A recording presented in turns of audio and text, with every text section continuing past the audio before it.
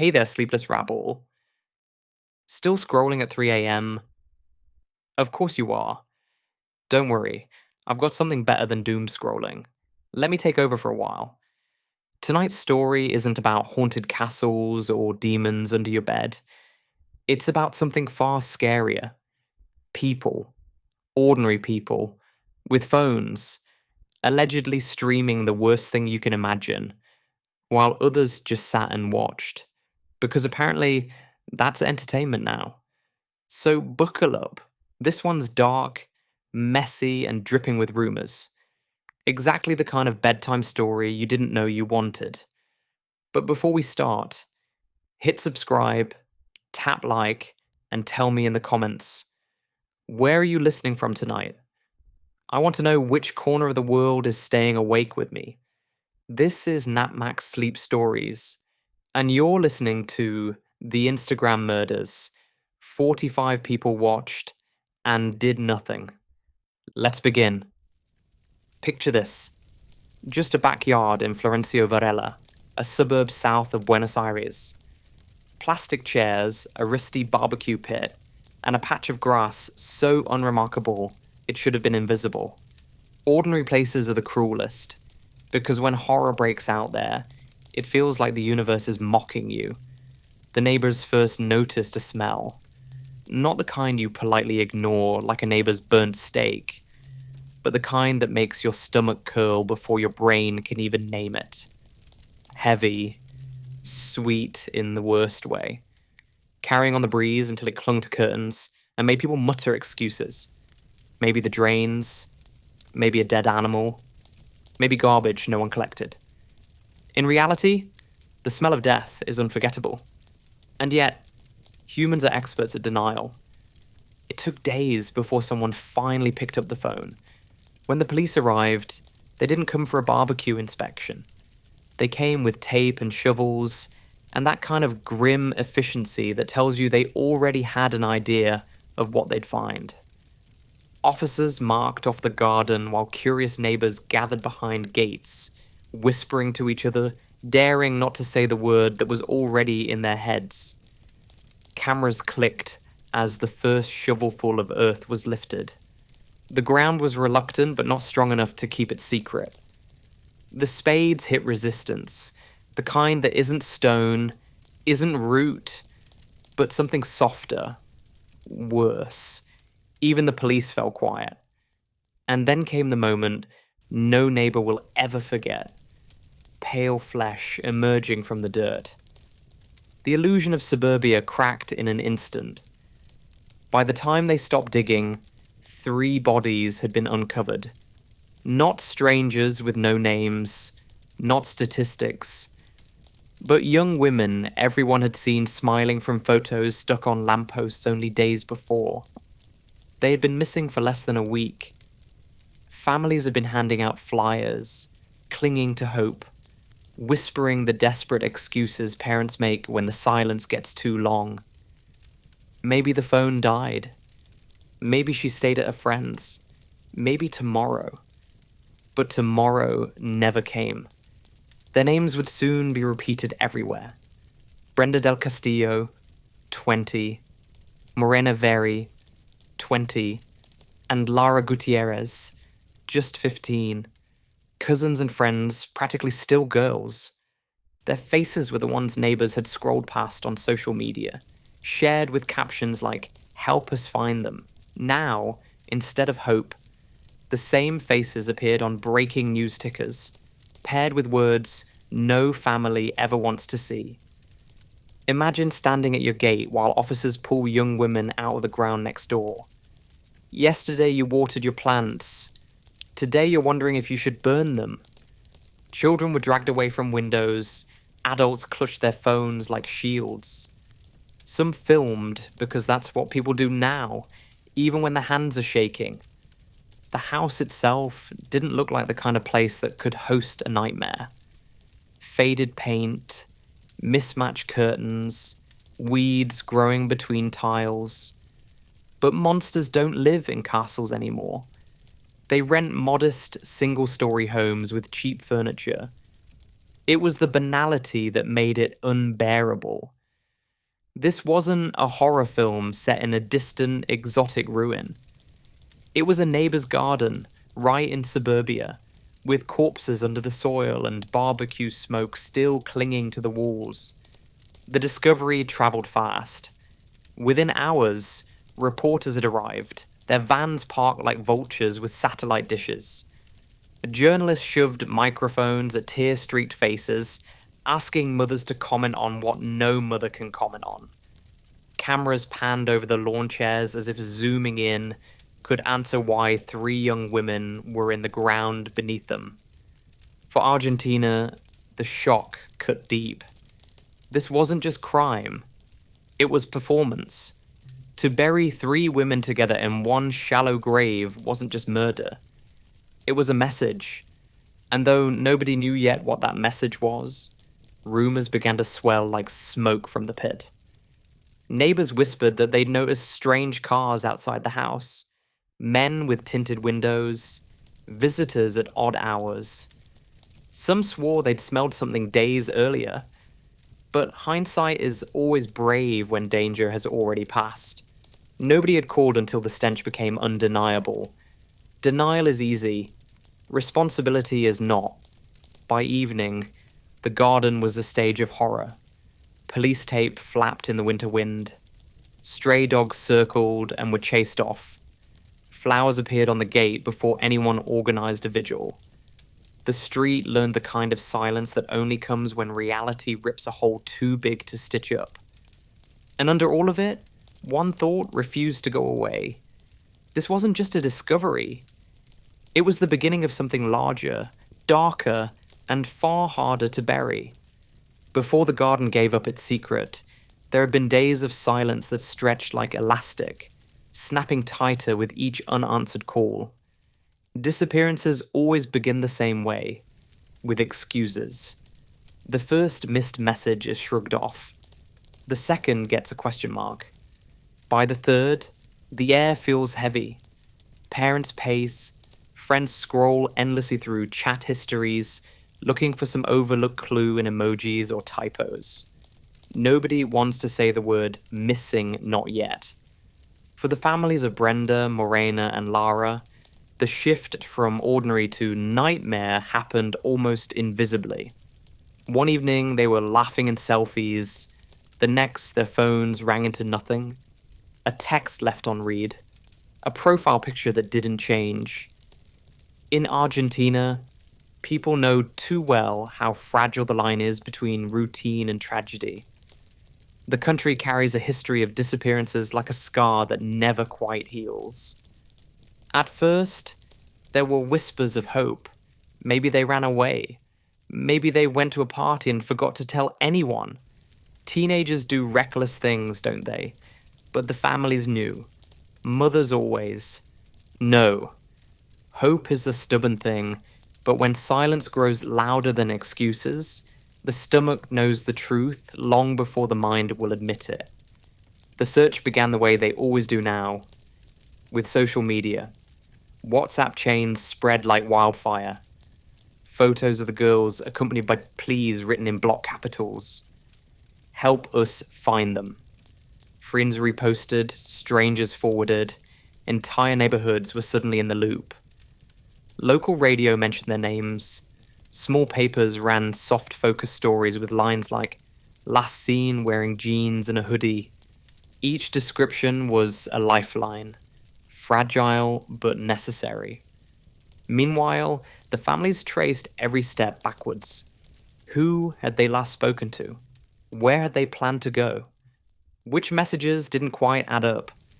Allegedly, there had been a party, the word repeated like a curse. An invitation that sounded casual but was threaded with urgency. Quick money, easy fun, bring a friend. It was the kind of pitch that's designed to disarm suspicion. No threats, no demands, just opportunity.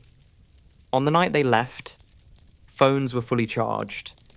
Hair was done, selfies taken.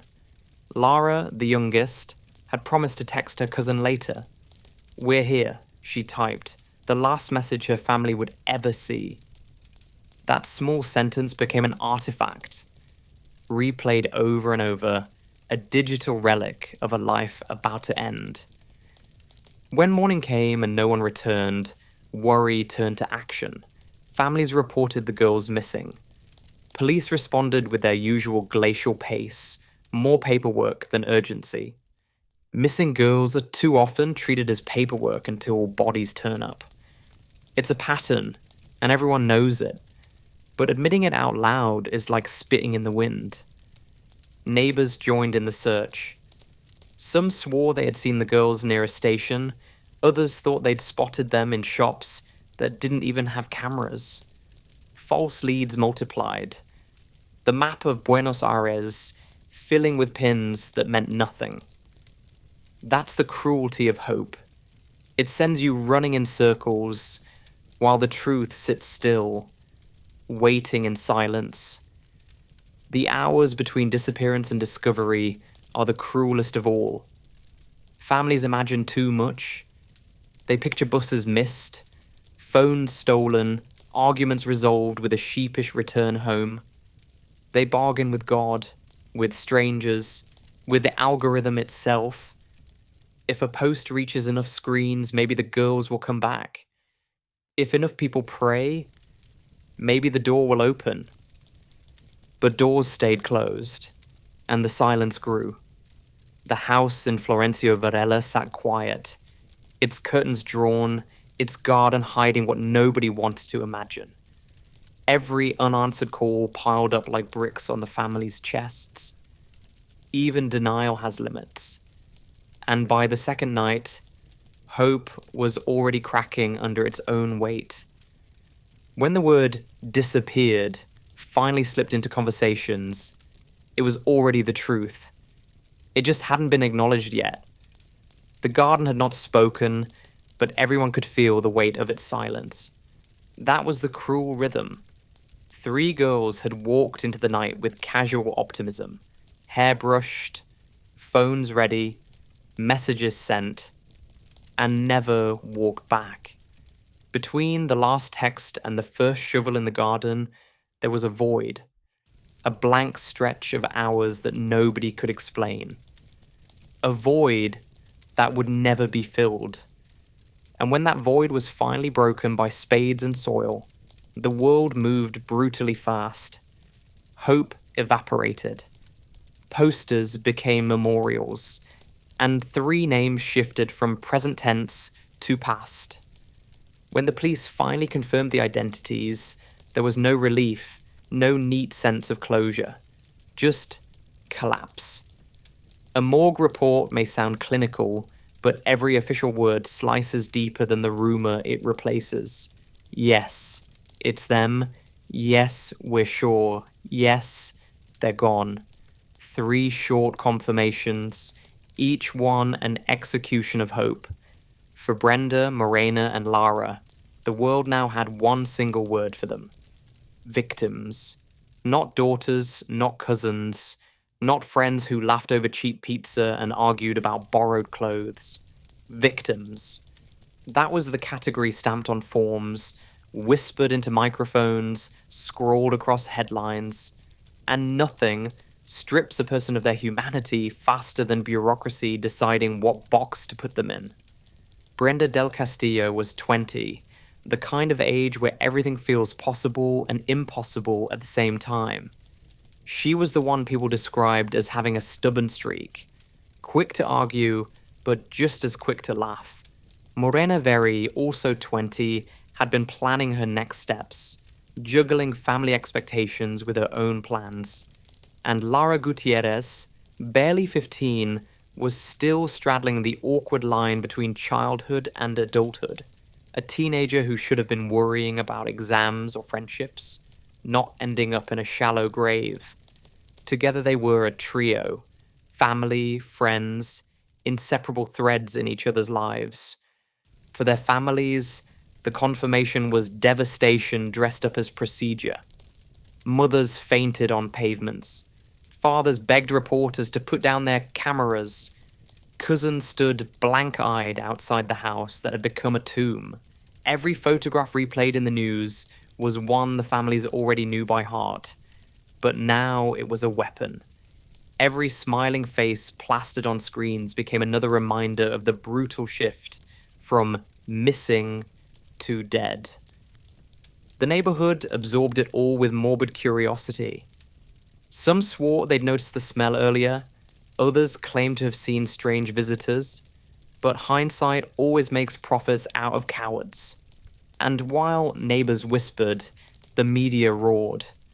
Satellite trucks lined the street, cameras craned over gates, journalists narrated in solemn voices, as though solemnity could make the circus dignified. The coffins came quickly. Argentina has buried too many daughters to waste time.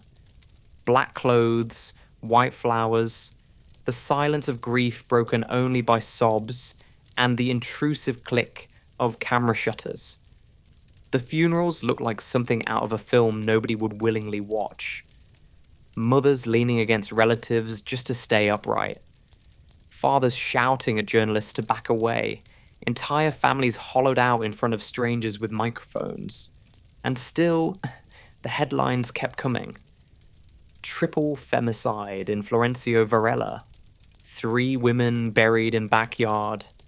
Another case of violence against women. The names of Brenda, Morena, and Lara were repeated so often that they risked becoming symbols rather than people. Argentina has seen this before. Individuals flattened into statistics, their real lives eclipsed by the story society decides to tell. But for their families, these weren't slogans. They were girls whose bedrooms still smelled like them, whose clothes still hung in closets waiting to be worn. Outside the morgue, candles flickered in plastic cups, flowers wilted in the winter air, handwritten notes curled at the edges, ordinary gestures, clumsy but defiant. Every petal, every flame was an insistence that these girls would not vanish again, not from memory, not from history. Inside the morgue, the reports were still being written. Cold words, detached and precise, reducing screams to contusions and broken bones to fractures. But language cannot blunt reality. Families don't translate cranial trauma into paperwork. They translate it into rage. The autopsies were supposed to provide answers. Instead, they added questions. By now, the case was no longer just a local tragedy. It was national, international even. A story too shocking to be ignored. And in every retelling, the same detail made the air heavier. The 3 were found together. That was the image that stuck, because it carried a meaning beyond cruelty. It was a statement, a performance, a message someone wanted delivered in the most brutal way possible. As the earth closed again over their graves, it was clear. This story was not ending at the cemetery. It was only beginning. The moment the bodies were lifted from the ground, whispers began to mutate into something far darker than the stench of the garden. Murder is one thing. Murder as performance is another. Argentina had seen violence before, but this time the horror carried an extra, almost theatrical rumor that what happened to Brenda, Morena, and Lara hadn't just been done, it had been watched.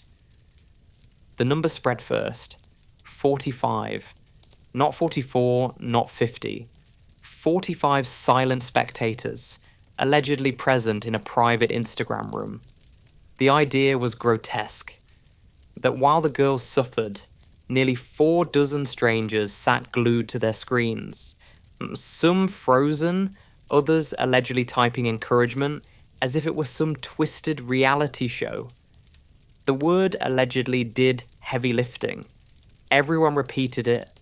Nobody could prove it. But once the idea existed, it stuck. Screenshots appeared in chat groups, pixelated images, blurred figures, shadows that could have been anything. Some swore they saw the girls in those frames. Others dismissed them as fakes. But truth has never been the internet's favorite currency. What spreads is what shocks. And nothing shocked like the thought of a live stream torture session hiding in Instagram's digital corners. Meta, of course, denied everything. No evidence, the company insisted. No streams, no servers, nothing in their logs. On paper, the case was closed before it even began. But no evidence tastes different depending on who says it. Coming from a mother, it's relief. Coming from a billion-dollar corporation, it sounds like liability management. People weren't buying it. Journalists chased leads into dead ends. Allegedly, fragments of the video existed. Allegedly, police had seen a clip. Allegedly, WhatsApp groups traded cursed files that vanished as quickly as they appeared. The rumors multiplied like mold in the dark. Impossible to kill, feeding on the damp silence of official statements. For the families, each headline about the alleged live stream was another knife. It wasn't enough to lose their daughters. Now they had to endure the thought of strangers consuming their final moments like entertainment. Every unverified screenshot became salt in the wound. Every whispered account of, "I saw it, but I can't show it," forced them to picture what they couldn't bear to imagine. And yet, the world couldn't look away. The alleged livestream transformed a local femicide into an international headline. Instagram murders. Streaming death. Horror became exportable once Wi-Fi was involved. Outlets that rarely covered violence in Argentina suddenly ran stories, not because of the victims, but because the angle clicked. Murder plus social media equals outrage that sells. Neighbors, meanwhile, were caught between disbelief and terror. Some swore they'd heard strange noises at night. Not music, not laughter, but something off. Something they remembered only once the rumors gave them permission to.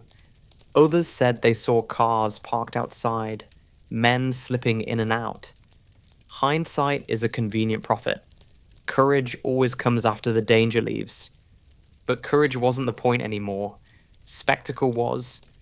The mere idea that 45 people could sit and watch turned the crime into something bigger than itself. Murder is intimate, a transaction of cruelty between perpetrator and victim. But a broadcast? That makes it communal. It drags society into the mud, forcing everyone to ask, if 45 really did watch, what would we have done in their place? The police tried to maintain composure. "We're investigating," they said. "Remain calm." As if calm was still an option when parents were screaming their daughters' names in front of cameras. Social media, of course, did the opposite of calm. Hashtags exploded, protests reignited, and the number 45 became a ghost statistic.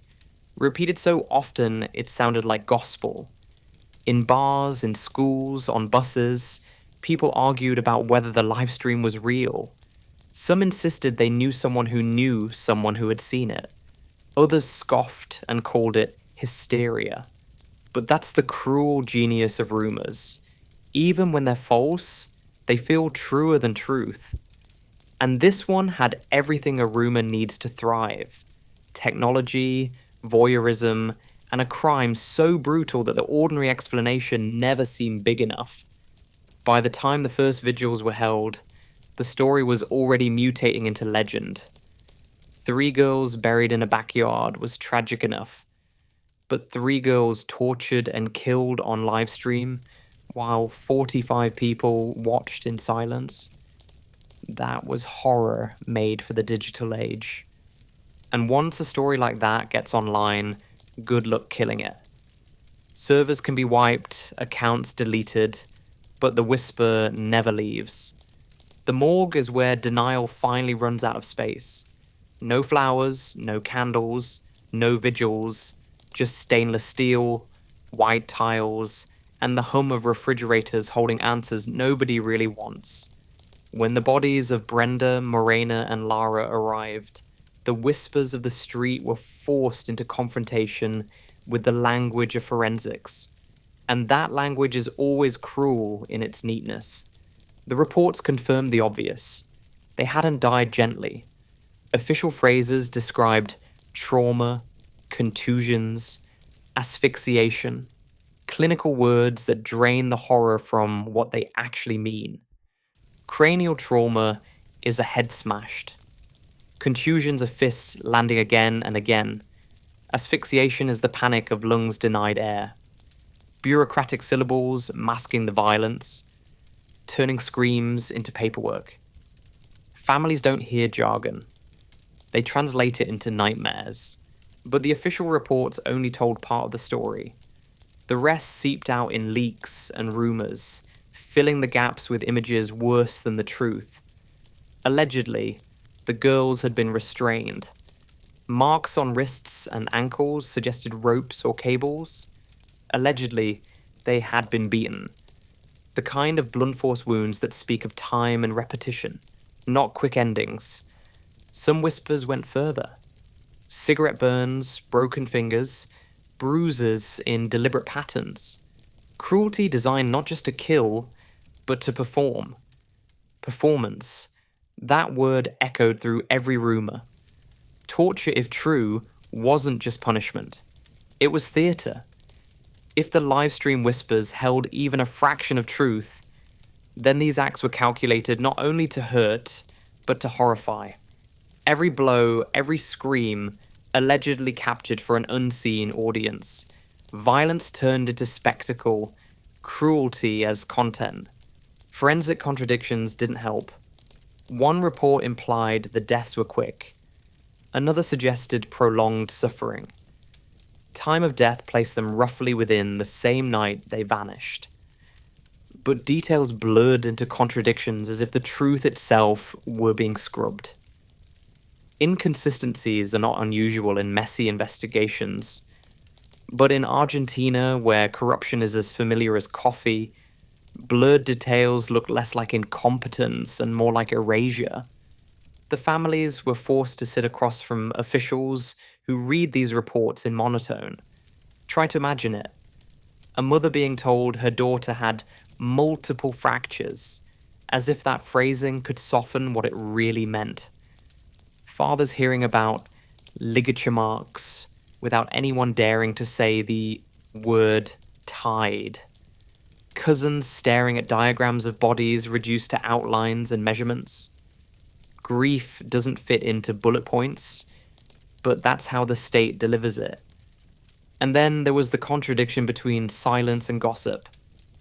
Police refused to confirm details, citing ongoing investigations. Journalists, on the other hand, thrived on leaks. Anonymous sources describing brutality too specific to ignore, too uncertain to verify. The result was a stew of horror, where no one knew which part was true, and yet everyone believed the worst. Because once your daughters are pulled from a shallow grave, you don't assume mercy. The word torture floated around before any authority dared to speak it.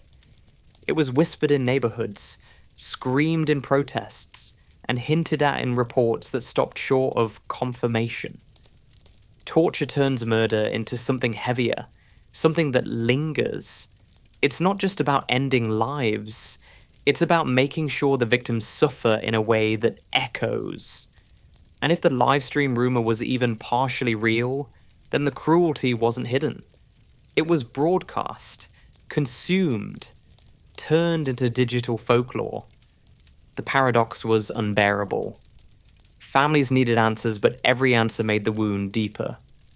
Each leaked detail meant imagining what had been done. Each denial meant suspecting a cover-up. Closure was impossible. Mourning was constantly interrupted by whispers of broken bones and blurred screenshots. What was certain, though, was this. These 3 young women weren't just killed. They were punished. Whatever the reason, debt, vengeance, cruelty for its own sake, the violence was methodical. The bodies themselves told the story. They spoke louder than any suspect, louder than any rumor. And yet, even the body's testimony wasn't enough. Because as brutal as the autopsies sounded, the question remained. Had this horror also been staged for an audience? Were the injuries not only inflicted but performed? That possibility was worse than any report. Murder is tragedy. Torture is cruelty. But torture broadcast to silent spectators.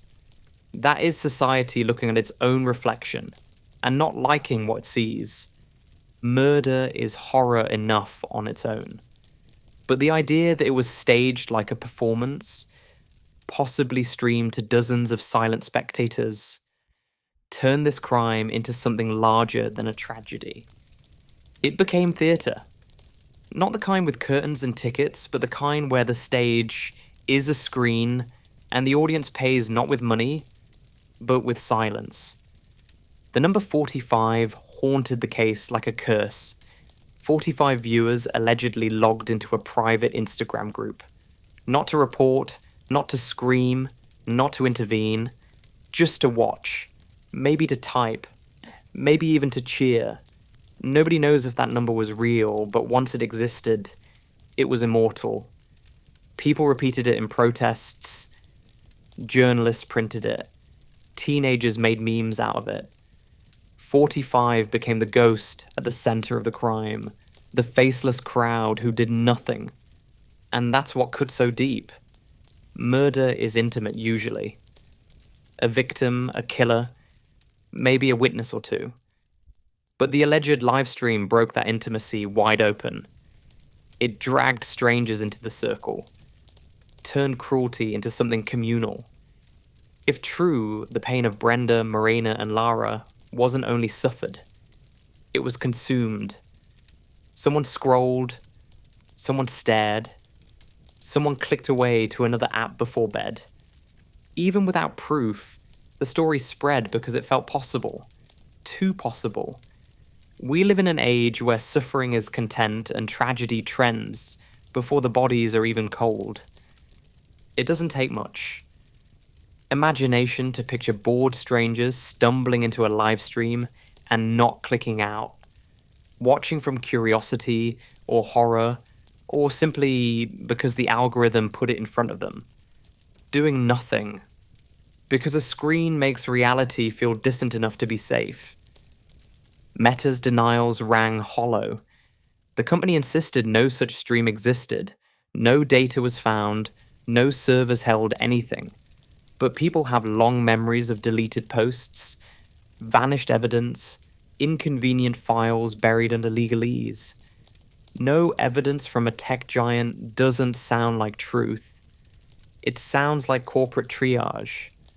Journalists leaned in. International outlets picked up the case precisely because of the livestream angle. Argentina suffers femicides regularly, brutal, countless, ignored by much of the outside world. But put the word Instagram in the headline, and suddenly it sells. The Instagram murders. Death streamed online. Horror goes global when Wi-Fi is involved. For the families, the spectacle was unbearable. It wasn't enough that their daughters had been murdered. Now their deaths were stories to be debated, rumours to be dissected. Imagine mourning while strangers in another hemisphere argue on forums about whether your child's final moments were filmed. Imagine people whispering about screenshots, reacting to blurred clips, building theories out of pixels while you're still burying coffins. And yet, the spectacle refused to die. The idea of the livestream became inseparable from the crime, whether or not it had happened. Because in a way, it didn't matter anymore. The rumour was enough. Society had already absorbed it, and once absorbed, it reshaped how everyone understood the murders. The protests grew louder, fueled by the imagery. Placards carried the number 45 in bold paint. People shouted not only about femicide, but about voyeurism, about complicity, about how society had turned into an audience that never acts. Even if the livestream was a myth, It felt like a truth too real to ignore. Because isn't that what we do now? Scroll past tragedy. Watch, but don't intervene. Comment, but don't change. That was the unbearable mirror this case held up. It wasn't only about 3 murdered girls. It was about the way we consume horror. About how suffering is turned into content, and how silence becomes participation. Even if Meta was right, even if no one ever pressed the go live button, the story had already cemented itself as the nightmare of our time. That violence doesn't just happen anymore. It's performed. And if violence is performance, then who are we? Audience always audience. Argentina is no stranger to grief. The country has marched too many times, carried too many photographs of daughters who never came home. But the discovery in Florencio Varela, 3 young women buried in a garden, wrapped in rumors of torture and live streams, hit like a lightning strike. It wasn't just another femicide. It was a spectacle that forced even the most cynical hearts onto the streets. The vigils began within hours. Flowers piled up on the fence of the house, taped photos fluttered in the cold air, candles burned down to puddles of wax on the pavement. Ordinary neighbors who had whispered behind curtains now stood shoulder to shoulder, united in grief and shame. Some carried handwritten signs with the girls' names. Others simply stood in silence, because sometimes silence screams louder than words. But grief rarely stays still in Argentina. It moves, it multiplies, it becomes anger. The chant of Ni una menos, not one more, resurfaced overnight. A slogan that had been painted, shouted, and worn thin by repetition now came back with raw energy, tearing through the streets like thunder. Buenos Aires filled with voices, not just mourning Brenda, Morena, and Lara, but all the women whose names had sunk quietly into statistics. The protests were as much ritual as resistance. Candles at night, megaphones by day, mothers speaking for daughters who could no longer speak, students holding placards with shaky handwriting, the ink smudged by tears and rain, activists demanding change from a system that had failed them again and again. And behind it all, the image of those 3 graves in a backyard, reminding everyone how fragile ordinary life really is. Politicians, of course, smelled opportunity.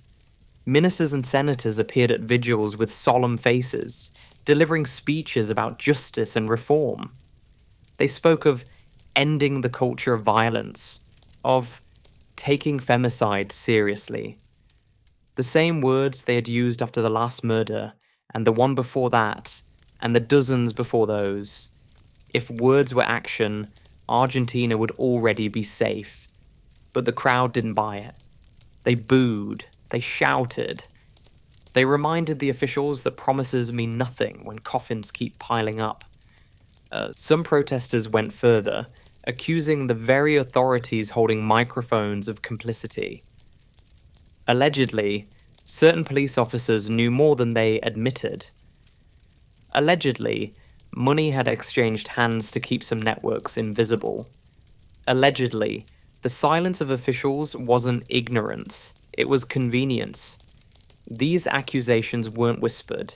They were shouted into megaphones, painted on banners, written across walls. Rage makes people fearless. Meanwhile, the media feasted. Drones hovered over crowds. Cameras zoomed in on tear-streaked faces.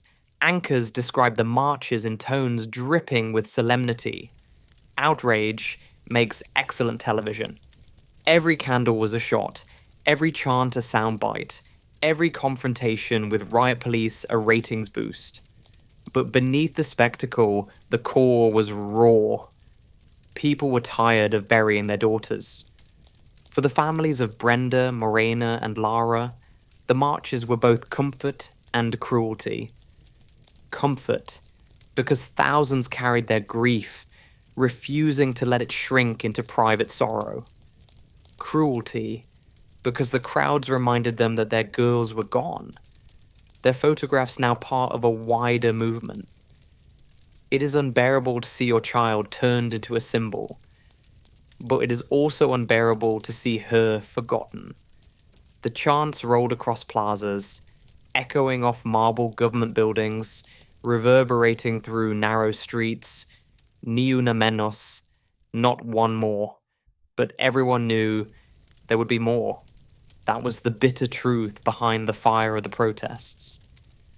People shouted not because they believed change would come instantly, but because silence was even worse. When night fell, the candles returned, flames trembling in plastic cups, smoke curling into the winter air. The vigils looked beautiful, almost cinematic, but the beauty was a weapon, a reminder that grief doesn't need to hide. Families held photos above their heads like shields, daring anyone to look away. Argentina had turned tragedy into movement before, but this time, the rumor of a live streaming gave the anger a sharper edge. Because it wasn't just about violence anymore, it was about voyeurism, about a society that seemed willing to watch but not act. Protesters held up signs with the number 45 in bold paint, turning the faceless audience of the rumor into a symbol of everything wrong: silence, complicity, apathy. And so the streets thundered, louder than the speeches of politicians, louder than the denials of corporations. 3 young women had been erased, but in their absence, thousands refused to let the story vanish. Their names were shouted into the night until they felt immortal. When violence in Argentina looks too theatrical, too cruel to be random, there is always a convenient explanation waiting in the wings. Narcos. Whisper that word, and suddenly everything makes sense. Or at least it sounds too dangerous to question further. That's exactly what happened with Brenda, Morena, and Lara. The narrative shifted almost overnight from tragedy to narco warning. According to rumors, the 3 girls weren't simply murdered, they were made into a message. Someone, somewhere, had stolen merchandise. Someone had failed to pay. And someone high enough in the criminal food chain decided that 3 young women would be the perfect example of what happens when you cross the line. Violence here wasn't just punishment, it was branding. Neighbors remembered expensive cars with tinted windows pulling up outside the house. Men who didn't belong in the sleepy street, who walked with the kind of swagger that says, "We don't need to hide." They came and went without fear, because fear was their camouflage. Nobody called the police until the garden began to stink. By then, courage was useless. The theory spread fast. Allegedly, the girls themselves weren't even connected to drugs. They were lured as bait, punished for the sins of others. Allegedly, the order came down cold and casual, like signing off on a grocery list. In the warped logic of cartel violence, their deaths weren't just executions. They were a press release. Because narco logic has its own rhythm. Murder isn't just elimination, it's theatre. Each body is a billboard, each burial a headline. And if the live stream rumors carried even a shred of truth, then this wasn't only punishment, it was advertising. A demonstration of reach, of power, of cruelty amplified by Wi-Fi. Kill to scare. Broadcast to dominate. The police, predictably, leaned into this explanation. It was easier to blame an invisible cartel than to admit how badly the state had failed. Easier to say gang-related than to answer why 3 young women could vanish, be tortured, possibly streamed online, and buried in a backyard without anyone stopping it. Calling it narco-violence shifted blame away from police, away from institutions, and into the shadows where accountability can't follow. But Argentines weren't convinced. Not this time. Because even if the narco angle was true, the spectacle revealed something deeper. A brittle system that lets young women be erased and only rediscovered when the killers get sloppy. People knew the difference between an explanation and an excuse, and Narcos Did It sounded far too much like the latter. International media, meanwhile, latched onto the theory like vultures. Cartel livestream murder. Narco femicide. Headlines practically wrote themselves. For reporters abroad, it was a perfect cocktail. Latin America, drugs, violence, Instagram. The truth mattered less than the aesthetic. And somewhere, if the theory was real, the people who gave the order were probably smiling. Their message had travelled farther than any shipment of cocaine ever could. The whispers about a mastermind made things worse. A shadowy figure allegedly at the top, untouchable, issuing commands while pawns carried shovels. Some said he was a local boss. Others swore he was foreign. Peru, Paraguay, maybe higher still. His name was never printed, only hinted. The press loved the mystery. The police loved the distraction, and the families hated it. Because every time the mastermind was mentioned, justice felt further away. It didn't matter if the mastermind was real or a convenient phantom. The damage was the same. 3 women were dead, and the story was spiraling into myth. Each retelling pushed the focus away from the girls themselves and deeper into shadowy networks nobody could see. Narco violence has always thrived on spectacle. Kill not only to punish, but to remind. To show that innocence is irrelevant. Safety an illusion. And in September, Brenda, Marina, and Lara became unwilling actors in a performance that Argentina couldn't stop watching. Every neighborhood has that one house, the one people glance at without meaning to, the one kids dare each other to touch before running off squealing, the one where silence feels heavier than sound. In Florencio Varela, that house wasn't folklore anymore. It was real, a single-story home with peeling paint, mismatched curtains, and a garden that gave up 3 bodies. At first glance, it looked like nothing. A tired facade, tiles cracked from years of rain, weeds pushing through the gate. If you'd walked past a week earlier, you wouldn't have slowed down. Maybe you'd assume a family lived there quietly. Someone's uncle minding his business. But once the soil opened, the house became infamous overnight. Police swarmed the property, stretching yellow tape around it like a crude frame for the horror inside. Forensic vans parked out front, reporters filmed through the bars, and neighbors stared as if the house itself had betrayed them. You could almost hear the shame in their voices. We lived next door to this and said nothing. Investigators found traces, though the official reports contradicted each other so often it felt like a cover-up. Allegedly, there were ropes. Allegedly, bottles, stains, fingerprints in places fingerprints shouldn't be. Days later, items logged in one document disappeared from another. Argentina has a long history of lost evidence. Envelopes that vanish, files that burn, cameras that mysteriously stop working. This case fit the pattern a little too well. Then came the digital trail. Phones that should have been treasure troves were mysteriously wiped. Some vanished completely. Others showed fragments of conversations, the party invitations, the last "we're here" text, sudden silences where replies should have been. Rumors claimed investigators had found a video fragment on one seized device, dimly lit, a voice shouting orders, a sob in the background.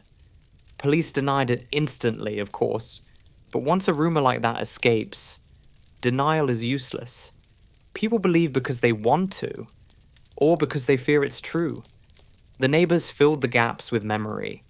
Strange cars parked at odd hours, men with unfamiliar faces, voices carrying at night that weren't laughter, and weren't music either. Courage is always retrospective. Nobody picked up the phone until the smell made it impossible not to. And yet, days later, everyone suddenly remembered details as if they'd been collecting them all along. The house itself became cursed. Parents told their children to cross the street rather than walk past. Teenagers dared each other to touch the gate, laughing nervously, then bolting as if chased. Some swore the windows looked darker than others, that the walls carried a heaviness you could feel in your chest. Superstition fills silence where facts are missing, and this house offered endless silence. Journalists returned again and again to film what was essentially nothing, just a locked door and a patched lawn. But the nothingness was the point. Horror doesn't need gothic castles or shadowy forests. Sometimes it's a concrete garden in suburbia, hiding death under mosquito spray and plastic lawn chairs. The ordinariness was the scariest part. For the families, the house was unbearable. They came to lay flowers on the fence, to tape photos to the rusted wire, to burn candles until the wax pooled on the pavement. Every vigil turned the street into a shrine, transforming the quiet facade into a monument to cowardice and silence. Houses have memories, and this one carried a burden it would never shake. The police treated the property like a crime scene, but not for long. Eventually the vans left, the tape sagged in the wind, and the house stood abandoned, empty and accusatory. What had once blended into the neighborhood now glared at everyone who walked by. It was no longer a home. It was evidence. It was myth. And like all myths, it began to gather legends. Allegedly, people heard cries at night, carried on the wind. Allegedly, lights flickered when anyone lingered too close. Allegedly, the soil still seemed restless, as though disturbed by what it had been forced to hide. Were any of these real? Probably not. But legends thrive where the truth is absent. Florencio Varela moved on, at least officially. Buses still ran, shops still sold cigarettes and bread, people still hurried to work. But the street didn't move on. The house remained, a scar nobody could plaster over. Neighbors avoided it, even as journalists continued to broadcast its empty windows to the world. It stood stubbornly, daring passers-by to forget. They didn't. They won't. And in the end, that was the strangest part. The house had been ordinary for years. It only became extraordinary once it told the truth. Every nightmare eventually produces suspects. It's part of the choreography. Tragedy, outrage, then the slow march of men in handcuffs for the cameras. The case of Brenda, Morena, and Lara followed the same script. Within days of the discovery, the police had their first arrests. Headlines flashed names and blurry mugshots, as though this parade of nobodies could balance the scale of horror. The first suspects looked more like extras than villains. Small-time operators, street-level hustlers, men who fetch coffee in the hierarchy of crime, not the ones who sign death warrants. But Argentina's justice system loves the performance of progress. Dragging a few unlucky faces in front of journalists creates the illusion that something is happening, even when the real architects of violence remain untouched. Allegedly, one suspect bragged too much. He gave interviews, smirked on television, hinted at details better left unsaid. His arrogance painted a target on his back. Another suspect allegedly spilled fragments in private chats, not realizing that private and digital don't belong in the same sentence anymore. Screenshots travel faster than bullets, and soon he was in custody too. The arrests multiplied. 2 became 5, 5 became 7. Each new headline promised progress. Justice is near, officials said. standing stiff at press conferences with flags behind them. For the families, those words were addictive. Hope is hard to kill, even when it's been poisoned before. They wanted to believe justice was coming, because the alternative, that it never would, was unbearable. But the holes in the story were obvious. These men were pawns, disposable, replaceable. The kind who dig graves, not the kind who order them. If the narrative of narco vengeance was true, then the people responsible were still untouchable, sitting in gated mansions, sipping coffee while the police put on theatre for the public. Whispers about a mastermind circulated endlessly. Allegedly, a shadowy figure had given the order. Some said he was a local boss. Others swore he was foreign. Peru, Paraguay, maybe higher. His name was never printed, but everyone claimed to know someone who knew. The police leaned into the mystery, promising they were closing in, though somehow never close enough. It was a perfect phantom. Terrifying, unverifiable, and politically useful. Meanwhile, the arrested men played their roles badly. Some denied everything, others hinted at knowing more. One was too eager for the cameras, another too quiet. Together they looked less like a criminal network and more like a mismatched group of men caught in a storm too big for them. The public wasn't convinced, and neither were the families. You don't bury 3 girls in a garden just because 7 nobodies decided it was a good idea. Still, the spectacle worked. International outlets ran stories about 7 suspects arrested in Instagram murder case.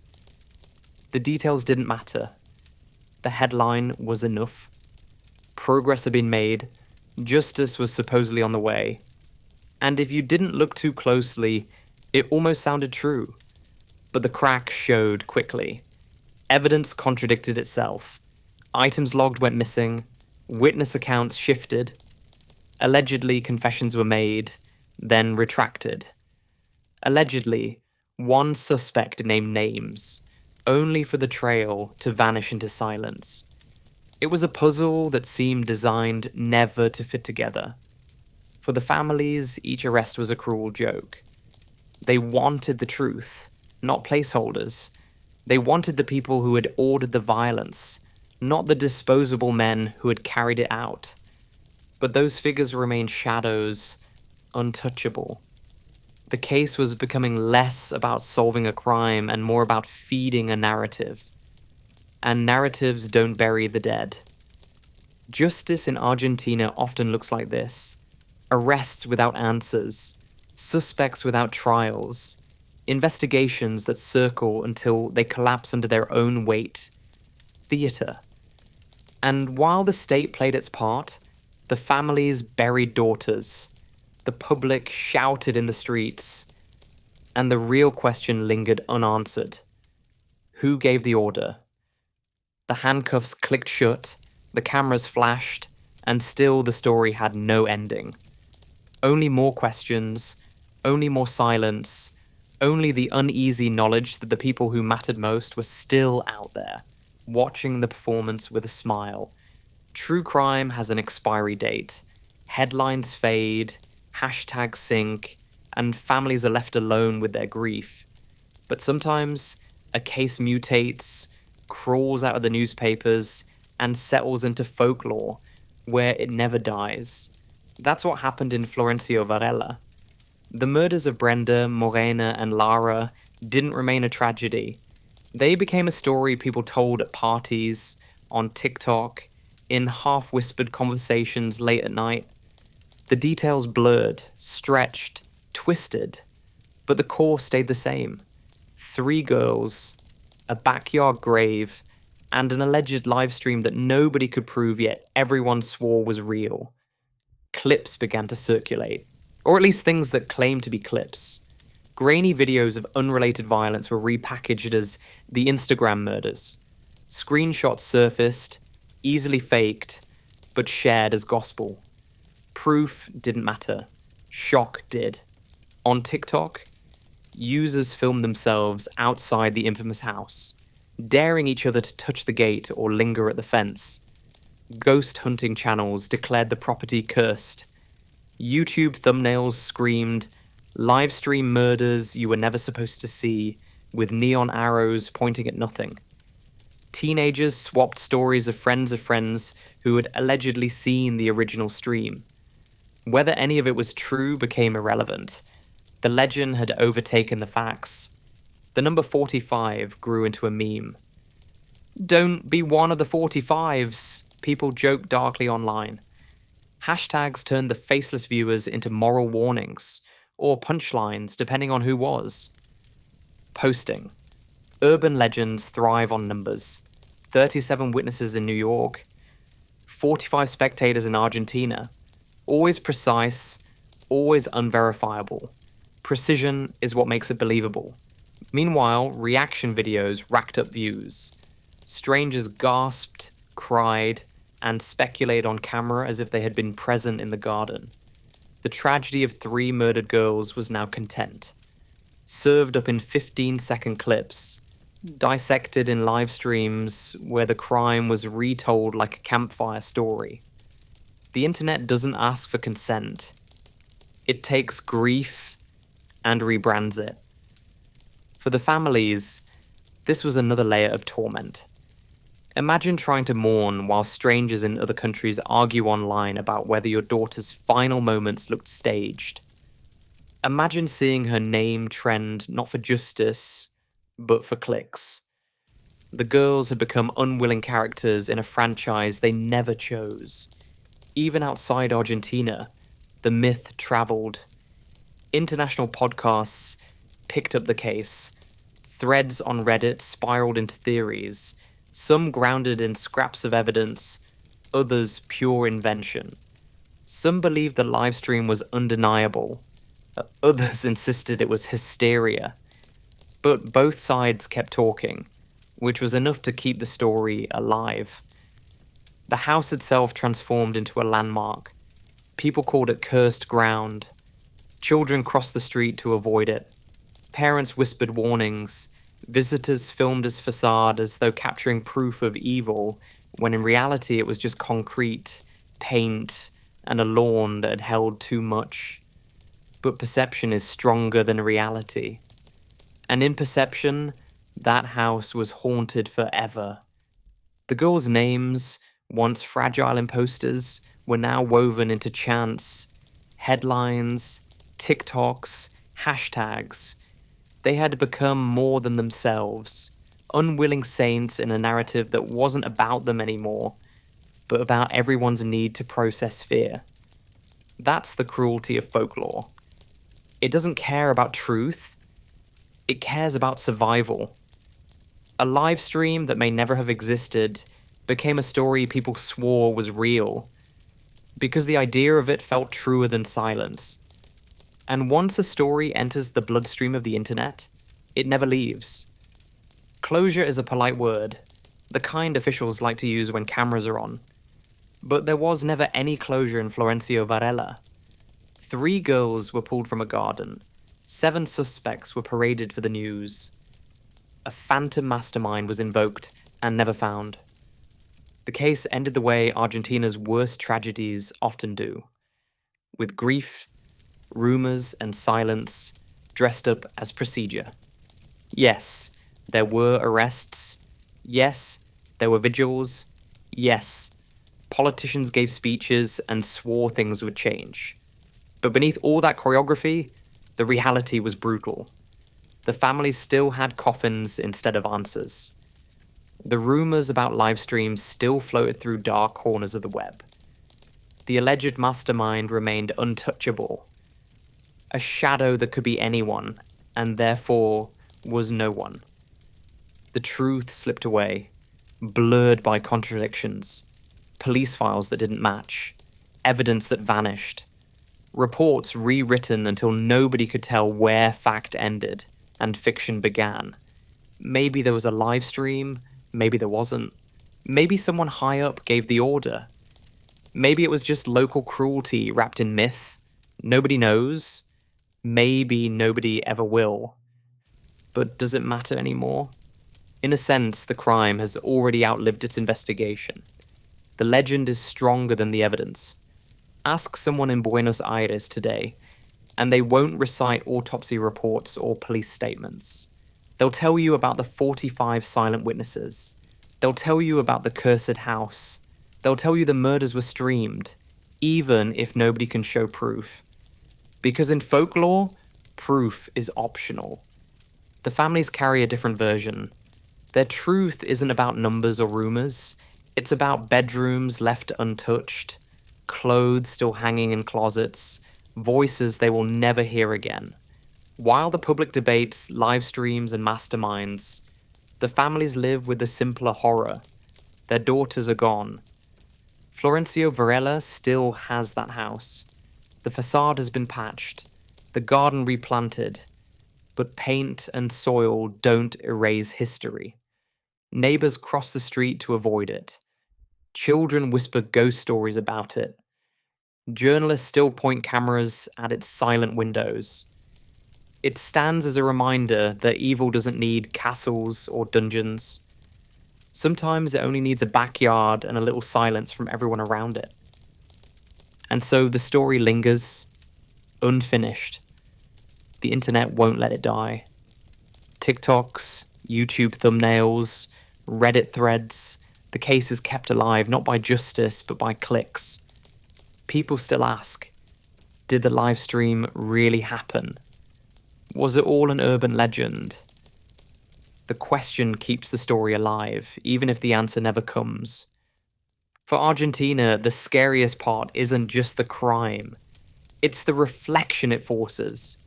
Because whether or not 45 people really watched, the story revealed an uncomfortable truth. Society has become an audience. We scroll, we stare, we consume. And too often, we do nothing. That is the real nightmare of Florencio Varela. Not only that 3 young women were murdered, but that their suffering has been transformed into a story without an ending. A story retold, reshaped, consumed over and over. A story louder than the crime itself, one that the internet will keep alive long after the last suspect's name has faded. No justice tied up with bows, no villains neatly dragged into the light.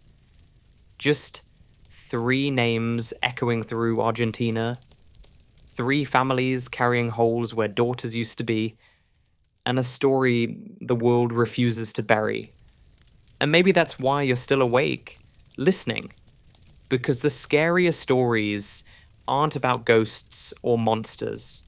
They're the ones where the ending never comes. So that's where we leave it tonight. Sleepless rabble, 3 girls, a backyard grave, and a story that refuses to end. No neat justice, no clean answers, just rumors, silence, and an echo that keeps getting louder. If you stayed with me through the shadows, do me a favor, hit like, subscribe, and help keep these stories alive.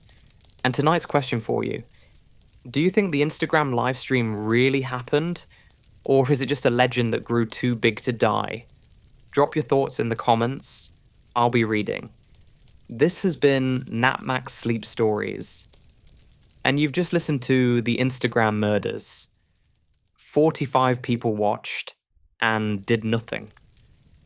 Now close your eyes, let the noise fade, and if you hear whispers about 45 silent witnesses, just remember, it's allegedly.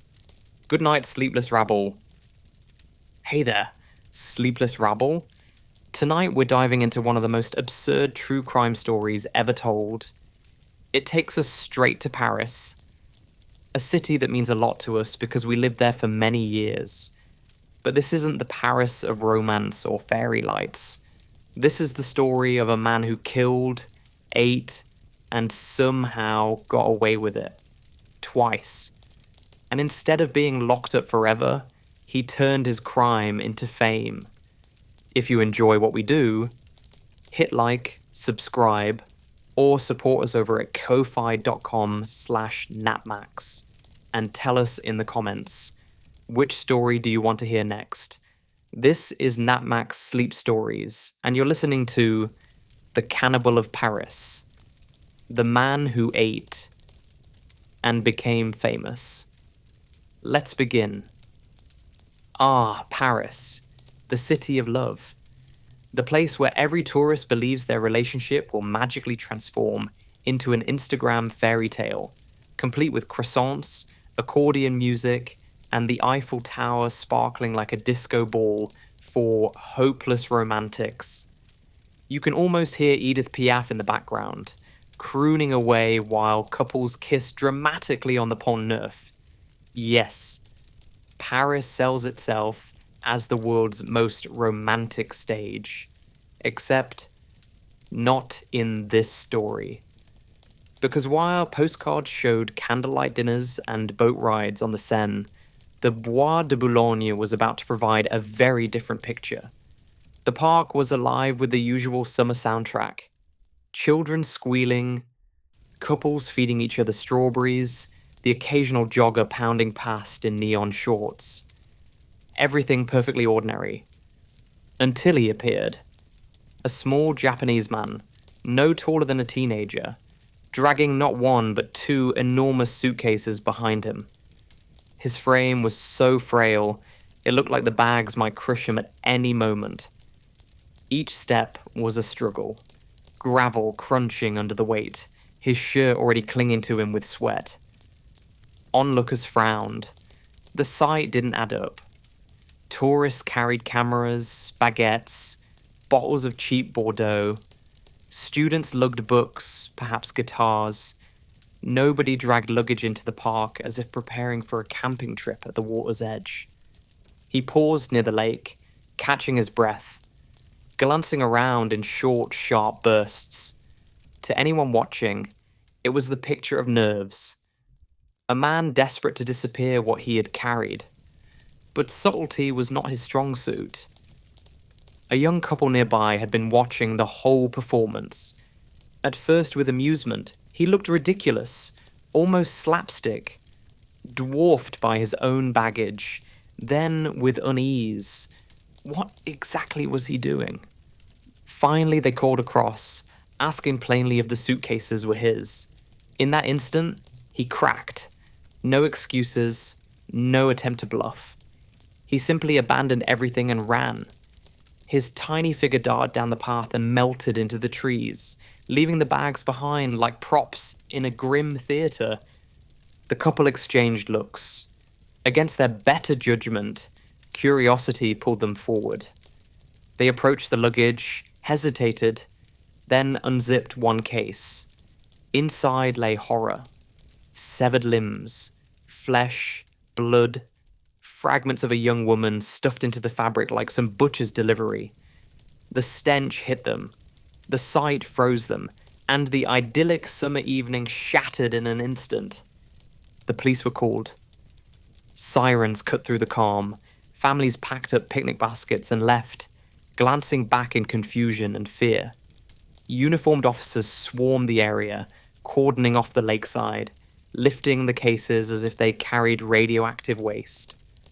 The peaceful Bois de Boulogne had transformed into the set of a crime scene. In Paris, a city that thrived on beauty, spectacle, and performance, this was something grotesquely different. The city of love now had two suitcases full of human remains, and a mystery man who had vanished into the dusk. His name wasn't known yet. His history wasn't known. What he had done beyond the obvious, not yet revealed. But those abandoned bags had already marked the beginning of a case so strange, so repulsive, that it would eclipse the clichés of Paris forever. When the police unzipped those suitcases in the Bois de Boulogne, Paris stopped being the city of love and became, for one hot June evening in 1981, the city of dismembered nightmares. The contents were obvious. A woman, cut apart, carefully packed. Whoever had done this hadn't acted in blind rage. There was method in the madness. Step one for the investigators was clear. find the little man who had abandoned the bags.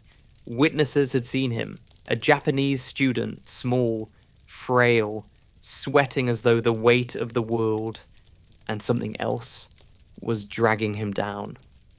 The couple who confronted him described his panicked flight, and in the remains, there were clues that pointed straight toward the victim's circle. It didn't take long to put a name to the face. Issei Sagawa, a 32-year-old literature student at the Sorbonne. He was already known around campus for his odd, quiet presence, forever watching from the sidelines. The last person seen with the victim, Renee Hartvelt, was him. Detectives went to his small apartment in the 16th arrondissement. What they found there erased any lingering doubt. Bloodstains, utensils, photographs documenting his crime, and the kind of leftovers in the fridge that no one could stomach to look at for long. Sagawa didn't resist when they arrived. He didn't run, didn't argue. He was arrested quietly, almost meekly, as though he had been waiting for the knock at the door. In custody, he confessed immediately. Not reluctantly, not with excuses, but with a calmness that unnerved even seasoned investigators. Yes, he had shot Renee. Yes, he had dismembered her. And yes, he had eaten her flesh.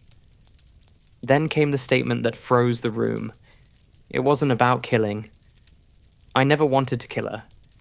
I only wanted to eat her. To the police, it was more grotesque than any denial. This wasn't a crime of passion, not a quarrel gone wrong. The murder had been a means to an end. The end being the consumption of human flesh. Killing was simply the practical step required to satisfy his obsession. Outside the interrogation room, the press went into frenzy. Le cannibale japonais de Paris. Headlines screamed about horror in the city of love, and readers couldn't look away. A story this bizarre wrote itself. The frail little foreigner with an appetite darker than anything Paris had ever imagined. For investigators, though, spectacle was secondary. They had their man. They had his confession. The question that remained was how it had all unfolded in that cramped Paris apartment. The final evening of Renee Hartvelt, who had walked into what she believed was a study session and never walked out again. Renee Hartvelt had no reason to be afraid. She was the kind of student who thrived in Paris, the kind of person others described as open, warm, and endlessly curious. Born in the Netherlands, she spoke multiple languages with ease, and her generosity with her time was almost instinctive. When her classmate Issei Sagawa asked her for a small favor, to come by his flat and record some passages in German for what he described as a study project, she agreed without hesitation. It was harmless, after all. He looked harmless. Sagawa's apartment in the 16th arrondissement was small and cluttered, the typical space of a foreign student. Stacks of books, papers scattered across the desk, an air of intellectual busyness. Renee entered, expecting nothing more than an evening of reading and perhaps a shared meal. To her, it was just another part of academic life in Paris, helping out a fellow student, giving her voice to a tape recorder. What she could not have known was that Sagawa had been waiting for this moment for years. From the outside, he appeared timid, fragile, almost childlike in stature. But inside, he carried fantasies so grotesque they defied comprehension. He was obsessed with tall, blonde, fair-skinned women, everything he himself was not. In his mind, consuming them was the only way to bridge the gap between his frailty and their vitality. That night, as Renee read aloud from the German text, her voice steady and melodic, he moved behind her. Hidden in the room was the weapon he had prepared, a small rifle. To Sagawa, The killing itself was never the point. He would tell police later with chilling calm, "It wasn't about killing. I never wanted to kill her. I only wanted to eat her." The shot, in his mind, was nothing but a practical step. He raised the gun, aimed at the back of her head, and pulled the trigger. The crack of the shot silenced her voice, mid-sentence. Renee collapsed instantly. What followed was an act of horror that blurred the line between madness and ritual. First, Sagawa violated her body. Then, with deliberate movements, he began to cut into her flesh. He took photographs, documenting each stage as though building a grotesque archive. Where most would have recoiled in shock, he lingered with fascination. And then he began to eat. Over the next 48 hours, he consumed parts of her body. He later described the act not with remorse, but with a detached curiosity, even comparing flavors and textures as though recalling a culinary experiment. He ate until the smell of decomposition forced him to stop. Only then did his appetite give way to the practical problem of disposal. As the air in the small apartment grew sour with decay, Sagawa set about cutting what remained into pieces. He stuffed them into 2 cheap, ordinary suitcases, the same luggage he would later drag into the Bois de Boulogne. To him, it was simply logistics, the final step in a fantasy that had spiraled from thought into reality. For Renee, the story had ended the moment she accepted the invitation. She had come to help with a recording, to lend a voice to a friend's project. Instead, her trust was betrayed in the most brutal way possible, because hidden behind one student's small, unassuming frame was an obsession that turned kindness into tragedy and hospitality into horror. To understand the horror that would one day unfold in Paris, you have to go back, thousands of miles away, decades earlier, to a fragile child who entered the world already marked by weakness. Issei Sagawa was born in 1949 in post-war Japan, a country still raw from devastation, disease, and hunger. His arrival was premature, his body tiny and sickly. Doctors doubted he would survive. At the time, an epidemic of enteritis ravaged newborns, and Sagawa was among those infected. Though he pulled through, the illness left its mark. His nervous system never fully developed. From the start, he was different. He failed to grow as other children did.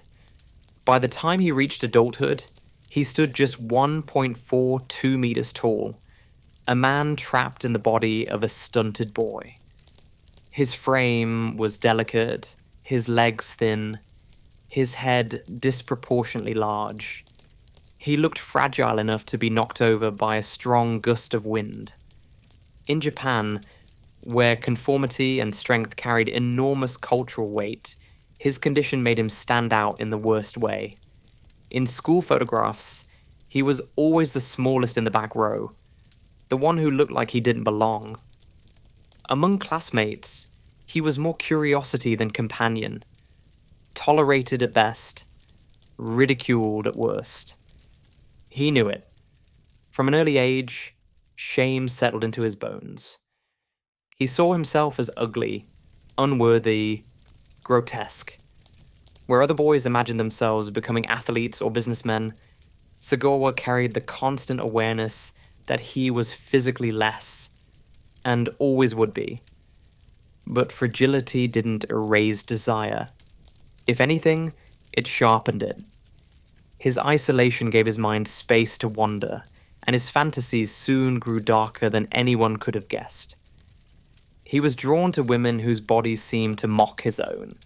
Tall, blonde, fair-skinned. They represented everything he lacked: health, vitality, presence. To him, they were goddesses, unattainable figures striding through a world where he was destined only to watch from below. Admiration curdled into hunger. Where another boy might have dreamed of holding a woman's hand, Sagawa dreamed of consuming her. Not metaphorically, literally. His imagination twisted desire into appetite. He pictured flesh between his teeth, strength flowing into his small body as though eating might correct what nature had denied him. These were thoughts no child could confess, no teenager could admit. So he kept them inside, secret, festering. Outwardly, he was the quiet son of a wealthy businessman, educated and protected. Inwardly, he was building a private world of fantasies so grotesque they would one day spill into reality. By the time he reached early adulthood, the pattern was set. He was fragile, ashamed, convinced of his ugliness, and he was obsessed with women who embodied everything he wasn't. He wanted not their love, not their attention, but their flesh. And though his family's wealth could shield him from humiliation, it could not cure the hunger growing inside. That hunger would travel with him, shaping every thought, every desire, until the day it finally found an outlet. As Issei Sagawa grew older, his body never caught up. By his 20s, he looked less like a man than a fragile child in an ill-fitting suit. Thin legs, oversized head, voice barely above a whisper. He was the kind of figure who disappeared in a crowd unless people noticed him for the wrong reasons. He noticed himself constantly. Mirrors were his enemy, photographs his humiliation. He was, in his own words, ugly. Not the sort of self-deprecating ugly people toss around for sympathy, but ugly in the brutal, clinical sense. Too small, too weak, too odd to blend in. Every reflection was a reminder that he would never be the kind of man who turned heads in admiration. But that didn't stop him from looking. If anything, it made him stare harder. And what caught his eye, without fail, were women who stood at the opposite pole of his existence. Tall, blonde, pale-skinned. Women who seemed sculpted by some higher hand, walking embodiments of vitality and confidence. They were everything he wasn't, everything he could never be. For most men, such women might have been the stuff of infatuation, distant crushes, or romantic daydreams. For Sagawa, they became symbols, icons of strength, beauty, and life itself. And in his fractured logic, the only way to bridge the gap between himself and them was not love, not intimacy, but consumption. The fantasies were specific, and they were constant. He imagined biting into their flesh, tasting their skin, swallowing pieces of them until their strength flowed into him.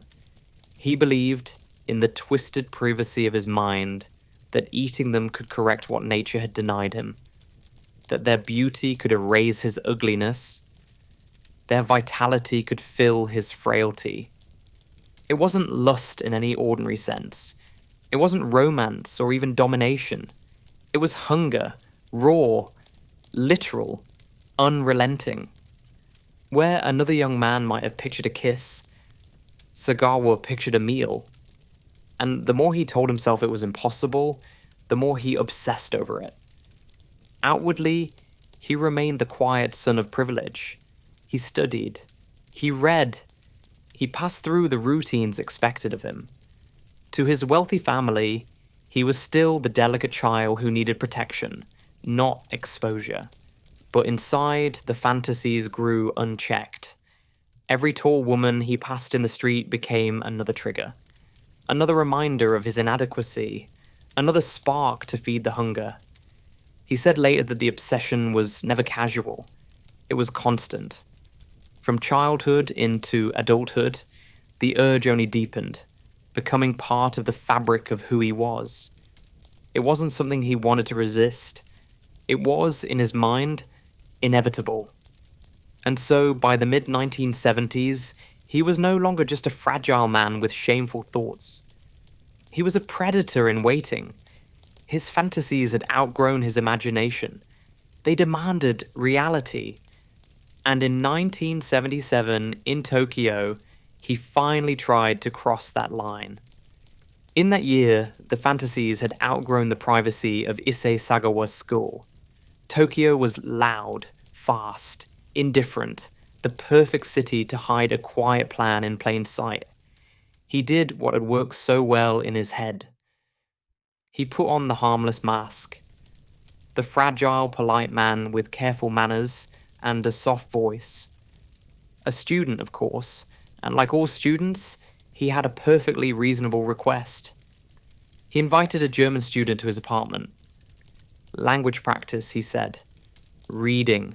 Maybe a recording. It sounded academic, practical, safe. She agreed. Because why wouldn't she?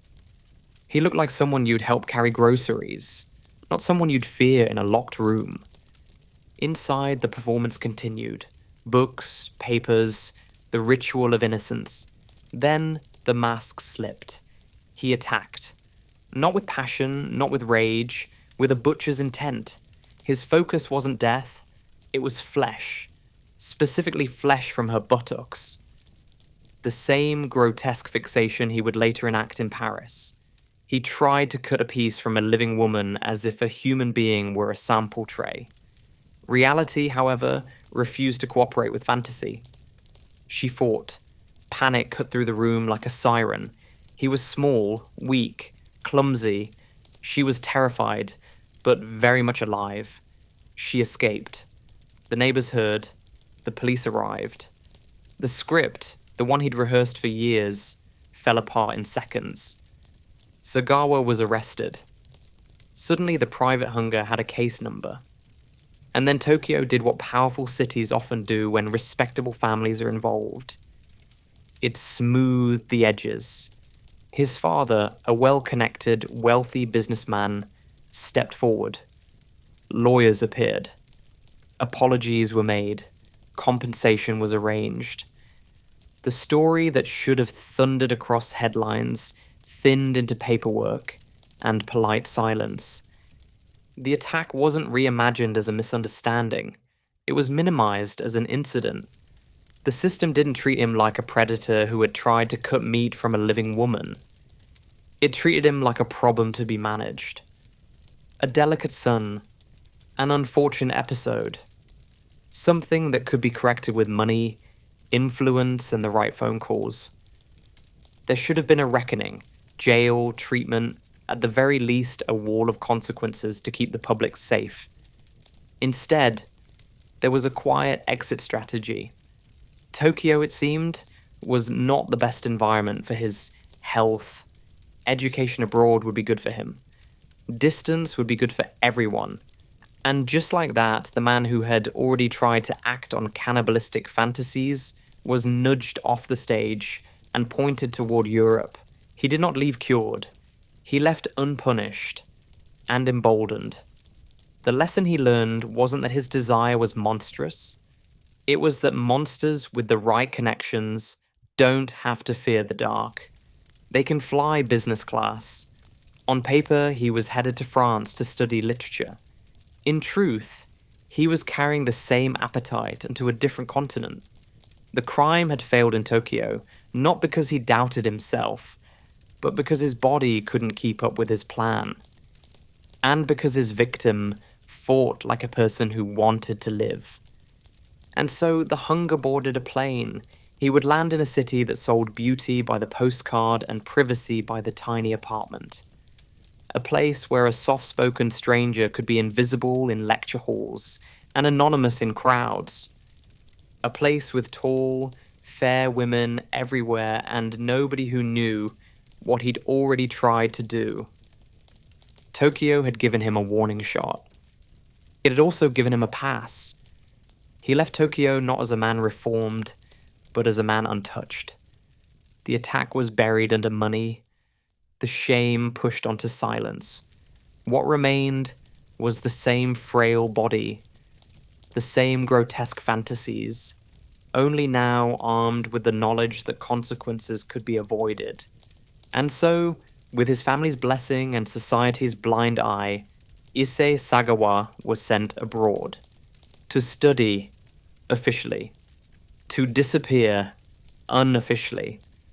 The new destination was France, a city where no one knew his past, where anonymity was effortless, where the stage was set for obsessions to grow unchecked. When Issei Sagawa arrived in Paris, it was under the guise of scholarship. On paper, he was a literature student at the Sorbonne, immersed in French culture, writing, and the intellectual playground of Europe's most glamorous city. In reality, he was a man exported like contraband, fragile, dangerous, and unpunished. Paris in the late 1970s was a dream for outsiders. It had cafes filled with cigarette smoke and politics, bars where poets and frauds blurred together, boulevards that seemed like catwalks for the effortlessly beautiful. For someone who had grown up in the rigid social structures of Japan, it should have been a fresh start. But Sagawa didn't arrive as a blank page. He carried every ounce of shame, obsession, and hunger with him.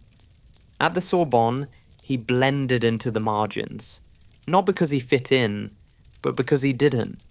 The small, timid Japanese student with the high voice was barely noticed in classrooms, buzzing with louder personalities. He was a ghost at lectures, a quiet presence whose name most classmates probably forgot. That invisibility was a kind of gift. No one knew he had already tried to act on fantasies so grotesque they defied language. No one asked why he always watched but rarely spoke. And still, the same obsession shadowed him everywhere. Paris was saturated with the very image that tormented him. Tall, blonde, fair-skinned women, in cafes, on the metro, in lecture halls.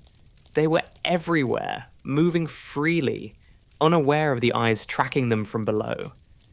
To Sagawa, they weren't people. They were symbols, living embodiments of everything he lacked. And the longer he spent in Paris, the more the line between desire and hunger blurred. By day, he shuffled between lectures, his notebooks as neat as any other student's. By night, his fantasies played on repeat. He filled notebooks with dark imaginings, wrote about flesh and desire in ways that looked like theory but were closer to confession.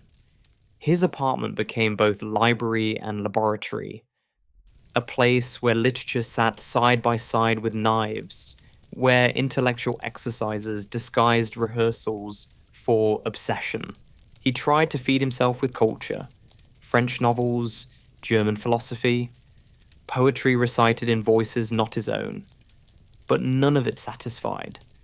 The hunger was always there, gnawing beneath the surface. When he looked at women in Paris, he didn't see fellow students or strangers on the street. He saw future meals. And perhaps the most tragic part was how unthreatening he appeared. His stature, his meekness, his childlike mannerisms all combined to make him seem incapable of harm. He was the sort of man people dismissed without thought. Too small, too fragile, too odd, invisible. And invisibility for him was perfect cover. It was in this anonymity that he found her. A fellow student, generous with her time, patient with his halting manner. Her name was Renée Artefelt, and to Sagawa, she was the embodiment of everything he had spent his life hungering for. This young woman was 25, Dutch, and everything Issei Sagawa's obsession demanded. Tall, blonde, pale-skinned, the ideal he had been carrying in his head since boyhood. She was also intelligent, gifted with languages, and generous with her time. To classmates, she was approachable, someone who helped without hesitation. To Sagawa, she was a living target, wrapped in kindness. He met her at the Sorbonne, where his timid presence barely registered among the crowds. She, however, noticed him enough to be polite, even patient. That small act of attention was all he needed. For him, it wasn't friendship, it was opportunity. He began to ask favors. Small at first, nothing alarming. Help with study, with translation, with reading. She agreed, the way kind people often do, not knowing she was stepping into the role he had already cast for her in his fantasies. By the spring of 1981, his plan was set. He told her he needed a German recording for a project. Just a short session in his apartment, nothing unusual for a student. She accepted, unaware she had already become the centerpiece of a script he had been rehearsing for years. Renée Hartvelt never saw herself as exceptional. She was bright, yes, multilingual and ambitious, but her life in Paris was not a headline. It was a student's life, full of lectures, essays, and evenings of conversation with friends. She carried herself with the ease of someone who believed the world was wide open. And for her, Paris was proof of that. A city where a future could take shape. Her family in the Netherlands knew her as generous and determined, the kind of daughter who gave her time freely, but also chased her own path with conviction. She wrote, she phoned, she sent back pieces of her Parisian life. There was pride in her words, never fear. When the call came, the world split in two. Not accident, not illness. Something far beyond comprehension. Their daughter, their sister, had been murdered. Not only murdered, but mutilated, violated, consumed. The details were too monstrous to believe. How could such words even belong to her name? The shock did not remain private for long. Headlines erupted across Europe. Cannibale japonais à Paris. The Dutch press covered every development, dissecting the crime with a mix of outrage and morbid fascination. The French papers lingered on the absurdity of it all. A city known for romance turned into a theatre of horror. And through every column and headline, Renée's identity was forced into the role of the victim, her life reduced to the cruelty of her death. For her family, grief became a public spectacle. Strangers discussed her daughter's body, her daughter's fate. Her name circulated not as a promise for the future, but as a synonym for tragedy. And beneath the frenzy, the question of justice pressed forward. The police had their man. He had confessed without hesitation. The evidence was overwhelming. For Renée's loved ones, the path ahead seemed painfully clear. A trial, a conviction, some measure of balance. But in France, nothing about this case was ever going to be straightforward. The stage was set for the legal system to decide what came next. In most murder cases, the script is simple. There is an arrest, an investigation, and then a trial. The accused stands before a judge, evidence is laid bare, and a verdict is delivered. It doesn't bring the victim back, but it offers the family something to cling to. Justice, or at least the appearance of it. But from the very beginning, the case of Issei Sagawa refused to follow that script. The evidence was overwhelming. He had confessed in chilling detail. The photographs, the remains in his refrigerator, the suitcases dragged into the Bois de Boulogne. There was no reasonable doubt left to resolve. The prosecution's job should have been easy. And yet, the courtroom never opened. Instead, Sagawa was examined by psychiatrists. They listened as he described his motives without shame, without hesitation. He told them the killing was never his goal, that all he had wanted was to eat, that the gunshot, the violation, the butchery, all of it was simply a practical step to reach his real objective, human flesh. The experts came back with a verdict of their own, not guilty by reason of insanity. In their view, this was not a man making choices like the rest of us. This was a man consumed by delusion, trapped in a mind broken beyond repair. He was unfit to stand trial.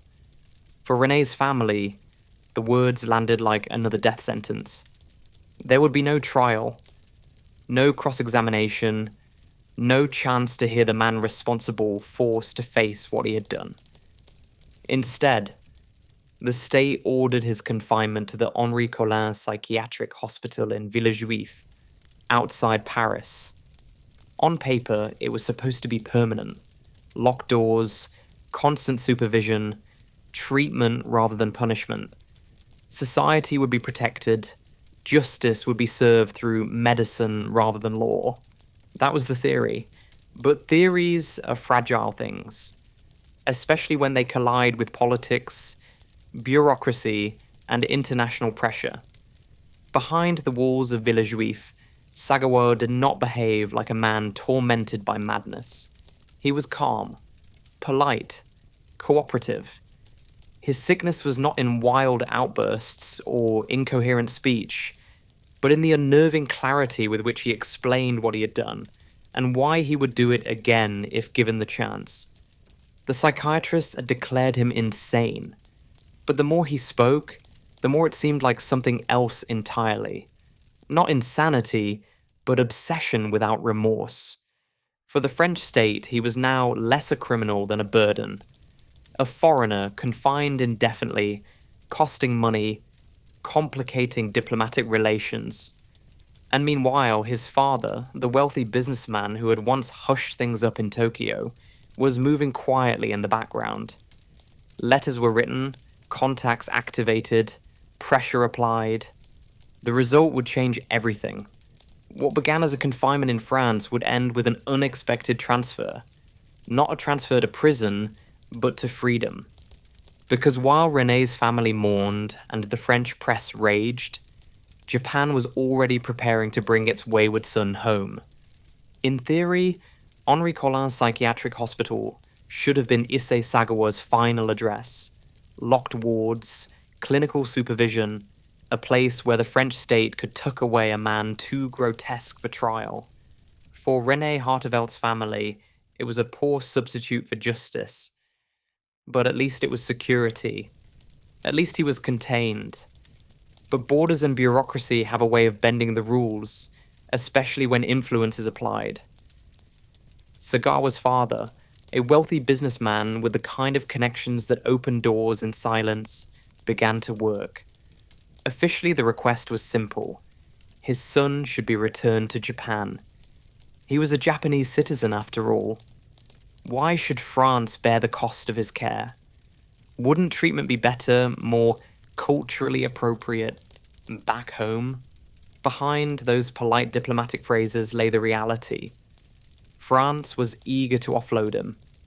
He was a foreigner, a political embarrassment, a grotesque curiosity clogging their legal system. If Japan wanted him back, the French were hardly going to argue. And so, in 1984, just 3 years after his arrest, Issei Sagawa was quietly flown out of France. No trial, no sentence, no accountability. He left behind a family still grieving, a case still raw in the public imagination, and a justice system that had chosen to wash its hands rather than wrestle with its responsibility. When he landed in Tokyo, he was transferred not to a prison, but to Matsuzawa Hospital, a psychiatric institution. The expectation, at least on paper, was that he would remain confined just as he had in France. But Japan's psychiatrists reached a different conclusion. After their own round of examinations, they declared him sane.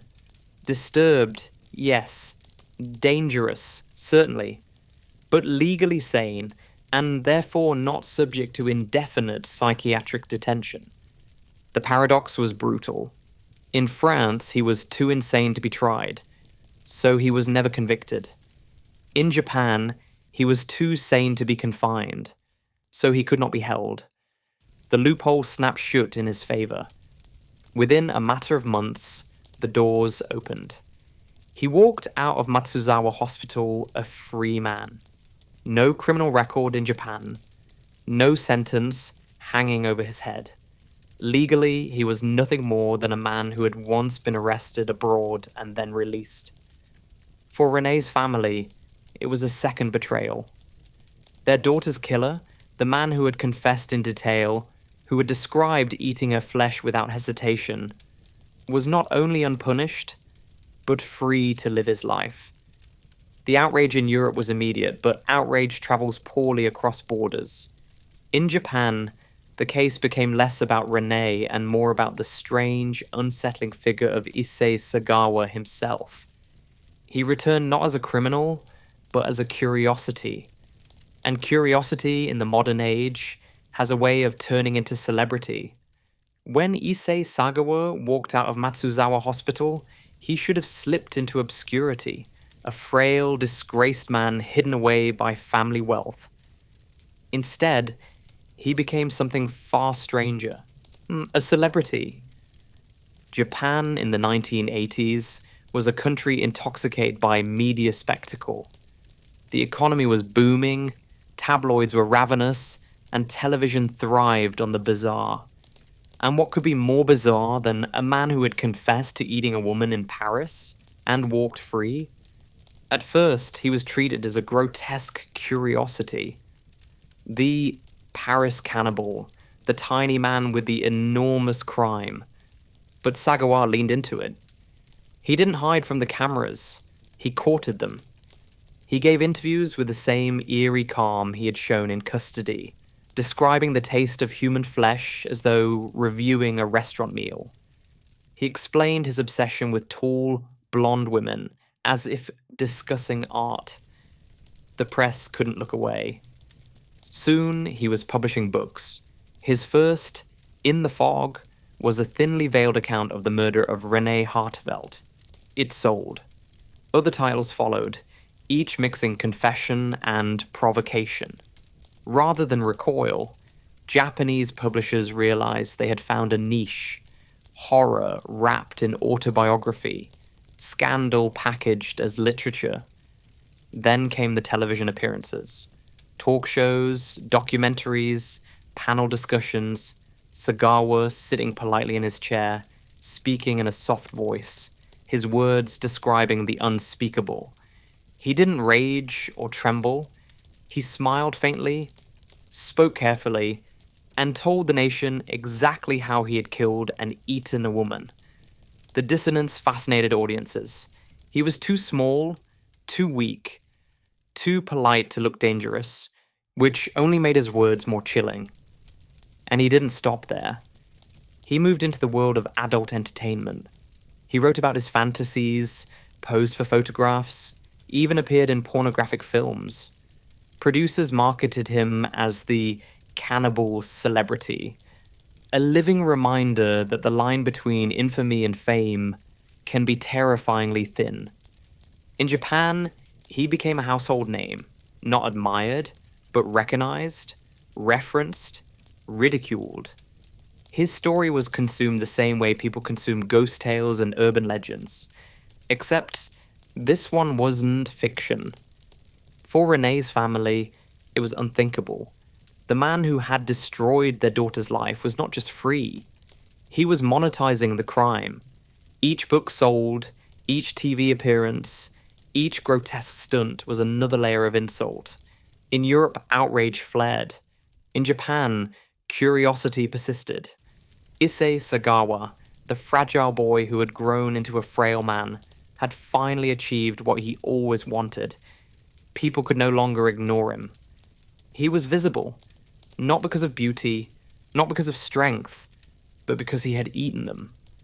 It was celebrity born of cannibalism, a mirror held up to a society willing to turn horror into spectacle. Infamy burns hot, but it never lasts. By the 1990s, the novelty of the Japanese cannibal had cooled. The talk shows moved on to fresher scandals. The publishers grew tired of repackaging the same grotesque story, and audiences who once leaned forward in morbid fascination now rolled their eyes at the familiar act. Issei Sagawa, however, had no other act. He was a man defined by a single event. And when the spotlight dimmed, he was left with nothing but himself. The money dried up. Book royalties dwindled, porn appearances paid little, and the talk show circuit stopped calling. He tried odd jobs, cartooning, writing essays, peddling his own story in ever more desperate ways. But he had no real skills beyond his notoriety. Fame had been his income, and when fame faded, so did his stability. Physically, the frailty that had marked his birth began to catch up with him. He suffered a series of strokes that left him partially paralyzed, confined to a wheelchair. His once carefully cultivated persona, the soft-spoken, almost dandyish intellectual who could describe horror with eerie calm, shrank into the body of an invalid. Eating became difficult. Speaking too. For a man who had once defined himself by the consumption, the irony was bitter. He could barely swallow food at all. By the 2000s, Sagawa was living on the margins. His brother became his primary caretaker, pushing his wheelchair, managing his needs. Gone were the cameras, the books, the sordid allure. What remained was a man as fragile as the day he was born, trapped once again in the small, broken body that had haunted him his entire life. And yet, he never recanted. In interviews well into his later years, he still described the murder without remorse. He admitted that his appetite had never left him, even as his body failed. "I still fantasize about it," he confessed. It wasn't repentance he offered the world, but a kind of final provocation, a reminder that the hunger never ended, even if the man himself had been reduced to weakness and decay. On November 24th, 2022, Issei Sagawa died of pneumonia in Tokyo. He was 73. His death was quiet, his funeral small. No trial had ever been held, no sentence ever served. He passed not as a convict, but as a free man, one who had spent decades profiting from, and then rotting under, the weight of his own notoriety. For René Harteveldt's family, his death closed nothing. The imbalance remained. Their daughter, brilliant and generous, gone forever. Her killer, unpunished, allowed to live out a long life. Sagawa's afterlife was not one of redemption. It was the slow withering of a man who had once shocked the world, who turned murder into spectacle, and who died as he had lived. Frail, pitiful, and grotesquely unforgettable. The story of Issei Sagawa refuses to fade, not because it teaches us anything noble, but because it exposes everything rotten at the intersection of crime, media, and society. It is a case that lingers like a bad taste, morbid, absurd, grotesque, and still, people cannot look away.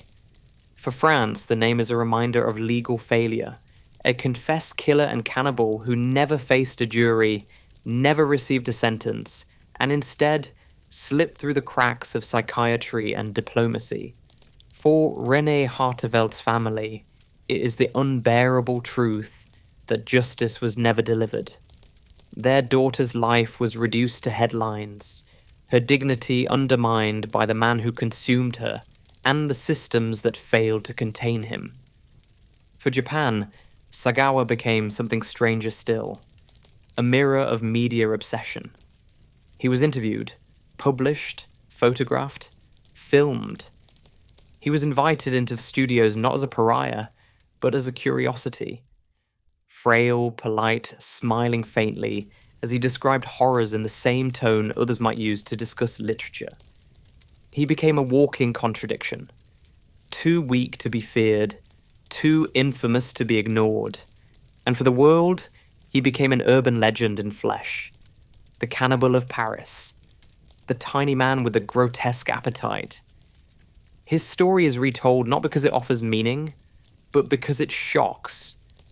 It sits uncomfortably at the edge of true crime and spectacle, feeding the same hunger that made him famous. The appetite to consume what should never be consumed. Decades later, his case still sparks outrage, disbelief, and morbid fascination.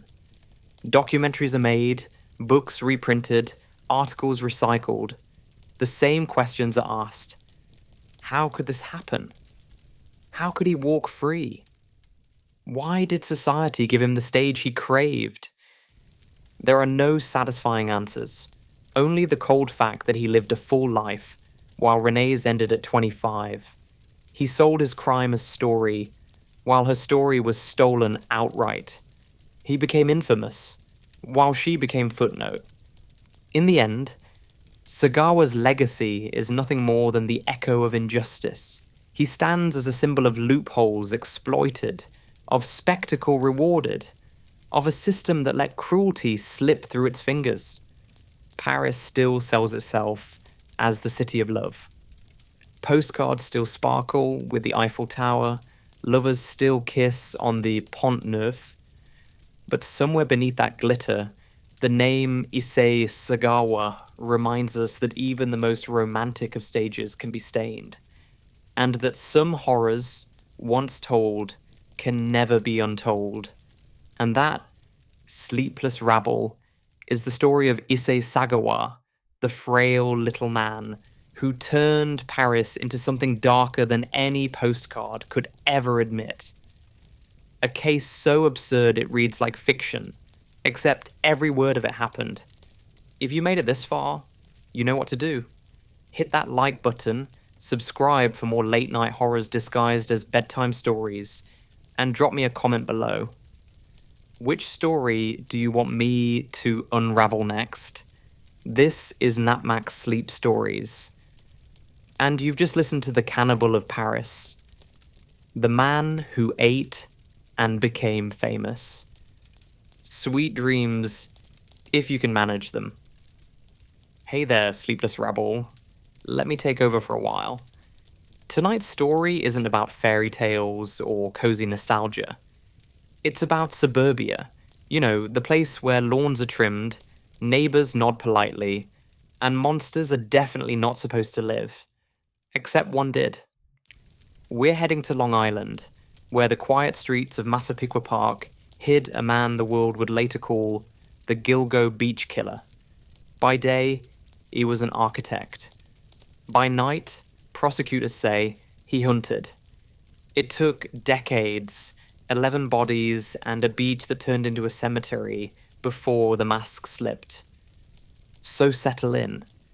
The story will move slowly, like the tide along Gilgo's dunes, pulling you deeper with every wave. There will be secrets, science, courtroom battles, and the uncomfortable truth that evil doesn't always look like a monster. Sometimes it looks like the guy in khakis at the commuter train. If you're new here, hit subscribe.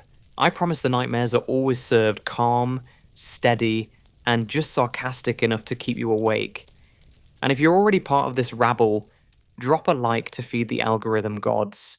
Now for you, what disaster should we transform into the next story for you? Could be a scandal, a catastrophe, or some unsolved mystery that deserves a long, sleepless retelling. Leave your ideas in the comments. You never know which one might end up whispering in your headphones next. This is Napmax Sleep Stories, and you're listening to The Gilgo Beach Murders, a suburban nightmare. Let's begin. July 13th, 2023, Massapequa Park, Long Island. A date that slipped into the news cycle like a shark fin, slicing through calm water. Up until that morning, the biggest drama on the block might have been someone's recycling bin blowing over in the wind. It was that kind of neighborhood, predictable, quiet, the sort of place where you could almost believe crime was something that happened elsewhere. Then came the flashing lights. Police cruisers, vans, plainclothes officers moving with a kind of restless energy that says, this isn't a drill. For residents sipping their morning coffee, it must have felt like the opening shot of a TV crime drama. Except this wasn't cable. It was their street. The door of a tan, unremarkable house opened. and out stepped Rex Hoyman, tall, broad, slightly rumpled, a man who looked like he'd be more comfortable at a drafting table than in the grip of detectives. Architect, husband, father, and now, allegedly, the Gilgo Beach killer. The contrast was jarring. He looked like the guy you'd get stuck behind in a hardware store queue, not someone accused of murdering 7 women and scattering their remains along the shore. Neighbors stood on their porches in shock, phones raised, eyes wide. Some mouthed the word no. Others muttered, well, he was always strange. That's the suburban reflex. Retrofitting suspicion after the fact, as though a dislike for small talk was somehow a clue to multiple homicides. Handcuffs clicked, cameras flashed, the headlines wrote themselves, Monster in Massapequa.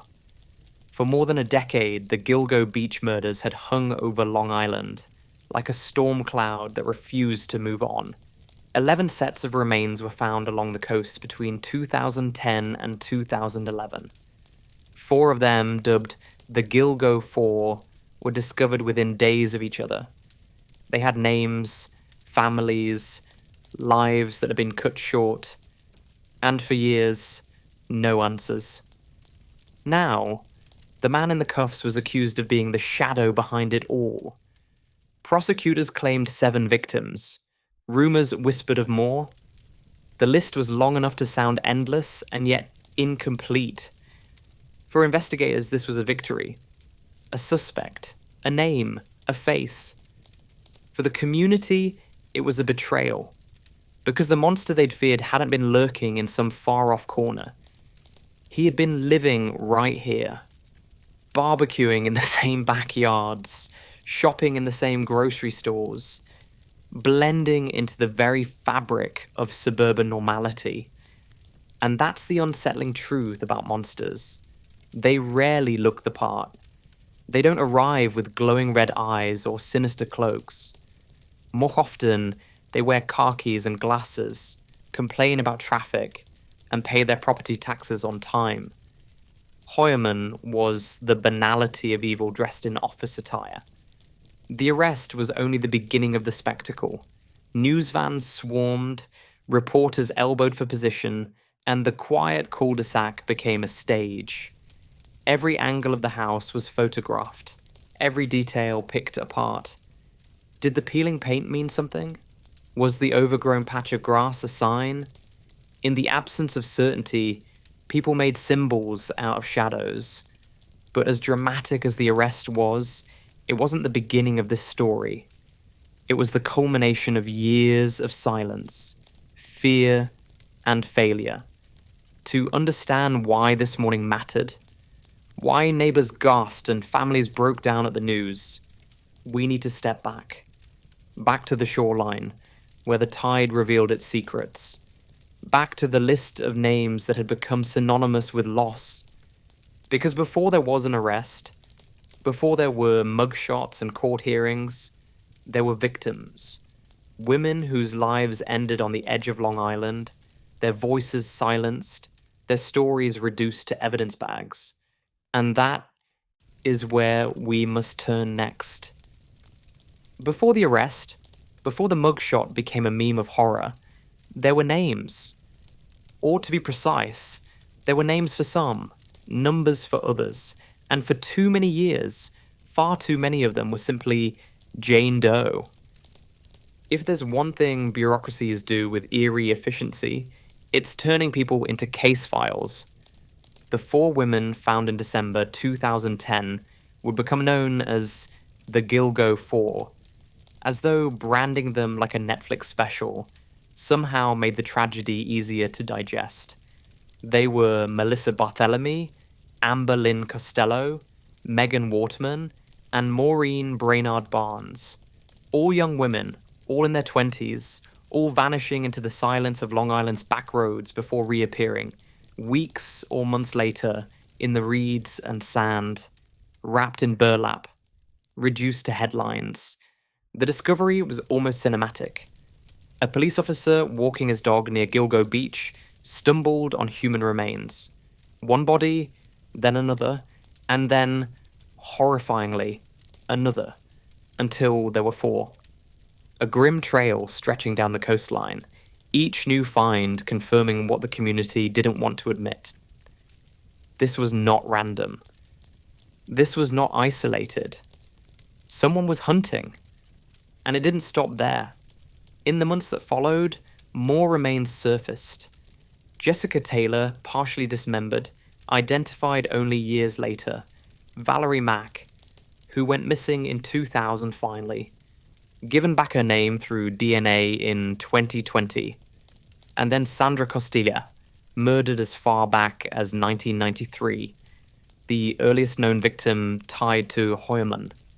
Her name was almost lost in the dust of history until prosecutors pinned it back into the timeline.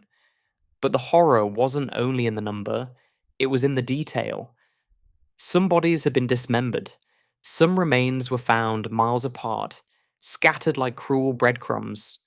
Among the dead were Peaches, later identified as Tanya Denise Jackson, and a child, once only called Baby Doe. A mother and daughter, erased in life and left nameless for decades, until forensic science finally caught up. The cruelty of it is hard to overstate. Not just the murders themselves, but the long silence that followed, during which families were left to wonder, to hope, to dread. For the public, the numbers blurred. Was it 11 victims? 13? More? The count shifted with every press conference. To the families, though, the arithmetic never mattered.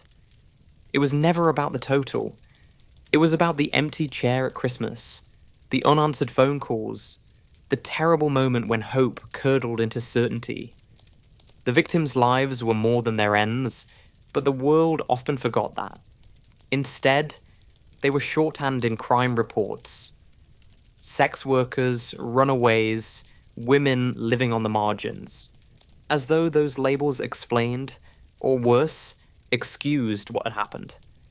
It's easier, after all, for society to process violence when the victims are kept at a distance. But behind each headline was a person, someone's daughter, sister, friend, whose story was rewritten by a man the prosecution would one day point to as Rex Hoyman.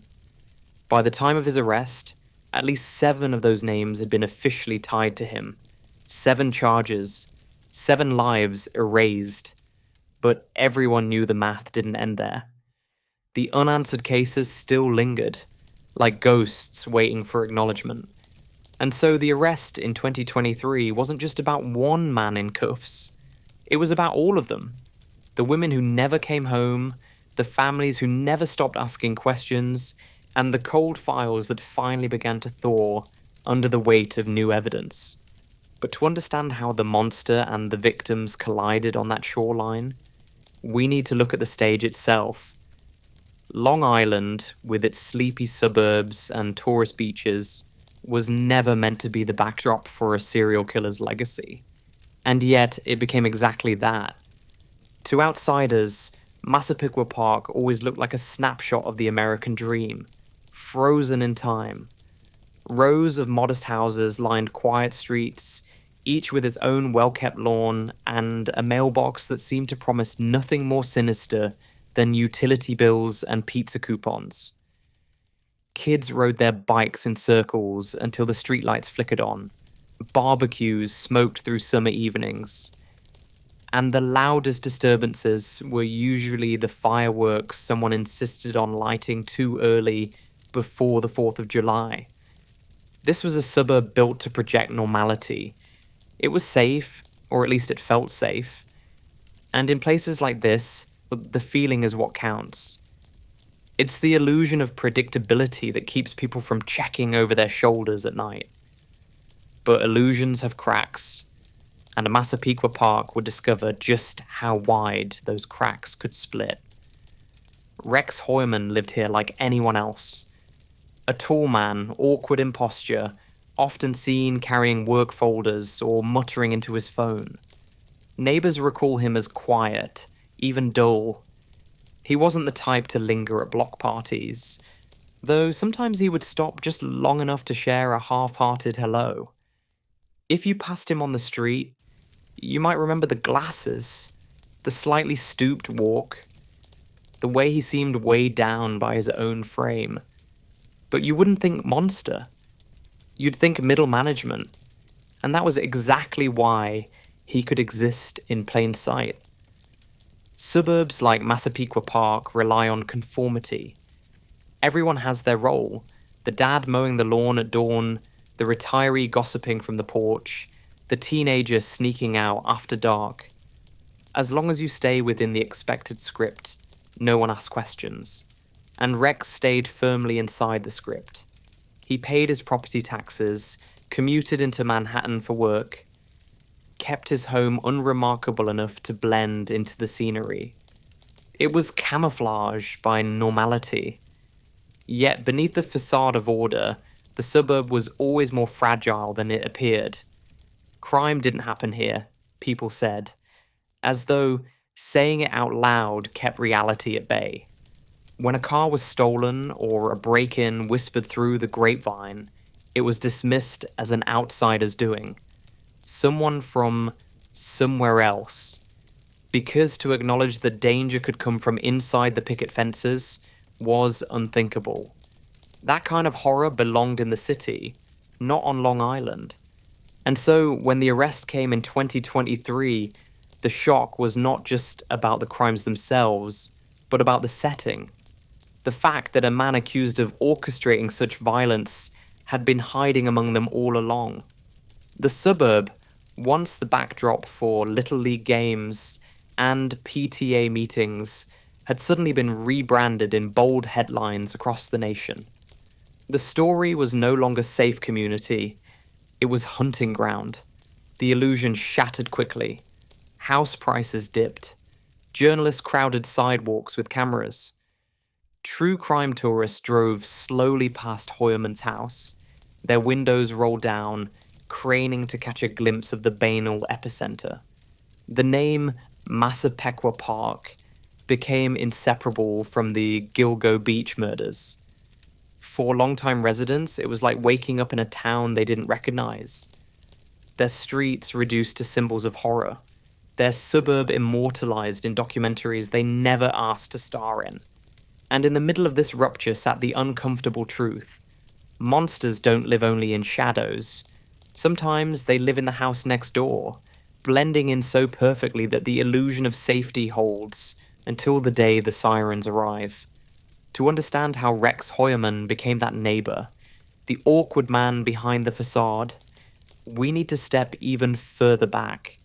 Before the mugshots, before the headlines, before the burlap sacks at Gilgo Beach, back to his beginnings, and to the early signs that would later seem, in hindsight, like cracks in the mask. Every monster has an origin story. In Hollywood, it's usually a cursed laboratory, a tragic childhood, or a radioactive spider bite. In the case of Rex Hoyerman, it was Long Island in the 1960s. Hardly cinematic unless you find suburban sprawl thrilling. He was born in 1964, the same year the Beatles first touched down in America, though Rex's early soundtrack was less screaming fans and more the flat hum of fluorescent lights in school corridors. By most accounts, his childhood was profoundly ordinary. No bonfire of warning signs, no diary entries dripping with madness. He grew up in Nassau County, blending into the same grid of houses and routines that would later shelter his adult life. He was tall early, awkwardly so, the kind of kid who made teachers sigh when asked to stand in the back row of class photos. Shy? Perhaps. Socially smooth? Not exactly. The stories suggest someone who never quite mastered the rhythm of easy conversation. Schoolmates remembered him as strange, though strange in the suburban sense, which usually means quiet. Not good at sports, maybe too interested in his own hobbies. In another world, that might have been the end of it. An awkward kid who grew into an awkward man, destined to complain about property taxes at town meetings. But hindsight makes everything look like foreshadowing. Once you've seen the mugshot, the memories shift. What once seemed harmlessly eccentric becomes chilling. He chose architecture as his profession, a career of lines, angles, and precise control. Fitting, really. A man who spent his days drafting office towers while, prosecutors allege, sketching something far darker in the margins of his life. Architecture requires patience, attention to detail, and an ability to plan. Unfortunately, those are the same qualities that make for a very methodical killer. As an adult, he settled into the very environment that had shaped him. Long Island suburbia. Married twice, father of two, daily commuter into Manhattan. On paper, his life was painfully average, almost aggressively so. It was the sort of resume you might skim over without a second thought. And that's the point. Because the most unsettling part of his story is not some gothic twist or explosive revelation. It's the dull predictability. There were no tormented manifestos in his youth, no dramatic criminal record pointing toward the abyss. Instead, there was the slow, steady accumulation of normal days, layered one on top of the other until no one bothered to look closer. That is the camouflage of the suburbs. Normality itself. And it worked. For decades. Of course, once the arrest was made, every detail of his upbringing was dragged out and re-examined, polished into ominous anecdotes. The tall boy who didn't talk much, clearly suspicious, the student who sat alone, practically a red flag, the awkward neighbor, a ticking time bomb. But the truth is less dramatic and more unnerving. Rex Hoyman's origin was not marked by fire or fury. It was marked by quiet sameness, the kind of life you barely notice. And that is what makes the story so disturbing. Because if a monster can come from here, from this bland soil of schoolyards and split-level homes, then where else might one be waiting? To see how that quiet ordinariness hardened into something much darker, we need to step into his adult facade, the family man, the working professional, the neighbor who waved politely before disappearing into his house. The mask that held for decades, until the day it cracked. By the time Rex Hoyman settled into adult life, he had perfected the art of camouflage. On the surface, he was exactly what suburban America loves to manufacture in bulk. The dependable family man. Married, then married again. Father of two. A commuter who caught the same train into Manhattan every morning, briefcase in hand, the sort of passenger no one ever remembers sitting next to. He was an architect, which sounds glamorous until you realize most of his work involved drafting plans for corporate spaces and unremarkable buildings. Not quite the next Frank Lloyd Wright, more like the guy who makes sure your office cubicle has the right amount of fire exits. Still, it was a job with status, enough to keep the bills paid and the facade polished. He wore suits that never quite fit, glasses that seemed a size too large, and carried himself with the clumsy gravity of a man who looked permanently uncomfortable in his own skin, which, ironically, made him even less noticeable. In the suburbs, awkward is invisible. His home life, at least from the outside, followed the expected script. A wife, children, the endless logistics of suburban family management. School runs, grocery trips, the occasional argument heard through thin walls. Neighbors described him as quiet, even dull. If he stood out, it was only because of his sheer size, 6'4" and broad, towering over the rest of the PTA crowd. But physical presence isn't the same as social presence, and Rex always seemed to fade back into the wallpaper once the small talk ended. This was the mask that works so well. Unremarkable stability. Nobody looks twice at the man who seems boring. Nobody suspects the guy who spends his weekends tinkering in the yard and grumbling about property taxes. And so Hoyerman drifted along, blending into the suburban current, shielded by his own mediocrity. Of course, appearances deceive. Behind the family dinners and commuter routines, prosecutors claim a darker life was unfolding. Late-night internet searches for escorts, disposable phones activated and discarded, the sort of behavior you might expect from someone living a double life, but never from the man who waves politely as you drag your trash cans to the curb. That's the trick of the mask. It allows the unspeakable to coexist with the ordinary, without either collapsing under the weight of contradiction. His children, by most accounts, knew nothing. They grew up in the bubble every child deserves to believe in. That their father was simply their father, flawed but safe. His wife, Asa, surely noticed things, but hindsight is a cruel lens. After the arrest, she filed for divorce, unable or unwilling to reconcile the man she married with the monster in the headlines. And who could blame her?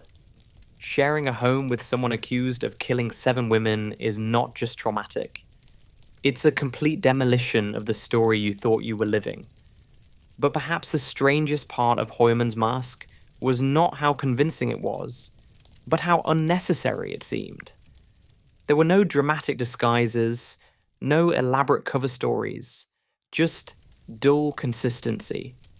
He hid in plain sight, and the world looked the other way.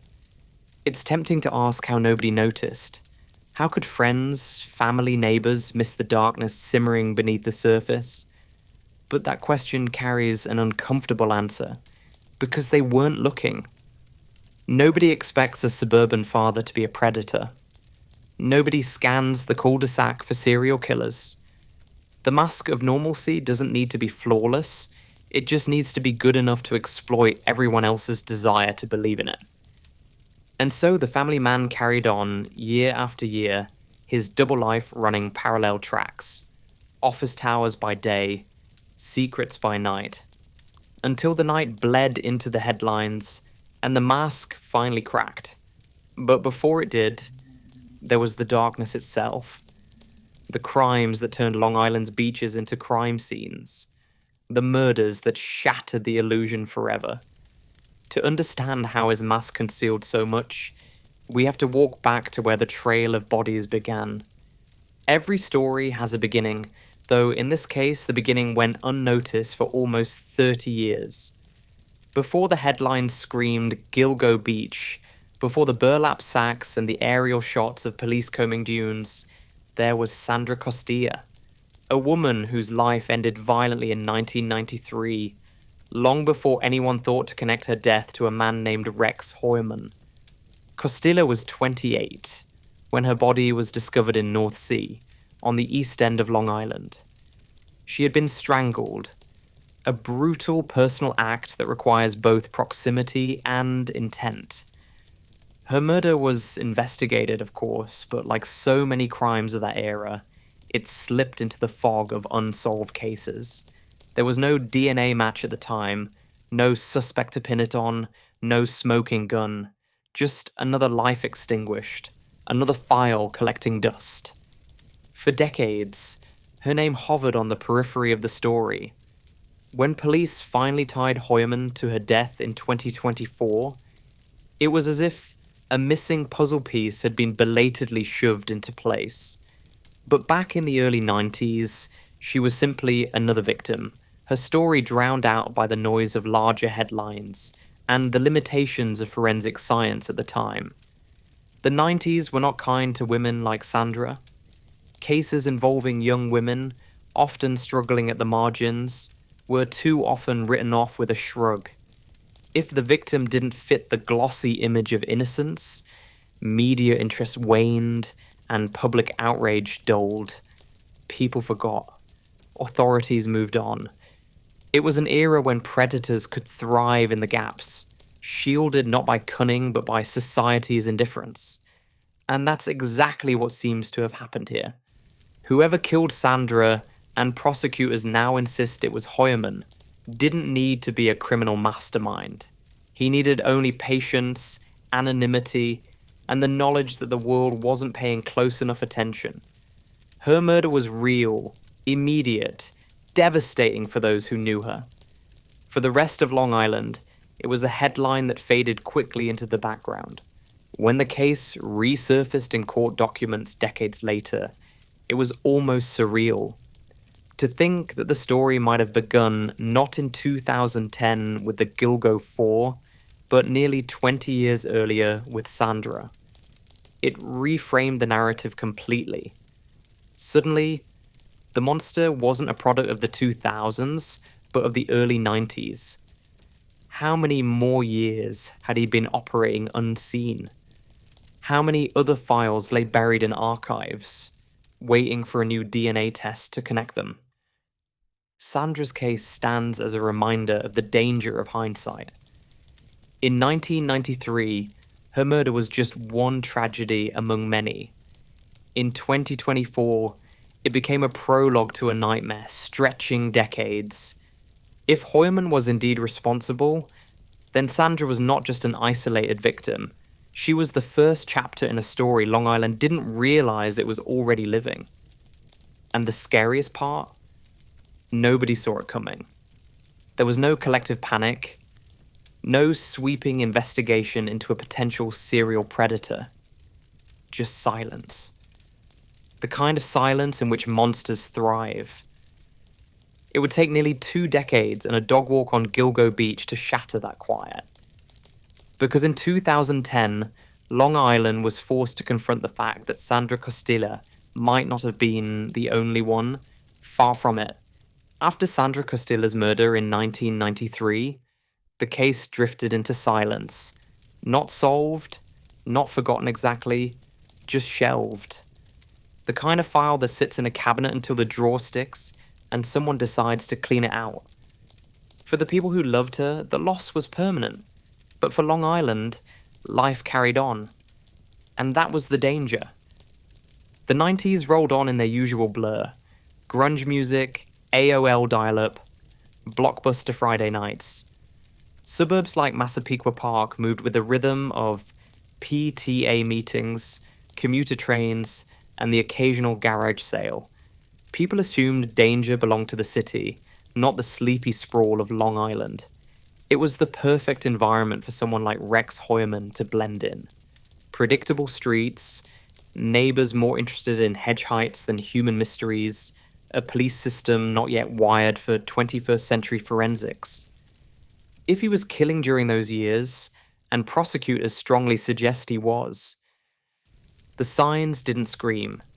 They whispered. Women went missing. Some written off as runaways, others dismissed as casualties of high-risk lifestyles. Every lost person became an entry in a database, another photo fading on a bulletin board. Individually, each case was tragic. Collectively, they were invisible. Technology didn't help. DNA analysis existed, but not with today's precision. Rootless hairs, degraded samples, partial prints, they often led nowhere. Digital footprints were almost non-existent. There were no smartphones broadcasting location histories, no surveillance networks in every corner shop. A predator could slip through the gaps simply by being ordinary. And ordinary was exactly what Hoyerman did best. Meanwhile, Long Island's beaches kept their secret. Tourists strolled, families picnicked, and nobody knew what lay beneath the scrub and sand. It is almost unbearable to think of the contrast. Children building sandcastles within miles of places where human remains were hidden. Yet that was reality for nearly 2 decades. The police weren't blind, but they were limited. Missing persons reports piled up, but without clear connections or evidence, nothing held. The idea of a serial killer stalking Long Island simply didn't fit the narrative. Even when patterns were visible in hindsight, women of similar ages, similar vulnerabilities, disappearing without closure, the pieces never aligned. Or perhaps no one wanted them to, and so the years stretched on. One disappearance blurred into another.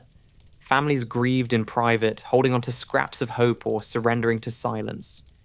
Neighbours whispered about crime, then changed the subject to mortgage rates. The suburbs kept doing what they do best, pretending everything was fine, until December 2010. A police officer walked his dog near Gilgo Beach, and the silence snapped. What began as a routine search spiraled into one of the most infamous crime scenes in modern American history. The skeletons, literal, not metaphorical, began surfacing from the sand, and with them came the realization that the nightmare had been alive far longer than anyone admitted. It began, as so many things do, with a dog. In December 2010, a police officer took his German Shepherd for a walk along Gilgo Beach, a stretch of Long Island sand better known for summer crowds and fishing shacks than for secrets. The officer wasn't looking for bodies. He was looking for Shannon Gilbert, a young woman who had vanished after a panicked 911 call months earlier. What he found instead was the start of something much larger. The dog caught the scent first. Among the tangled reeds, wrapped in burlap, lay human remains. One discovery might have been tragedy. Two would have been coincidence stretched thin. But as the officer pushed forward, he found another, and another. 4 bodies in total, lined like grim markers along the coastline. 4 women, abandoned within a quarter-mile stretch, their silence broken only by the crash of the winter surf. They became known, almost instantly, as the Gilgo Four. Maureen Brainerd Barnes, last seen in 2007, Melissa Barthélemy, who disappeared in 2009, Megan Waterman, missing in June 2010, and Amber Lynn Costello, gone that September. All in their 20s, all connected to the precarious economy of sex work, all erased in the same brutal pattern. The burlap bags were especially chilling. They weren't the improvised panic of a man trying to hide a single crime. They suggested planning, ritual, a method repeated with precision. Whoever left these women here wasn't careless. He was organized, deliberate, and disturbingly confident that the beach would keep his secrets. The media swarmed. Gilgo Beach, once just another name on a map, became shorthand for horror. Reporters descended with satellite vans and solemn tones, turning dunes into backdrops for nightly broadcasts. The phrase Long Island serial killer entered the public vocabulary, though no one yet knew who that killer was. For the families, the discoveries were devastating confirmation of what they had long feared. Each name announced was another future stolen. Another life collapsed into an evidence file. For the public, the details became macabre trivia. Phone records, escort ads, the eerie reports of calls made from victims' phones after their deaths. People debated these fragments like pieces of a crime novel, forgetting that behind them were mothers, daughters, sisters. The Gilgo Four were not the first victims, we know that now, but they were the ones who forced the world to pay attention. Their discovery ripped the lid off 2 decades of silence and hinted at a scale nobody wanted to imagine. Because if 4 women could be found within days of each other, how many more were waiting in the sand? The investigation ramped up, but the answers did not come quickly. Instead, the discoveries multiplied. Over the next months, search teams would uncover more remains along the barrier islands. Bodies dismembered. Identities unknown. Timelines stretching back years. Gilgo Beach was no longer just a crime scene. It was a cemetery. And with each new find, the pressure grew. The suburbs could no longer pretend. Long Island wasn't just a postcard of family barbecues and summer rentals. It was a hunting ground. But if the Gilgo Four forced the story into the open, the discoveries that followed would make it clear this was bigger, older, and far more terrifying than anyone first believed. The discovery of the Gilgo Four should have been the end of the nightmare. 4 women found, 4 families grieving, and a killer somewhere out there, ready to be caught. But Gilgo Beach wasn't finished speaking. The sands held more stories, and they were not neat or contained. They were scattered, partial, grotesque. In the months after December 2010, police widened their search. What began as a desperate hunt for Shannon Gilbert turned into something far darker. The revelation that Long Island's southern shoreline had become a dumping ground.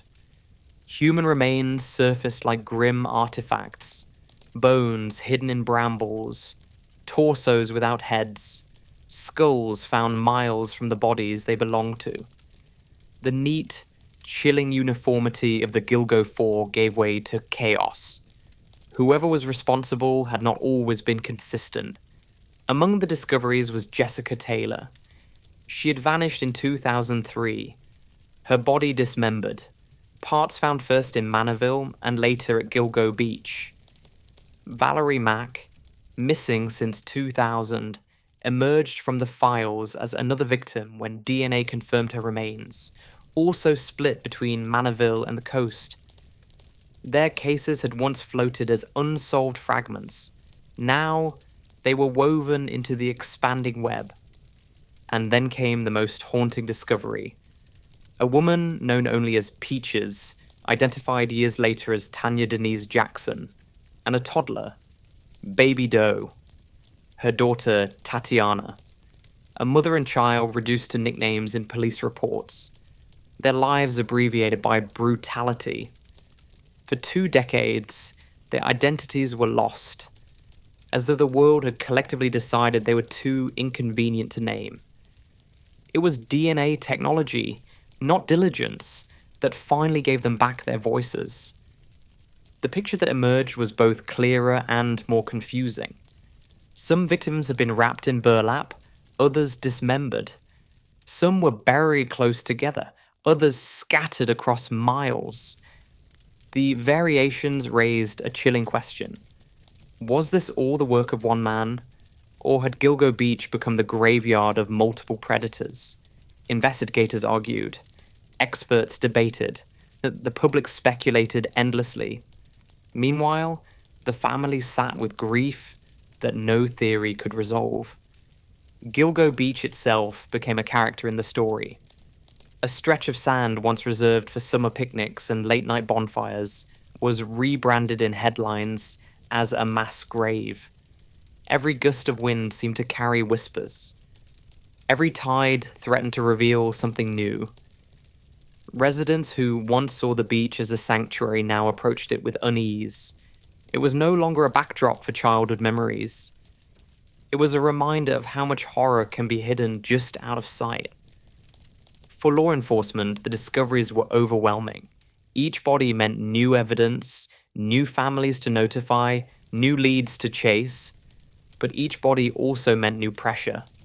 Why hadn't this been uncovered earlier? Why had so many women gone missing without raising alarms? Questions piled up faster than answers, and suspicion began to fall not just on a faceless killer, but on the system itself. By the time the searches wound down in 2011, the tally of victims connected to Gilgo Beach stood at 11. 11 sets of remains, spanning decades. 11 lives reduced to case files, press conferences, and speculation. And still, no suspect. The cemetery and the sand had spoken, but it had not named its monster. That would take years of silence, frustration, and stalled investigations before the mask finally slipped. By early 2011, the beaches of Long Island had given up their grim harvest. 11 sets of remains, 4 of them neatly bound in burlap, others scattered and incomplete. The question wasn't just who could do such a thing, it was also how it had gone unnoticed for so long.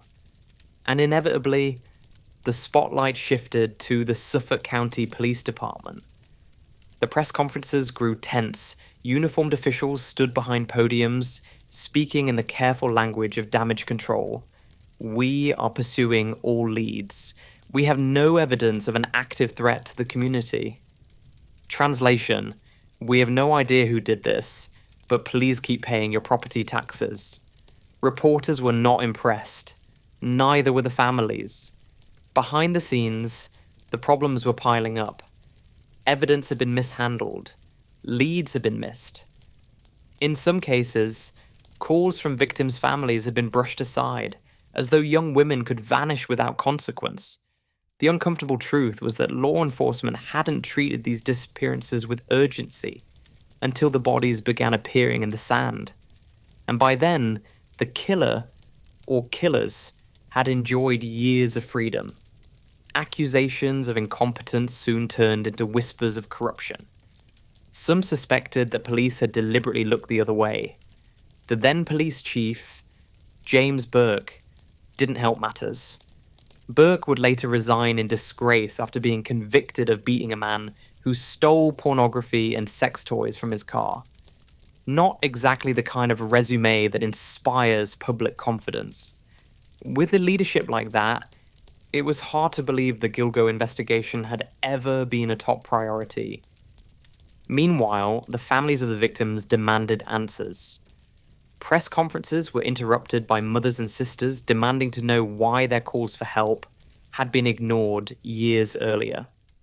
The gap between law enforcement's cautious statements and the raw grief of those who had lost loved ones was impossible to bridge. And then came the politics. Serial killers don't just create fear, they create reputational crises. Long Island prided itself on being safe, suburban, ordinary. Nobody wanted its name synonymous with unsolved murders. Pressure came down from all sides. Solve the case, restore the image, make the headlines stop. But solving the case is not something that can be done on command. And so the investigation limped on, bogged down by bureaucracy, scandal, and public distrust. For the community, it felt like betrayal. People could accept the idea of a killer hiding in the reeds. They could not accept the idea of a police force stumbling in circles while the body count grew. Suburban life depends on trust, in neighbors, in fences, in the authorities who are supposed to keep order. When that trust cracks, everything feels unstable. By 2012, the search had gone cold. Theories multiplied, documentaries were produced, podcasts speculated. Everyone had an opinion. 1 killer, 2 killers, maybe more. But the people with the power to end the nightmare had little more than circumstantial evidence and unanswered questions. The pressure never truly lifted. It sat over Suffolk County like a storm cloud, a constant reminder that the system had failed. And every year that passed without an arrest made the silence louder. It would take a decade, a new wave of technology, and a fresh set of investigators before the pieces finally began to fit together. But back in those years, the picture was simple. The police were under pressure, the families were heartbroken, and the killer, whoever he was, had time on his side. The investigation into the Gilgo murders coincided with a strange moment in technological history. Too modern to vanish completely, too outdated to leave the kind of digital fingerprints detectives rely on today. It was the perfect storm for dead ends. Take DNA, for example. In the early 2000s, forensic science had made huge strides, but it wasn't foolproof. Rootless hairs, degraded samples, trace evidence picked up from beaches and marshes. They were all collected, catalogued, and then filed under inconclusive. The technology simply couldn't say what everyone wanted it to. This hair belonged to this man. So evidence sat in freezers, technically preserved, practically useless. Phones were no better. Victims had them, killers used them, but call records in the early days were patchy and often discarded after a short time. Disposable burner phones, the kind that could be bought at a corner shop with cash, left almost no trail. Investigators later admitted that crucial records had been lost, corrupted, or never properly logged. Imagine chasing a ghost armed with nothing but fragments of voicemails and vague cell tower data. Financial records offered little clarity. Credit cards, bank statements, transactions that might have mapped movements were either overlooked or dismissed as irrelevant at the time. Looking back, some detectives grimly acknowledged that clues had probably passed right under their noses. But in the fog of an ongoing case, everything looks like background noise until you know what you're searching for. And then there was the internet. By the mid-2000s, Craigslist and other online platforms had become meeting points for sex workers and clients. Ads went up, calls were made, appointments arranged. But unlike today's digital landscape, these interactions left only faint traces. IP addresses, user accounts, screen names, all easily disposable and rarely preserved by companies for long. What might now be a breadcrumb trail was then little more than static. All of this meant that the investigation, despite its high stakes, frequently hit walls. Evidence pointed in directions that couldn't be proven. Leads fizzled out. Forensic reports were stacked with inconclusive stamps. Families were told investigators were doing everything possible, though possible in practice meant waiting for science to catch up. Meanwhile, time passed. Technology advanced, but the damage was done. Records that might have broken the case wide open were long gone, erased by policy, neglect, or sheer bad luck. Each year that slipped by made the killer's shadow harder to pin down.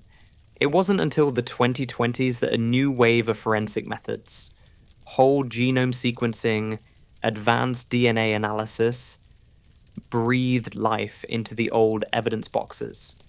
Suddenly, hairs that had once been labelled worthless became potential keys.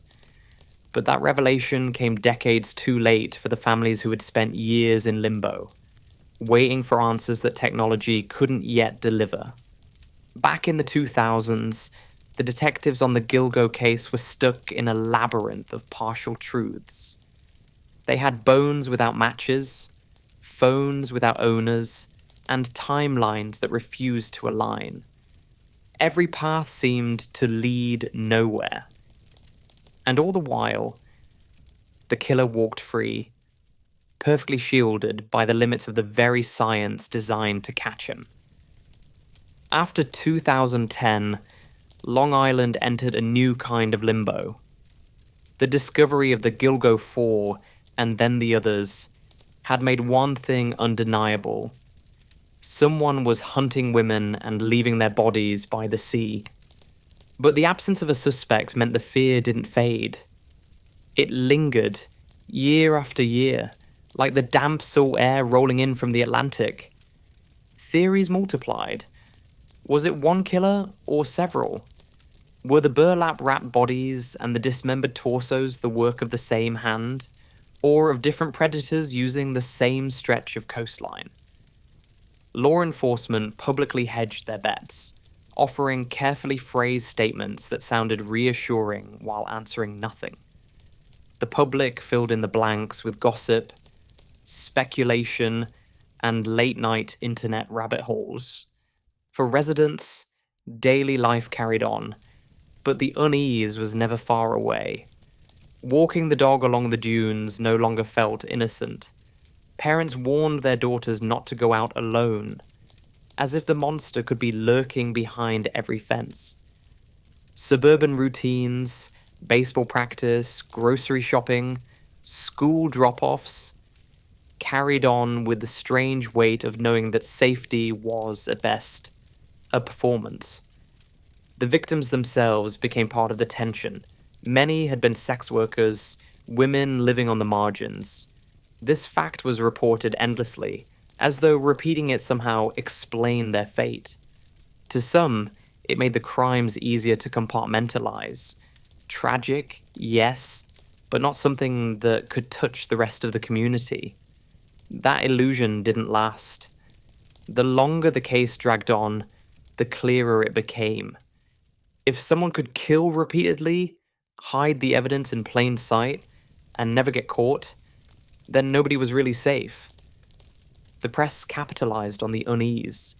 True crime specials ran in cycles, splashing the words Long Island serial killer across screens. Each new theory, no matter how flimsy, made headlines. Podcasters picked apart timelines. Amateur sleuths built forums dedicated to the case, trading maps, theories, and grainy aerial photos, as though they could crack what seasoned investigators could not.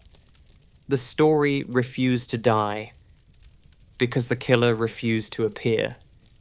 And through it all, Gilgo Beach itself became a place of morbid fascination. Tourists came not for the sand and surf, but for the chance to stand where the bodies were found.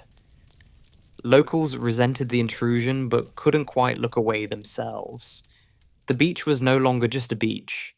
It was a stage where horror had played out, and everyone wanted to walk across it. Fear, like sand, has a way of getting into everything. It coated conversations, seeped into suburban pride, and reshaped Long Island's identity. No longer simply a commuter belt or a vacation spot, it was branded in headlines as the hunting ground of an uncaught killer. For years, that fear sat like a shadow over every barbecue, every block party, every trip to the shore, and still, the investigation crawled. Leads fizzled, technology lagged, families waited. The killer remained anonymous, blending into the ordinary life of Long Island, hiding in plain sight. Nobody guessed that one of those ordinary lives, the tall architect commuting from Massapequa Park, was the man they were all whispering about. But time has a way of shifting things. By the 2020s, new tools, new leadership, and a renewed determination would finally begin to pull the threads together. And as those threads tightened, the mask of the family man began to unravel. By the mid-2000s, the Gilgo Beach case had become a national riddle. True crime podcasts dissected it. Documentaries replayed the same aerial shots of windswept dunes, and the Suffolk County Police issued press conferences that said very little in very serious tones. Everyone wanted to know who the Long Island serial killer was. Nobody pointed to Rex Hoyerman. Why would they? He didn't fit the profile, at least not the profile the public had in mind. Serial killers were supposed to be drifters, loners, men with hollow eyes who avoided responsibility and never held down a job. Rex, by contrast, had a family, a career, and a mortgage. He was a 6'4" architect with thick glasses and a wardrobe that suggested thrift store clearance rack. If anything, he looked like the guy who would spend 10 minutes explaining fire codes at a town hall meeting. By day, he worked in Manhattan, commuting into the city like thousands of others. He specialized in office spaces and mundane design projects, earning a reputation as a competent, if uninspired professional. Nothing glamorous, nothing notorious. The kind of man you forget immediately after shaking his hand, which, as it turns out, is perfect cover. At home in Massapequa Park, he lived with his second wife and 2 children in a modest house that blended into the suburban scenery. Neighbors described him in all the cliches of hindsight. Quiet, polite, maybe a bit strange, Some recalled awkward attempts at conversation, others remembered his size, a looming figure in a place that preferred small talk and invisibility. Nobody suspected him of anything more sinister than perhaps being socially clumsy. Yet behind this mask of ordinariness, prosecutors say he was leading a double life: disposable phones, online searches for sex workers, and an alleged pattern of violence that stretched back decades. It was the banality of his public persona that made it all possible. Nobody looks twice at the boring guy with the briefcase. The irony is almost painful. For years, police and amateur sleuths chased theories of a phantom killer, a shadowy figure slipping through the reeds at night. All the while, Rex was catching commuter trains, paying property taxes, and nodding to neighbors on garbage day. The predator wasn't hiding in the darkness. He was standing under the brightest lights, disguised as everything people considered safe. By the time his name finally appeared in investigative files, he had already walked free for decades. The suspect who haunted Long Island lived not in whispers or rumors, but in a tan suburban house with peeling paint and an overgrown yard. Hardly the lair of a criminal mastermind, yet somehow the perfect stage for one. The arrival of Rex in the story changes everything. Suddenly, the faceless monster of Gilgo Beach had a body, a name, a resume, a family. The mask of suburbia had cracked, and the shock was only beginning. Because once you know his name, the question shifts. It's no longer who is the Long Island serial killer, but how on earth did he get away with it for so long? If the 1990s had been Rex Heuermann's playground of anonymity, the 2000s and 2010s were trickier. The world had gone digital, and while that made hunting easier, it also meant leaving breadcrumbs. Heuermann left plenty, though for years, nobody bothered to follow them. Investigators later revealed the details, and they read like a manual for a man living a double life.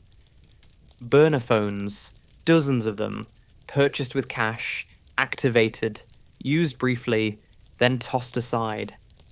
Each one linked to calls with escorts, carefully compartmentalized from his family man persona. He would arrange meetings, sometimes cycling through numbers so often it resembled the work of a paranoid spy.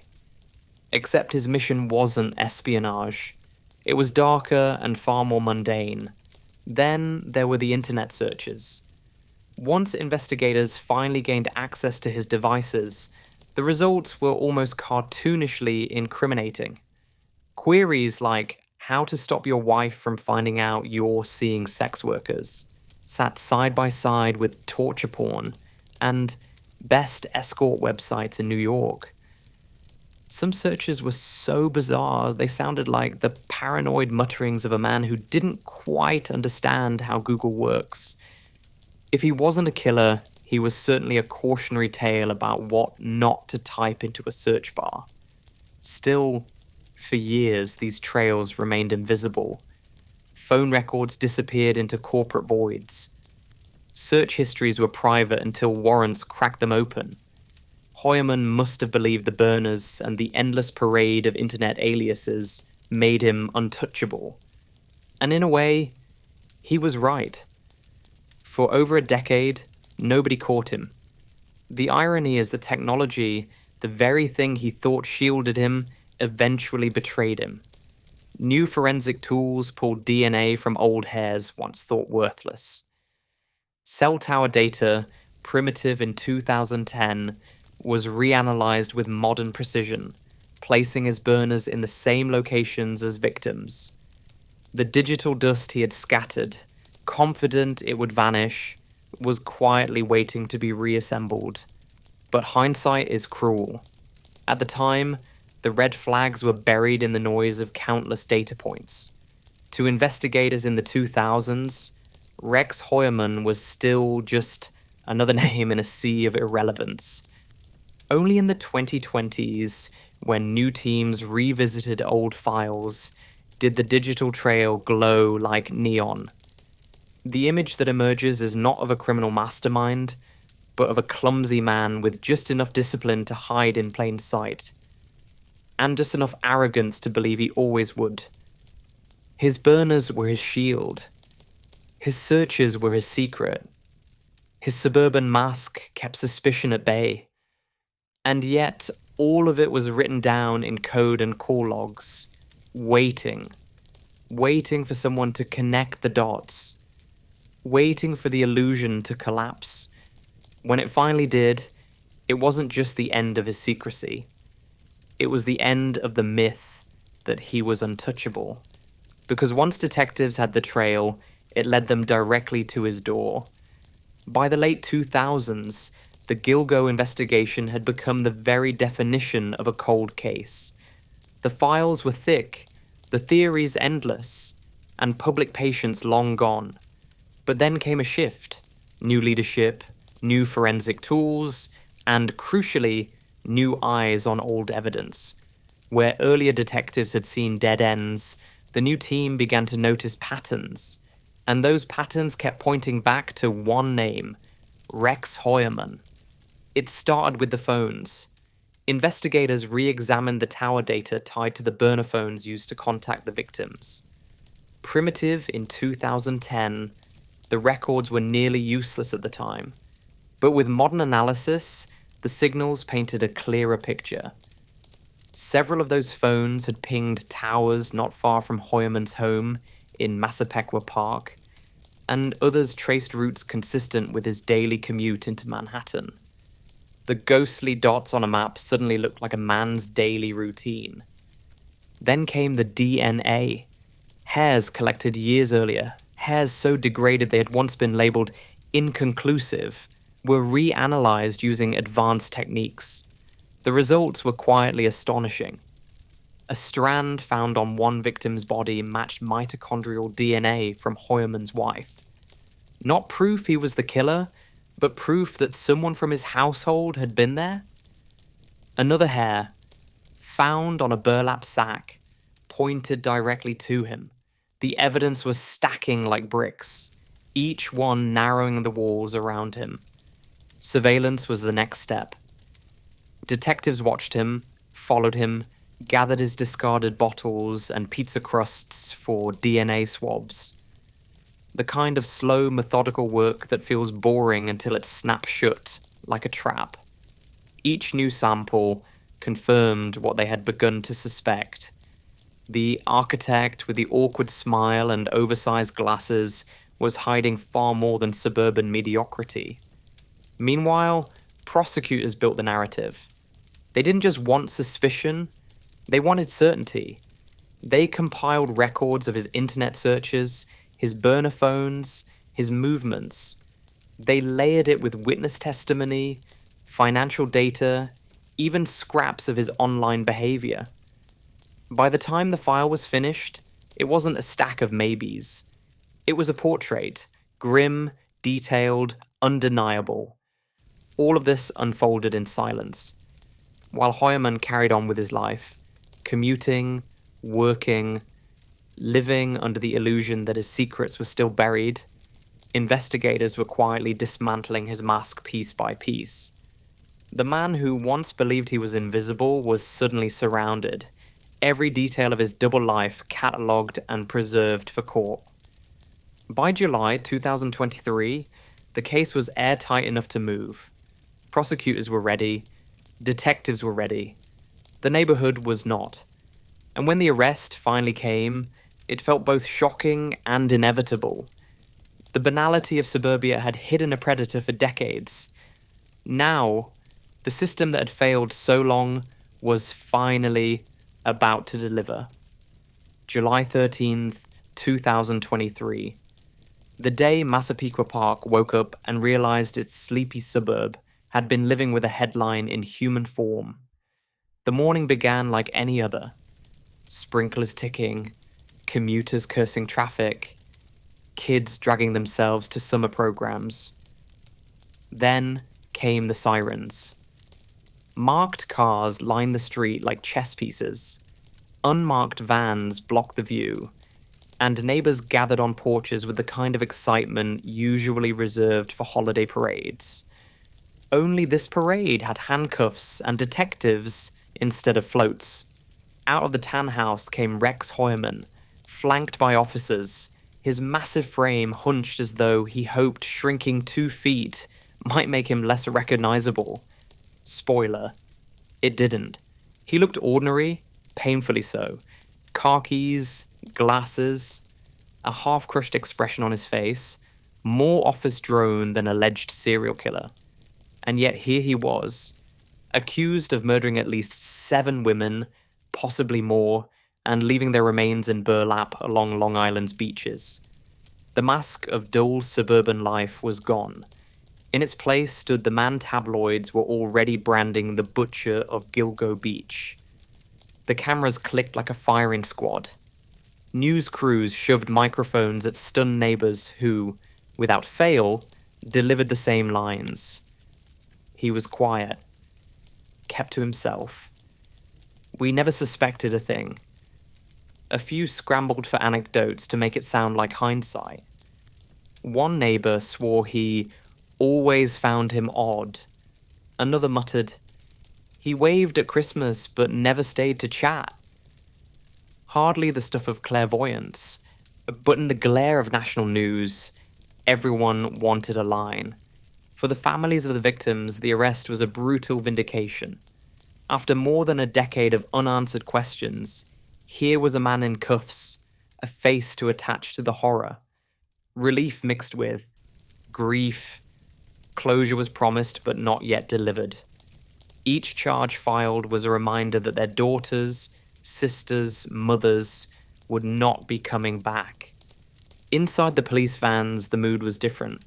Detectives who had spent years watching the case stagnate finally had their moment. The evidence, the burners, the DNA, the surveillance had converged. Hoyman wasn't just a name on a list anymore. He was in custody, his suburban camouflage stripped away. And for the public, the spectacle was irresistible. Within hours, Hoyman's mugshot was everywhere. A grim, unsmiling portrait of a man who looked more like a grumpy accountant than a killer. The internet did what it always does, dissecting his appearance in memes, debating his guilt in forums, and speculating wildly about how many victims there might really be. But the arrest was not the end. It was only the prologue to a trial that promised to drag every hidden detail of his life into the light. The neighbors who once ignored him would find themselves interviewed on national television. His family would be forced into the spotlight they never wanted. And the quiet cul-de-sac of Massapequa Park would forever be stamped into history books as the place where the Gilgo Beach killer lived. For now, though, the image was simple. A man in cuffs, escorted past flashing cameras, his long-kept secret finally collapsing under the weight of evidence. And as the van pulled away, the question hung heavier than ever. Was Rex Hoyman the only shadow on Gilgo Beach, or just the one who got caught? If there's one thing the modern world loves more than safety, it's spectacle. The arrest of Rex Hoyman gave it both and neither. Within hours of his July 2023 arrest, his mugshot was plastered across every news site, every true crime forum, every late-night broadcast. He wasn't just a suspect anymore. He was a brand. The headlines wrote themselves: Suburban Dad Turned Serial Killer, Architect of Death, The Gilgo Beach Butcher. Cable anchors spoke in hushed tones, lingering over details like the burlap sacks and the burner phones, as though the repetition itself added meaning. The same aerial shots of Gilgo Beach dunes played on loop, accompanied by solemn piano music, while talking heads speculated with the confidence of people who had never read a case file. True crime podcasts raced to release emergency episodes. Documentaries scrambled to update scripts. Even local news outlets, desperate for clicks, filled segments with neighbors repeating the obvious. He was quiet. He kept to himself. Everyone became an expert overnight. And everyone had a theory. Was he responsible for all 11 bodies? Was there another killer still at large? Could his family really have known nothing? The public devoured it all. Forums filled with amateur sleuths drawing digital maps, connecting dots that may or may not exist. TikTok creators filmed moody montages of Gilgo Beach with ominous soundtracks. The internet does not wait for trials. It creates its own courtroom. In that court, Rex Heuermann was already guilty, already infamous, already transformed into a character in the world's favorite genre, true crime. For Massapequa Park, the circus was unbearable. Residents who had once boasted about the suburb's quiet charm now found their streets swarmed with reporters. Their lawns caught in the background of nightly broadcasts. Strangers drove slowly past the tan house, phones out as though suburban horror were just another tourist attraction. The community that prided itself on anonymity was now immortalized in bold black letters across national headlines. The irony was thick. For over a decade, the Gilgo murders had simmered in frustration, underreported, overshadowed by bigger news cycles. Now, with a suspect in handcuffs, it was everywhere. The same outlets that once ignored the missing women now made careers out of their stories. Families who had begged for attention for years were finally heard, though always framed against the shadow of the accused. Media frenzy has its costs. Details blurred into entertainment. The lives of the victims were compressed into sound bites. Heuermann's face, awkward and blank, became a meme. The complexity of the case, the decades of failure, the forensic breakthroughs, the unanswered questions, was flattened into a neat narrative designed to fit into 20-minute segments. And yet, without the frenzy, the story might have faded again. The public obsession kept pressure on investigators, prosecutors, and politicians.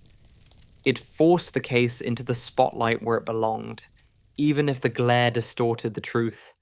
By the end of that summer, Rex Heuermann wasn't just a man awaiting trial. He was a household name. His story stamped into America's collective imagination. For better or worse, he had joined the pantheon of killers turned cultural fixations. And with the media came another wave, the courtroom. Because spectacle alone isn't enough. Eventually the story has to stand in front of a judge.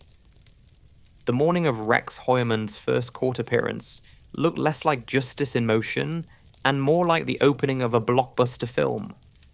Camera crews swarmed the courthouse, reporters lined up as if they were camping for concert tickets, and spectators gathered just to say they'd been there. Long Island had waited over a decade for this moment, and everyone wanted a front row seat. Heuermann, towering as always, shuffled into the courtroom in handcuffs. The image was surreal. A man who had once blended so seamlessly into suburban scenery, now standing under fluorescent lights, flanked by guards, every step recorded from multiple angles. He looked awkward, almost dazed, as if he couldn't quite believe the quiet banality of his life had led here. And yet, here he was, facing charges that carried words like life sentence and serial killer. The prosecution came armed with a mountain of evidence. DNA links from hairs found on victims, burner phone records tracing calls to his home and office, surveillance that showed his routine aligning with the crimes. They didn't just suggest his involvement, they painted him into the picture. Every data point another nail, every forensic test another lock, clicking shut. His defense, on the other hand, leaned heavily on denial.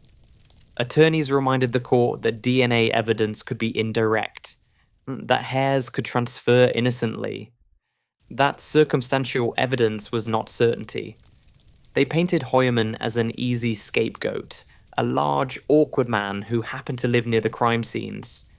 To hear them tell it, the state had simply decided to fit him for a monster's mask because they were tired of looking.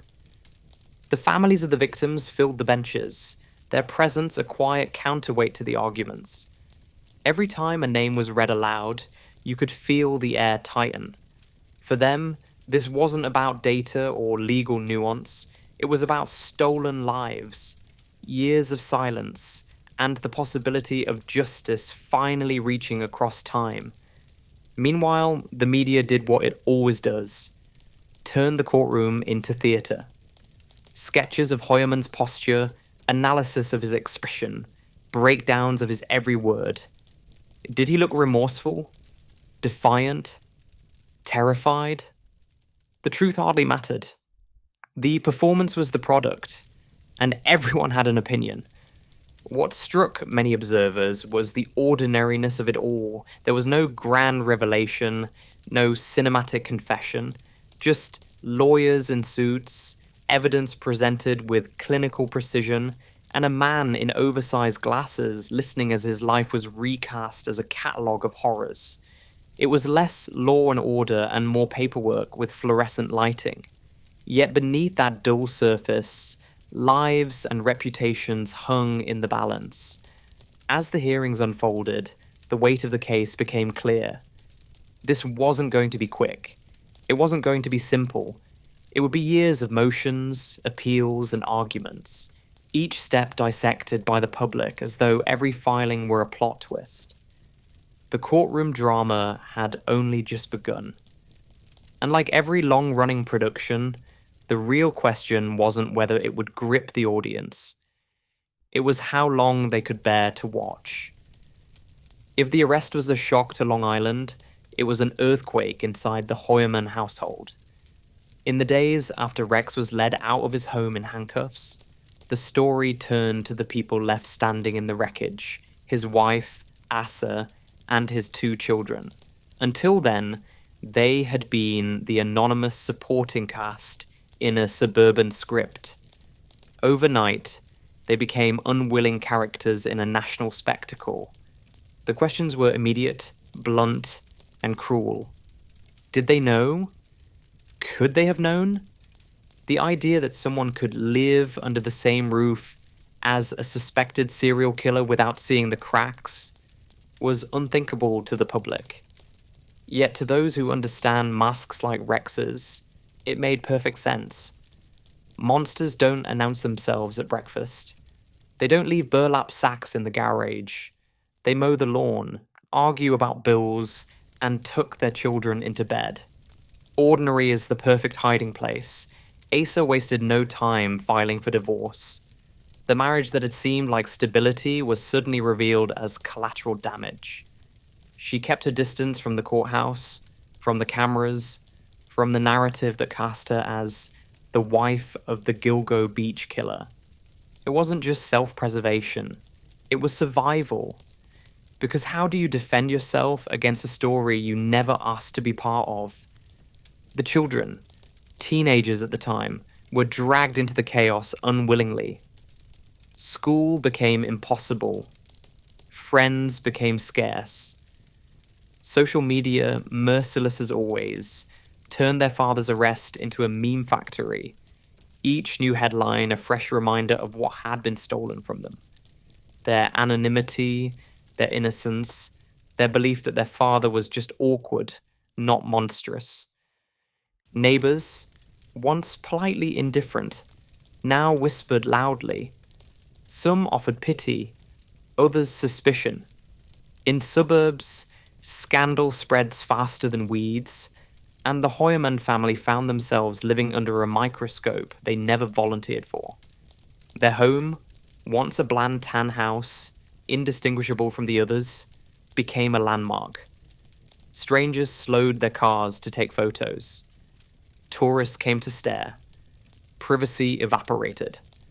The fallout wasn't just personal. Financially, the family was devastated.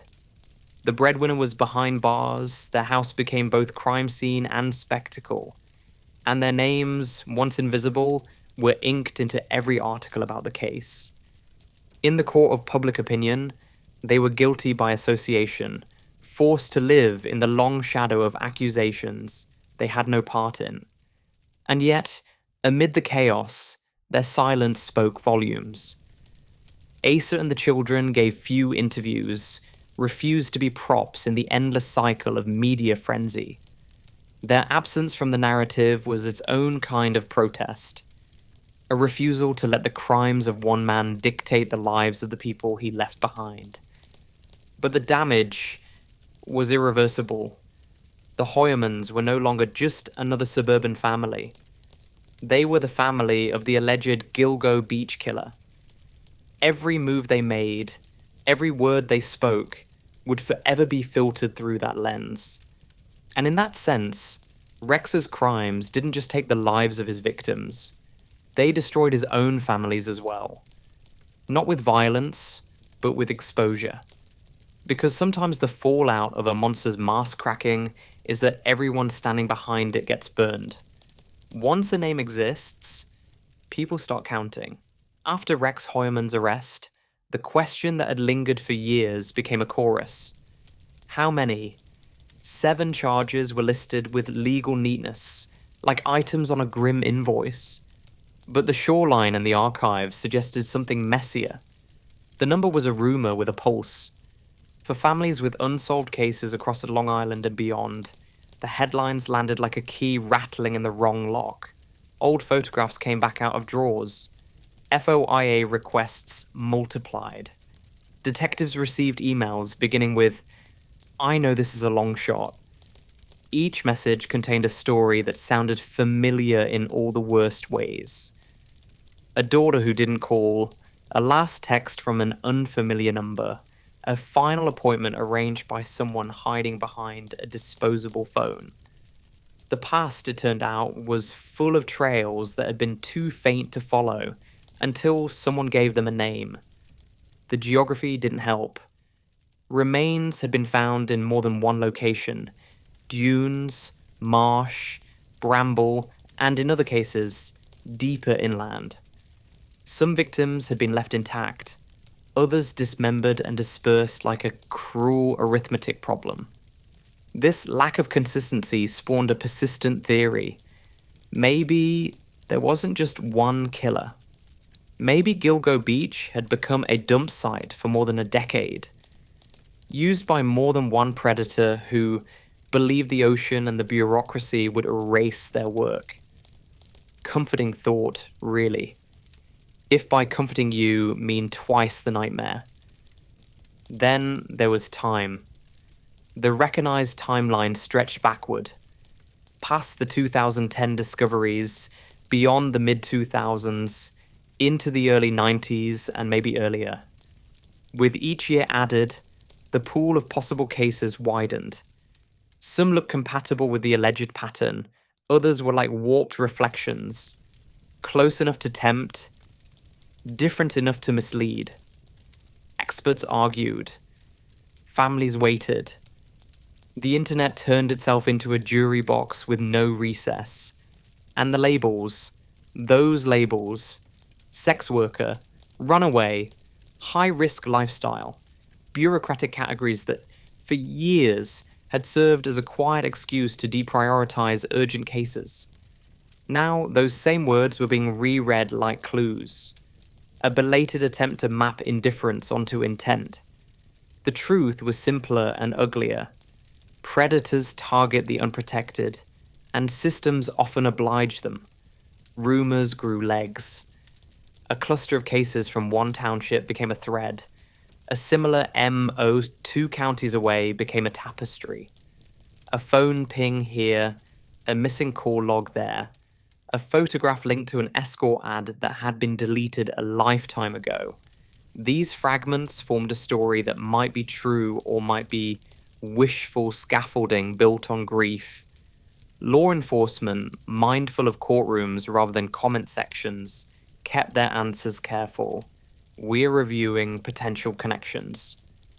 Translation. We cannot promise you the closure you deserve, but we cannot dismiss the possibility either. What made the speculation particularly stubborn was the technology curve. Back when some of these women vanished, forensic tools were blunt instruments.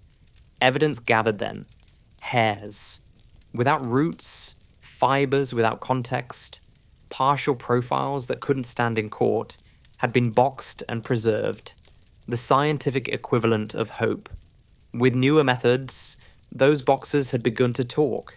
Not loudly, not consistently, but enough to suggest that the archive still held names waiting to be spoken. For the public, this created a paradox. The more the science advanced, the more uncertainty expanded. Each new technique felt like a promise, but every promise came with caveats. Contamination risks, statistical margins, the cold reality that a match can illuminate a path without proving who walked it. Courts are allergic to maybes. Families are starved for one yes.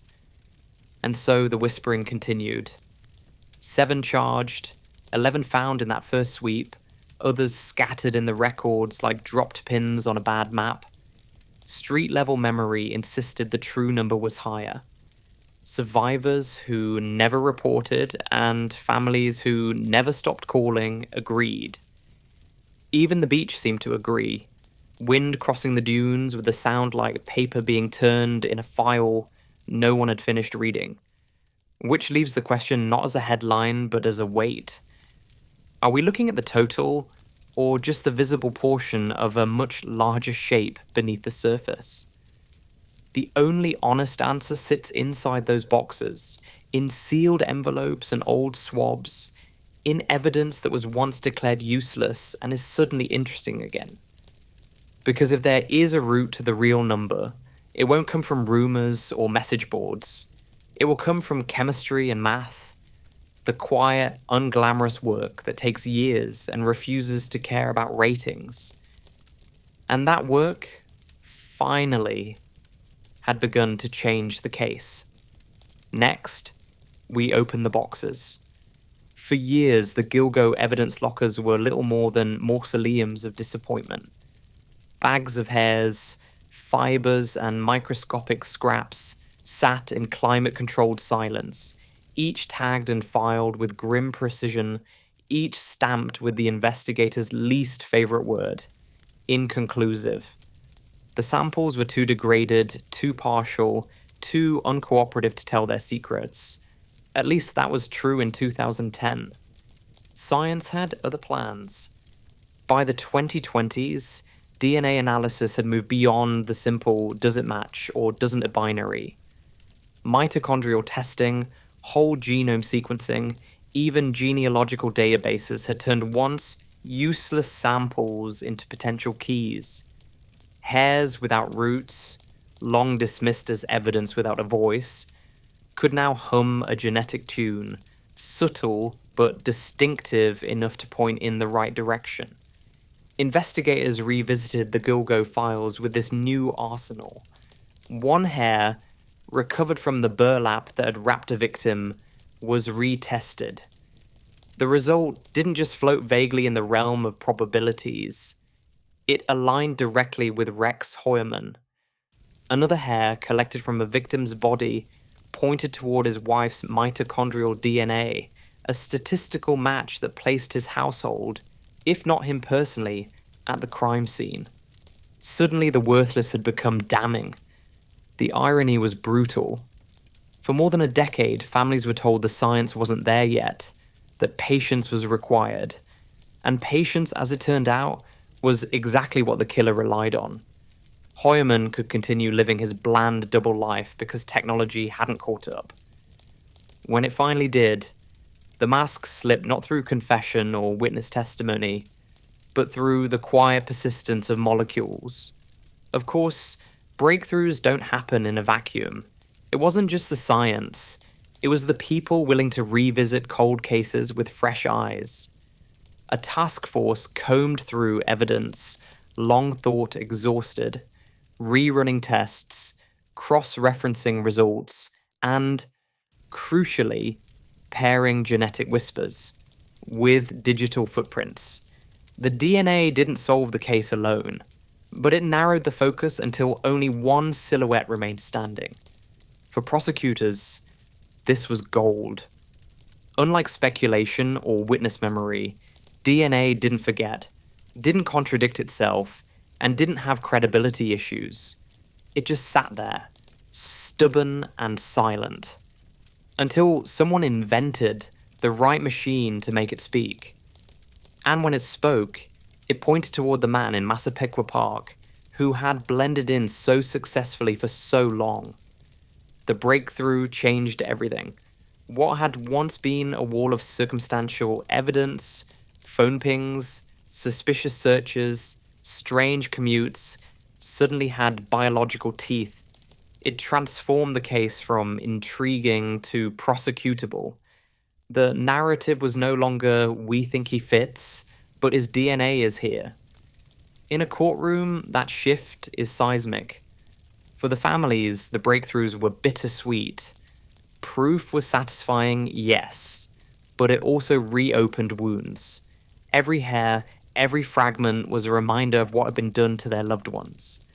Justice, when it finally moved, came with a sting. And yet, the message was clear. Science had caught up.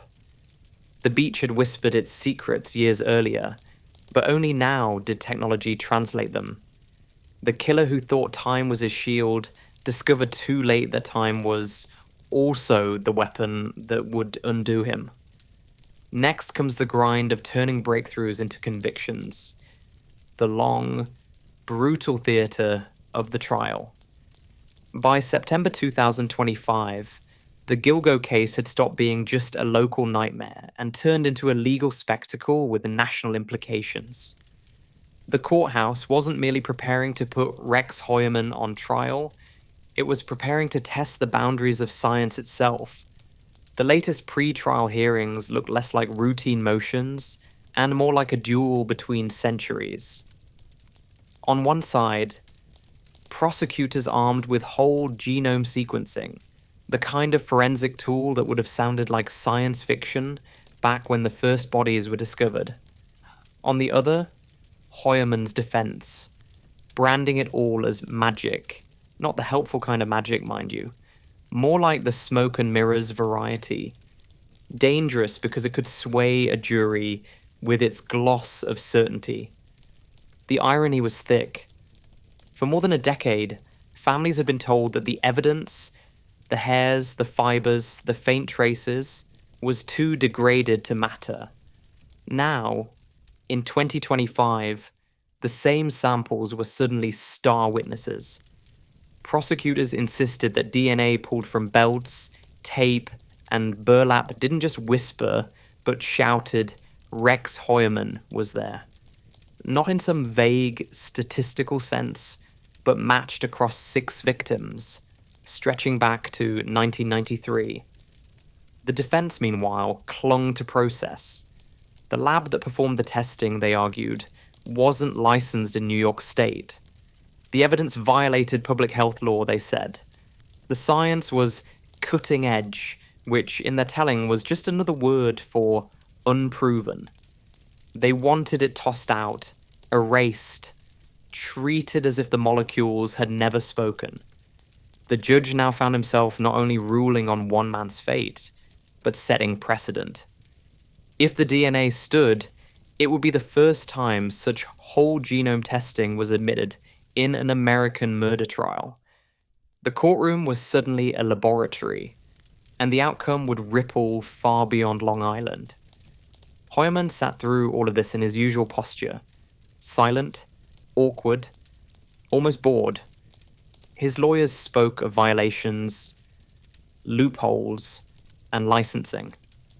Prosecutors spoke of statistics, probabilities, and strands of hair that refused to disappear. Somewhere between the two, his family's wreckage and his victims' ghosts filled the room in silence. Outside, the media had their field day.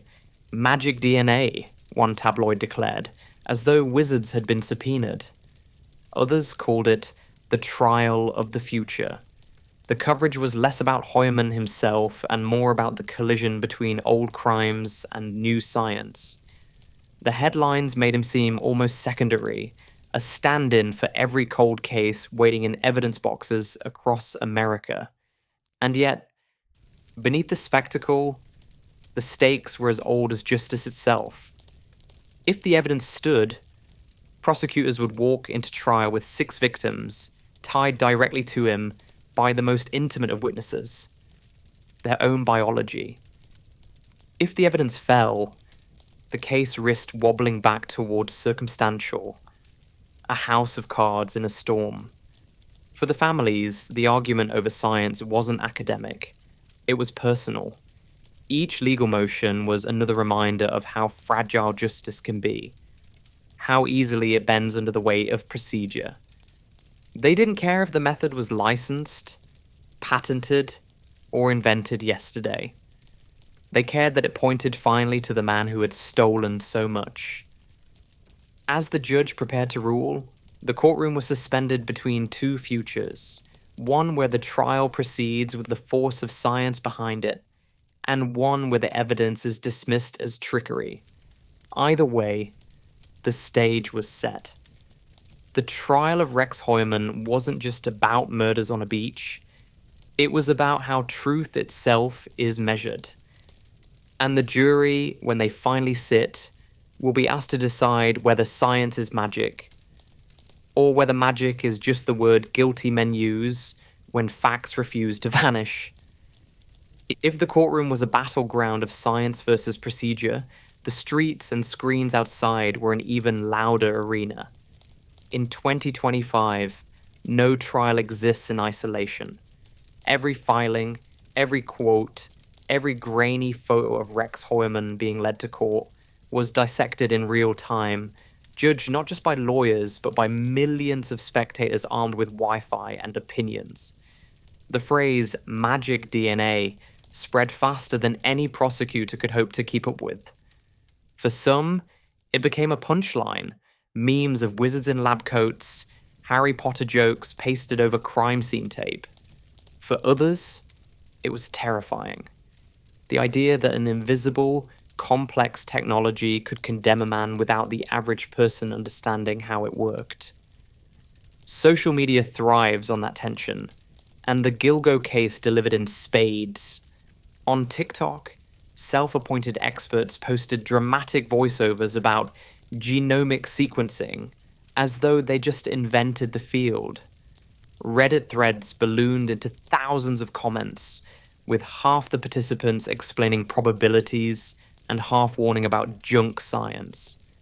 Podcasts framed the trial as a battle for the soul of forensic justice. The narrative wasn't just did he do it, but can we trust the science that says he did? Meanwhile, Long Island residents carried their own burden of opinion. To many, the DNA was a relief, the closest thing to certainty they'd seen in a case that had haunted them for decades. For others, skepticism persisted, not out of sympathy for Heumann, but out of fatigue.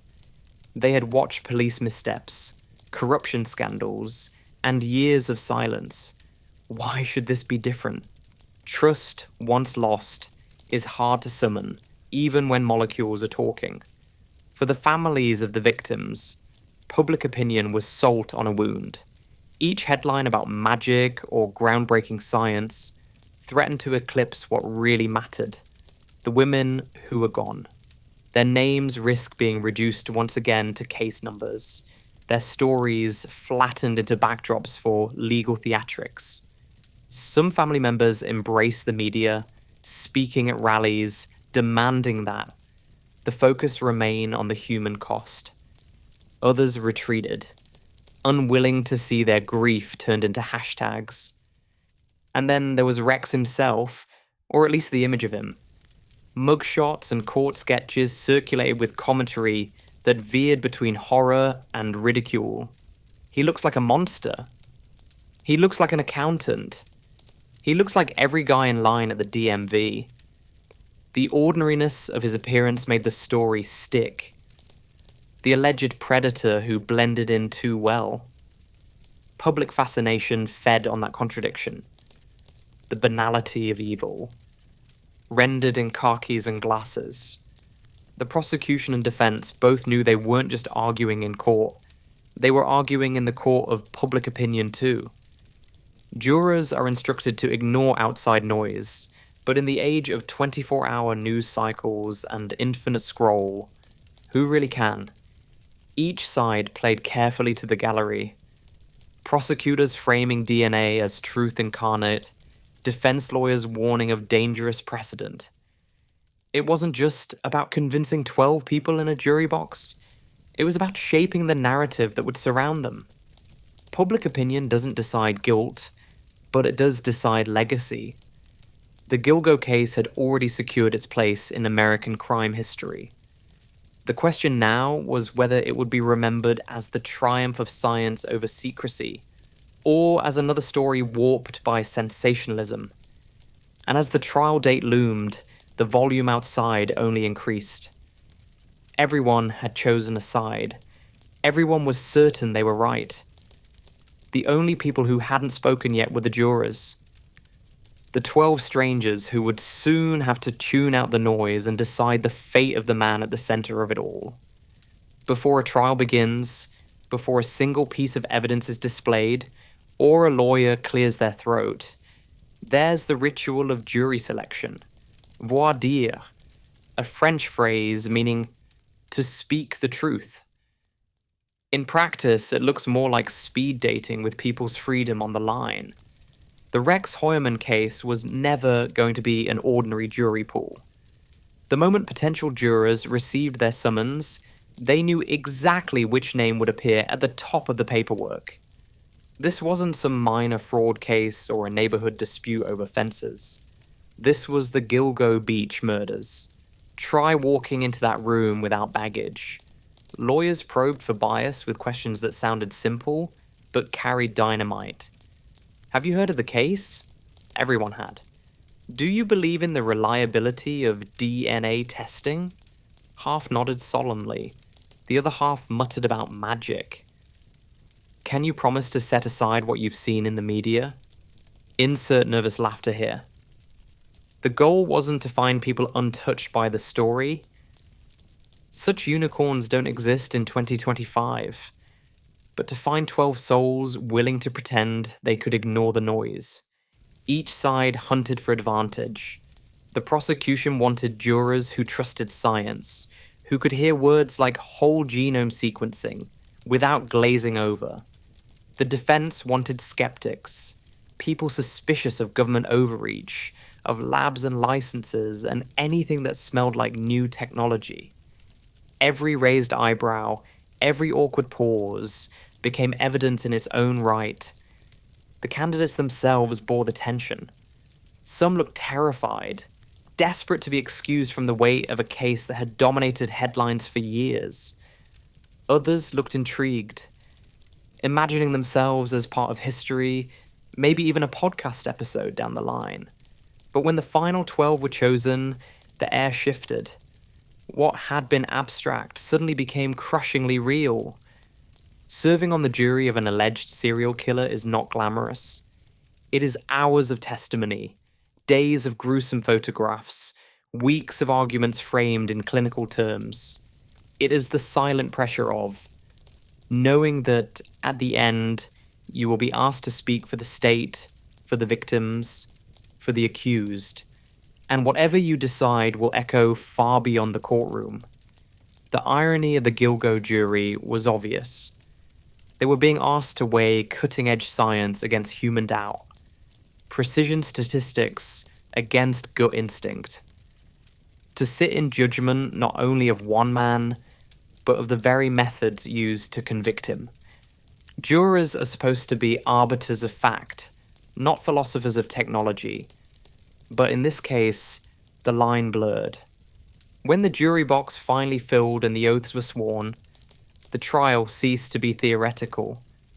12 strangers now carried the burden. 12 ordinary lives, plucked from grocery lines and office cubicles, were about to decide whether Rex Hoyman would spend the rest of his life behind bars. And in that moment, the weight shifted again. No longer just science versus magic, no longer just prosecution versus defense. It was now a question for the most fragile system of all: human judgment. The story of Gilgo Beach doesn't end neatly. It sprawls like the coastline itself, with fragments exposed and others still buried in the sand.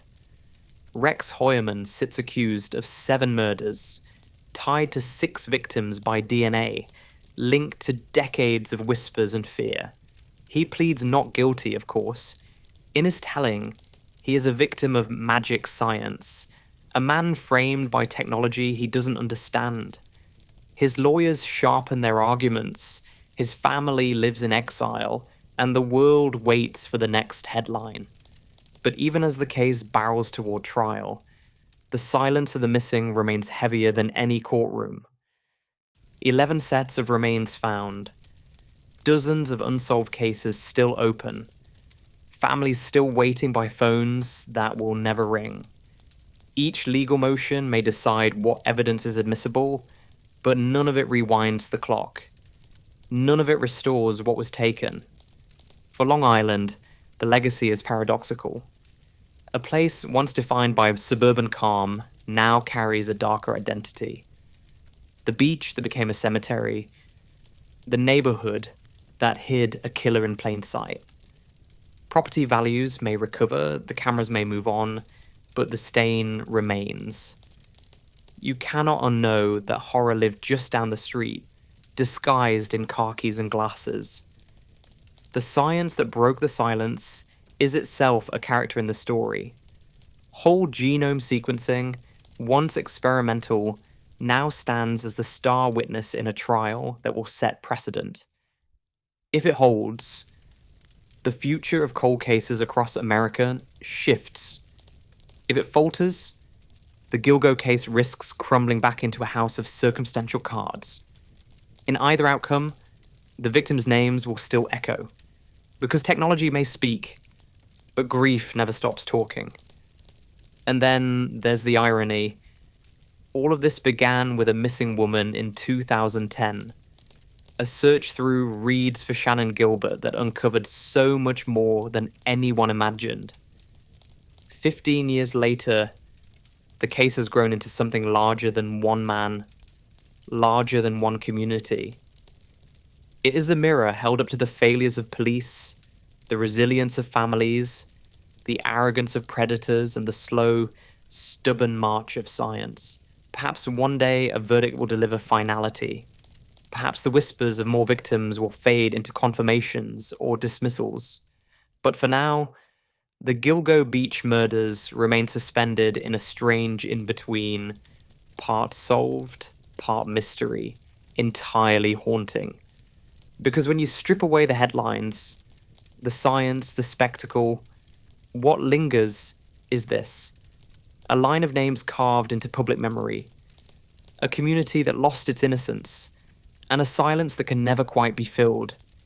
And that sleepless rabble was the saga of Gilgo Beach, a story of suburbia, sand, and silence that turned into one of the darkest crime tapestries America has ever woven. From the first missing call to the courtroom battles of today, it's a reminder that evil doesn't lurk in shadows alone. Sometimes it mows its lawn right next to you. If you've made it this far, let me take a second to thank you for staying with me in the quiet. Stories like this aren't entertainment, not really. They're echoes of real lives, and they stick with you long after the credits roll. Now, if you want to keep wandering through the darker corners of history and humanity with me, you know the drill. Like the video, subscribe to the channel, and drop a comment. And here's the question for you tonight.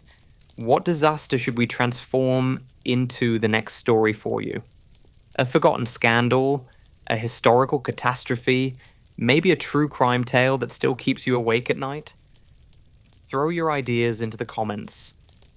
your whispers might just become our next lullaby of horror.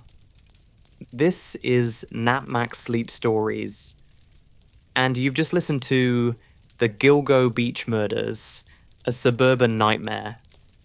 Sleep tight, if you can. Hey there, sleepless rabble.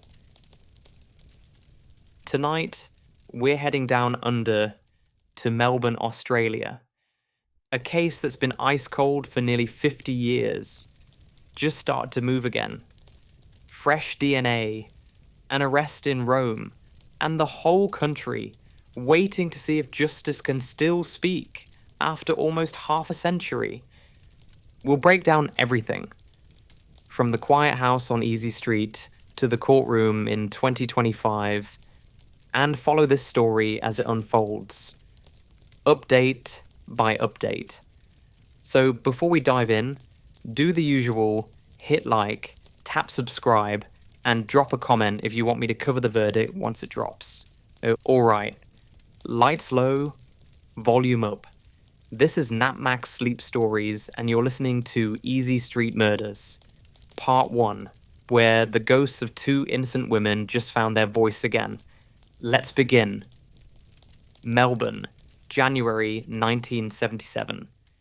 The heat had opinions. It argued with the tin roofs, bullied the curtains, and made even good people swear at appliances. Collingwood wasn't cute yet. It was loud, broke, and practical, like a cousin who turns up with a toolkit and a hangover. Easy Street was a narrow exhale of brick and habit, where front yards were more suggestion than land, and everyone knew exactly how long your washing had been on the line. Number 147 didn't look special. The lacework was doing its best. The paint believed in second chances, and the little veranda had the posture of someone who'd given up on posture. Inside lived two women who were busy being ordinary in the most heroic way possible, earning money, paying rent, and pretending adulthood came with instructions. Suzanne Armstrong, 28, teacher and single mum, could triage a crisis with a tea towel and a raised eyebrow. She had that clever calm you get from doing too much with too little for just long enough that it becomes a personality trait. She liked lists, disliked drama, and had trained herself to smile at problems until they got embarrassed and left. Her son, 16 months of stubborn weather, occupied a cot, a high chair, and the entire moral center of the house. And yes, the father existed, just not in any useful time zone. A boyfriend who'd managed to evolve from person to rumor without passing through reliable. He sent promises the way other people sent postcards, cheerful, late, and not intended to be answered. Suzanne edited that subplot out of her daily script.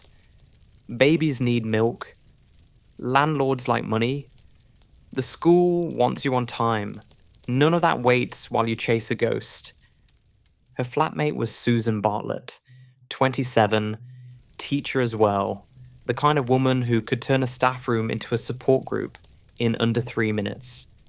Where Suzanne did logistics, Susan did mood. She collected small joys. A nice pen, a student who finally got long division, a second-hand dress that looked first-hand at dusk. If Suzanne was the house's spine, Susan was the laugh in the kitchen that made the walls less serious. They'd met years back, liked each other immediately, and made the sensible financial decision to survive together. The house bore the marks of two young teachers battling entropy with limited resources. A bookcase that had ideas above its station. A fan that clicked like an old man telling stories. A table polka-dotted with coffee rings and optimism. The wallpaper was previous tenant chic. The kettle was heroic. In the bedroom, clothes negotiated truces with the heat. In the hallway, a pram lounged like a visiting monarch. On the fridge, a calendar believed in paydays the way poets believe in metaphors, passionately against the odds, evenings had a choreography. The baby's bath, the baby's protest, the baby's surrender, piles of exercise books doing the world's slowest descent into being marked, 2 mugs of cheap instant pretending to be coffee, steam rising like hope. Someone put on a record because silence in that heat felt accusatory. Fleetwood Mac wandered in from the future and took off its shoes. Conversation drifted. What the headmaster said. What the rent might do next month. Who was seeing whom and why that was never the problem people thought it was. Ordinary things. The scaffolding of a life that trusted tomorrow to behave. If you walked past number 147 around 10, you would have seen the soft rectangle of light on the curtains and heard nothing remarkable. A laugh, a chair leg, a quiet house being good at being a house. The baby, finally defeated by bedtime, slept with the conviction of a small lawyer who has won his case. Somewhere out back, the laneway smelled like brick dust and someone else's dinner. Somewhere out front, night wrapped the street the way a cheap suit wraps a promise. Suzanne moved the way mothers do when the baby's asleep, and every sound becomes a negotiation. Susan did that teacher thing where you recount a day like a detective. The clue at 10:15, the twist at recess, the confession near the bell. They were exactly where they were meant to be. 2 normal women in a normal house on a normal Monday, which is the precise moment life likes to practice its worst magic trick. Misdirection. Look over here, it says, while it changes everything over there. Nothing in the air suggested a plot. There was no chill, no omen, no raven tapping at the window asking for an autograph. The fan kept lying about being useful. The record clicked into the next track. One of them made a note to buy milk tomorrow. The other rolled her eyes at the fact that tomorrow kept expecting to be fed. They didn't speak like people in a story. That's the whole point. People in stories have foreshadowing. People in houses have laundry. You could diagram their lives on squared paper. Thin income, thick responsibility, multiple arrows to tired. And yet, they built something that felt solid in a suburb famous for wobble. A routine, a rhythm, 2 salaries, 1 roof, a toddler who thought spoons were a belief system. It wasn't glamorous, it didn't need to be. It was gentle, and gentleness is rare enough to be considered treasure. Out on Easy Street, the heat finally loosened its jaw. A dog signed off for the night. Somewhere a tram sighed like a tired uncle. The city turned the page with its usual indifference. Inside number 147, the lights would soon go out. The baby would breathe his small, determined breaths. 2 teachers would sleep the sleep of people who have to be functional in 7 hours. The future, notorious for not phoning ahead, would sit down quietly at the end of the bed and wait. And for 3 days, in that small house, a baby waited for voices that never came back. 3 days later, Colin would start to smell wrong. Not the usual cocktail of beer, sweat, and somebody's burnt dinner. Something heavier, sweeter, like meat left out in the heat. Nobody rushed to investigate. It was January, after all. Everyone blamed the weather or the drains. Easy Street didn't do drama. On Thursday, January 13th, a friend of Suzanne's knocked on the door of number 147. She expected a tired mother, maybe an overdue chat about lesson plans. What she got was silence. Not the calm kind, the suspicious kind. The kind that hums in your ears until you start imagining footsteps that aren't there. She called out. Nothing. The baby didn't answer, though he usually did. The door wasn't locked tight. It opened just enough to let out the smell and let the world in. What she found inside would become one of Melbourne's darkest legends. Suzanne Armstrong lay in her bedroom. 27 stab wounds. The sheets twisted in ways sheets shouldn't be. Susan Bartlett was in the hallway, closer to the door, as if she'd tried to leave, or tried to stop someone else from leaving. 55 stab wounds. The kind of overkill that tells you this wasn't a quick burglary gone wrong. It was rage wearing shoes. The 16-month-old boy was still alive, barely. Dehydrated, exhausted, but alive. The house was otherwise neat. No broken locks, no ransacked drawers. The back lane gate was open. The bathroom showed signs someone had washed up. Towels damp, water cloudy. Whoever did this took a moment to tidy themselves before walking out into the hot, indifferent daylight. When the police finally arrived, they entered the way cops always do in the 70s, unbothered by gloves or contamination theory. They tramped through the rooms, catalogued horror with notebooks, smoked cigarettes in the yard while pretending to think. Evidence was handled, mishandled, borrowed, lost. It was a different era of forensics, the kind that mostly relied on guesswork and stern expressions. Reporters showed up before the coroner. They stood outside number 147, writing the words, "brutal slaying," and "easy street massacre" before anyone had even zipped a body bag. Neighbors peeked from behind curtains, already rehearsing their sound bites. "They were such nice girls," someone said, and that would be printed in the next day's paper, as if niceness ever saved anyone. Inside the house, the detectives argued about entry points. No forced door, a footprint on the window ledge maybe. But if it was a break-in, why no robbery? Jewelry untouched, money still in wallets, and who kills two women and leaves a crying child alone? That detail sat in every cop's stomach like a stone. They took the baby to hospital where he was cleaned, fed, and promptly became the only survivor of a story that would outlive everyone in that room. His name was never made public. He was given in the press the kind of pity that sells papers. Within 24 hours, Collingwood had turned into a stage set. Police lines, news vans, crowds, every theory you can imagine got its debut. Jealous ex, stranger on a spree, drug deal, lover's quarrel, random psycho. None of them stuck. The only solid fact was that two women were dead in a house that didn't look robbed, and whoever did it had enough composure to clean up. When the bodies were finally removed, the street exhaled. Windows opened again. Kids were told not to play too close to number 147. Someone scrubbed the sidewalk, because that's what people do when they can't fix anything. They clean. That night, the reporters filed their pieces and went home.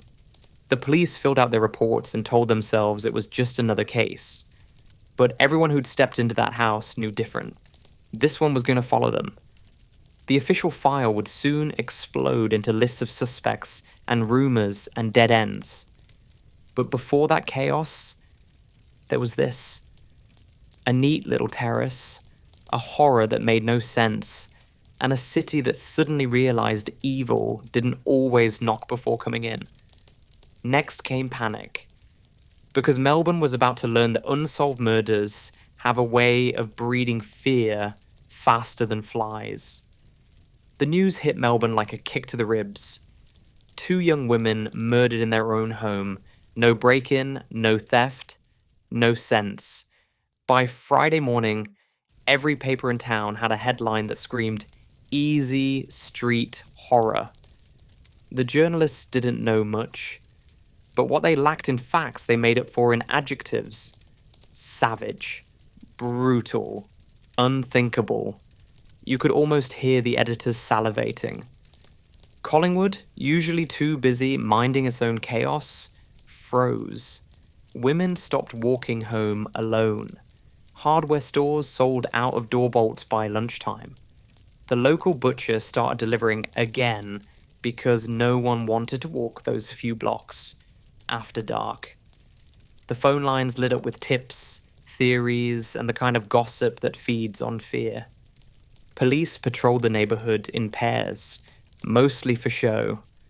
Reporters chased every rumor like it owed them money. A strange man seen near Easy Street. A black car that came and went at odd hours. A neighbor's dog that wouldn't stop barking. None of it went anywhere. Still, it made great copy. For the first week, detectives worked as if they could outpace panic. They interviewed anyone who'd ever waved at the victims. Colleagues, ex-boyfriends, relatives, the milkman. The father of Suzanne's baby was questioned naturally. The ghost finally summoned back to reality. He was found, grilled, cleared, and sent away again to resume being a convenient absence. The police commissioner promised the public progress, which meant there was none. Politicians got involved, because nothing says leadership like hovering near a tragedy. Even the premier managed a statement about protecting our women, which sounded better than admitting they had no idea who was butchering them. By the second week, Melbourne wasn't just afraid, it was paranoid. Every creak in an old terrace sounded like an intruder. Every unfamiliar face became a suspect. Taxi drivers swapped theories over the radio. Pubs were full of amateur detectives who all knew exactly what the cops were doing wrong. The tabloids fueled it with the usual melodrama, is a serial killer on the loose? Conveniently forgetting that the police had found precisely one crime scene. But logic never sells as well as fear. One paper printed a photo of the victim's house. So often it became a kind of civic mascot for dread. Meanwhile, the investigation stumbled over its own feet. Evidence went missing, samples spoiled in the summer heat. The crime lab could match blood types, but not much else. DNA was still science fiction. What they had were fingerprints that didn't match anyone, and a bloody shoe print that matched everyone. Detectives started calling it the teacher murders, which sounded clinical enough to file away. Behind closed doors, though, the force was split. Some insisted it had to be someone they knew. A man with a grudge, a lover turned violent. Others argued for a stranger, a prowler, the kind of drifter that haunted urban myths. The city didn't care who was right, it just wanted someone to blame. By February, women were carrying whistles, neighbours formed watch patrols, and bars in Collingwood had a new rule. No one walks home alone. And still, the killer was nowhere. No sightings, no confession.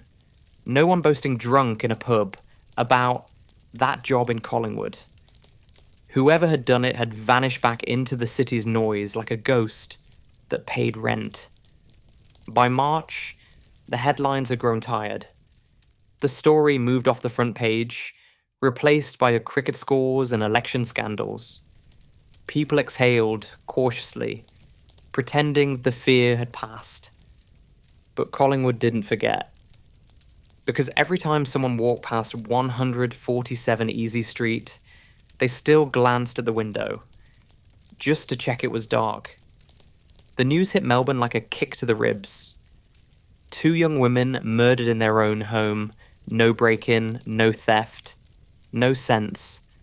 By Friday morning, every paper in town had a headline that screamed, "The Street Horror." The journalists didn't know much, but what they lacked in facts they made up for in adjectives. Savage, brutal, unthinkable. You could almost hear the editors salivating. Collingwood, usually too busy minding its own chaos, froze.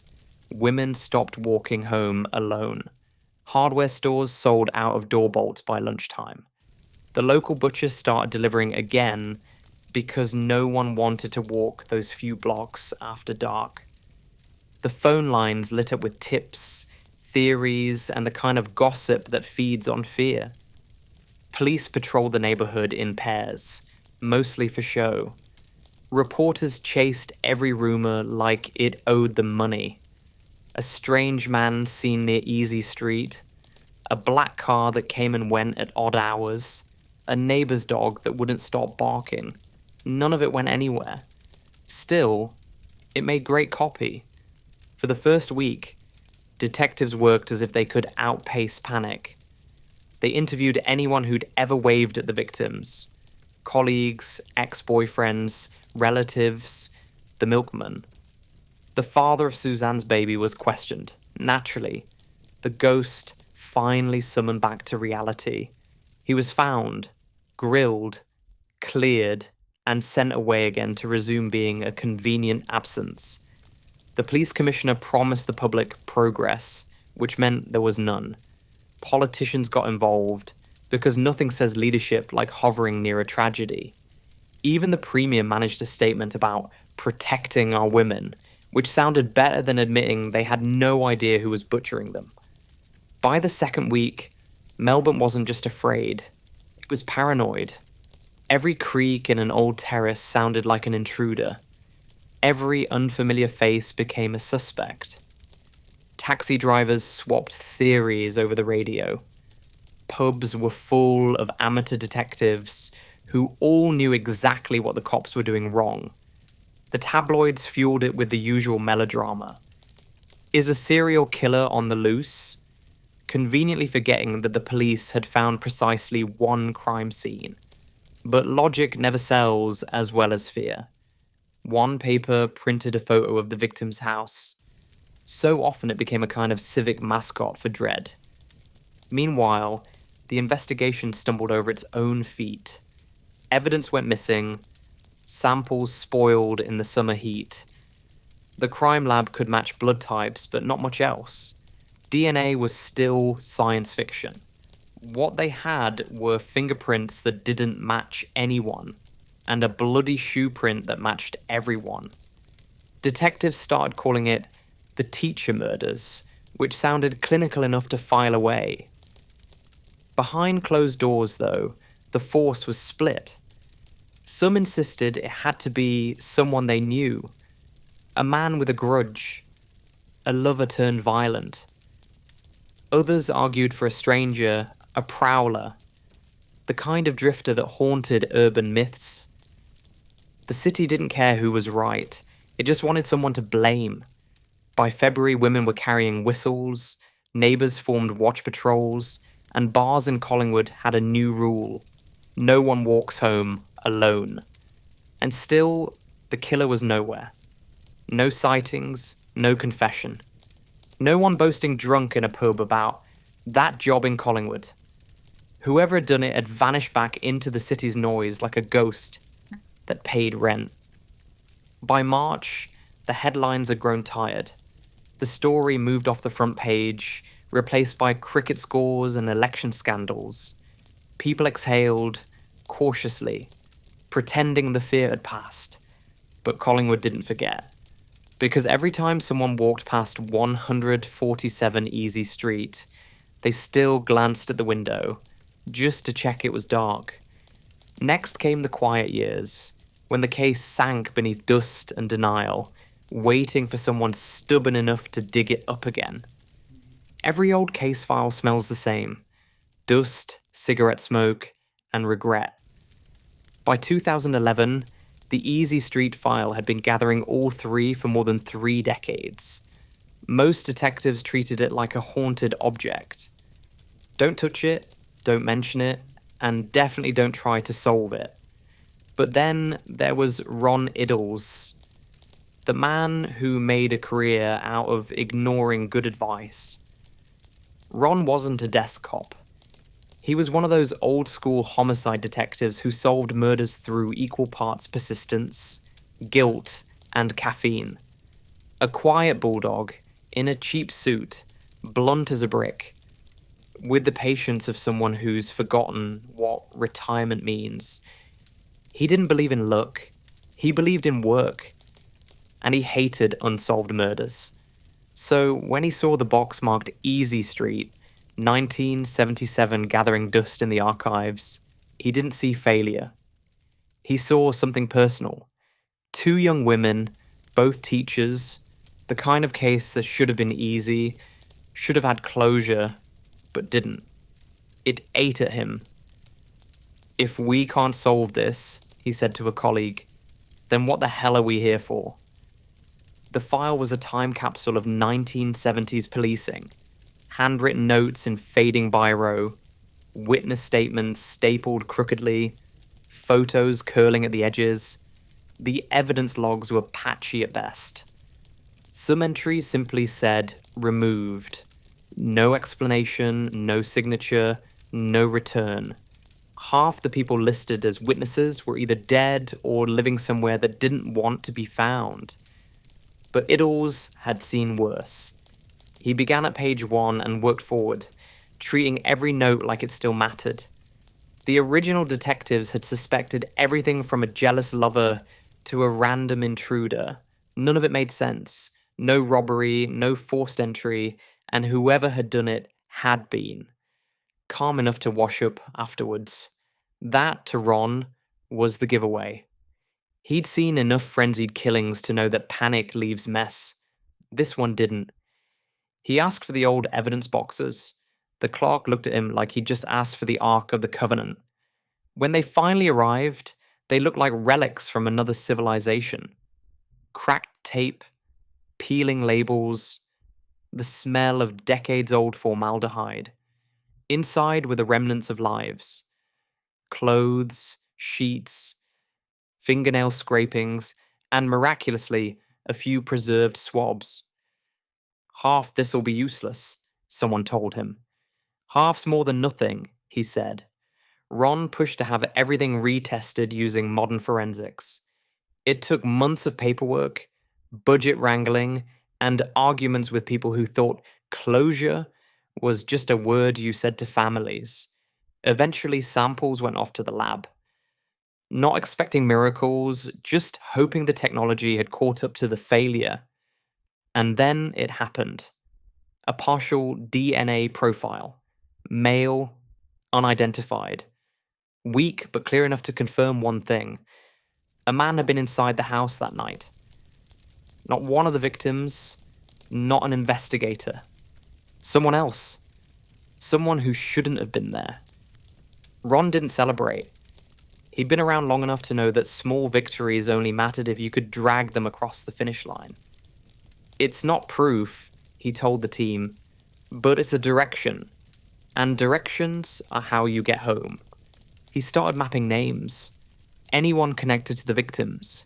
Students, ex-boyfriends, neighbors, family friends, tenants from nearby houses. Then he did something most detectives don't. He started talking to people again. Face to face, no press, no microphones, just that quiet pressure of a man who already knows the answer and is waiting for you to say it out loud. One former neighbor remembered a teenager who used to hang around. 17 maybe. Lived nearby. "Bit odd," she said. "Quiet. Watch people." Others mentioned him too. Always vaguely. Always that kid. Ron wrote down the name and didn't tell anyone. Not yet. He wanted the science to speak first. He had the lab compare the DNA to old criminal databases, just in case that teenager had ever left a trace behind. No match. But Ron wasn't discouraged. He was patient. And patience in homicide is the closest thing to superpower. He spent nights reading the file at his kitchen table, eating toast over decades-old photographs. In interviews years later, he said it wasn't about obsession. "It's about respect," he said. "You don't leave people in the dark if you can help it." He also knew time was running out, not for the case, but for justice. Witnesses die, memories rot, evidence degrades, but DNA doesn't forget. And if that tiny genetic whisper could survive 34 years in a half-crushed plastic bag, then maybe there was still a chance. Colleagues rolled their eyes. "You think you're going to find him after all this time?" Ron just smirked. Maybe he's hoping I don't. By the time the reopened investigation made its way up the chain of command, something had shifted. The mood in the department changed from polite disbelief to cautious curiosity. Someone at the top finally said, "All right, Iddles, let's see what your ghost has to say." And for the first time in decades, 147 Easy Street was no longer a tomb. It was a case again. Because somewhere in those old evidence boxes, in a single cell, a forgotten hair, or a drop of dried blood, the past was still talking. And Ron Iddles was the only one who was listening. DNA doesn't care about deadlines. It doesn't care about politics or police budgets, or whether an entire city has already stopped paying attention. It just sits quietly in its little molecular corner, waiting for someone patient enough or stubborn enough to listen. By 2012, Victoria Police had entered the forensic age properly. What once required an entire lab and divine intervention could now be done with half a sample and the right machine. The case that had once mocked investigators with its emptiness suddenly had something to say. The degraded trace that Ron Iddles had coaxed out of storage wasn't much. A partial male profile, barely there. It was so faint that one technician called it a whisper. But whispers can get loud when the technology finally catches up. A reanalysis using updated sequencing techniques revealed enough to rule out contamination. This wasn't an old detective's sweat or a random visitor. It was something from that night. Ron watched as the report came through. Male DNA detected on one victim's nightclothes. Not belonging to either woman, not police, not the child. That was the first heartbeat the case had shown in decades. The next step was database comparison. The forensic team uploaded the profile into the national system. A digital lottery that sometimes spits out miracles. Weeks passed, nothing. Then months, still nothing. Ron wasn't surprised. Whoever had done this hadn't been caught for anything else. That kind of luck requires practice. So he went old school again. Not with magnifying glasses and cigarettes this time, but with strategy.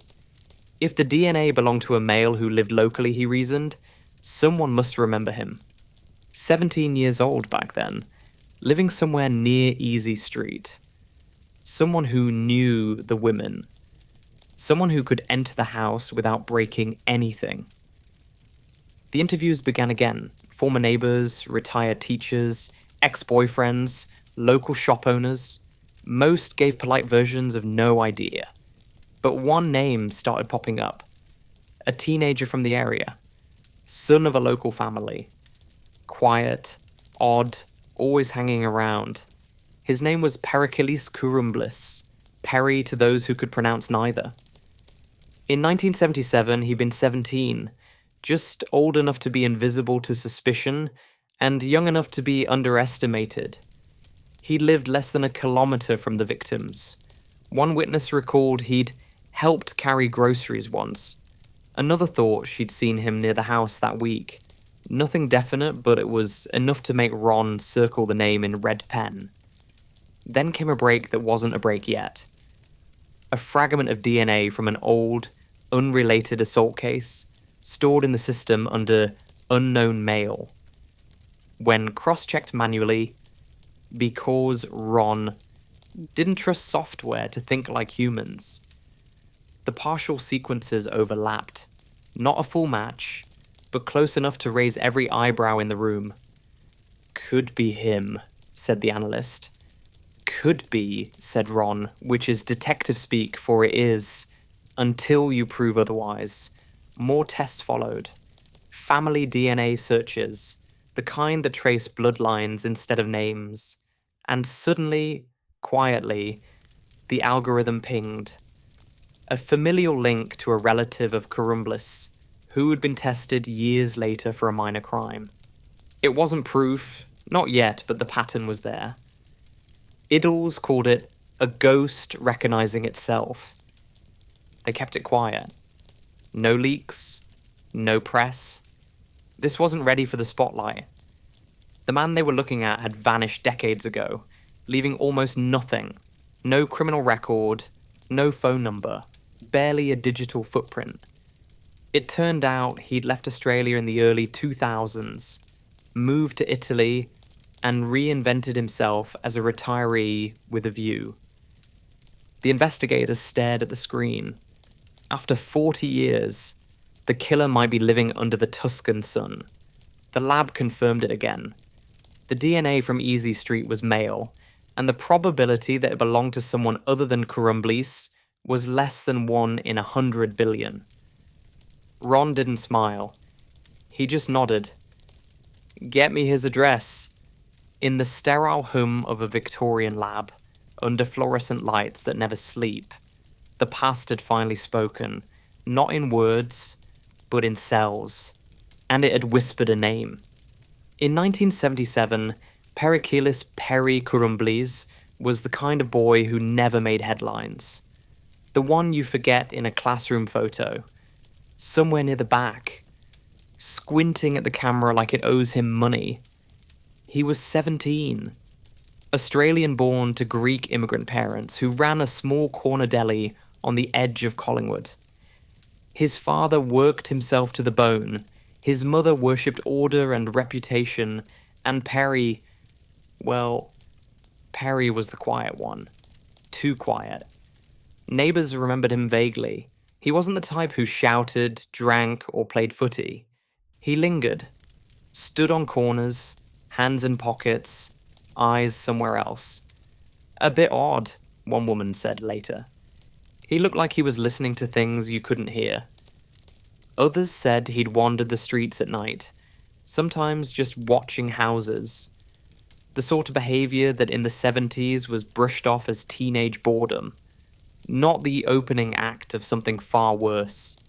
He lived barely a kilometre from 147 Easy Street, went to a nearby school, passed that street daily. Nobody connected him to anything. He was just another shadow in a suburb full of them. When police canvassed the area after the murders, his name surfaced once in passing. A teenage neighbour who might have known one of the women from the education centre. He was questioned briefly, his answers unremarkable, his manner polite. The notes next to his name read simply, 17, local boy, no record. And that was it. The boy vanished from the investigation like steam from summer asphalt. He grew older, quietly, drifted through jobs, carpentry, warehouse shifts, handyman gigs. Nothing stuck. He wasn't violent, not openly. He just had that emptiness some people carry, like luggage. Friends, if you could call them that, described him as detached. He didn't laugh much, didn't drink much, never talked about family, never mentioned the women from Easy Street. The 1980s came and went, and Perry became invisible, which, as it turns out, is the safest thing you can be when your name once sat in a murder file. Sometime in the early 1990s, he left Melbourne, told people he was heading back to Europe for a while. Family, he said. Maybe business. Maybe both. In truth, it was just another disappearance. Passport stamped. Address gone. He resurfaced years later in Italy. Milan first, then Naples, eventually Rome. Living under the same name, but a different kind of quiet. Rome suited him. Cities with too much history don't ask questions about yours. He found work fixing things, wiring, plumbing, odd jobs. Told neighbours he'd lived in Sydney once, or maybe Brisbane. The story changed depending on who was listening. He spoke Italian well enough to blend in, poorly enough to avoid deep conversation. By the 2000s, he was settled in a modest apartment near the Via Casilina, a fading building with cracked stucco and gossiping widows. To them, he was Il Signor Perry, the polite, solitary pensioner who fed the stray cats and paid rent in cash. He dressed neatly, never smiled long enough to be friendly, and spent evenings on his balcony smoking thin cigarettes like punctuation marks between memories. What nobody in Rome knew, and maybe not even he fully believed anymore, was that the ghosts of Collingwood still had his scent. In 2011, when Detective Ron Iddles reopened the Easy Street case, Perry's name flickered back to life in a database that hadn't existed when he left Australia. When the lab results came in, a faint male DNA profile recovered from one of the victims' clothes. It meant nothing at first. But over the next few years, as the technology improved and family tracing became possible, the match sharpened like a photograph coming into focus. By 2023, the profile pointed toward a specific lineage: Greek-Australian, male, born mid-1950s, once resident of Collingwood. It didn't take long to narrow down the family tree. There it was, the Currumbleese name, the son who'd left and never come back. Investigators traced his immigration records and located him through Italy's residency database. Same name, same date of birth. Address, Rome. The irony was obscene. A killer who'd escaped halfway across the world, only to be undone by a fragment of DNA smaller than a grain of dust. 47 years of silence erased by a single cell. The Australians contacted Interpol. Paperwork crawled through embassies. Italian authorities were briefed discreetly. They were used to odd requests from abroad, but this one had weight. A murder that predated the internet. A suspect who'd spent more time free than most detectives had spent alive. In September 2024, just after dawn, Italian police knocked on the door of a second-floor apartment in Rome's outer ring. Perry opened it wearing a dressing gown and the vague expression of a man mildly inconvenienced by reality. They told him he was wanted in connection with 2 murders in Australia. He blinked, frowned, and said, "That was a long time ago." He didn't resist, didn't confess either. He simply watched as they searched his flat, the tidy order of an old man's life, a kettle, folded laundry, cat food on the counter. They took a DNA swab. It matched within hours. The odds of it belonging to anyone else were less than 1 in 100 billion. Australia reacted with disbelief. How could the boy next door, the quiet one, the harmless one, be the monster the city had feared for half a century? The press resurrected his teenage photo. Thin face, curling dark hair, eyes that didn't quite look at the camera. In Italy, the more recent mugshot showed the same eyes, only older, tired, and utterly unbothered. He'd lived a full life while his victims turned to headlines. He'd had freedom, sea breezes, espresso, the unearned luxury of ordinary days. Maybe he believed he'd beaten it. That time had buried everything. But time has a wicked sense of humor, and DNA has patience. When they led him out of the building, neighbors leaned over balconies, whispering. To them, he was just the quiet Australian. They couldn't reconcile the frail old man with the words, brutal double murder. They never can. Back in Melbourne, Ron Iddles watched the arrest footage and said nothing. He didn't smile, didn't gloat. He just closed the file and said, "Took long enough." After 47 years, the boy from Easy Street had grown old, but the ghosts had waited too. Because in the end, time might forgive, but science never does. Rome doesn't blink for much. It's a city that's seen emperors burn, popes scheme, and tourists cry over bad gelato. So when the Italian Carabinieri arrived at a quiet apartment building on the city's eastern fringe, no one thought much of it. They came in unmarked cars at sunrise, moved with the polite efficiency of men who've done this before, and pressed a buzzer that would echo all the way back to Melbourne. Inside, 70-year-old Perikillis Perry Kurumblies opened the door in a bathrobe. He looked like every other Roman pensioner. White hair combed back, slippers, the faint smell of coffee and old tobacco. The officers told him why they were there. He didn't slam the door, didn't shout. He just looked mildly offended, as though they'd interrupted his breakfast. "You're making a mistake," he said in slow Italian. "That was a long time ago." They told him it wasn't long enough. The DNA confirmation had arrived days earlier, pinging between Victoria Police and Interpol like a message from the dead. After nearly half a century, the match was undeniable. The Australian authorities had filed an extradition request, thick with paperwork and understatement. Suspect connected to the 1977 murders of Suzanne Armstrong and Susan Bartlett, Collingwood, Melbourne. The Italian response was equally calm. Subject located. Arrest authorized. It took them exactly 12 minutes to collect him. Inside his apartment, everything was neat. Cups stacked, laundry folded, bed made. No weapons, no trophies, no trace of violence. Just a small, bland life. The irony wasn't lost on anyone. The man accused of one of Victoria's most infamous murders lived like a monk. He didn't even own a television. The police led him down the stairwell past neighbours who'd leaned out of doorways, whispering. "Il signor Perry," one woman said, clutching her shopping bag. "He feeds the cats." Another shook, her head. He never even raised his voice.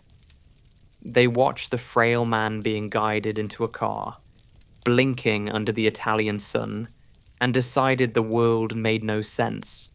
The news reached Melbourne within hours. It was the middle of the night there, but journalists don't sleep for miracles. The morning headlines were biblical.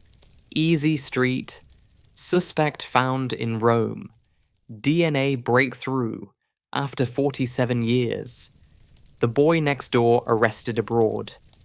In the Victoria Police Building, the reaction was half disbelief, half triumph. Officers who hadn't even been born in 1977 crowded around screens showing grainy footage of the arrest. Reporters flooded Collingwood again, standing in front of the renovated terrace that had once been the crime scene. It now had new paint, solar panels, and a different kind of quiet. But every camera angle looked the same. That narrow facade, the window that had once held a ghost. For the families of Suzanne Armstrong and Susan Bartlett, the news hit differently.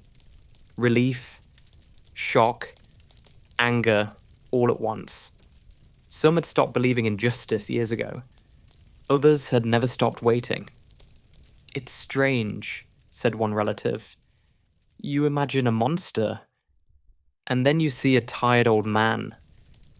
Meanwhile, in Rome, Kurumbli sat in a holding cell, arms folded, expression unreadable. The Italian guard said he didn't talk much, just asked for water and a cigarette. When shown the extradition documents, he squinted at the English sections and shrugged. "I didn't kill anyone," he said. "They were already dead." He refused to sign anything. His lawyer, a small, nervous man with perfect hair, told reporters his client was shocked and saddened by the accusations, which is legal speak for, "We'll deny everything and hope the paperwork gets lost in translation." Back in Australia, the government confirmed it would pursue extradition to ensure the victims' families receive the justice they deserve. The words sounded noble, but behind them was a bureaucratic avalanche. Months of legal wrangling, diplomatic letters, translators, and judges who couldn't quite believe they were dealing with a 47-year-old murder. But the DNA didn't waver. It had no memory to blur, no conscience to twist. Every test confirmed it. The odds were astronomical. 100 billion to 1 that the sample could belong to anyone other than him. The science was relentless. When asked about it later, one forensic analyst said, "You spend your whole career chasing numbers that mean nothing. And then one day you see one that means everything." Back in Melbourne, the case that had haunted a generation was suddenly alive again. Detectives who'd retired decades ago gave interviews. Journalists revisited their old copy, podcasts, documentaries, think pieces. Everyone wanted a slice of the resurrection. And while the city rediscovered its ghosts, in a small Roman cell, Perry Corumblus waited. Calm, aging, silent. Maybe he thought the distance still protected him. Maybe he'd stopped caring. Or maybe he finally understood that time had been the world's longest interrogation. And now, at last, he'd been asked the question. From a tiny Melbourne terrace to the marble corridors of Rome, the story had come full circle. The Australian media called him the man who outlived his own crime. The tabloids went harder. Easy Street, killer hides in paradise. But when Perry Corumblus appeared in an Italian courtroom that autumn morning, he didn't look like a killer or a fugitive. He looked like a pensioner who'd just been told his bus was late. His lawyer, a slick Roman defense attorney named Bill Doog, had flown in from Melbourne, briefcase in hand, grin like he'd been waiting for this case his whole life. He told reporters that his client was a gentle man wrongfully accused by an algorithm. That phrase alone bought him a week's worth of headlines. The strategy was simple. Attack the science, sow doubt, and drown the public in technical jargon until no one remembered what DNA even stood for. The defense claimed contamination, that the evidence had sat in a police locker for 40 years, handled by dozens of people, degraded, mislabeled, possibly swapped. They called the tests scientific necromancy, accusing investigators of resurrecting dead evidence just to prove they could. DNA doesn't tell stories, Doog said, pacing before the cameras. People do, and the people who handled this case in 1977 were not gods. They were men with typewriters and cigarette ash on their shirts. The press loved it. Old school detective versus modern skeptic. The headlines wrote themselves. Behind the performance, though, there was a real fight brewing. The prosecution's case hinged almost entirely on that single DNA match. A microscopic trace of male genetic material found on one victim's clothing. No eyewitnesses, no confession, no surviving physical evidence strong enough to stand alone. Just that one whisper from 1977. And whispers, the defense argued, could lie. Corumblus sat through it all like a statue, his expression carved from stone. Sometimes he looked faintly amused, other times bored. When asked whether he'd ever been inside the house on Easy Street, he simply said, "No, never." When pressed further, he shrugged. It's been 50 years. You remember everything from 50 years ago? There was a ripple of uncomfortable laughter in the courtroom. Even the judge smirked. But outside, Melbourne wasn't laughing. The victims' families called the defense a circus. Talkback radio hosts debated the ethics of ancient justice. Could a man be convicted by molecules alone? Should a 70-year-old face trial for something that happened before most jurors were born? Meanwhile, forensic experts defended their work. The lab results were reviewed, audited, retested. The chain of custody, though old, had survived well enough to hold up under scrutiny. The DNA sample wasn't magic. It was chemistry. And chemistry doesn't care how many years have passed. Then came the twist, the alternate suspect. The defense dug up an old police theory from 1977 about a different man. a violent drifter named Alan Carter, who had been questioned briefly and later died in prison. Carter had no DNA on record. He died before such things were standard, but his name appeared in early reports. The defense seized on it like a lifeline. "Why are we resurrecting a pensioner?" Duke thundered, "when the real killer might already be dead?" He demanded that Carter's remains be exhumed for comparison. The prosecution objected, calling it a desperate sideshow. The judge, perhaps entertained, allowed it. "If there's another ghost in the room," he said dryly, "let's give him a chance to speak." The exhumation made front-page news. When the results came back weeks later, the scientists confirmed what everyone suspected. Carter wasn't a match. He was guilty of many things, but not Easy Street. Still, the damage was done. Doubt had crept in. That's all a defense lawyer ever really needs. Through it all, Curran Bliss remained detached, answering only when necessary. When a reporter shouted, "Did you do it?" As he was led out of court, he paused just long enough to make it theatrical. "I didn't kill anyone," he said softly. "I just got old." It was either the most chilling thing he could have said, or the most pathetic. In Melbourne, the city that had once lived in fear of an unknown monster was now transfixed by his frailty. The contrast was cinematic. Two young women full of life, and an old man who'd spent half a century avoiding questions. Justice, it seemed, had a strange sense of timing. Next came the committal hearing, the moment when speculation would finally meet evidence and 47 years of whispers would face the light.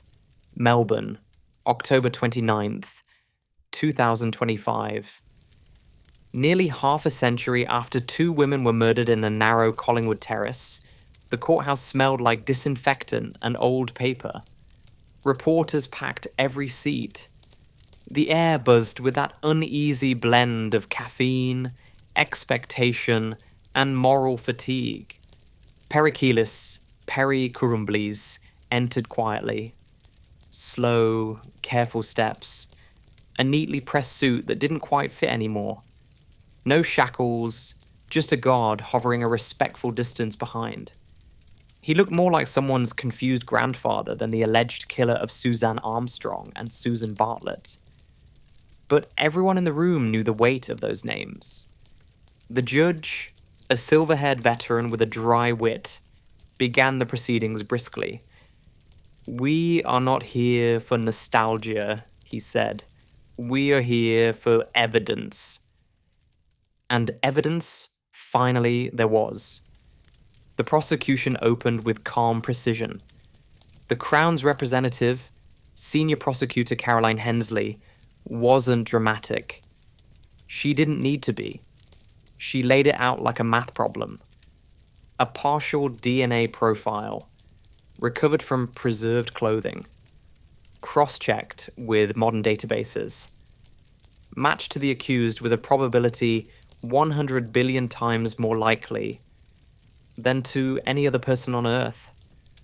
"Science," she said, looking over her glasses at the defense bench, "does not forget." A murmur rippled through the crowd. Even the judge allowed himself a faint nod. The defense, predictably, came out swinging. Bill Doog stood up like a man auditioning for a courtroom drama. "What science remembers," he countered, "depends entirely on who's handling." The microscope. His voice echoed in the chamber.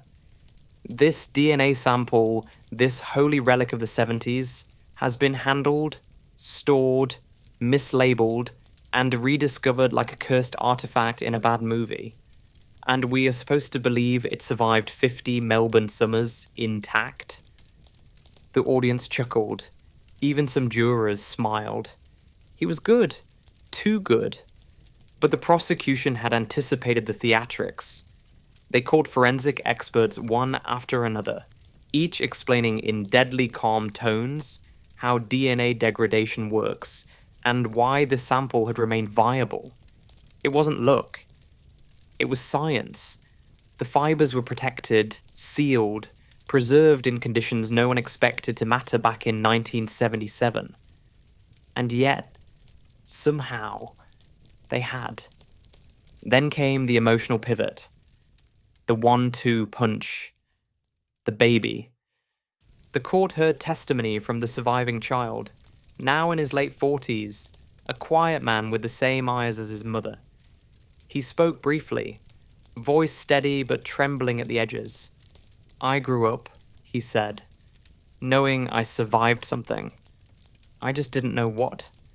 Or who," he paused, glancing toward Kurumblis. "Now I do." The room went silent. Even the defense didn't interrupt. For a brief second, 47 years collapsed into one unbearable moment. Outside, Melbourne was watching. Screens glowed in cafes, pubs, and office lobbies. Commentators dissected every quote. Some said the case was watertight. Others called it witchcraft with microscopes. Twitter trended with hashtag #EasyStreetTrial, as though the murders were breaking news again. Inside, Doog went for one last swing.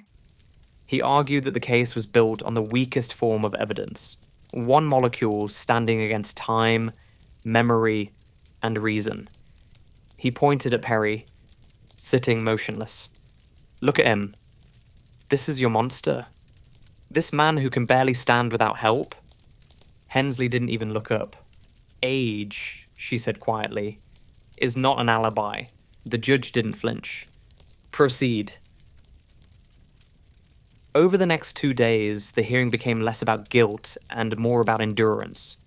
The legal system was catching up to something ancient, not just a crime, but an entire generation's unfinished sentence. By the final afternoon, the judge summarized the arguments with surgical calm. The DNA evidence was admissible. The chain of custody was intact. The witness testimony, though emotional, was consistent, and the defendant would stand trial for 2 counts of murder. When the decision was read, Perry Kurumblis barely blinked. No outburst, no reaction. Just that faint smirk. The same one captured in a decades-old photograph. The one that never quite reached his eyes. The guards let him out as flashes erupted. A journalist shouted, "Perry, do you feel any remorse?" He stopped for half a second. "I feel tired," he said, and then he was gone. Outside, the wind picked up down William Street, carrying with it the noise of cameras, reporters, and the ghosts of a city that had waited far too long for this moment. Because sometimes justice doesn't roar back to life. It limps in, slow and steady, wearing an old man's face. By the time the hearing ended, Melbourne had changed again. Not the skyline, that was still all glass and construction cranes, but the way the city breathed. For a few strange weeks in late 2025, people talked about Easy Street the way they used to talk about football or the weather. It was on everyone's lips, in headlines, whispered over flat whites. Did you see the footage? The DNA guy? The baby? The crime that had once terrified a neighborhood was now a national ghost story being retold in high definition. On Easy Street itself, life went on, as it always had. The terrace where Suzanne Armstrong and Susan Bartlett had lived was now worth nearly $2 million. Renovated, polished, stripped of its ghosts, new owners, new paint, solar panels on the roof, but even the real estate listings couldn't quite shake the history. The agents called it a property with a remarkable provenance. That's Melbourne, for we know what happened here, but the kitchen's new. Locals still cross the street when they walk past at night, out of habit rather than fear. Some said you could feel a heaviness there, a silence that hummed under the streetlights. Others claimed it was all myth, trauma that had become folklore. Journalists camped outside for weeks after the hearing, interviewing neighbors, retired cops, even psychics who claimed to feel the energy of the place. One elderly woman who'd lived there since the 70s said, "We used to close our windows back then, every night. After the murders, nobody left the house without checking the locks twice." She looked down the street, shaking her head. Now, the kids don't even know who those women were. But some remembered.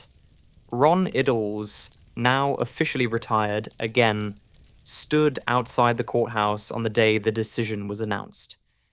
He didn't do interviews anymore, but a journalist caught him lighting a cigarette and asked what he thought. He exhaled slowly, eyes on the pavement. "Took 47 years, he said. But sometimes that's what it costs." He didn't elaborate, because he didn't have to. The city already knew what he meant. For others, the case reopened old wounds.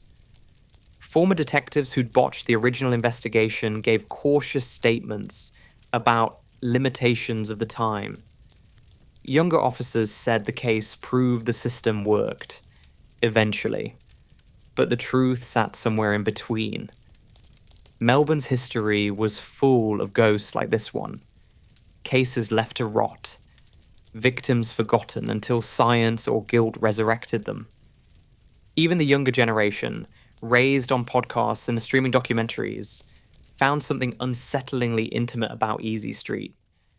2 teachers, a baby, a quiet house, no robbery, no noise, no closure. It was the kind of horror that didn't need embellishment, just facts, left alone long enough to ferment. In Collingwood, murals had long replaced memory, but now, a local artist painted a new one.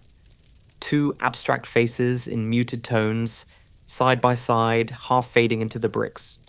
Beneath it, a single line. "Some doors never truly close." The media moved on eventually, as they always do.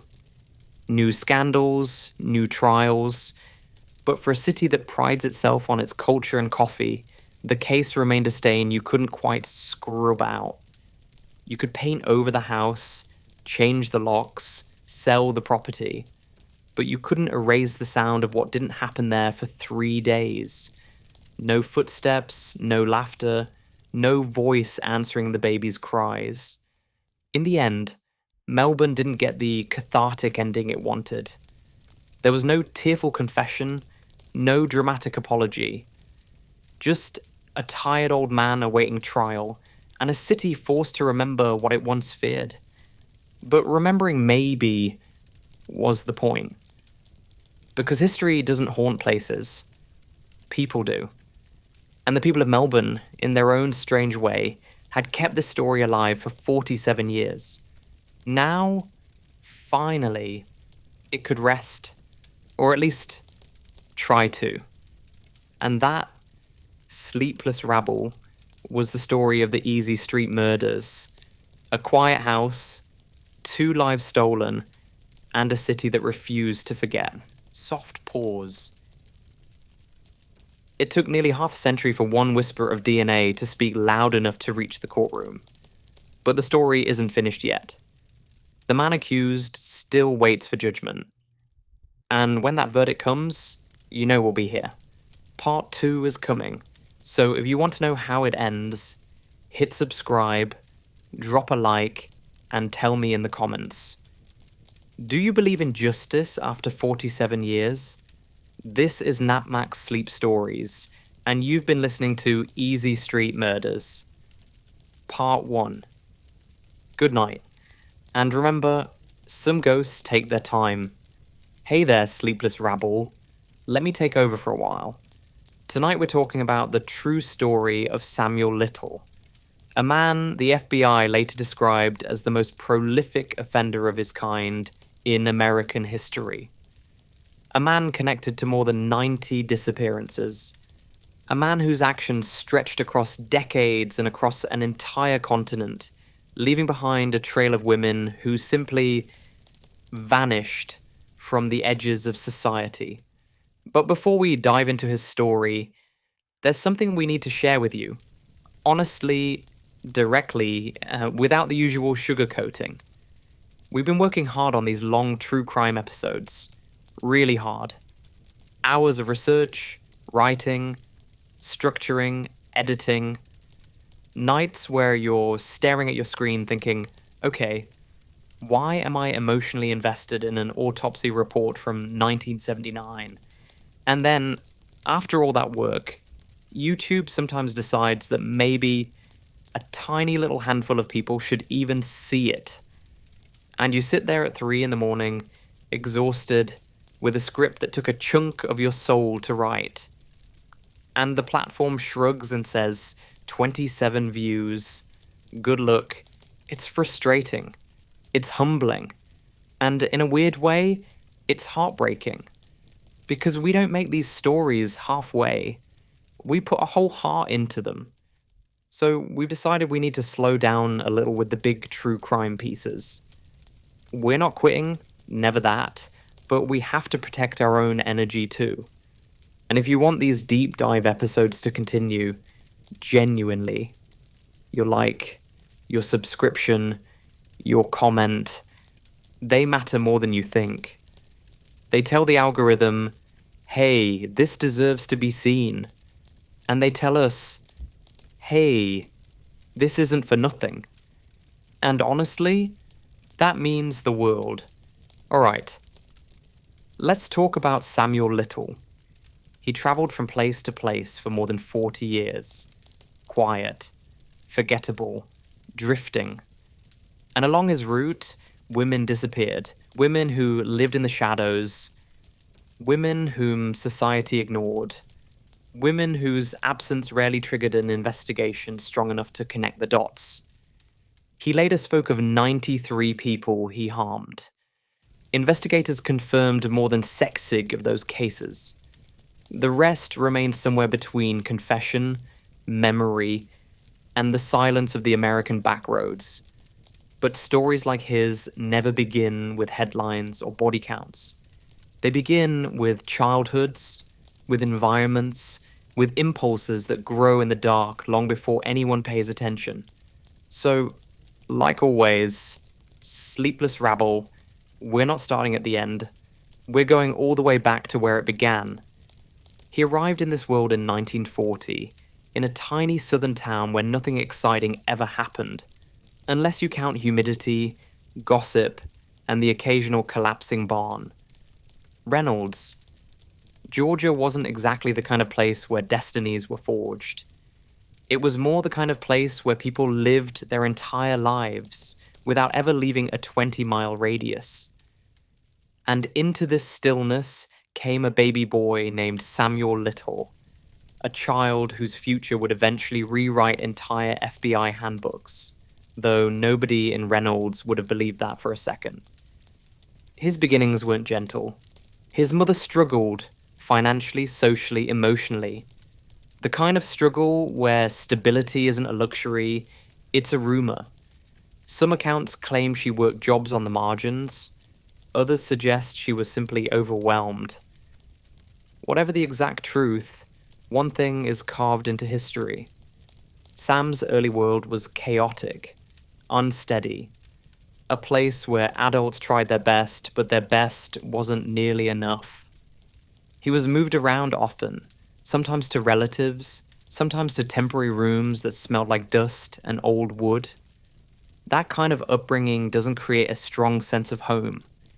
It creates a sense of drifting before you even understand what drifting means. Children like him learn early that nothing stays still. Not people, not places, not promises. Teachers described him as quiet, withdrawn, and impossible to read. And not the cute kind of quiet, not the shy boy who likes books. Quiet. No. More the kind of quiet where you look at him and think, that child is either very lost or thinking very strange thoughts for a 9-year-old. He didn't cause trouble, he didn't fight, he didn't shout, he just watched. And that was the unsettling part, because children watch all the time, but Sam watched differently. He studied people the way some kids study comic books, with devotion, with intensity, with a kind of private fascination, especially the way people moved, the way they touched their own neck when they were nervous, the way someone swallowed when they were uncomfortable.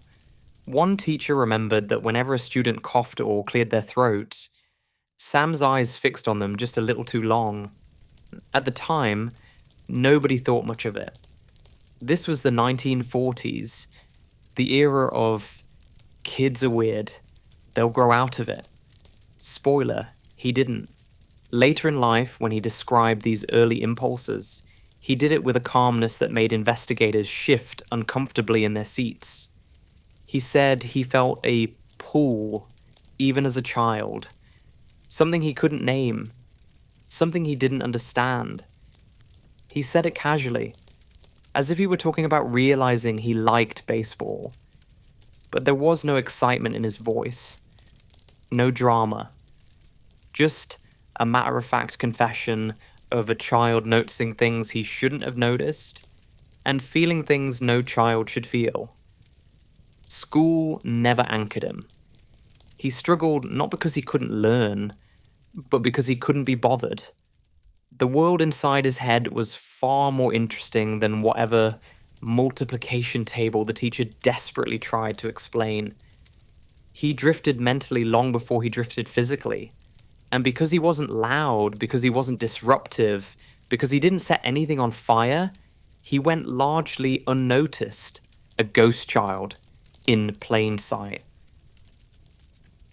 And let's be honest, the mid-century American school system wasn't exactly known for its deep psychological insight. If you weren't failing spectacularly or breaking windows, teachers simply wished you luck and hoped you'd find a job one day. Sam didn't stand out enough to trigger concern. He wasn't the class clown, the bully, or the prodigy. He was the kid whose chair you could walk past 10 times before remembering he was sitting in it at all. That early invisibility shaped him far more than anyone understood back then. He learned, without ever being taught, that if you're quiet enough, polite enough, forgettable genug, Menschen dich einfach übersehen. They forget your face. They forget your presence. They forget anything you were doing or planning. He dropped out of school early, long before anyone had a chance to redirect him.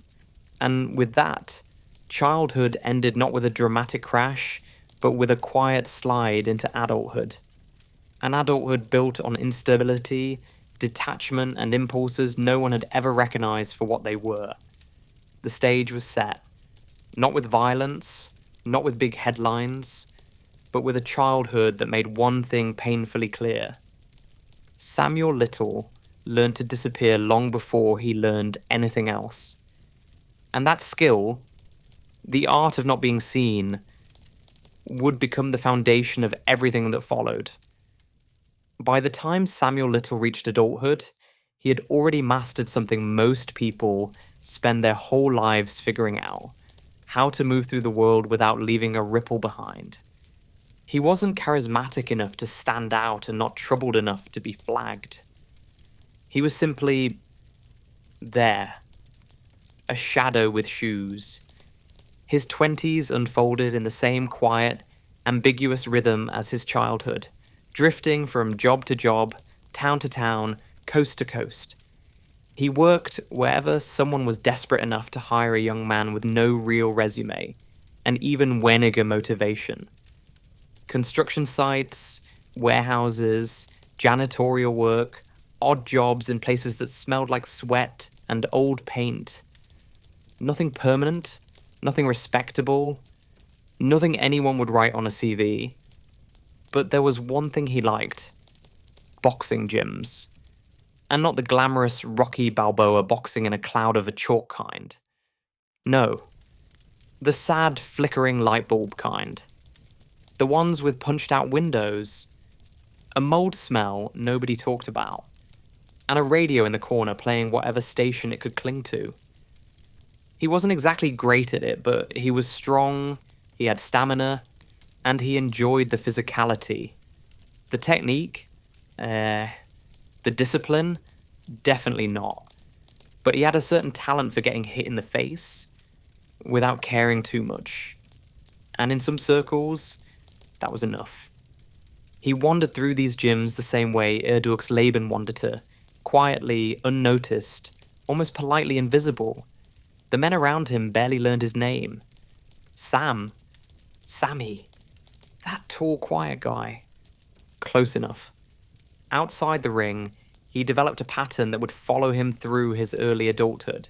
Small-time trouble, shoplifting, breaking into abandoned places, taking whatever wasn't nailed down.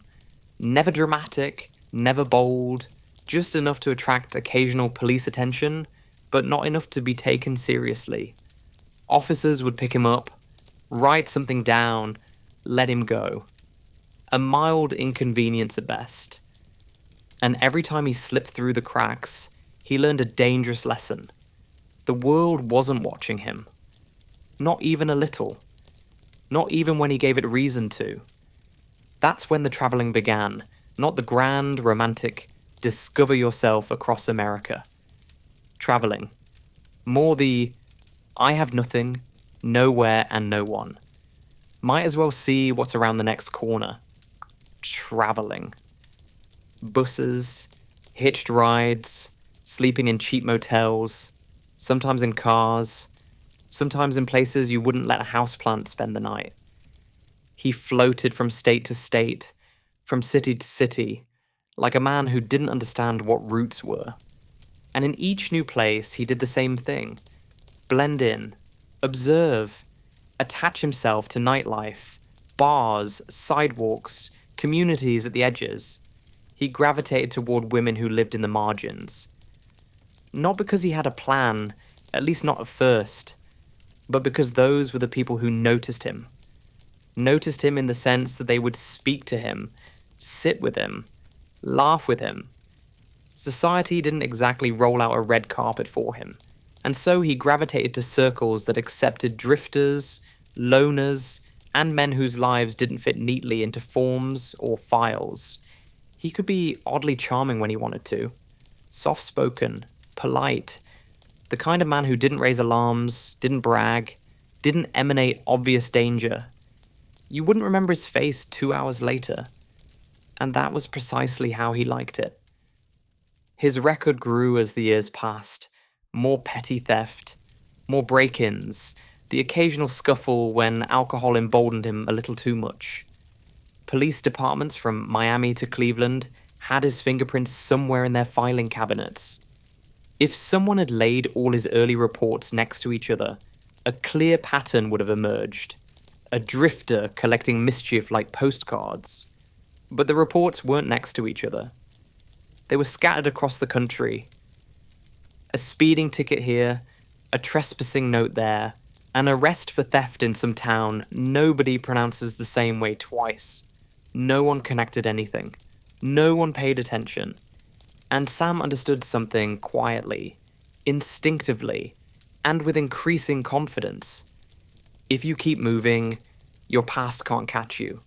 And if nobody is watching you closely, you can do things without anyone remembering you were even in the room. His early adulthood was not dramatic. It wasn't shocking or headline-worthy. It was simply the formation of a man learning that anonymity could be a weapon, long before he discovered the full extent of what he could use it for. Before Samuel Little became the man whose crimes would stretch across decades, he met someone who would shape his wandering life more than anyone else.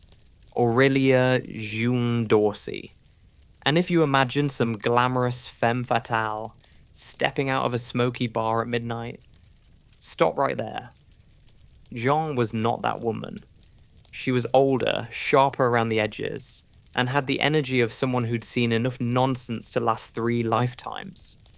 If life were a bar fight, John was the woman still standing when the chairs stopped flying. They met in the 1970s, in a corner of the world where lonely people seemed to cluster. Not out of romance, but out of practicality. Samuel drifted into her life like he drifted into everything else.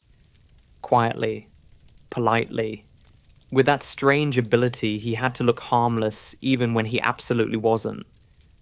June, for reasons that will forever confuse historians, decided he was worth keeping around. Their relationship was unconventional. Not fiery, not passionate. More like two stray cats deciding to share the same dumpster because it keeps the rain off. June needed help. Samuel needed company. And both needed someone who wouldn't ask too many questions. What they did share was a talent for taking things that didn't belong to them. June was a professional shoplifter, not the teenage shove a lipstick in your pocket type, but the full-grown, I can empty half this store before anyone notices type. She had technique. She had confidence. And most importantly, she had absolutely no shame about it. If capitalism left something unattended, Jian felt personally invited. Samuel joined in with enthusiasm. Suddenly, they had a system. June stole. Sam carried. Sometimes they swapped roles when one of them got bored. Police reports from that era paint a hilarious picture. A mismatched duo drifting from city to city, stealing everything from clothing to food, to bizarre household items no one in their situation could possibly need. A floral teapot? Sure. A pair of curtain rods? Why not? 17 cans of pineapple. Absolutely essential. They rarely stayed in the same place for long. Jean had outstanding warrants. Sam had, well, a growing list of violent assaults that somehow never stuck. Together they lived out of cars, motels, and places you wouldn't leave a dog in. That life was a loop of stealing, moving, drinking, laughing at their own bad luck, and starting the entire disaster again in the next town. And here comes the uncomfortable question true crime fans have argued about for years. Did John know? Did she know Sam was attacking women long before the country realized he was one of the most prolific killers in American history? There's no clear evidence she did. But also, no clear evidence she didn't. Here's what we do know. Jean knew he disappeared at night, often for hours.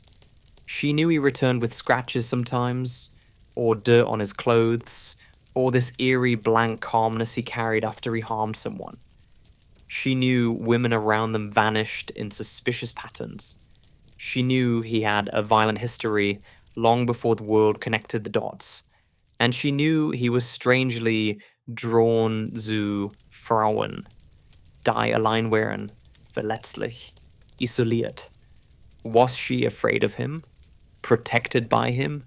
Dependent on him? All of the above? Their dynamic was the perfect storm. June covered for him without meaning to. She kept him fed, kept him sheltered, kept him mobile. Her constant need to move from one theft to the next gave him the ideal cover for his own crimes. A new city meant a new opportunity, a new victim, a new place where nobody knew his face. They weren't Bonnie and Clyde. They weren't partners in crime in the glamorous sense. They were two broken people orbiting each other so closely that Sam slipped through the country like smoke, leaving devastation behind while Jean focused on her own chaos. As the years passed, their bond grew into something odd, not romantic but loyal in its own twisted way. She stayed until her health failed. He stayed because she was the only person who had ever tolerated him for so long. When June died in the early 1980s, something in Samuel changed. Okay, he became more unstable, more unpredictable, more unmoored. Jean had been a strange kind of anchor, and when she was gone, he drifted deeper into the darkness he had already been shaping.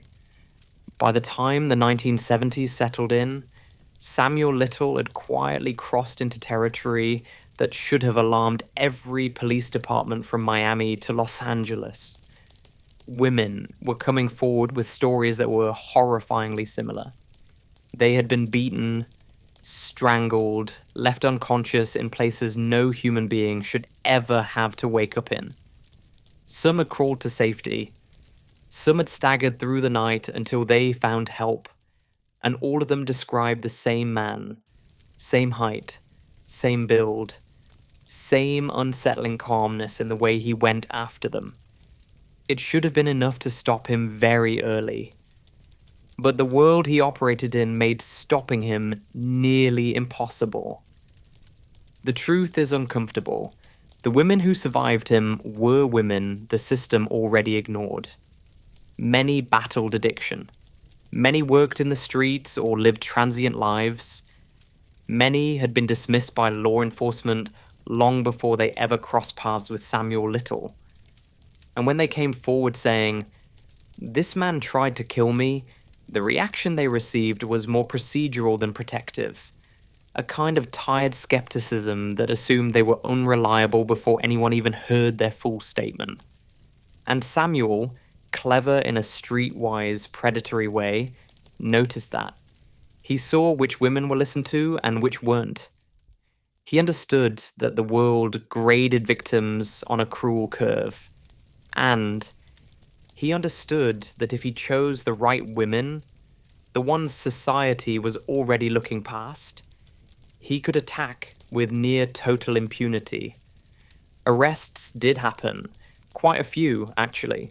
He was picked up in Ohio for assault, later in Florida for another attack, in Mississippi for yet another. California had him in handcuffs at least twice. His criminal record during these years grew thicker than most people's tax returns, and each case was almost identical. A woman who survived, a description matching him perfectly, physical injuries that left no doubt about what happened. Yet the pattern that followed was painfully predictable. He'd be charged, held for a while, and then the case would quietly collapse. Maybe the victim couldn't appear in court. Maybe prosecutors thought juries wouldn't believe her. Maybe the police didn't prioritize the case because they were overstretched and understaffed.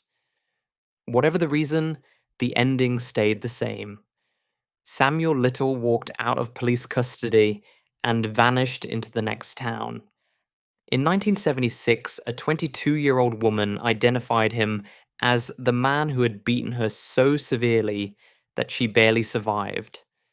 She told the police everything. Her injuries were obvious. Her testimony was clear. A case like that should have led to a long sentence, the kind that keeps people off the streets for decades. Instead, the punishment amounted to little more than a temporary inconvenience. A few months in custody, a slap on the wrist, and out he went again, as if the system had decided he was merely an enthusiastic troublemaker, rather than an escalating predator. Then came San Diego in 1984. 2 attacks, 2 women, 2 detailed statements. Both survived. Both were brave enough to speak. Both identified him. And for a brief moment, it looked as if the justice system might actually do its job. He was convicted. And for the first time in his life, he received more than a couple of months behind bars. But even then, the sentence was shockingly small.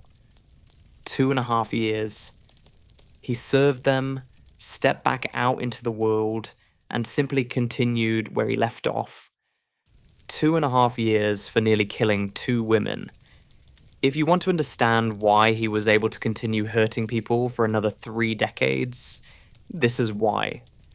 The system kept opening the door for him and politely letting him walk through. His arrest record during these years is almost darkly comedic in its consistency. A kidnapping here, a brutal assault there, all connected by the same method and the same surviving witness statements. It was all there, in black and white, sitting in police folders across multiple states. But because no single department had the full picture, and because his victims were women, the culture treated as unreliable, the pattern never came together. Samuel didn't have to outsmart anyone. He didn't need disguises, false identities, elaborate plans, or the strategic genius people incorrectly attribute to violent men.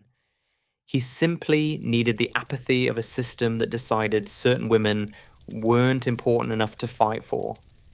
And so he kept going. Each arrest, each dismissal, each dropped charge became another lesson, another reinforcement, another quiet confirmation that he could choke a woman until she went limp and walk away without consequence. He learned that the law had weak spots, huge, gaping ones, and that he could slip through them as easily as he slipped through town after town. By the end of the 1980s, his trajectory was no longer subtle. He wasn't just attacking women, he was becoming a man who killed them with frightening regularity. And the institutions that should have stopped him had, unintentionally, cleared the runway for one of the deadliest crime sprees in American history. When Samuel Little walked out of prison in the late 1980s, the timeline of his life shifted from disturbing to catastrophic. The small assaults, the near-fatal attacks, the endless stream of survivors whose cases were brushed aside, all of that had been the prelude. The next phase was the main act. And now, without Jean, without supervision, without stability, he drifted into a darker rhythm that no one would recognize until it was far too late. From this point onward, the pattern becomes painfully consistent. He traveled constantly, West Coast, Midwest, South, back again, rarely staying in one city long enough to memorize the street names. If he arrived somewhere on a Monday, he might be gone by Thursday. Sometimes he slept in cars, sometimes in motels that smelled like cigarette smoke and damp carpet, sometimes with strangers who thought he was quiet but harmless. He blended in wherever he landed, because Sam had perfected invisibility long before he ever perfected violence. His method was always the same. He looked for women who were alone, women who were struggling, women who lived in spaces society refused to illuminate. Street corners, bars at closing time, parking lots behind neon-lit motels, the in-between spaces of American life. He chose women who were unlikely to be reported missing quickly. Women whose absence would not trigger search parties, headlines, or urgent investigations. Not because these women deserved such indifference, but because that was the cruel reality of the era. Sam didn't kill impulsively. That's the chilling part. There was no frenzy, no panic, no dramatic outburst. He used strangulation not just because it was quiet, but because it gave him control. Complete, unbreaking control. And afterward, he left almost nothing behind. No weapon, no dramatic crime scene, no trace that screamed, "Someone was murdered here." He left bodies in alleys, in vacant lots, in isolated patches of land near highways, in places the world didn't check unless someone complained about a smell. And because there was no blood, no noise, no witnesses, and because his victims were women the world already ignored, he passed through cities like a cold draft, the kind you feel but can't quite locate. His movements across the country were so fluid that investigators later struggled to reconstruct his timeline.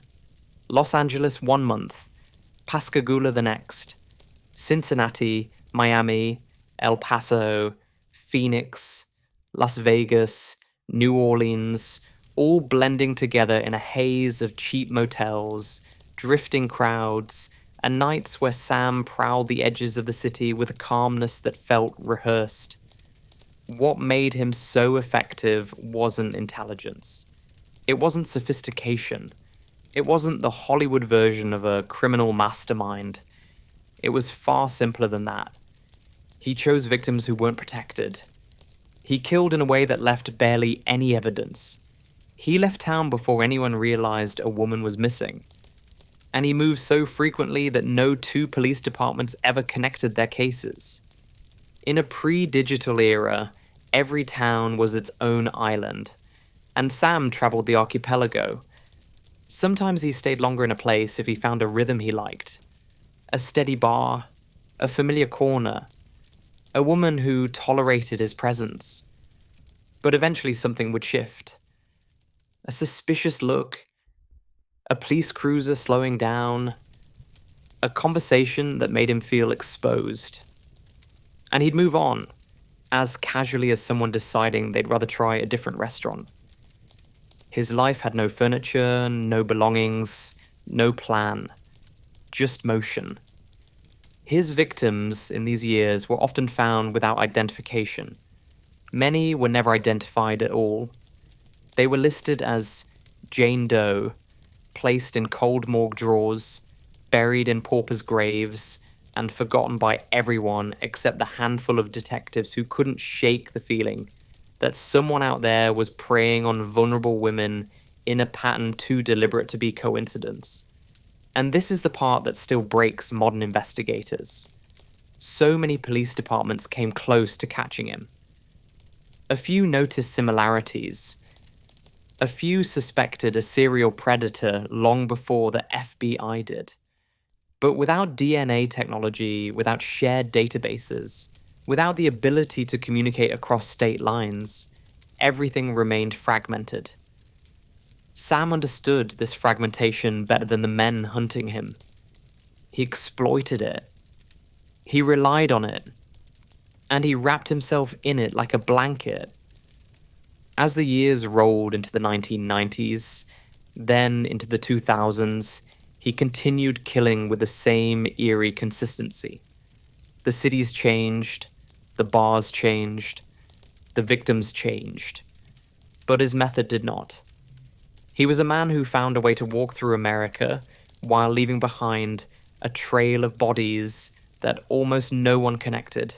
Not because he was brilliant, but because the system couldn't hold the pieces together. He would later brag that he never left evidence because God made me talented. But the truth is far less mystical and far more damning. The country was simply not looking for the women he killed, and he knew it. For decades, Samuel Little moved like a ghost through American cities, seen by many, remembered by none. But by the late 2000s, the world had changed in the one way that mattered most to him. Technology finally cared.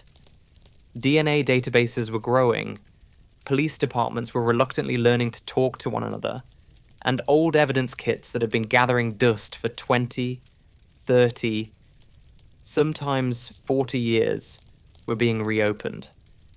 Sam had spent his life slipping through cracks. Now, the cracks were shrinking. And he had no idea. In 2012, he was living the same life he always had. Drifting, existing in the margins, hanging around transient communities, staying in motels with carpets that had given up all hope. He was older, slower, but still carrying himself with the quiet confidence of a man who believed he would never be caught. According to him, he felt protected. According to reality, he was simply overdue. His downfall didn't begin with a dramatic raid or a high-speed chase. No Hollywood soundtrack, no flashing neon police lights. Instead, he was arrested in Kentucky on an outstanding narcotics warrant out of California. The kind of technical, boring problem he'd brushed off his entire life.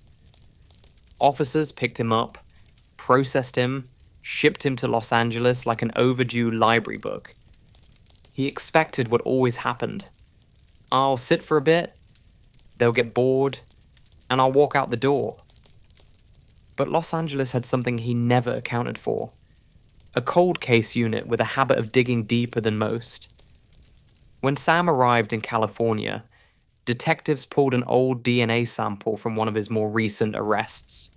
They ran it through CODIS, the national database, and for the first time in his life, Samuel Little didn't slip through.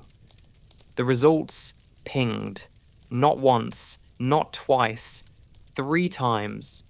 3 unsolved murders from 1987 and 1989. 3 women, all strangled, all found in Los Angeles. Their cases had been cold for decades, frozen in time, and now the 72-year-old drifter sitting quietly in custody was linked to all 3 of them. Sam claimed innocence, naturally. He claimed he'd never hurt anyone. He claimed the women didn't look familiar. He claimed he didn't even know what the detectives were talking about. But this time, the evidence wasn't based on witness memories or unreliable notes or missing paperwork. This time, the case didn't depend on whether a jury believed a woman society had ignored.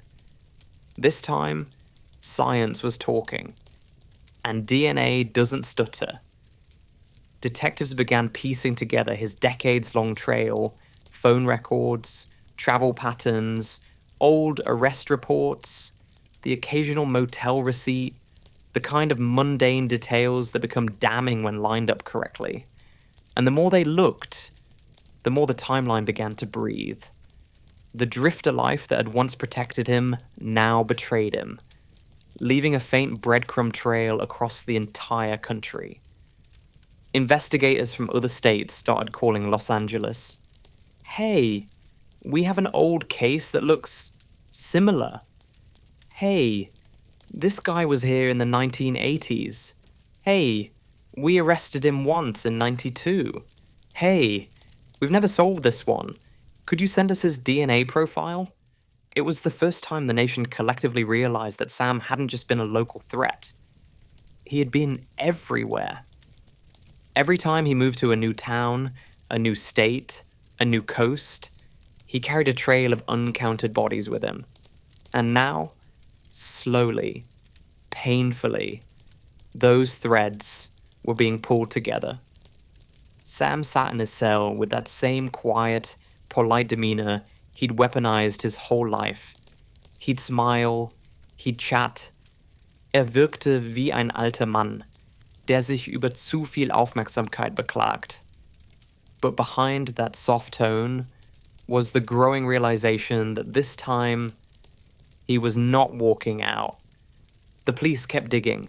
Every drawer that had once been ignored was opened. Every forgotten case file got pulled from storage.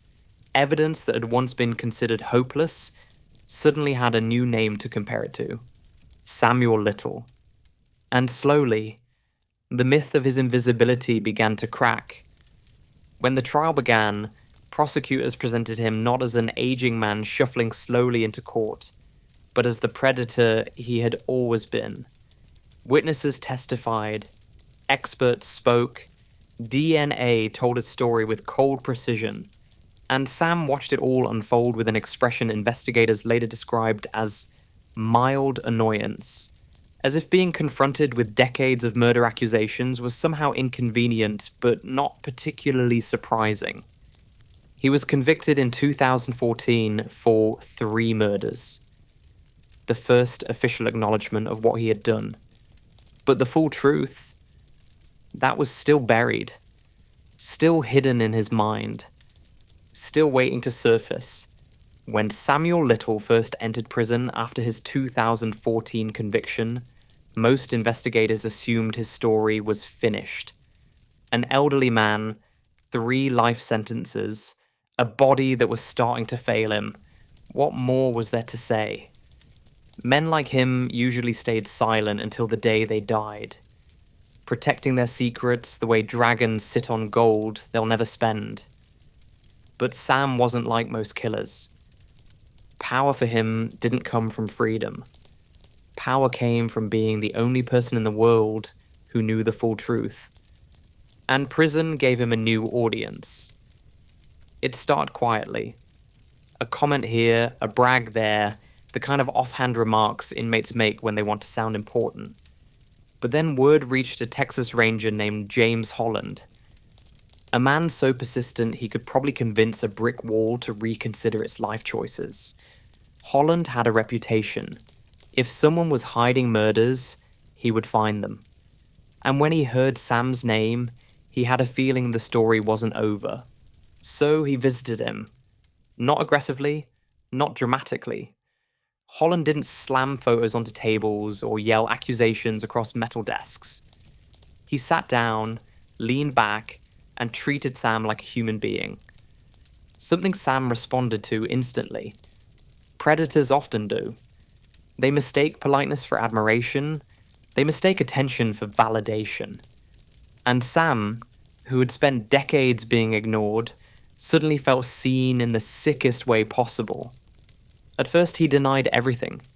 He denied knowing the victims, denied remembering anything, denied even being in some of the states where the murders occurred. Classic Sam. Calm, polite, lying with such smoothness that you almost admired the performance. But Holland didn't push. He let Sam talk, let him drift through stories about childhood, old boxing matches, odd jobs, petty crimes, all the little detours that gave Sam the illusion he was in control. And then, slowly, the subject began to shift. It was Sam who changed it. He leaned forward, lowered his voice, and said something that made the air in the room tighten. You know, I've done some bad things. Holland didn't flinch. He didn't interrupt. He simply nodded, like a man listening to a stranger confess he'd once parked in a disabled spot. And in that moment, Sam tasted something he hadn't felt in decades. The thrill of being the most interesting person in the room. So he began to talk, not in bursts, not nervously, calmly, almost fondly. He described his first kill like he was recalling a fishing trip, the weather, the location, the way the night smelled. He described the fear in the women he strangled with the same tone another man might use to recall a dance partner. He described their final moments not with remorse, but with satisfaction, as if strangling them had been, in his words, a kind of art. And Holland listened, pen moving slowly, eyes never leaving Sam's face. Sam spoke for hours, days, weeks. Each time Holland visited, more details spilled out. Cities, years, names when he remembered them. Sometimes just descriptions. She was small, black hair, liked to laugh. I left her near a road with a lot of trees. He talked about Los Angeles, Miami, Cincinnati, Phoenix, the Gulf Coast, the Midwest. Towns barely big enough for a gas station. Big cities where no one noticed anything unless it directly inconvenienced them. And as he talked, the number of murders kept rising, until it surpassed anything investigators expected. 93 women, strangled, killed between the early 1970s and 2005. And he remembered them like a collector remembers rare items, not deeply, not personally, but with a disturbing sense of ownership. Detectives across the country could barely keep up. Every confession triggered a phone call to another state, another cold case unit, another morgue drawer. And what shocked them wasn't just the volume, it was the accuracy. He remembered clothing, jewelry, specific locations, cars, tiny details no liar could improvise. The more he talked, the more he delighted in it. He smiled, he chuckled, he corrected detectives gently when they got details wrong. He leaned back in his wheelchair as if recounting pleasant memories from a long vacation. For the first time in his life, Samuel Little felt powerful without laying a hand on anyone. What made it even more unsettling was the way he spoke about his victims. He didn't use their names, didn't describe their humanity, didn't acknowledge their pain. He talked about them like silhouettes, outlines of women who existed only in the moments he decided to kill them. He remembered their faces, their hair, the way their necks looked when they were scared, but nothing else. To him, they weren't people. They were moments. Investigators found themselves caught in a strange emotional tension. On one hand, his confessions were unlocking decades of cold cases, giving closure to families who had long given up hope. On the other hand, listening to him describe these murders with such callous pleasure felt like stepping into the darkest corner of the human psyche. And still, he wasn't done. Every interview opened a new door, revealed a new city, unearthed a new victim. His words painted a portrait of a man who had spent 40 years drifting through America like a storm no one noticed, leaving devastation behind him while the world looked away. By the time Samuel Little had finished talking his way through dozens of murders, the investigators thought they had seen the worst of him. The numbers were horrifying, the details were precise, and the casual way he described each killing felt like listening to someone recount old drinking stories. But then, he did something no one was expecting. He asked for art supplies, not a television, not extra snacks, colored pencils. He told them he could still see the faces of his victims in his mind, clear as the day he last saw them. Dates, years, and exact locations, that all blurred together for him, he said. But the faces remained. The tilt of a jawline, the way the eyebrows sat, the shade of lipstick, the hairstyle that was fashionable or not in a specific year. Tiny visual anchors that stayed long after any remorse might have faded. If you gave him paper, he said, he could show them. So they let him draw. The first portrait was unsettling in a way that had nothing to do with blood or violence. It was disturbingly gentle. He drew slowly, carefully, leaning over the paper with the concentration of someone restoring a delicate object, instead of resurrecting the memory of a woman he had strangled. His hands, old and veined, moved with surprising steadiness.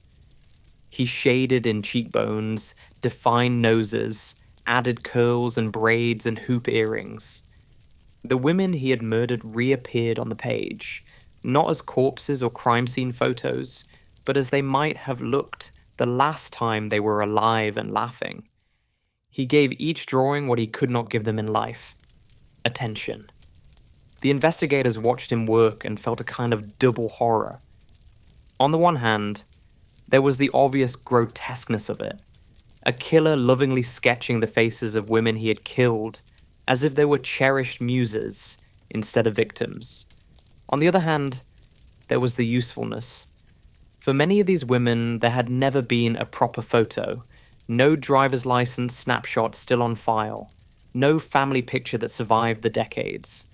In some cases, the police had the remains of a woman whose face they had never actually seen. And now here he was, drawing them from memory like a twisted, living archive. Soon, there wasn't just one portrait. There were dozens. Black women, white women, Latina women. Young faces, older faces, faces that looked tired, others that looked defiant. Different hair textures, eye shapes, little details like a gap between the teeth, or a particular style of eyeliner that practically screamed a specific era. He remembered some of their names, but not all. Some he could place in a city. That one was in Miami. This one was near Houston. Others he only tied to vague impressions like it was cold there or there were mountains. It was macabre. But it was also the best lead many cold case detectives had had in their entire careers. When the FBI eventually decided to release the portraits to the public, it felt like something out of a surreal gallery exhibition. Page after page of hand-drawn women, each labelled only with a guess at where she might have died and roughly when. Not mugshots, not police composites, more like intimate illustrations, filtered through the memory of the man who had taken their lives. The Bureau didn't dress it up with fancy language. They simply said in höflich bürokratischem tone, "These are believed to be victims of Samuel Little. Do you recognize them?" And disturbingly often, the answer was yes. Families saw a face and felt their stomach drop. A sister recognized the way the hair curled around the ears. A cousin recognized a particular jawline. A childhood friend recognized the way the eyebrows arched. In several cases, those drawings became the missing puzzle pieces that finally linked a long-disappeared woman to an unidentified body and an unsolved case. Some relatives had gone decades without answers, stuck in that uniquely cruel state where you don't know whether to grieve or to hope. Then they opened a website, saw a colored pencil drawing, and realized that the man who killed her remembered her more clearly than the state ever did.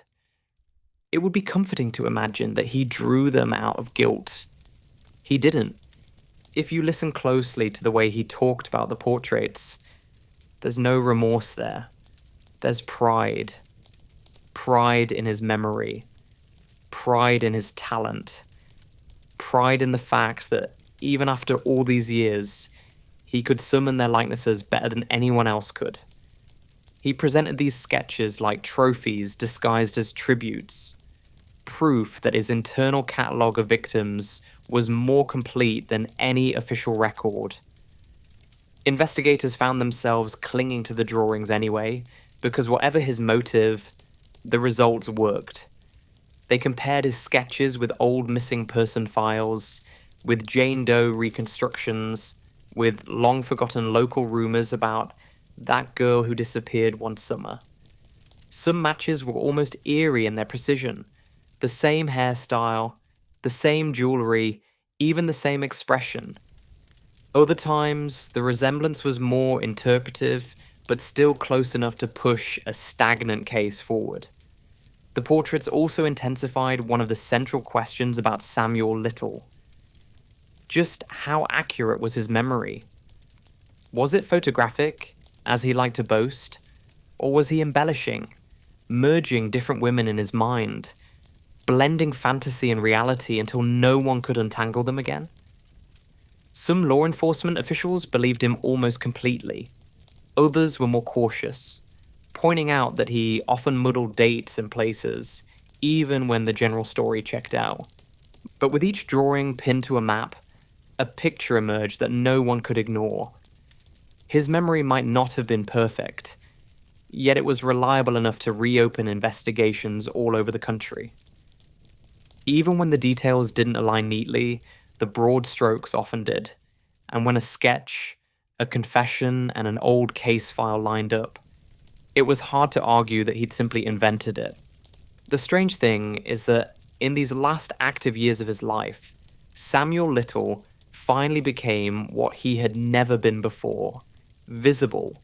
His face appeared on news segments, his drawings circulated online.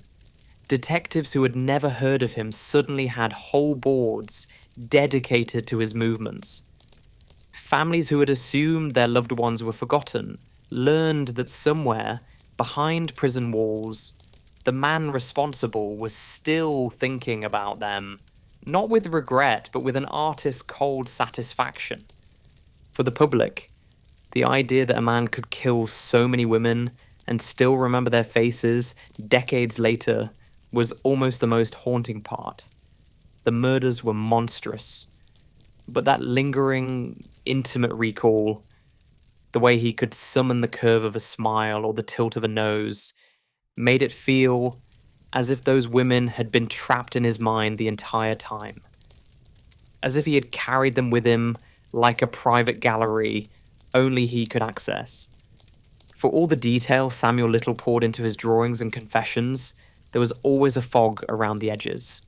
A shifting mist where truth, half-truth, and whatever passed for his personal mythology tangled together. Investigators quickly discovered that not every confession aligned as neatly as they'd hoped. Some of his memories fit the evidence with surgical precision. Others felt like shapes in the dark, close enough to recognize, too blurry to trust. The inconsistencies weren't always dramatic. Sometimes it was a year that didn't quite match. Sometimes a city that was almost right but not quite. Sometimes a victim he described vividly, down to her clothing and jewelry, yet no case file anywhere in the state resembled it. That was the problem with interviewing a man whose crimes spanned 4 decades and dozens of jurisdictions. His mind had become its own archive. And like any archive, parts were intact and others had been eaten by time. Investigators tried to map everything he said. They built timelines that looked like train schedules crossed with spider webs.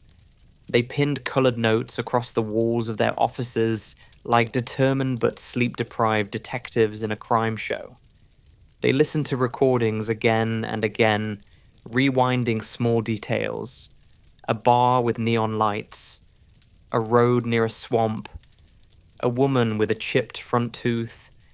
Each detail felt promising until it collided with something that didn't fit.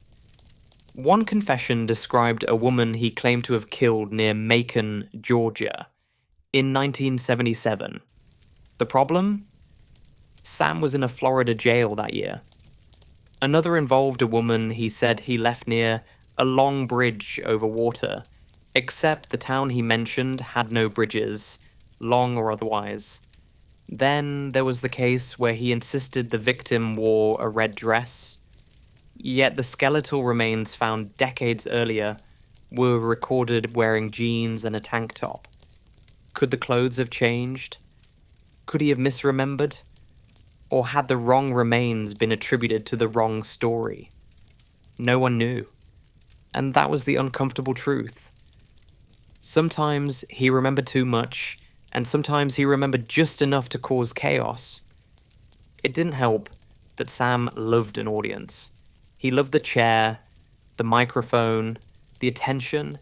He loved being the centerpiece of a room full of professionals, quietly horrified by his calm certainty. And when a man like that realizes that every story he tells earns him more hours of conversation, more visits, more significance, well, it becomes hard to tell where honesty ends and ego begins. Detectives debated it constantly. Some swore he was incapable of lying about murder. Others insisted he blended fantasy and reality whenever it suited him.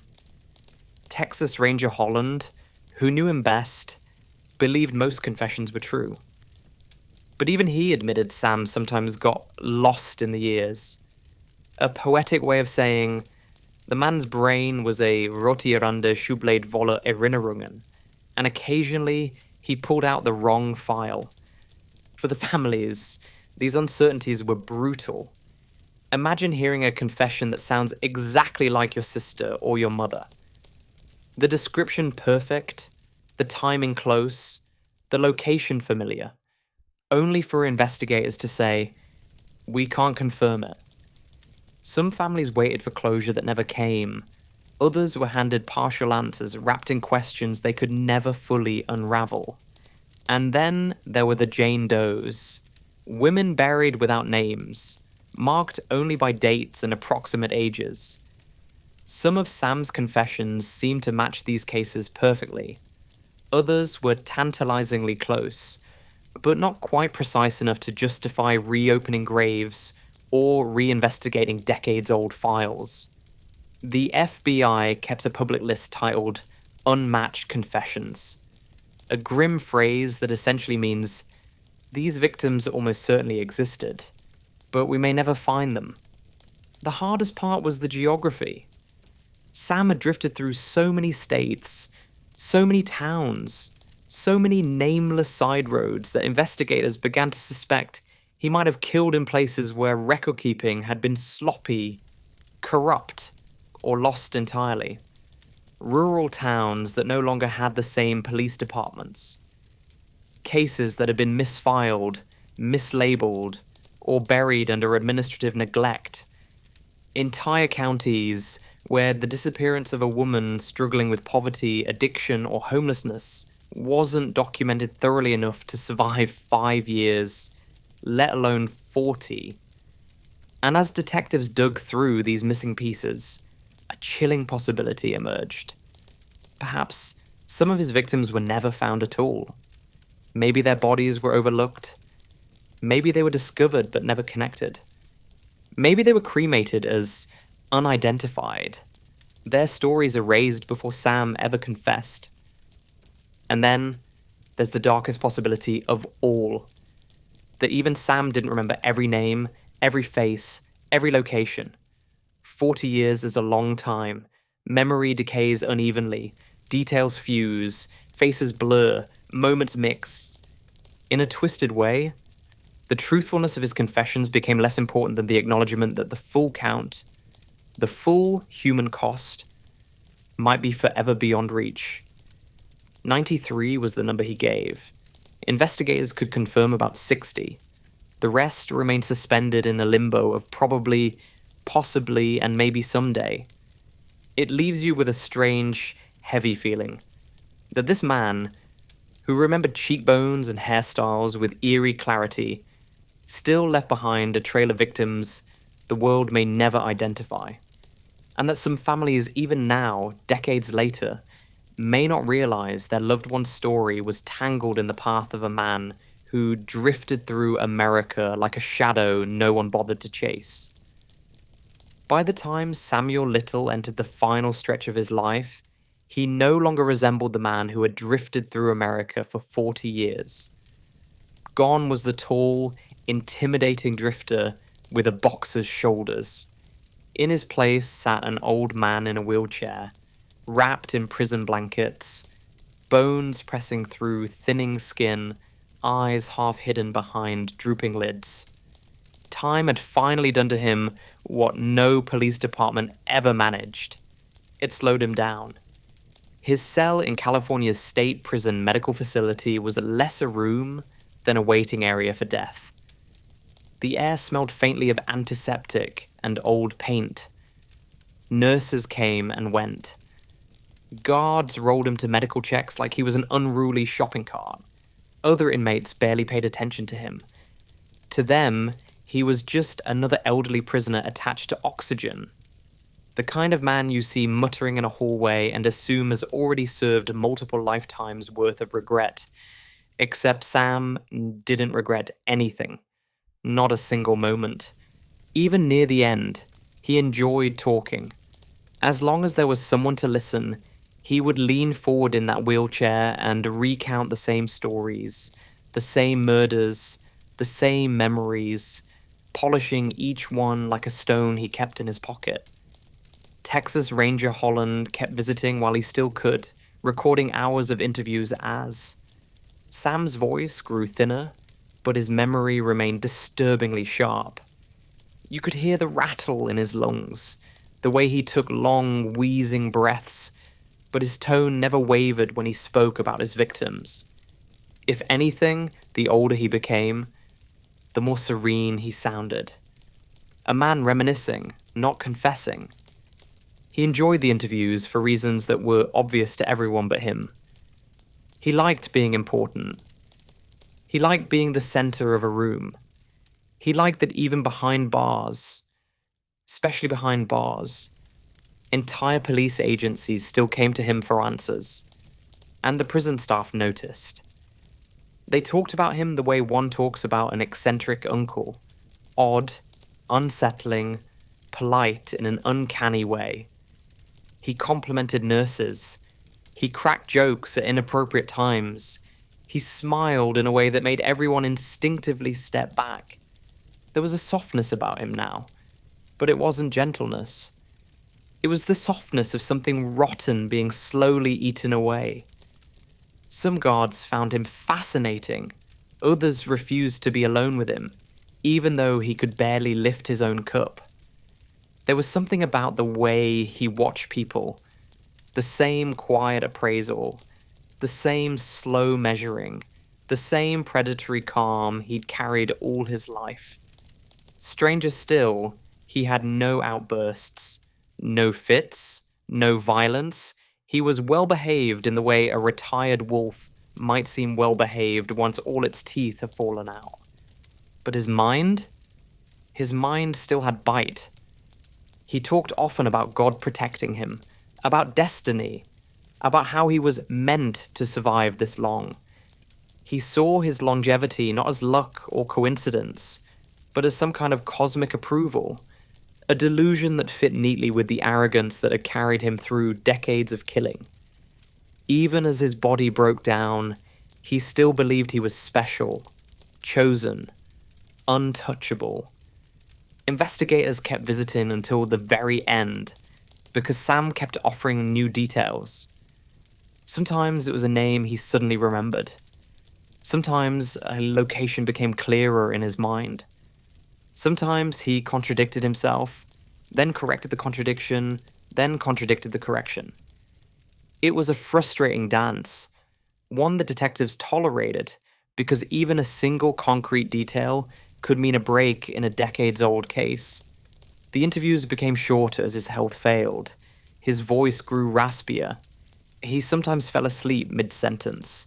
Then he'd wake up, clear his throat, and return to describing some long-dead woman's hairstyle, as if he'd just hit pause on an old home movie. His mind was fading, but in ways that felt strategically selective. The memories of murder stayed sharp long after the memories of everyday life had begun to dissolve. It was bitterly ironic. The man who forgot birthdays, street names, and years still remembered the faces of his victims. In his final months, he was transferred entirely to medical care. His world shrank to a bed, a blanket, a handful of staff, and the occasional detective hoping for one last trace of truth. Reporters weren't allowed near him, but they didn't need to be. The interviews, the drawings, the confessions, everything that mattered had already been recorded. Sam himself had become irrelevant. All he had left were his stories. He died in December 2020. No dramatic scene, no final confession, just an old man in a medical wing, slipping away in the night like a cigarette burning into ash. For someone who had taken dozens of lives through violence and terror, his own exit was astonishingly quiet. Too quiet, some might say, almost indecent in its gentleness. There was no grand reckoning, no deathbed apology, no sudden burst of remorse. He simply faded out, taking with him whatever unspoken details he still held, and leaving behind a grief that stretched across states, decades, and generations. And strangely, death did not end his influence. If anything, it made the unanswered questions louder. Investigators still pore over his interviews. Families still search his sketches, hoping for a match. Cold case units still reopen files because a phrase he muttered once might be the missing key. Even in death, he continues to occupy the quiet corners of police stations, the dusty shelves of archives, the nightmares of those who studied him. When Samuel Little died, the world didn't stop. No nationwide memorials, no candlelight vigils, no documentaries released overnight. His passing registered as a headline, then faded beneath far more pressing news: elections, pandemics, celebrities doing things that celebrities do. But the people who work in cold case units, the families who still keep fading photographs in drawers, the detectives who spent years trying to decode his wandering path, for them, his death wasn't closure. It was a reminder that some truths die with the man who carried them. In the months after his passing, investigators everywhere sifted through the materials he left behind. Recordings, transcripts, sketches, timelines. A disturbing scrapbook of a life lived in shadows. Some of those files confirmed what they already knew. Others opened new questions. And some sat in that painfully familiar limbo. Maybe true, maybe not. maybe we'll never know.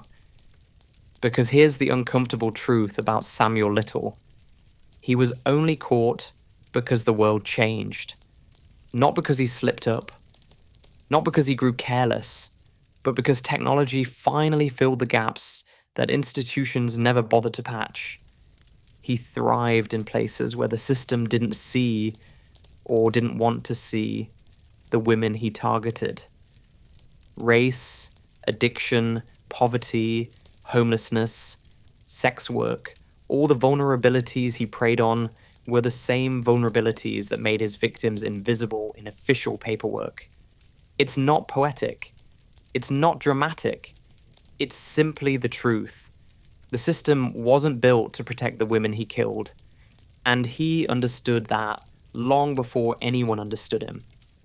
Today, agencies call him the most prolific serial killer in US history.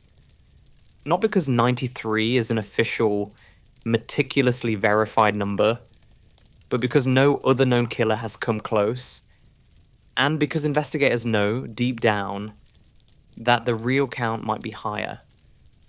The FBI confirmed about 60. Dozens remain unverified. Some may never be matched to missing person reports, because those reports were never filed in the first place.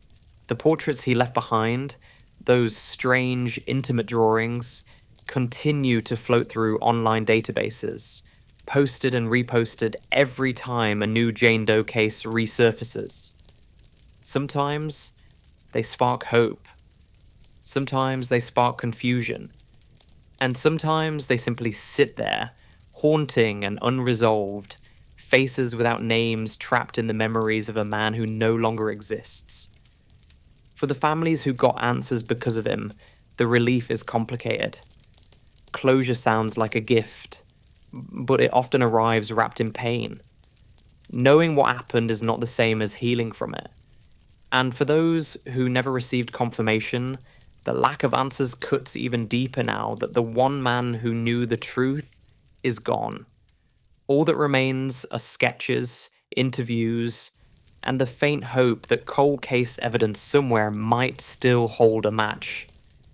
As for the investigators who spent years interviewing him, their reflections vary. Some describe him as the most cooperative offender they had ever encountered. Others say he used cooperation as another form of control. Most agree on one thing: he understood the interview room better than almost anyone they'd ever met. He controlled pacing. He chose which memories to reveal and which to keep private. He leaned back in his chair like a king receiving guests. For a man who spent his life drifting, the interview room became his final throne. His legacy inside criminology is similarly tangled. Some researchers see him as the ultimate example of how systemic failures allow predators to flourish. Others focus on his psychology, the mix of narcissism, detachment, and predatory calm that defined his behavior. And then there are those who simply see the tragedy. A man who never should have been able to harm more than one person, managing to harm nearly 100 because he learned early on that society didn't track the people he targeted. It's tempting to end stories like this with a sense of resolution, a lesson, a warning, a moral. But Samuel Little doesn't fit neatly into any of those boxes. His life wasn't a cautionary tale so much as a grim illustration of what happens when human beings fall through every crack at once. The victim, the offender, the community, the system. There are no heroes here, no redemption arcs, no final justice that balances the scales. What remains is quiet. A few dozen solved cases, many more that may never be solved. Portraits pinned to digital boards, families still searching, detectives still wondering if they missed something, and a final, unsettling understanding. He didn't succeed because he was brilliant. He succeeded because the world wasn't paying attention. As the years move on, his name fades a little more, overshadowed by newer cases, louder headlines, and the relentless churn of true crime fascination. But as victims, those whose names we know and those whose names remain lost continue to exist in the background of American history. Their stories don't end because his did. Their absence is still felt in the quiet spaces of families and towns that never understood why someone didn't come home. When you strip away the sensationalism, the interviews, the portraits, the headlines, you're left with a truth that lands like a stone in still water. Samuel Little wasn't a monster born in myth. He was a man shaped by neglect, emboldened by indifference, and allowed to roam because no one connected the dots. In the end, the only legacy that matters is theirs. The lives interrupted, the stories unfinished, and the hope that one day every unnamed face in his drawings will be given back her name. And that's where we'll leave it tonight. In the long, quiet echo of a case that stretched across decades, states, and far too many forgotten lives. If you're still awake, congratulations. You've survived another deep dive into the darker corners of history. And if you're drifting off right now, honestly, that's probably the healthiest response to all of this. If you want to support what we do here, the late nights, the research rabbit holes, the endless rewriting to keep YouTube from having a nervous breakdown, you can always drop us a like or a comment. It helps more than you think. And if you've got a case you want us to unravel next, tell us. We always keep an eye on the suggestions, even when the stories get a little too close for comfort. For now, breathe out. Let the room settle. Let your mind put everything back into its quiet little boxes. This is Napmax Sleep Stories. And you've just listened to the true story of Samuel Little. A long, slow descent into the shadows, delivered in a voice soft enough to help you sleep through the horror. Sleep well, sleepless rabble. We'll see you in the next one. Hey there, sleepless rabble. Tonight we're heading to Italy, land of beauty, wine, and, apparently, unsolved murders. But before we begin, I should probably apologise in advance to every Italian listener out there. Because yes, we're about to butcher these names. Badly. And we're going to do it with confidence. So, grab a drink, settle in, and let me take over for a while. Because behind the postcards and the golden light of Tuscany lies something darker. A story of obsession, failure, and the quiet kind of evil that hides in bureaucracy. This isn't the glossy version you've seen on Netflix. This is what they left out. The confusion, the contradictions, the ghosts still walking the streets of Florence. This is Napmax Sleep Stories, and you're listening to The Monster of Florence, the truth Netflix didn't show. Let's begin. It always begins too quietly. No thunder, no omen, no blood-red moon. Just a soft Italian summer night, somewhere outside Florence, where the air smells of warm dust and cheap cigarettes. The town was called Signa, small, traditional, and slightly claustrophobic. In the late 60s, it was the kind of place where everyone knew who was sleeping with whom, and who pretended not to. Into that restless little world came Barbara Locci, a young woman from Sardinia. Beautiful, provocative, and very aware of it. She had dark eyes, quick laughter, and a reputation that arrived in a room before she did. Her husband, Stefano Mele, was also Sardinian, though the two might as well have come from different planets. He was quiet, suspicious, poorly educated, and unlucky enough to love a woman who refused to play the part assigned to her. Barbara's boredom turned quickly into rebellion. She had lovers, not rumours, not gossip, actual lovers, and Stefano knew it. The entire Sardinian community in Tuscany knew it. People whispered about her at the baker's and the bar, and Stefano walked through town pretending not to hear. By that summer, Barbara's latest affair was with Antonio Lobianco, a 29-year-old mechanic from Prato. Antonio was married too, but that never stopped anyone in this story. They met at the cinema, in cafes, sometimes right under Stefano's nose. Everyone saw it. Nobody intervened. Italy in the 60s was built on secrets. Everyone had one, and nobody thought theirs would get them killed. On the evening of 21st August 1968, Barbara told her husband she was taking their 6-year-old son Natalino to see a film in Florence. Stefano didn't argue. Maybe he was tired. Maybe he didn't care anymore. Barbara met Antonio outside the theatre, her little boy in tow. They bought tickets, watched the movie, and when the lights came up, they drove away together in Antonio's white Alfa Romeo Giulietta. The roads outside Signo were quiet, lined with vines and olive trees. They found a secluded spot, the kind of place couples used when they needed privacy from a world full of neighbors. The car doors closed, the night settled, and the only sound was the low chirp of crickets. Then the gunfire began. 8 shots, fired through the windows with mechanical precision.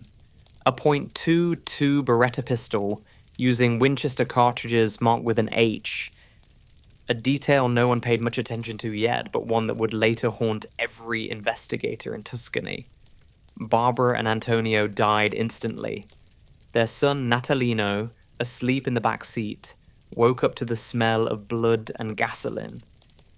He climbed out of the car barefoot, walked alone through the dark fields for nearly 2 kilometers, and knocked on a stranger's door. "My mummy and her friend are dead in the car," he said. A child delivering the first report of what would become Italy's longest nightmare. When the police arrived, they did what police do best. They chose the simplest answer. A jealous husband. A cheating wife. A family tragedy. The press called it a crime of passion. No one asked why a jealous husband would bring his own child along to murder his wife, or how he managed to vanish into the countryside without a car. Logic was optional. What mattered was closure. Stefano Mele was arrested within days, questioned, intimidated, and ultimately broken down into the kind of confession investigators love. Confused, inconsistent, but convenient. He said he'd shot them. Then he said he hadn't. Then he blamed Barbara's other lovers, the Sardinian Vinci cousins, who also had reasons to hate her. Then he changed his mind again. Each version contradicted the last, but the authorities stopped listening once the headline was printed. A poor man, betrayed, humiliated, and now confessing. Perfect. He was convicted and sentenced to 14 years in prison. Florence breathed out. Another messy domestic story wrapped up. The journalist went home, the police moved on, but something about that night didn't fit. Not even then. The precision of the shooting. The calmness of it. The missing weapon that was never found. The way the bullets were grouped tightly, like someone who had practiced. And the confession that bent and twisted depending on who was in the room. Still, no one wanted complexity. It was 1968. The country had enough problems without inventing monsters. So that's where the story stayed for years. A murdered wife, a convicted husband, and a child who saw too much. On paper, it was all neatly solved. Except the wife was dead. The husband's story kept collapsing, and the gun, that little .22 Beretta with its peculiar Winchester H-stamped bullets, was still out there, waiting to speak again. 6 years passed. Italy changed, new music, new politics, new hairstyles, but one thing stayed the same. No one in Florence remembered Barbara Locci anymore. Her husband, Stefano Mele, was still sitting in prison, serving his sentence for a murder most people considered closed. He was quiet, docile, and by all accounts, a model inmate. Case forgotten. Until the night of the 14th of September, 1974. The setting couldn't have been more ordinary. A gravel lane near Borgo San Lorenzo, north of Florence. Two young lovers, Pierontini and Pasquale Gentilcore, parked their Fiat 127 in the dark. Then came the same sound that had shattered Signa years earlier. 8 crisp gunshots from a .22 Beretta. Both victims were killed instantly. When investigators arrived, they recognized the scene, or at least their subconscious did. 2 bodies, a parked car, a quiet lane, and bullet casings marked with the tiny Winchester H stamp. No one said it out loud yet, but the phantom from 1968 had returned. At first, police resisted the connection. Bureaucracies don't like ghosts. Linking the crimes meant admitting that they'd convicted the wrong man 6 years earlier. So, for a while, they treated the Borgo San Lorenzo murders as a new case. But ballistics don't care about pride. The forensics came back identical. Same weapon, same cartridge type, same firing pattern. Cold, deliberate, almost professional. And so, quietly, the police reopened the old Signa file. Stefano Mele, once again, became a problem. He was interrogated in prison, asked if someone else had access to the gun, if he had accomplices, if maybe a jealous cousin had helped him. Mele mumbled, contradicted himself, named names, then withdrew them again. It was the same dance all over. The Sardinian circle, men like Salvatore Vinci, Francesco Vinci, and others who'd once courted Barbara, were dragged back into questioning. For months, Florence's newspapers printed their names like a revolving carousel of suspects. And yet, none of them fit. Each had an alibi, and none could explain how a gun locked away since 1968 had reappeared in 1974. Then, in 1978, it happened again. Stefania Pettini and Giovanni Foggi, both young and very much in love, were found murdered in their car near Scandicci. The same gun, the same bullets. But this time, something new. Something uglier. Stefania's body showed signs of mutilation. Post-mortem cuts made with surgical precision. It was no longer just a killer. It was a performance. That changed everything. The investigators, who had spent years convincing themselves the murders were random crimes of passion, were suddenly forced to admit they had a serial killer. And not just any killer, one who stalked couples, used the same weapon, and escalated in brutality. Florence began to whisper a new name, Il Mostro, the monster. By the early 1980s, those whispers became headlines. The Italian tabloids couldn't resist the symmetry. Lovers in cars, summer nights, moonlit vineyards. It was the perfect Gothic postcard, if you ignored the blood. Every few years, the same story repeated. June 1981, Carmela Donato and Giovanni Foggia found dead near Scandicci again. The same stretch of road, same gun, same ritual calm. The investigation sprawled. New teams, new theories, endless press conferences full of cigarette, smoke and frustration. Each time, the evidence pointed to a ghost with perfect aim and no fingerprints. And the pattern deepened. Always couples, always cars, always isolated rural lanes within an hour of Florence. The killer waited until the lovers were distracted, then fired through the windows, fast and precise. He never left tracks. He never took wallets or jewelry. The motive was never robbery, it was control. After the 1978 case, the mutilations grew, always targeting the women. Cold, surgical, deliberate. By 1981, fear had replaced romance. Young Florentines stopped parking in the countryside. Bars near the hills closed early. People who once called it the Lover's Road now called it La Strada del Mostro, the Monster's Road. The police were drowning in theories. Some insisted the killer was a loner, ex-military, maybe a hunter who knew the terrain. Others were convinced it had to be someone from Barbara Locci's old Sardinian circle, as if revenge could stretch across decades. There was even talk of a secret accomplice who held the gun for Melee while he sat in prison, which was as absurd as it sounded. Every time investigators reached a dead end, they invented a new suspect to fill the gap. At one point, they dragged Francesco Vinci out of his house at dawn, waving ballistics charts and speculation. The poor man spent months in custody before the case against him dissolved into thin air. The only consistent character in this story was the gun.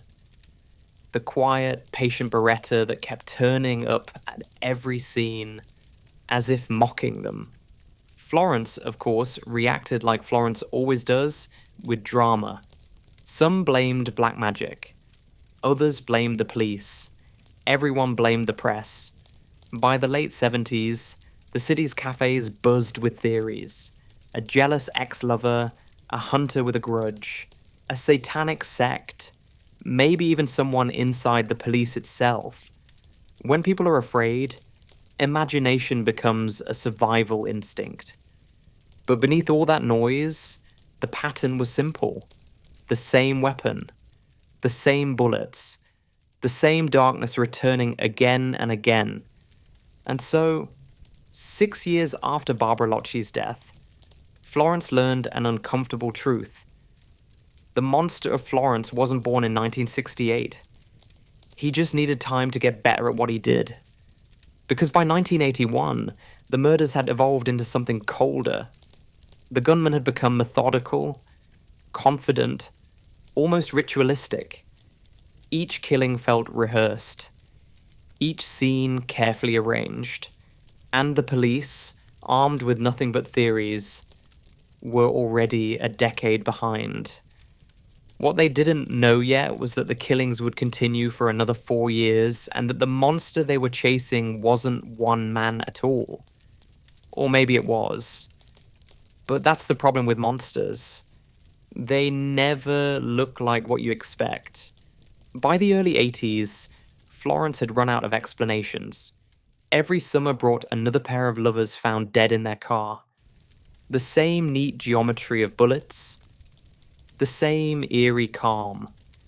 The investigators began to speak of a signature, a technical term that sounded almost artistic, as if murder were just another Italian craft perfected over time. That signature was everywhere. The same .22 Beretta pistol firing the same Winchester H cartridges. The shooter always approached from the left, fired through the glass, reloaded methodically, and vanished into the dark. No footprints, no tire tracks, no fingerprints, just the faint smell of cordite and the body of a young woman, positioned with strange care. The forensic experts, periti ballistici like Zuntini and later Castiglione and Spampinato, began comparing casings from every scene.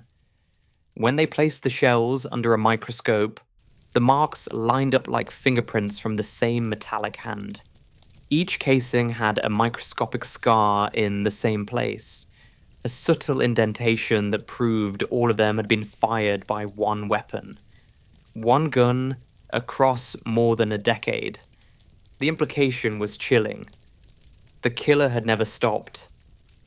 And then came the mutilations. The first time in 1978, it might have looked like rage. By 1981, it looked like ritual.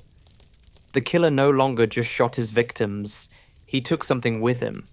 Always from the women, always with surgical precision, as if anatomy were part of the performance. Pathologists spoke carefully, but the message was clear. Whoever did this had a steady hand, a good knife, and absolutely no empathy. The press went wild. "Florence has a Jack the Ripper," one headline screamed. Reporters swarmed the Tuscan hills, photographing every lonely dirt road and calling it the killer's path. Romance was dead. Every parked car was a potential coffin. Parents warned their daughters. Boys carried baseball bats in their Fiats, pretending they weren't afraid. Even priests began locking churchyards after dusk. Not that God had been much help so far. Inside police headquarters, the atmosphere was poisonous. Years of bad leads had rotted morale. The same investigators who'd once closed the 1968 Cigna case now faced the humiliating fact that their jealous husband theory was collapsing. Because that jealous husband, Stefano Mele, had finished his sentence and was quietly living in a hostel run by priests near Florence. He swept floors for pocket money, spoke little, and spent his days under the suspicious gaze of everyone who recognized his name from old headlines. The police questioned him again, of course. Each new murder dragged Mele back into the interrogation room like a ghost that refused to die. By 1981, he was a middle-aged man with hollow eyes and trembling hands, repeating the same truth. No one wanted to hear, "I didn't kill them. I never did." Investigators didn't believe him, but they didn't have proof either. If anything, Mele's existence only embarrassed them. He'd served 14 years for a crime whose weapon was still out there killing people. But the alternative, admitting they'd jailed an innocent man, was unthinkable. So they kept him on the suspect list, just in case. It was easier to keep the circle small than to face the void. Meanwhile, the killings grew more confident. The 1981 Scandicci double murder confirmed that the signature wasn't fading. If anything, it had matured. The killer fired, mutilated, and left the scene arranged with almost theatrical calm. Forensics noted that the bullets were still Winchester H, still fired from the same barrel, but the knife work had changed. Faster, cleaner, almost practiced. Someone had been learning. By now, the press had given the phantom a name that would stick: Il Mostro di Firenze, the monster of Florence. And once a monster has a name, it starts to live in the collective imagination. It hides in headlines, in dreams, in lovers' arguments, whispered in parked cars. The city began to feed on its own fear. For the forensic teams, the nightmare was logistical. They were working with primitive tools, no DNA, no databases, only a handful of bullet striations viewed through aging microscopes. Every perizia contradicted another. Experts fought over the smallest details, accusing one another of incompetence. One report insisted the gun was a Beretta 71. Another said a Beretta 76. Another speculated a custom-modified model. Everyone agreed only on one thing: the gun had never been found. The deeper the police dug, the less sense it made. Old suspects reappeared. The Vinci cousins, old Sardinian friends of Barbara Locci, dragged back into the light. Their homes were searched, their rifles dismantled, their families humiliated. But ballistics cleared them again. Each time the investigators built a new theory, the bullets quietly refused to cooperate. By late 1981, even journalists were starting to realize the true story wasn't the killer. It was the chaos chasing him. An entire police system built on guesswork, prejudice, and misplaced pride. A country that needed simple villains to fit its simple headlines. And through it all, Stefano Mele kept existing. Not free, not guilty, not forgotten. He'd become the living reminder of everything they'd gotten wrong. Sometimes, He'd stand outside the hostel in the evening light, watching young couples walk by, knowing that every man's face in Tuscany now carried a little of his own curse. The monster was still out there. The gun was still whispering through the olive trees, and Florence, the city of art, of beauty, of Michelangelo's marble saints, had discovered something older than art and deeper than beauty: fear. The forensic charts on the police captain's desk showed it plainly. Same weapon, same bullets, same invisible hand. The monster had written his name in gunpowder and anatomy, and the city would spend the rest of the decade trying to read it. By the early 90s, Florence was exhausted. 13 years of headlines, a dozen bodies, thousands of dead-end tips, and one constant question: who was the monster of Florence? The police needed a name. The public needed a villain. And fate, in its usual dark sense of humor, handed them one: Pietro Pacciani. If a novelist had invented him, critics would have called it too obvious. A farmer from Mercatale in the Chianti Hills. Thick hands, dirt under the nails, bad temper, worse manners. A man who lived among pigs and vines, in a small house filled with tools, bottles, and gossip. He had a criminal record, which, in the Italian countryside, already made him halfway guilty. In 1951, he'd been convicted of killing a man who'd seduced his fiancée, shot him, then stabbed him twice for punctuation, and dumped the body in a ditch. He served 13 years, came home, and kept his head down. Until the late 1980s, when an anonymous tip pointed investigators back to him. What followed was less investigation than theatre. Officers raided his home and found, not a gun of course, but an assortment of knives, pornographic magazines, and a disturbing collection of objects that screamed eccentric peasant more than serial killer. Still, the timing was perfect. Pacciani was crude, uneducated, and already hated by his neighbors for being loud and strange. To the press, he looked like a monster. And in a case drowning in uncertainty, appearance was everything. The prosecutors began to weave their story. They argued that Pacciani was the true face of the monster, a twisted peasant who stalked lovers' lanes in his old Fiat, hiding the gun in a toolbox, returning home before dawn to feed his pigs. The evidence was mostly circumstantial. A few witnesses claiming they'd seen his car near one of the crime scenes, and a .22 cartridge allegedly found in his garden years later. Ballistics never confirmed it matched the murder weapon, but that didn't matter. By 1993, Florence was ready for closure. The trial opened in 1994, and it was less about justice than performance art.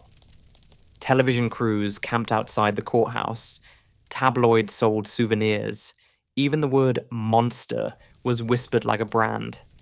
Inside, Pacciani sat in the dock, a stocky figure with a red farmer's face, glaring at the journalists who'd already decided his fate. When asked if he was the killer, he growled, "Me? I can't even shoot straight." The room laughed. The prosecutor didn't. Forensic experts testified for weeks, repeating the same mantra. The bullets matched, the pattern fit, the monster had a name. Nobody seemed to notice that none of the physical evidence actually linked Pacciani to the crimes. No fingerprints, no DNA, no weapon. What they did have were stories. Neighbors talking about screams in the night, a daughter's testimony describing violence at home, and a moral landscape in which poor and crude equaled evil. Pacciani, in that sense, was perfect. He was everything the monster was supposed to be: ugly, violent, rural, and conveniently alive. When the verdict came in, the courtroom gasped. Guilty. 14 murders. Life sentence. The monster, finally caged. Florence celebrated. The newspapers printed victory banners, and the city exhaled for the first time in decades. But beneath the applause, cracks were already forming. His defense appealed. The appellate judges, far from the cameras, quietly dismantled the entire case. No direct evidence, no reliable witnesses, contradictions everywhere. They called the original trial a castle built on sand. And in 1996, Pietro Pacciani was acquitted. The monster was loose again, or perhaps had never been caught at all. The reaction was pure chaos. Some newspapers accused the judges of cowardice. Others insisted on conspiracies, that powerful men were protecting the real killer. The police were humiliated. The public, furious. So when the Court of Cassation later ordered a retrial, Florence tried to hold its breath for one last performance. But it never happened.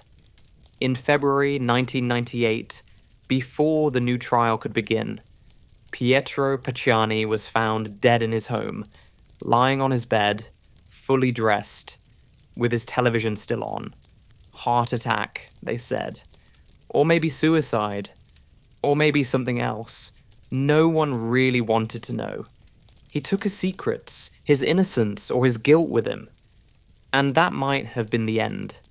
A tragic, messy Italian ending, if the story had stopped there. But within months, investigators unveiled a new chapter. One that made even less sense than the last. They called it I compagni di merende, the snack companions. Two aging peasants who supposedly hunted couples with Pacciani for fun. It sounded insane. But in Florence, insanity had become routine. If the story of Pietro Pacciani sounded like a tragic play, the next act turned it into farce, because just when Florence thought the monster was dead and buried, the police announced they'd found his friends. They called them the Snack Companions, an insult disguised as a nickname. Two aging farmhands from the same Chianti countryside where Pacciani had lived. Mario Vanni and Giancarlo Lotti. Old men, barely literate, half-deaf, smelling of tobacco and diesel, the kind of neighbours who talked too much at the bar and believed every rumour they heard. According to prosecutors, these three rustic souls had spent years hunting couples together, creeping through the vineyards with flashlights and pistols, then celebrating their kills with wine and sandwiches. It sounded like something out of a bad pulp novel. But in the vacuum left by Pacciani's acquittal, the idea spread like wildfire. The story began with Giancarlo Lotti, a timid, nervous man who could barely string a sentence together. In 1994, he was questioned as a witness, not a suspect. Then, something strange happened. After hours of pressure, he began to agree with whatever the police suggested. First, he said he'd heard about the murders from Pacciani. Then, he said he'd seen one. Then, he said he'd helped. By the third interrogation, he was describing entire scenes in vivid detail. Where the car was parked, who fired the gun, how they divided the tasks. The investigators wrote everything down as if it were gospel. They finally had a confession. Sort of. But even on paper, it didn't make sense. Lotti's descriptions didn't match the forensic evidence. He placed the wrong victims in the wrong cars, confused dates, even forgot which weapon had been used. Sometimes he blamed Pacciani, sometimes Mario Vanni, sometimes both, sometimes neither. It was less a confession than a fever dream recorded on official stationery. Still, prosecutors built an entire case around it. Mario Vanni, a retired postman with a drinking problem, was dragged into custody. He denied everything but didn't help himself by being rude to reporters and quoting scripture. The press had a field day. The monster had become a trio. the village idiots turned ritual killers. In 1997, Pacciani's sudden death only made things worse. With their alleged leader gone, the other two were easier to blame. The police could finally claim victory again. Yes, the monster was a group all along. The trials began in 1998 and quickly devolved into absurdity. Lottie stumbled through his testimony, contradicting himself every 10 minutes. At one point, when asked why they killed, he said, "We went to have fun with the girls." The courtroom gasped. The judges frowned. But nobody could tell whether he was confessing, rambling, or trying to please his interrogators. Forensics once again had nothing solid. No murder weapon, no DNA, no fingerprints, just one terrified man talking in circles and another shaking his head in disbelief. And yet, unbelievably, it worked. In 1998, both men were convicted of 4 of the double murders. Lottie received life in prison. Vanni got life plus 10 years. The judges called the evidence confused but credible. It was perhaps the most Italian phrase ever written in a legal document. By the time the final appeal reached the Supreme Court in 2000, Florence had stopped celebrating. The monster of Florence had become a bureaucratic zombie. Endless paperwork, endless shame, no closure. The justices confirmed the convictions, but admitted the case was held together mostly by Lottie's fragile memory. He died behind bars in 2002. Vanni followed in 2009, still proclaiming his innocence. As for Pacciani, his legend only grew. Some saw him as the scapegoat of an incompetent system. Others insisted he really was the ringleader, that his death had saved the state from further embarrassment. Everyone agreed on one thing: nobody actually knew who the monster was. Even the investigators, after years of chasing ghosts, began whispering about new leads: doctors, hunters, Satanists, rich collectors of body parts, even American soldiers stationed near Florence in the 70s. Each theory sounded more desperate than the last. Meanwhile, the real constant, the .22 Beretta and its Winchester H-stamped bullets, remained missing. No one ever found it. Not in Pacciani's house, not in Vanni's, not in any field or well or vineyard. It was as if the weapon itself were the monster, quietly traveling through time while everyone else aged and died around it. By the dawn of the new millennium, the case was officially closed. 2 men in prison, 1 dead, justice, allegedly, served. But the people of Florence didn't buy it. They'd seen too many final verdicts before, and every summer night when the cicadas started their dry electric chorus, the hills still felt uneasy. You could almost imagine the soft click of a safety being switched off somewhere beyond the trees. Because monsters don't end with a sentence. They end when the story finally makes sense. And this one never did. By the early 2000s, the Monster of Florence case should have been history. The suspects were gone, the trials finished, the country tired of hearing about it. But Italy has never been good at letting go of its ghosts. And so, the monster rose again. This time, far from the Tuscan hills, in the quiet heart of Umbria. In 1985, a respected physician named Dr. Francesco Narducci disappeared from his villa near Lake Trasimeno, a place more famous for postcards than police work. 2 days later, fishermen found his body floating near the shore. The autopsy declared drowning.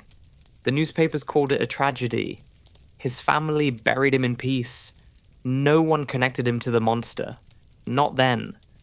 Not for 16 years. Then came Giuliano Mignini, a young prosecutor in nearby Perugia with a taste for unsolved puzzles. While reviewing old Florence files, he noticed curious overlaps. Timelines, acquaintances, whispers of money and influence. When he reopened Narducci's death in 2001, the quiet lake began to stir again.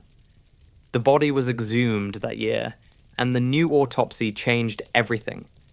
Forensic doctors reported marks around the neck, consistent with the strangulation. It was possible, they said, that Narducci had been dead before he ever touched the water. The finding cracked open the coffin of a case Italy thought it had buried. If the doctor hadn't drowned, then who had silenced him?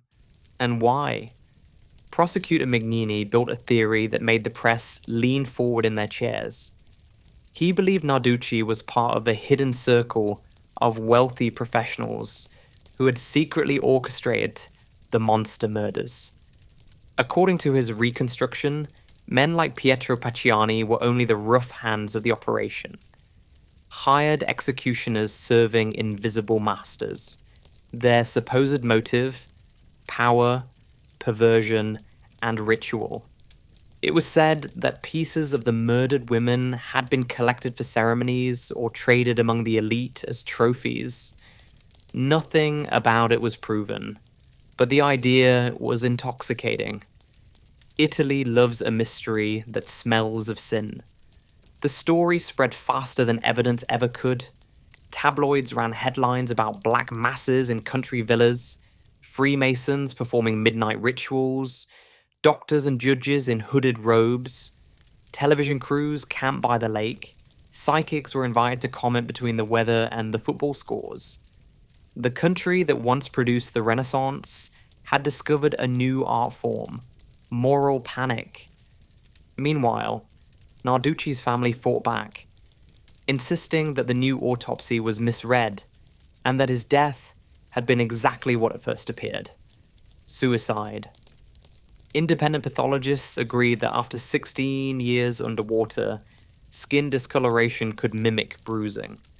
Without the original 1985 report, which had mysteriously vanished, no one could say for sure. Every answer dissolved into another question. But Mignini kept pushing. He raided villas, questioned priests and pharmacists, searched for photographs, journals, anything that could prove the existence of an instigator network. What he found was silence and resentment. Doctors lost patience, businessmen lost contracts, reputations collapsed under suspicion that never solidified. The courts grew uneasy. By 2005, the higher judiciary quietly reined him in. His sweeping theory of elite conspirators was dismissed for lack of evidence. The Narducci case was refiled as unresolved. Officially, it was over. Unofficially, it had only just begun to haunt. Because once the seed of doubt is planted, it never dies. People began saying that the body pulled from Lake Trasimeno wasn't Narducci at all. That there had been a swap, a secret burial, maybe even two corpses. Photographs didn't seem to match. Witnesses contradicted each other. No one could prove anything, yet the story refused to sink. By now, the monster of Florence had evolved beyond flesh and bullets. He was no longer a man or even a crime. He was an ecosystem of fear. The murders had become myth. The myth had become business, and every new generation of Italians inherited the same question wrapped in fresh packaging. Who ordered the deaths, and who keeps them alive? The Narducci mystery offered a perfect mirror for a country uneasy with its own institutions. A drowned doctor became the symbol of what everyone already suspected: that power hides rot beneath the marble. And whether or not the story was true mattered less than the fact that it felt true. In a place where beauty and corruption share the same space, fiction and evidence start to look identical. So in Perugia, the monster didn't kill again. He simply changed shape, from a gunman in the fields to a whisper in the corridors of privilege. The police had no new suspects, no weapon, no trail, but the legend breathed on. A story that feeds itself on speculation, immune to truth or closure. And in the end, The only certain fact was still that small, patient gun, the same .22 Beretta that had fired beneath the Tuscan moon. Everything else had become noise, rumors echoing over a lake that never gives up its dead. Because monsters don't disappear in Italy. They just move to another jurisdiction. By the time the Perugia investigation spilled into the headlines, Italy had lost all sense of proportion. The Monster of Florence had stopped being one story and become a genre, a living collection of fears, stitched together from superstition, class resentment, and late-night talk shows. Everyone wanted to believe in something bigger than one man with a gun, and when logic runs out, ritual steps in. Between 2002 and 2005, newspapers and TV stations began speaking a new language. Black masses, secret orders, occult sacrifices. Every week brought another theory, sometimes whispered, sometimes shouted. According to prosecutors, there existed a circle of initiates, wealthy professionals who allegedly financed or commissioned the killings. Others expanded the myth even further, claiming there was a market for body parts used in magical rites, a hidden trade running from Florence to Perugia and beyond. It sounded medieval, and perhaps that was the point. Italy has always preferred its villains in robes. Journalists swarmed every village rumored to have a ruined chapel or a missing altar stone. Farmers were questioned about strange bonfires. Priests were asked if their holy water had ever been stolen. Some of the same forensic officers who had once argued about bullet marks now found themselves analyzing melted wax and bits of fabric, trying to decide whether they were evidence of witchcraft or just leftovers from a picnic. The press didn't care which. Satan in the hills, one headline declared. Florence's killers worshipped evil, said another. By then, accuracy was just a detail. The public, already conditioned by years of unsolved horror, swallowed everything. If the monster couldn't be caught, at least he could be explained. And the idea of dark rituals, of ordinary men transformed into beasts by secret ceremonies, gave shape to an anxiety that had been building since the first shots in 1968. Fear always demands symmetry. When crimes are senseless, the explanation must be grand. Yet inside the police archives, reality remained disappointingly small. No occult books, no altars, no recordings of rituals, just more copies of the same ballistic reports, the same old casings, the same weapon nobody could find. But once the idea of Satanism entered the bloodstream, it couldn't be flushed out. Suddenly, every murder across Italy had to be re-examined for ritual elements. Teenagers caught with candles were treated like cultists. Fortune tellers were interviewed as experts. The Monster of Florence had become a national template for moral panic. Ironically, many of the people pushing these theories believed they were defending morality. They saw the killings as proof of a spiritual sickness spreading through modern life. Pornography, materialism, the collapse of faith. What they really diagnosed was their own reflection, a country terrified of its changing self. And while politicians promised renewed vigilance, the real work, the hard, boring forensic work, froze under the weight of hysteria. Behind the noise, the original families of the victims faded from view. Parents grew old, evidence degraded in dusty drawers, memories blurred. The focus had shifted from the murdered to the myth. Italy wasn't trying to solve a crime anymore. It was trying to exorcise a feeling. By 2006, the frenzy had burned itself out. The supposed ritual network dissolved in courtrooms. No one was convicted. The grand theories evaporated as quickly as they had formed. But the damage was permanent. Reputations were gone, investigations discredited, and the monster, now less a person than a cultural mirror, survived every fact that disproved him. What began as forensic failure had mutated into folklore, a collective hallucination with a body count. Because when a mystery refuses to end, people start building a religion around it. And that's what happened in Florence and Perugia and every small town in between. A transformation from evidence to faith.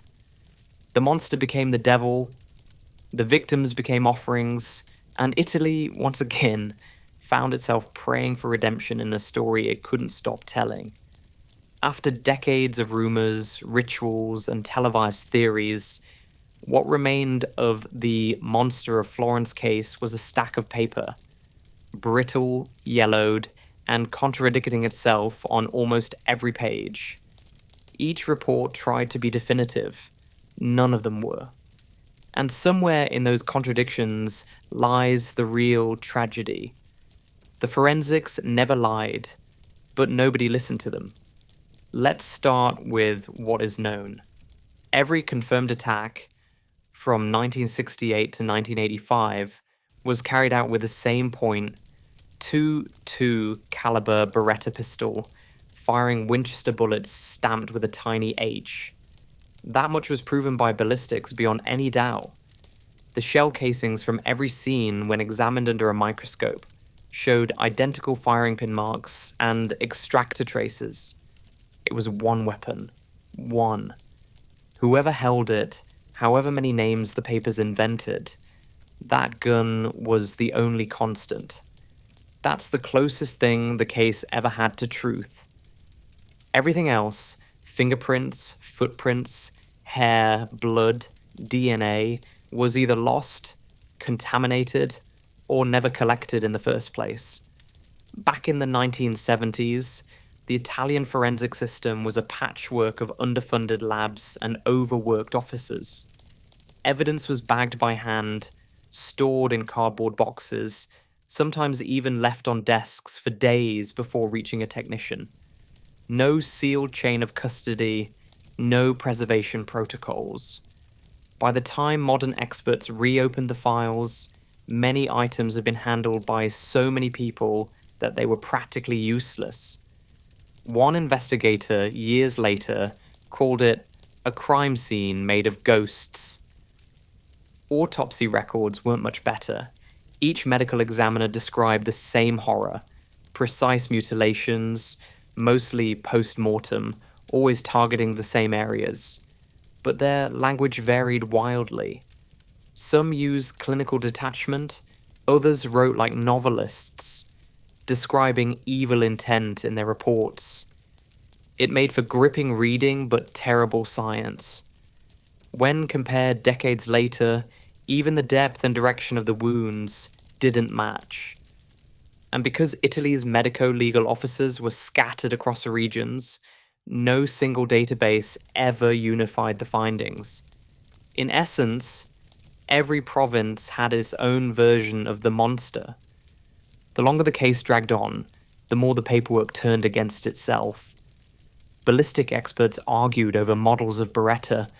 Was it a 71? A 76? A target pistol? A hunting variant? Each expert gave sworn testimony. Each was sure they were right. The courts, unable to choose, simply cited them all. By the 1990s, the official record read like a schizophrenic conversation between microscopes. Even the bullets weren't as clean-cut as the newspapers suggested. While all carried the Winchester H mark, not all were manufactured in the same year or batch. Some had slightly different powder loads, suggesting the killer had either hoarded ammunition for years or bought second-hand rounds from multiple sources. That level of patience or obsession made sense for a lone collector. It made far less sense for a supposed group of drunken peasants sharing one gun between them. The forensics didn't support the snack companions theory. They quietly contradicted it. And yet, every time a new interpretation failed, investigators added another layer instead of removing one. The result was a kind of bureaucratic archaeology, myths buried beneath paperwork, waiting to be dug up and reclassified by the next generation of believers. The few facts that did survive were devastatingly simple. Each couple was attacked at night, in a car, in or near the hills south of Florence. The weapon was small, easy to conceal, reliable. The killer fired fast, reloaded quickly, and left without a trace. In a country obsessed with drama, the monster's methods were almost boring, cold, consistent, mechanical. He didn't want attention. He wanted control. But because Italy prefers theatre to logic, the investigators turned their failure into spectacle. Instead of rebuilding the chain of evidence, they built narratives. Instead of technicians, they hired visionaries. And while the press shouted about satanic symbols and secret rites, the actual gun, the one silent witness to everything, lay somewhere in dust and rust, waiting to be found. By the time modern DNA testing arrived, it was too late. Most biological samples had degraded beyond recovery. The clothing stored in police basements had been exposed to heat, moisture, even mold. The bodies were long buried. Exhumations only confirmed what was already known. Nothing. The last attempt, in the early 2000s, to extract genetic profiles from the original bullets yielded partial sequences too damaged to identify anyone. The gun still spoke the clearest language, and it said nothing. Meanwhile, folklore filled the silence. Tour guides began pointing out monster sites to tourists. Podcasts romanticized the murders as puzzles. Each new medium found its own way to misunderstand the evidence. The real story, one gun, endless incompetence, simply wasn't entertaining enough. What the forensics proved was not who the monster was, but how perfectly human error can feed a legend. Each mistake became another ghost. Each missing file, another haunting. And the deeper you dig into the archives, the more the case begins to sound like its victims. Silenced, misrepresented, and left for others to project their fantasies onto. The monster of Florence didn't survive because he was brilliant. He survived because his investigators were human. And because in Italy, sometimes myth has a better chain of custody than truth. By the late 1990s, the monster case had become a kind of national sport. An open file that anyone with a badge, microphone, or midlife crisis could play. Each decade promised the final answer. Each decade delivered another dead end. The first new lead came from a man who fit the public's image of a monster a little too perfectly. Giancarlo Lotti's drinking buddy, Mario Vanni, had already gone to prison. But in the years after his death, old files hinted that someone else had hovered nearby. A retired postal worker named Salvatore Vigilante. He was eccentric, fond of guns, and had once bragged that he knew things. In Italy, that's practically an arrest warrant. In the early 2000s, police searched his home and found ammunition, maps, and, most importantly, a few boxes of .22 Winchester bullets. Instant headlines. Monster of Florence!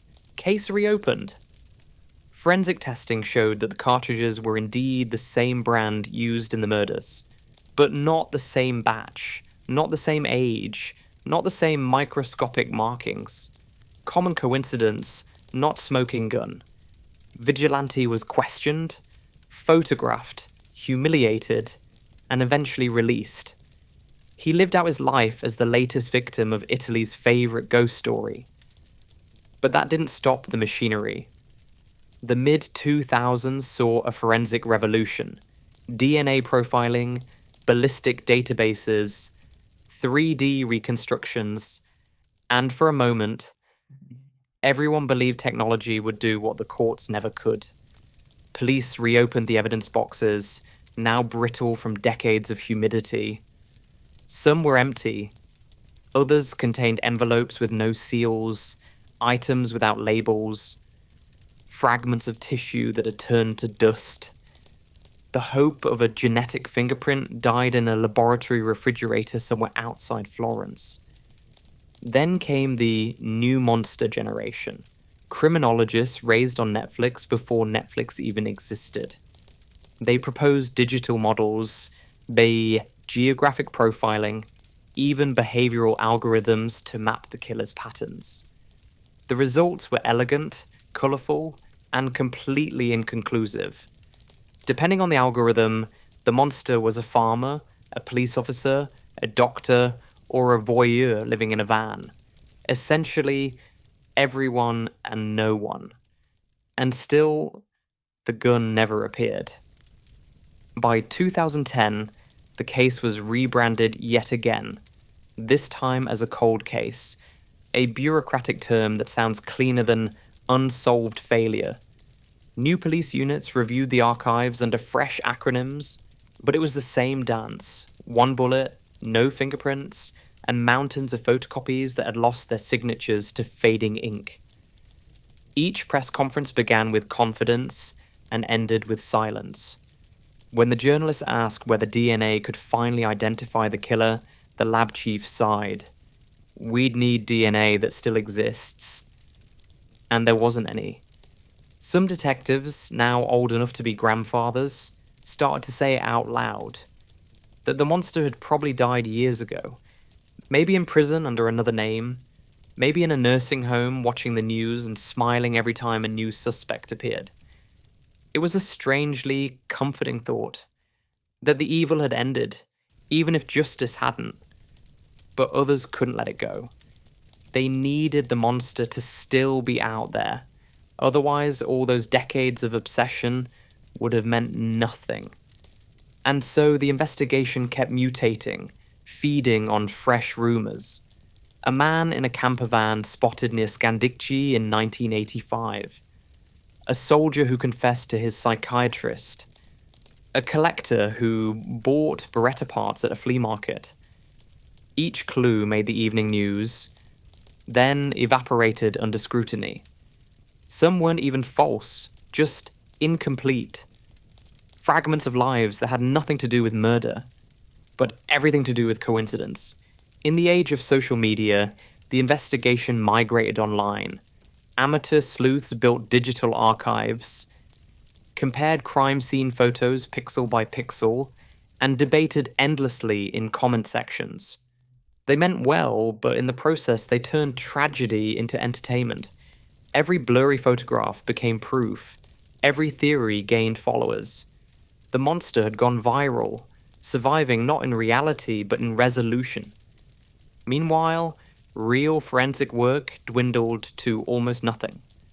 Budgets dried up, the experts retired, and what remained was a ghost department whose only job was to answer journalists asking, "Any news on the monster?" The answer inevitably was no. And yet, the case lives on. Every few years, a new prosecutor promises a breakthrough. A new generation of detectives digs into the same folders, and the same headlines return, as if on autopilot. It's become a ritual of its own, a kind of bureaucratic superstition. No one truly expects to solve it. They just don't want to be the one who stops trying. Because admitting the end would mean accepting what Italy has never wanted to hear. That the monster of Florence was not a genius killer, or a secret cult, or a Masonic conspiracy. He was a symptom of chaos, of incompetence, of human fear refusing to face its own ordinariness. And so, the investigation continues, not out of hope, but out of habit. The gun is still missing, the files are still incomplete, and Florence, every summer, still looks over its shoulder whenever a car parks too long at the edge of the woods. Because you can close a case file. But you can't close a legend. By 2025, the monster of Florence was no longer a file in an archive. It was intellectual property. Decades of rumors, headlines, and contradictions had hardened into legend. And that legend had finally been optioned. When Netflix released its miniseries, it sold the same promise every retelling does. The truth at last. But truth has never streamed particularly well. The series begins exactly where it should. 1968. A summer night. A car parked in the dark. Barbara Locci and her lover, Antonio Lobianco, are killed, while her little boy, Natalino, sleeps in the back seat. And then enter Stefano Mele. He's not a background detail this time. He's the gravitational center. The jealous husband, humiliated and trapped in a small Sardinian community on the outskirts of Florence. The show lingers on him. The suspicion in his eyes, the gossip in the bar, the quiet collapse of a man who becomes convenient to blame. It's excellent television. And to be fair, that part is real. Mele was arrested, tried, and convicted for his wife's murder. He served time while the city exhaled, believing the nightmare was over. Then the series plays its ace. Years later, the same pistol fires again. Another couple, another car, the same Winchester H bullets. Suddenly, Mele, still in prison, can't possibly be the killer. The story flips, and the audience is hooked. This, too, reflects reality. Ballistics did link the later crimes to the first, and Mele's guilt could never explain what followed. Where the series departs from fact is in what it chooses not to show. The endless procedural chaos, the changing prosecutors, the mountains of contradictory evidence that no director could fit into 6 episodes. On screen, the investigation feels linear. One determined magistrate, one coherent task force, an arc of revelation and redemption. In real life, it was chaos. Overlapping jurisdictions, feuding police units, lost files, political pressure. The real monster case was less a thriller and more an administrative nightmare where every answer created 3 new mistakes. The show also gives Mele something the real man never had: clarity. On television, he becomes both sinner and victim, the tragic everyman crushed by forces beyond his control. It's poetic, and it works. But the truth was murkier. Mele's statements changed repeatedly, sometimes under pressure, sometimes from confusion. He named accomplices, then retracted, then invented new ones. He wasn't a clean symbol of injustice. He was a flawed human being, lost in a system desperate for closure. And that's exactly why streaming loves him. He gives the chaos a face. He allows viewers to believe the story means something. That if you look hard enough, motive and morality will appear like subtitles at the bottom of the screen. But the real case never offered that luxury. What Netflix also trims away are the contradictions that make the story unbearable.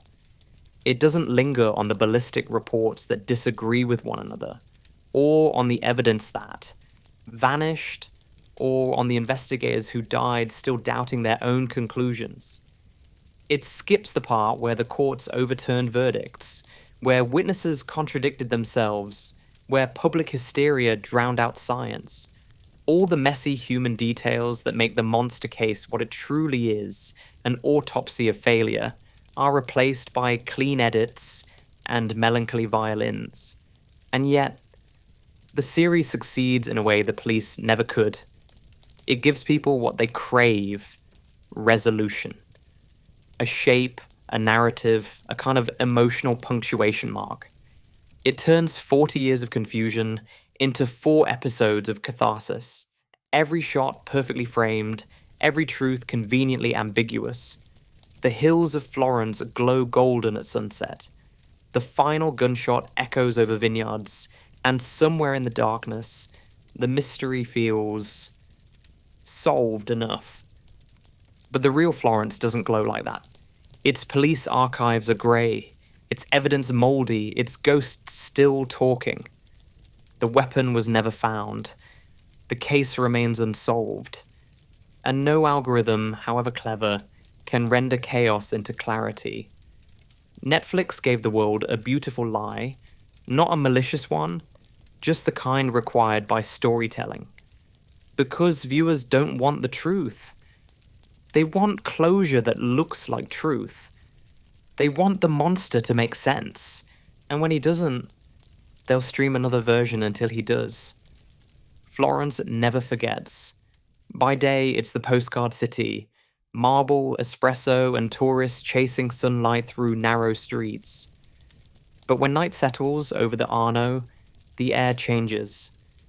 The cicadas fade, and the hills start to hum with stories no one quite stops telling. The monster's long gone, they say. The suspects are dead, the gun is missing, the files turn to dust. And yet, people still glance at parked cars when they drive past the olive groves. Still lower their voices when the summer wind blows from Scandicci. Because some crimes don't end, they just soak into the ground. Every decade, someone claims to know the truth. A new theory, a new book, a new face on a screen. But Florence doesn't need more explanations. It already understands that beauty and blood can share the same streets, that evil here never roared, it whispered. So the legend stays. Not in the courts, not in the headlines, but in the small hours. When the city holds its breath, and somewhere, far from the tourists and the lights, a single echo lingers in the dark. A gunshot that never really stopped. So, that was Florence. A city too beautiful to admit what it's hiding, and a mystery too broken for streaming to fix. Maybe the real horror isn't the murders, but the silence that followed them. The endless search for meaning in a country that keeps mistaking confusion for mystery. If you made it this far, you already know. The gun was never found, and the truth never mattered as much as the story. If you like this one, you know what to do. Leave a like, subscribe, or drop a word on ko-fi.com/napmax to keep the stories coming.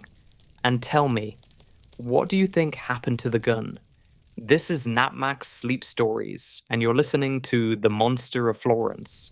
Good night, sleepless rabble, and remember, Florence still whispers. Hey there, sleepless rabble. Yeah, you're in for another late-night descent into Britain's darker corners. So, get comfy, lights low, mind open, and let me take over for a while. We're going back to the early 1960s, to a place of fog, factory smoke, and quiet little streets that all look the same. And somewhere behind one of those doors lived a couple who would soon shake the country to its core. Their names? Ian Brady and Myra Hindley. Two people who looked perfectly ordinary, but hid something no one could imagine. 5 children, gone forever, in ways too dark to fully picture. Their disappearances haunted Britain for decades, not just because of what happened, but because no one saw it coming. 2 ordinary faces, 5 innocent lives, and a silence that stretched across the moors for years. This is one of the most haunting true stories in British history. The tale of how love, control, and obsession collided on the lonely hills, known as the Moors. We'll trace their beginnings, from childhood shadows to the moment their paths crossed, and how that meeting changed everything. We'll also look at what came after. The investigations, the psychology, and the lives left in ruins. This episode comes from our favourite listener, who suggested it in the comments. So if you've got an idea for what we should explore next, do the same. Write it below. Each like and subscribe is very welcome, and keeps these stories alive in the dark. Alright then. This is Napmax Sleep Stories, and you're listening to The Moors Murders. Glasgow, 1938. The year Ian Brady was born into a city already heavy with soot and smoke, where the streets were tight, the tempers short, and the post-depression hunger still gnawed at everyone's bones. His mother, Peggy Stewart, was a young waitress who could barely afford to feed herself, let alone a child. The father, no one knew, not even Brady, who would later decide he didn't much care to. Within a few months, she handed the baby to another family, the Sloanes, a couple living in a cramped flat in the Gorbals district. A neighborhood so overcrowded that children played between bomb-scarred tenements and broken bottles, like it was a game invented just for them. The Sloanes weren't cruel. They were simply ordinary working-class people surviving in a city that didn't forgive weakness. They treated him like one of their own. But there was always that subtle line between ours and not quite ours. Peggy visited sometimes, standing awkwardly by the door with sweets or coins, calling herself a family friend. It wasn't until much later that Ian realised the truth. By then, the damage, that small fracture between belonging and being borrowed, was already permanent. School didn't soften him either. He was bright, sharper than most of the boys around him, but with a temper that could flare in a second. Teachers described him as clever, cold, and impossible to read. The Gorbals was full of kids who fought for fun, yet Brady's fights weren't fun. They were clinical. He'd hit hard, then walk away without a glance. Even at 10, he had the unnerving habit of staring too long, as if cataloguing the world rather than living in it. By adolescence, the walls of Glasgow started closing in. He spent his evenings reading and brooding, an outsider among outsiders. While other boys obsessed over football or girls, Ian read about the Nazis. The imagery of discipline, hierarchy, and domination fascinated him. He devoured books about Hitler, Nietzsche, and the idea that strength excused anything. According to later police records, he'd already begun collecting crime clippings, articles about unsolved murders and war trials. The kind of thing most people would avoid, he studied like scripture. At 16, he was caught breaking into a safe and sent to a Borstal, Britain's version of juvenile reform school. Official reports described him as uncooperative but intelligent, which is bureaucratic code for don't turn your back on him. Brady later claimed the institution hardened him, but the truth is he was hard long before he went in. The Borstal simply taught him patience, how to hide the contempt until it was useful. When he was released, he returned briefly to the Sloanes' home. They said he was quiet, polite, and slightly more distant. Within weeks, he moved south to Manchester, chasing work and anonymity. The city was rebuilding itself after the war, factories humming again, men in flat caps heading to shifts, women scrubbing steps until the stones shone. It was the perfect place to disappear into routine. Brady found a job as a stock clerk, kept mostly to himself, and began collecting books again, this time on psychology, totalitarianism, and criminal law. He liked knowing how people thought, not because he wanted to help them, but because understanding was another form of control. Colleagues remembered him as meticulous and unnervingly calm. He never joked, never joined in after work drinks.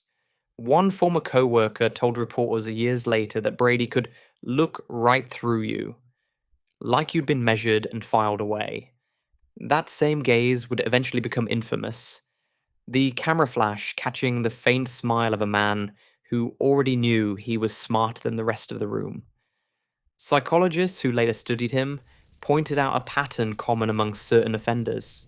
Early separation from the mother, emotional detachment, above average intelligence paired with low empathy.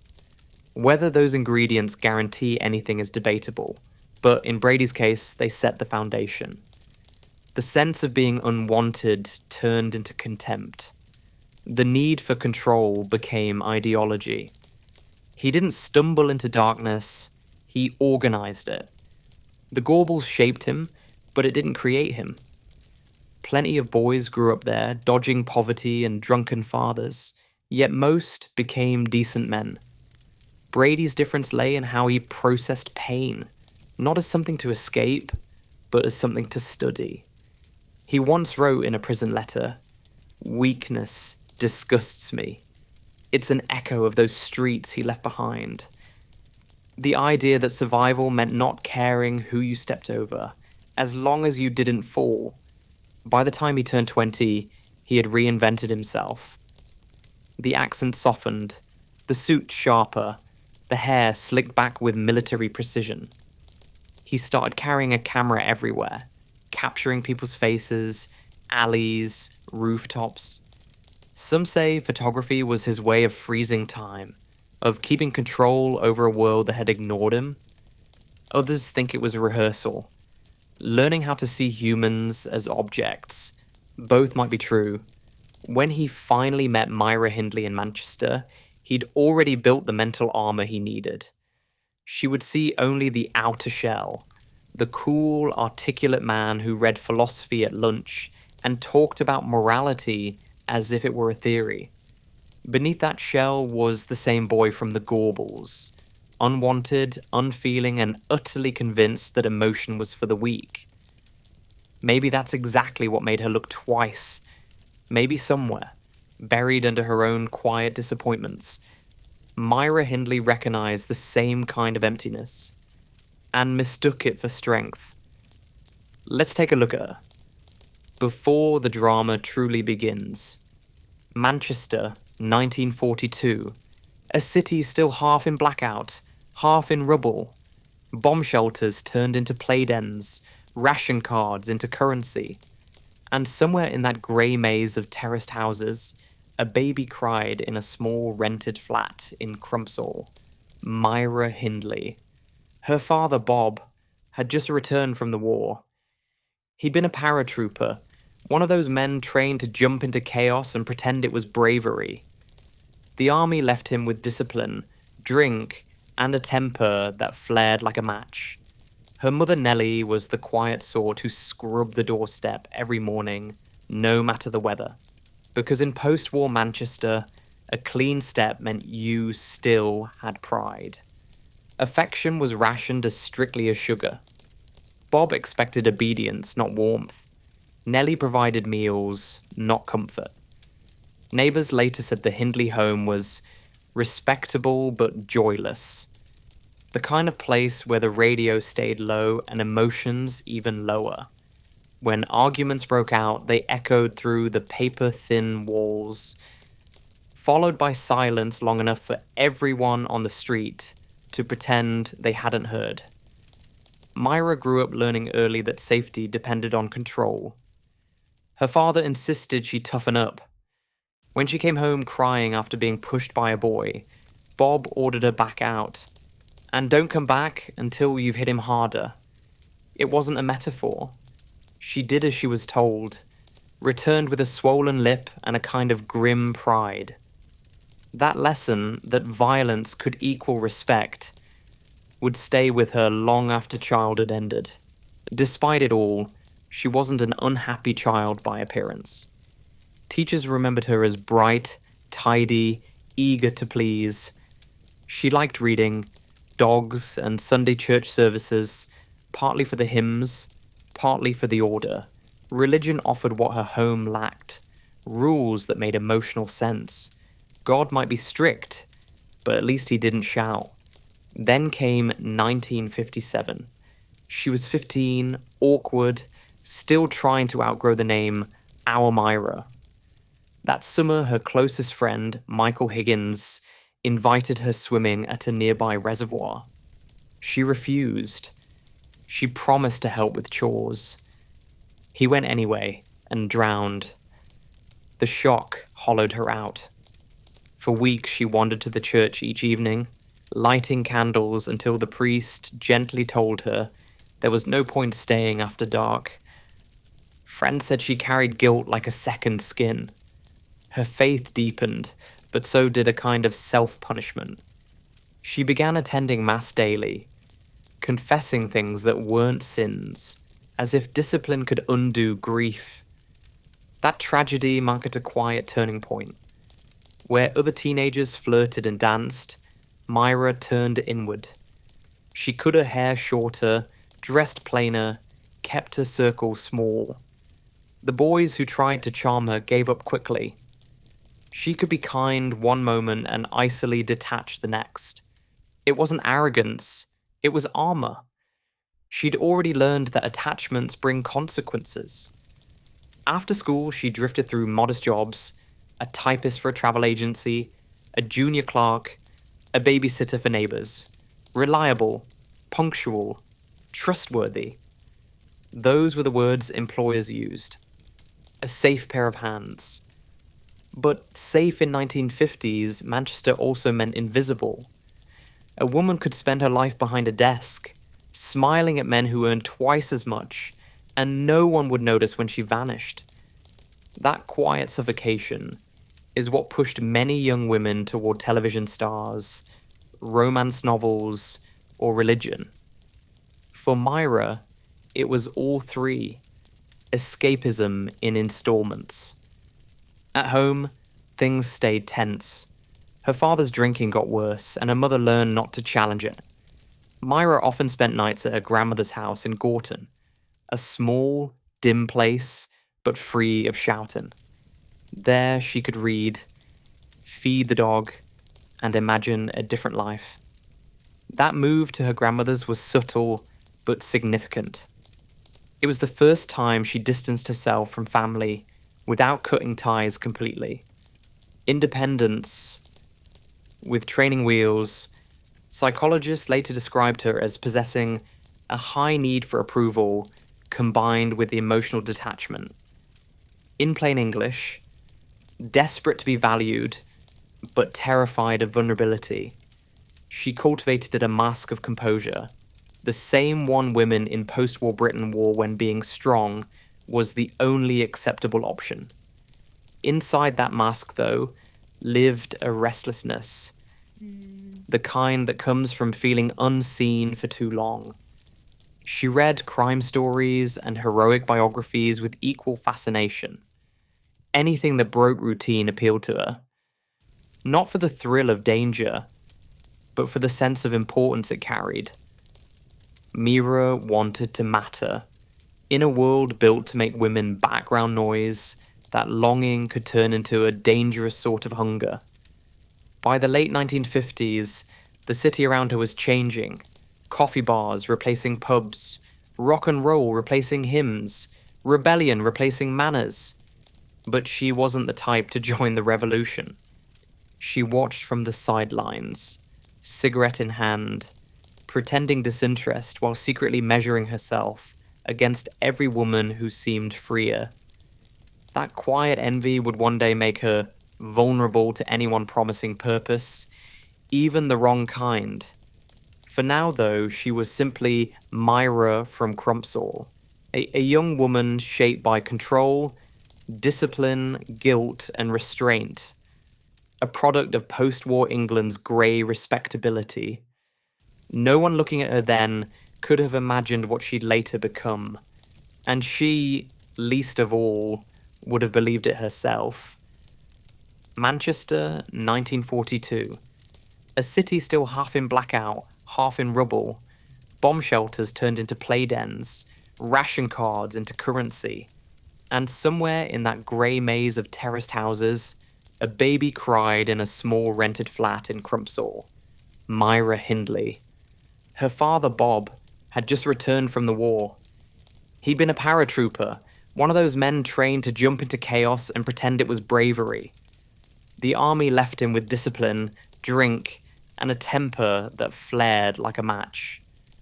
Her mother, Nellie, was the quiet sort who scrubbed the doorstep every morning, no matter the weather. Because in post-war Manchester, a clean step meant you still had pride. Affection was rationed as strictly as sugar. Bob expected obedience, not warmth. Nellie provided meals, not comfort. Neighbours later said the Hindley home was respectable but joyless. The kind of place where the radio stayed low and emotions even lower. When arguments broke out, they echoed through the paper-thin walls, followed by silence long enough for everyone on the street to pretend they hadn't heard. Myra grew up learning early that safety depended on control. Her father insisted she toughen up. When she came home crying after being pushed by a boy, Bob ordered her back out. And don't come back until you've hit him harder. It wasn't a metaphor. She did as she was told, returned with a swollen lip and a kind of a grim pride. That lesson, that violence could equal respect, would stay with her long after childhood ended. Despite it all, she wasn't an unhappy child by appearance. Teachers remembered her as bright, tidy, eager to please. She liked reading, dogs, and Sunday church services, partly for the hymns, partly for the order. Religion offered what her home lacked. Rules that made emotional sense. God might be strict, but at least he didn't shout. Then came 1957. She was 15, awkward, still trying to outgrow the name Our Myra. That summer, her closest friend, Michael Higgins, invited her swimming at a nearby reservoir. She refused. She'd promised to help with chores. He went anyway and drowned. The shock hollowed her out. For weeks she wandered to the church each evening, lighting candles until the priest gently told her there was no point staying after dark. Friends said she carried guilt like a second skin. Her faith deepened, but so did a kind of self-punishment. She began attending Mass daily, confessing things that weren't sins, as if discipline could undo grief. That tragedy marked a quiet turning point. Where other teenagers flirted and danced, Myra turned inward. She cut her hair shorter, dressed plainer, kept her circle small. The boys who tried to charm her gave up quickly. She could be kind one moment and icily detached the next. It wasn't arrogance, it was armor. She'd already learned that attachments bring consequences. After school, she drifted through modest jobs, a typist for a travel agency, a junior clerk, a babysitter for neighbors. Reliable, punctual, trustworthy. Those were the words employers used. A safe pair of hands. But safe in 1950s Manchester also meant invisible. A woman could spend her life behind a desk, smiling at men who earned twice as much, and no one would notice when she vanished. That quiet suffocation is what pushed many young women toward television stars, romance novels, or religion. For Myra, it was all three, escapism in installments. At home, things stayed tense. Her father's drinking got worse, and her mother learned not to challenge it. Myra often spent nights at her grandmother's house in Gorton, a small, dim place but free of shouting. There she could read, feed the dog, and imagine a different life. That move to her grandmother's was subtle but significant. It was the first time she distanced herself from family, without cutting ties completely. Independence, with training wheels. Psychologists later described her as possessing a high need for approval combined with emotional detachment. In plain English, desperate to be valued, but terrified of vulnerability. She cultivated a mask of composure, the same one women in post-war Britain wore when being strong was the only acceptable option. Inside that mask, though, lived a restlessness, the kind that comes from feeling unseen for too long. She read crime stories and heroic biographies with equal fascination. Anything that broke routine appealed to her. Not for the thrill of danger, but for the sense of importance it carried. Myra wanted to matter. In a world built to make women background noise, that longing could turn into a dangerous sort of hunger. By the late 1950s, the city around her was changing. Coffee bars replacing pubs, rock and roll replacing hymns, rebellion replacing manners. But she wasn't the type to join the revolution. She watched from the sidelines, cigarette in hand, pretending disinterest while secretly measuring herself against every woman who seemed freer. That quiet envy would one day make her vulnerable to anyone promising purpose, even the wrong kind.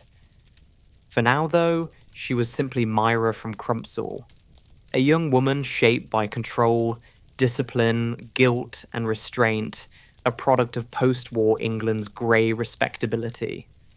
No one looking at her then could have imagined what she'd later become, and she, least of all, would have believed it herself.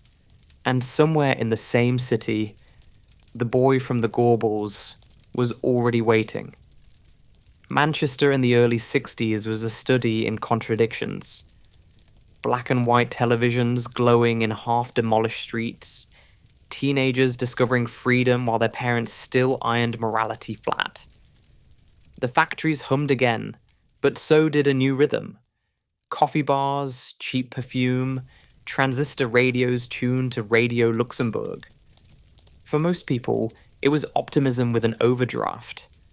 For Ian Brady, it was camouflage. He worked at Millwood's merchandising company in Gorton, a small industrial supplier, the kind of place where people stayed for years and talked mostly about football or bus fares. Brady didn't. He kept to himself, reading paperbacks on his lunch break and taking meticulous notes. His dark suits, his deliberate movements, everything about him suggested someone rehearsing control. He was efficient, distant, occasionally polite. And it was there in 1961 that Myra Hindley noticed him. She was 20, newly employed as a typist. He was 23, the mysterious clerk who didn't seem to fit the room. The first thing she saw wasn't his face, but his posture. Straight, confident, almost military. In a world where most men slouch towards middle age before 30, that alone stood out.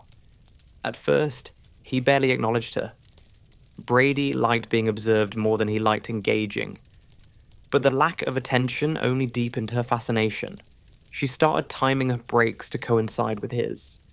He read Mein Kampf at the desk, not discreetly, but as if testing who might flinch. She didn't. According to her later diary entries, she admired his seriousness and how he knows what he wants.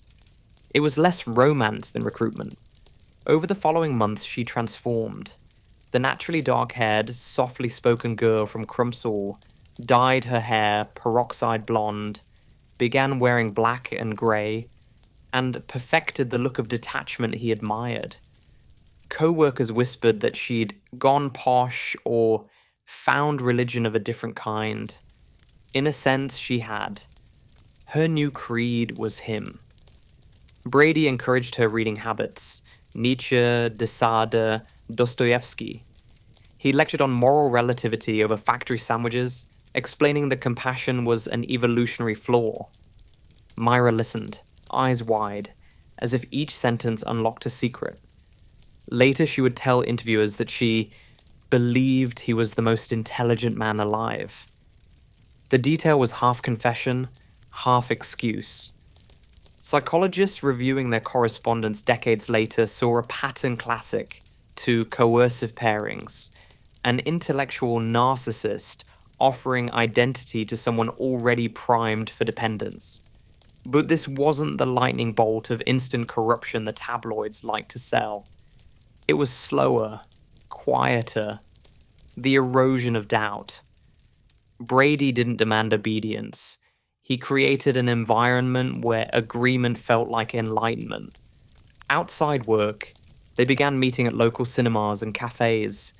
Manchester's Piccadilly still glittered with post-war neon then, promising a modern world just out of reach. They blended into the crowd easily.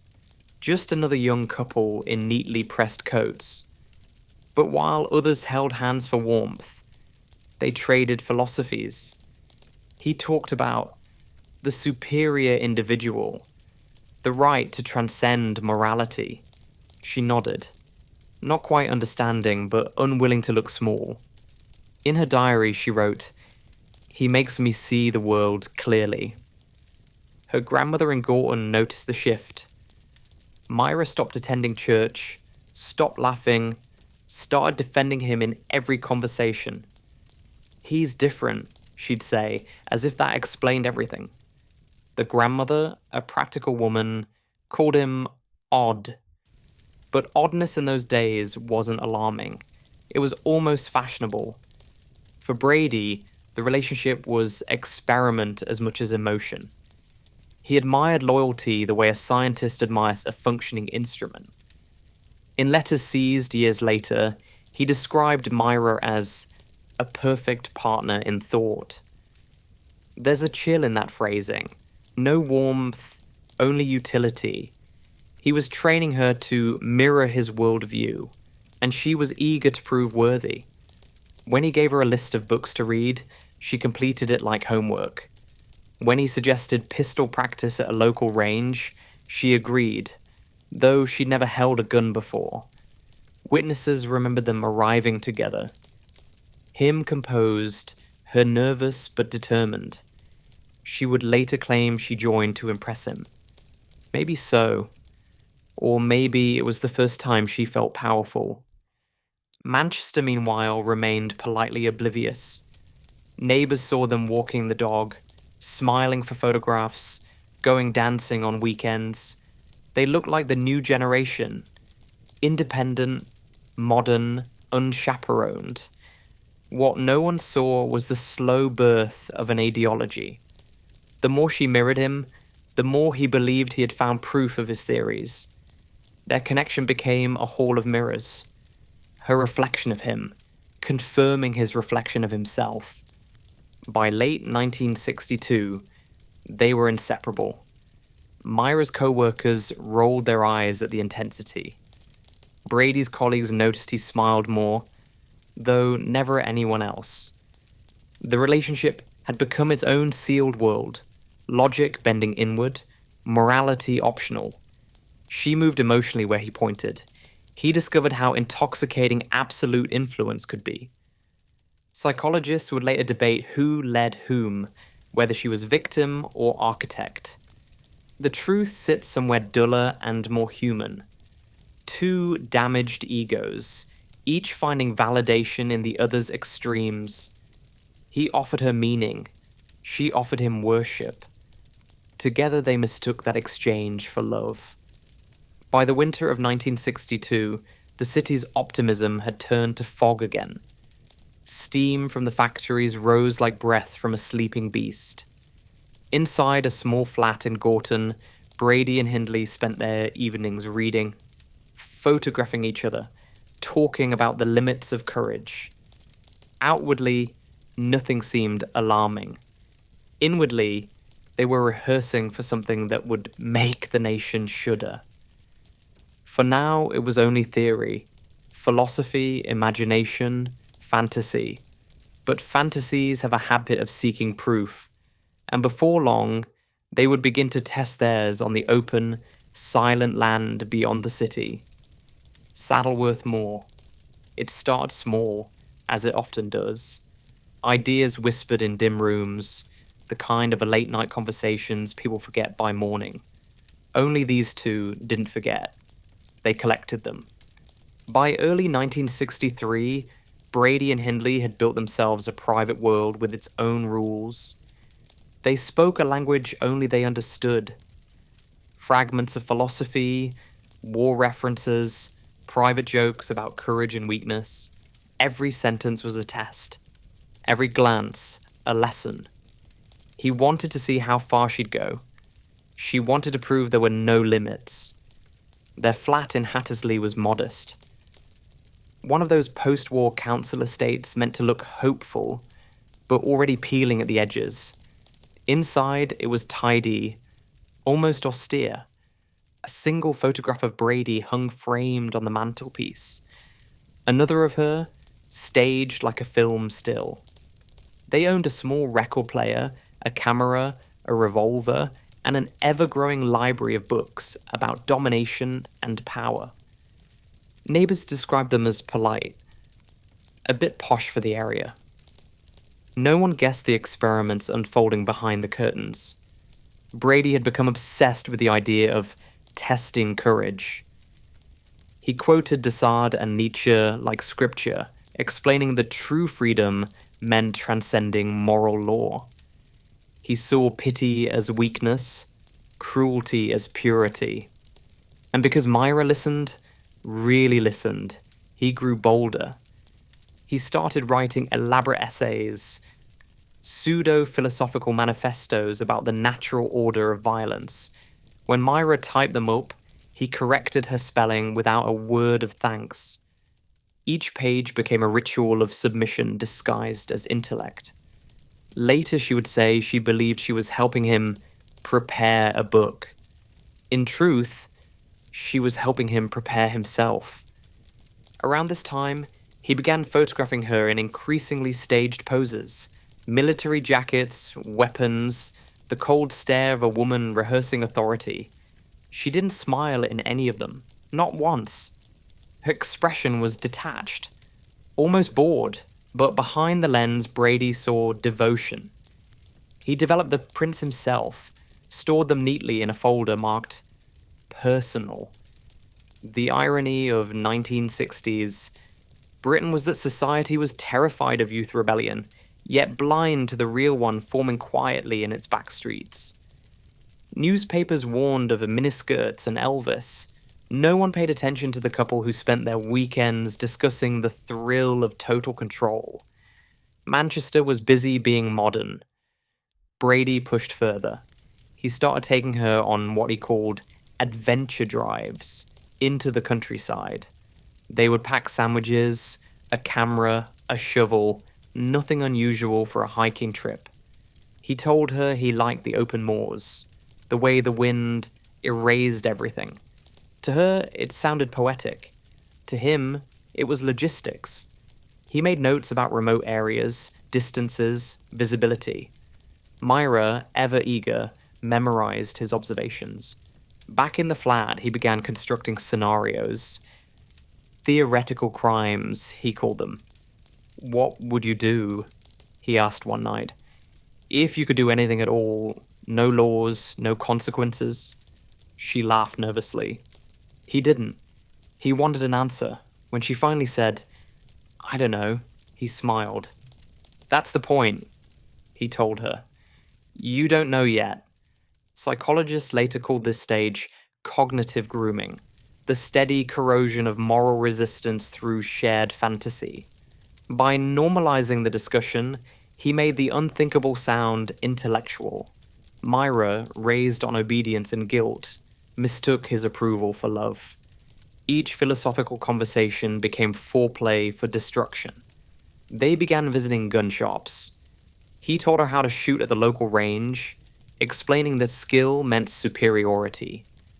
The first time she hit the target, he called her formidable. That single word stayed with her for months. She'd spent her entire life being told to be quiet, polite, small. Now, someone told her she was powerful and meant it. Around this time, she purchased a grey Mini Traveller, her proudest possession. Officially, it was for drives out of town. Unofficially, it became their tool. Brady mapped the moors meticulously, marking locations that offered isolation. He spoke of experiments in freedom. She didn't ask what he meant. Friends noticed the shift. Her grandmother grew uneasy, saying Myra's eyes looked colder somehow. At work, she was punctual as ever, but distant. When colleagues mentioned Brady, she defended him with almost religious certainty. It wasn't love in the conventional sense. It was indoctrination wearing lipstick. Brady, meanwhile, grew more restless. He began testing boundaries, stealing small items, setting fires in remote spots, watching how she reacted. Never horror, only curiosity. Each act confirmed what he already believed. That empathy was optional, a learned reflex that could be unlearned. He was teaching her to unlearn it. By spring of 1963, they were fully enclosed in their own echo chamber. Books became commandments, each page reinforcing their myth. He'd started calling her his student, she called him master. The terms were half ironic, half sincere. But when the line between fantasy and ideology blurs, irony dies quietly. Psychiatrists later described their relationship as a mutual psychopathy, though that might give it too much grandeur. It wasn't operatic madness, just two lonely people finding validation in shared delusion. Still, delusions have momentum, and soon, theory would demand evidence. That moment arrived quietly. Not a dramatic revelation, but an ordinary evening conversation. He said he wanted to prove himself. She asked how. He looked at her for a long time, and whatever passed between them in that silence set everything else in motion. The next morning, she washed her hair, fed her dog, and took the Mini out for a drive. Somewhere between the city and the empty land beyond, she stopped asking questions altogether. The first time they drove out there, it looked harmless. A grey Mini Traveller rolling past the last row of houses, the city lights fading behind them. The moors stretched ahead, endless, quiet. A kind of emptiness that felt like freedom. For most people, that landscape was peace. For Ian Brady, it was opportunity. It was July 12th, 1963. Summer technically, though northern England never quite got the memo. The sky hung low, the air damp, the roads thin and winding. In the passenger seat, Myra Hindley drove with the intensity of someone who didn't want to think. She'd been told what to do. She always did what she was told. That evening was the test. Brady had talked for months about transcendence, about how real strength required breaking moral limits. Now, he wanted proof. Not theory, not fantasy. Proof. He had a name.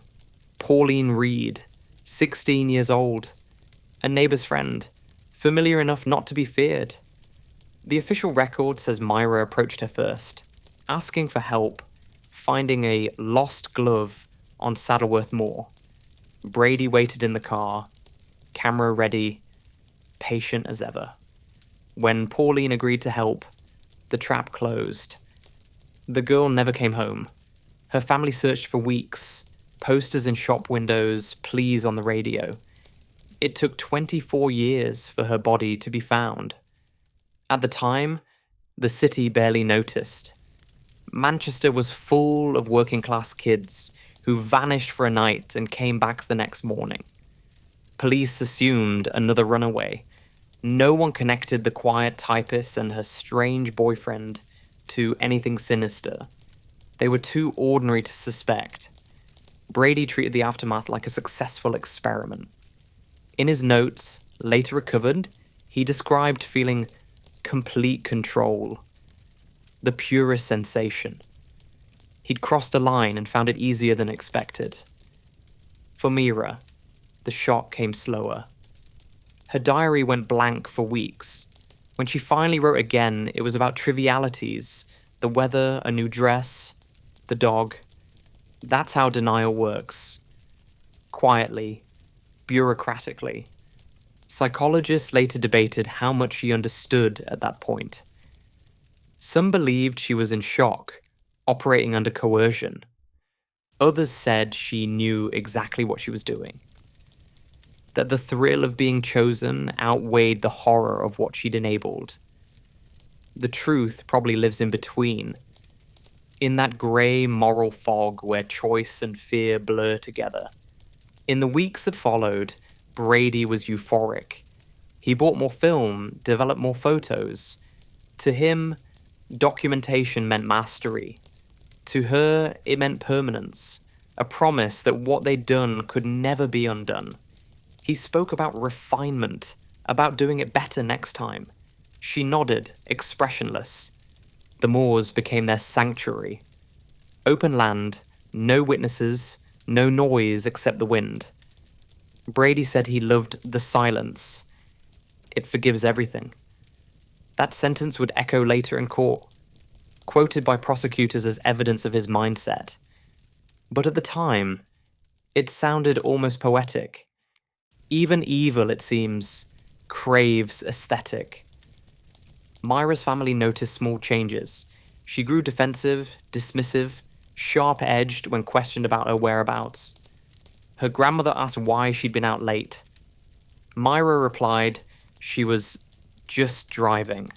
No one pushed further. In 1960s Britain, privacy was sacred, and women's independence, even mild rebellion, was often seen as progress. No one realized what kind of independence this was. When Pauline's mother reported her missing, police visited the area, interviewed locals, checked bus routes. No evidence. The case drifted into silence. It would stay unsolved for decades, her name becoming one more headline in a city that had too many. Brady and Hindley read those headlines over breakfast, in the same house, under the same roof. They said nothing. To the outside world, their life went on. They worked, paid rent, attended family dinners, but the dynamic had changed. He had proven dominance, she had proven loyalty. The bond was sealed, not through affection, but through complicity. It wasn't love anymore. It was doctrine. In private, he began referring to the event as the experiment. The phrase appears repeatedly in his later writings, always capitalized, as if it were a sacred project. He described himself as a scientist of experience, a line so absurd it might be laughable if not for what it concealed. Hindley, meanwhile, followed his lead, speaking less, mirroring his speech patterns. One former co-worker recalled seeing her after that summer. She looked different, colder, like she'd decided something. And maybe she had. Once you cross a moral boundary that deep, the only way to survive is to believe it meant something. For her, that meant turning guilt into faith. Faith in him, faith in the narrative he built around them. A kind of twisted romance that justified everything. The moors, indifferent as ever, kept their secret. Fog rolled across the heather, washing away footprints, covering shallow graves with the same patience nature shows all things. To passers-by, it was just wind and sky. To them, it was consecrated ground. And as the summer faded, Brady started planning again. He said it casually, like discussing a hobby. This time, he promised, they'd be more efficient. Myra didn't argue. She never did. After the first night on the moors, everything changed. And yet, to anyone looking from the outside, nothing did. Ian Brady still went to work in his suit, quiet and precise, the model of industrial discipline. Myra Hindley still typed her letters, fed her dog, smiled at neighbors. They paid rent, visited family, watched television. Normality became the disguise that made everything possible. Inside that flat, however, a new rhythm had formed. Brady treated what had happened as a success to be studied, refined, perfected. He made notes, real, handwritten ones, about the location, the timing, the experiment. He spoke of it not as crime, but as achievement. Hindley, by then, had learned not to flinch at the language. She typed his thoughts for him, the way a secretary types a memo, her fingers steady even when her stomach turned. By the end of 1963, he was restless again. He began talking about the next test, the next opportunity. He told her that courage only counts when repeated. So they went out again. The same car, the same landscape, the same silence. On November 23rd, 12-year-old John Kilbride vanished from the market in Ashton-under-Lyne. He'd gone out to earn pocket money collecting empty bottles. Witnesses saw him speaking to a woman with a small dog who offered him a ride home. That detail, the dog, would come up again and again. It was always Myra's dog, Puppy, the same bait used to dissolve suspicion. For children, she was approachable, maternal, safe. It's hard to imagine how calm she must have looked in that moment. The poise of someone who'd already surrendered her conscience completely. Over the next year, they repeated the pattern. Brady studied newspapers obsessively, collecting reports of disappearances, as if comparing technique. He read about police procedures, about forensics, about how long traces lasted in open terrain. Everything became data. And through it all, Myra drove. Always driving, always silent. The perfect accomplice in a world that still believed women incapable of such things. In June 1964, 12-year-old Keith Bennett disappeared on his way to his grandmother's house in Longsight. He'd promised to fix her TV aerial. An ordinary errand. The kind children ran every day. He was never seen again. Later it would be revealed that Brady chose him for his size. Small enough to control, old enough to understand fear. The body was never found. Even decades later, police and volunteers combed Saddleworth Moor, guided by aerial photographs and fragments of memory. Each search ended the same way. Wind, heather, silence. Brady refused to tell where he buried him. That cruelty, more than anything, defined him. By late 1964, their ritual had hardened into routine. There was no hesitation, no visible doubt. They'd talk in code now. Drives, projects, field work. She packed the camera. He packed the rest. The division of labor was mechanical, like factory work, except their product was absence. In December, they met Leslie Ann Downey at a fairground.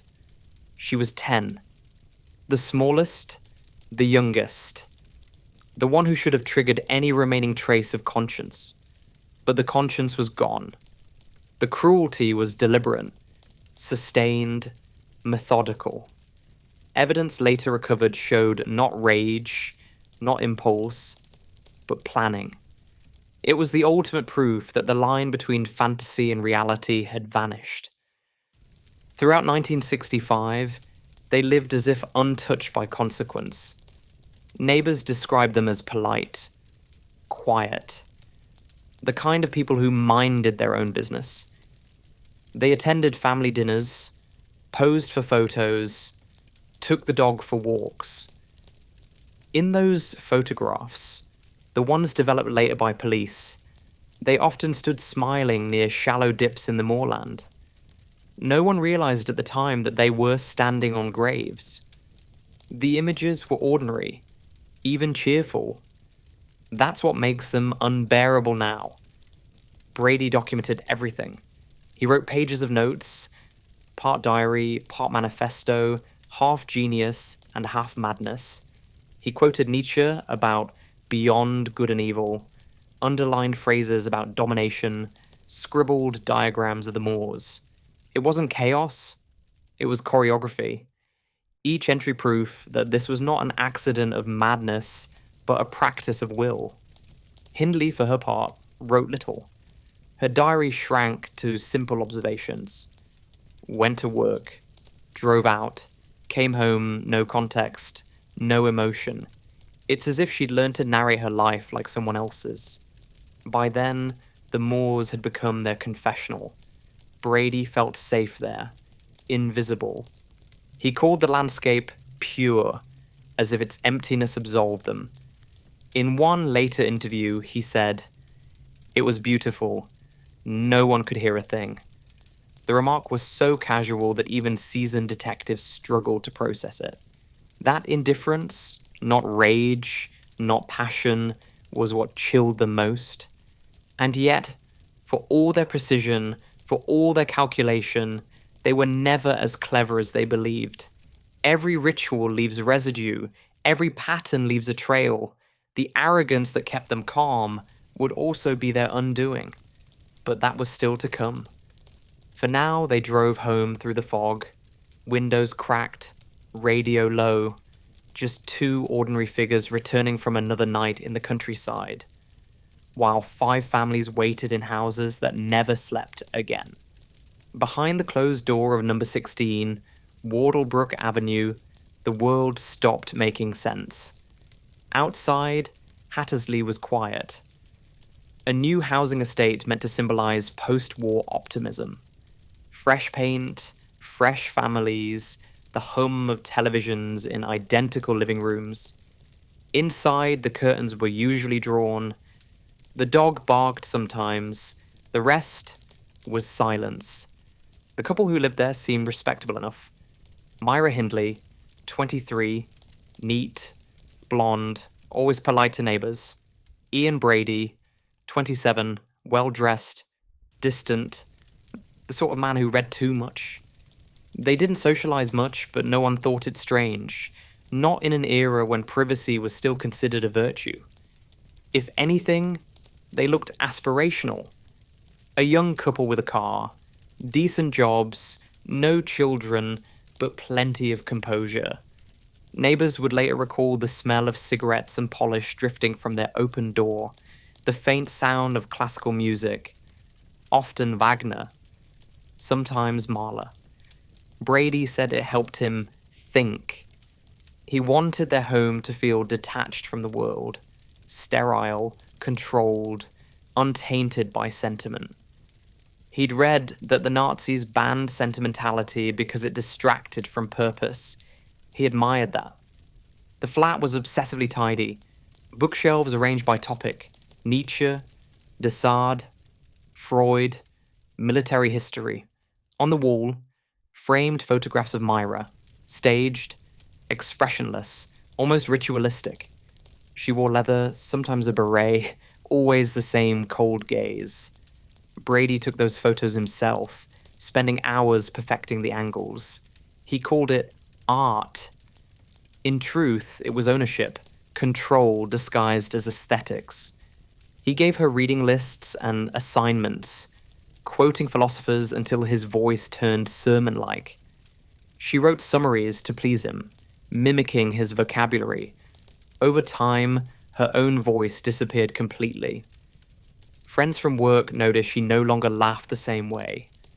She had become a reflection of his theories, the echo of someone else's mind. Every evening had a ritual: books, whiskey, lectures. He would pace the room, monologuing about power and will, while she sat listening, silent, loyal. Sometimes she asked questions, just to keep him talking. It wasn't conversation, it was indoctrination. The walls, lined with heavy curtains, absorbed it all like confessionals. They rarely argued, but when they did, it was quiet, surgical. He would withdraw, cold, withholding, until she apologized. Then, he'd reward her with approval, a smile, a brief softness. It was textbook conditioning, though no one had the textbook then. For Myra, his approval had become oxygen. For Brady, her obedience was proof that control could be absolute. Visitors were rare. Occasionally Myra's sister, Maureen, stopped by with her husband, David Smith, young, working class, curious about the mysterious couple who always seemed to live in shadow. Brady tolerated them, even played the gracious host. He liked audiences. They fed his sense of superiority. Smith later recalled that Brady seemed strange, but clever. The kind you'd be careful around. He wasn't wrong. At work, Brady cultivated an image of intellectual eccentricity. He carried books to the factory floor, discussed politics nobody else cared about, and occasionally dropped German words into conversation. Most colleagues thought he was just pretentious. Only one or two sensed the darker undercurrent.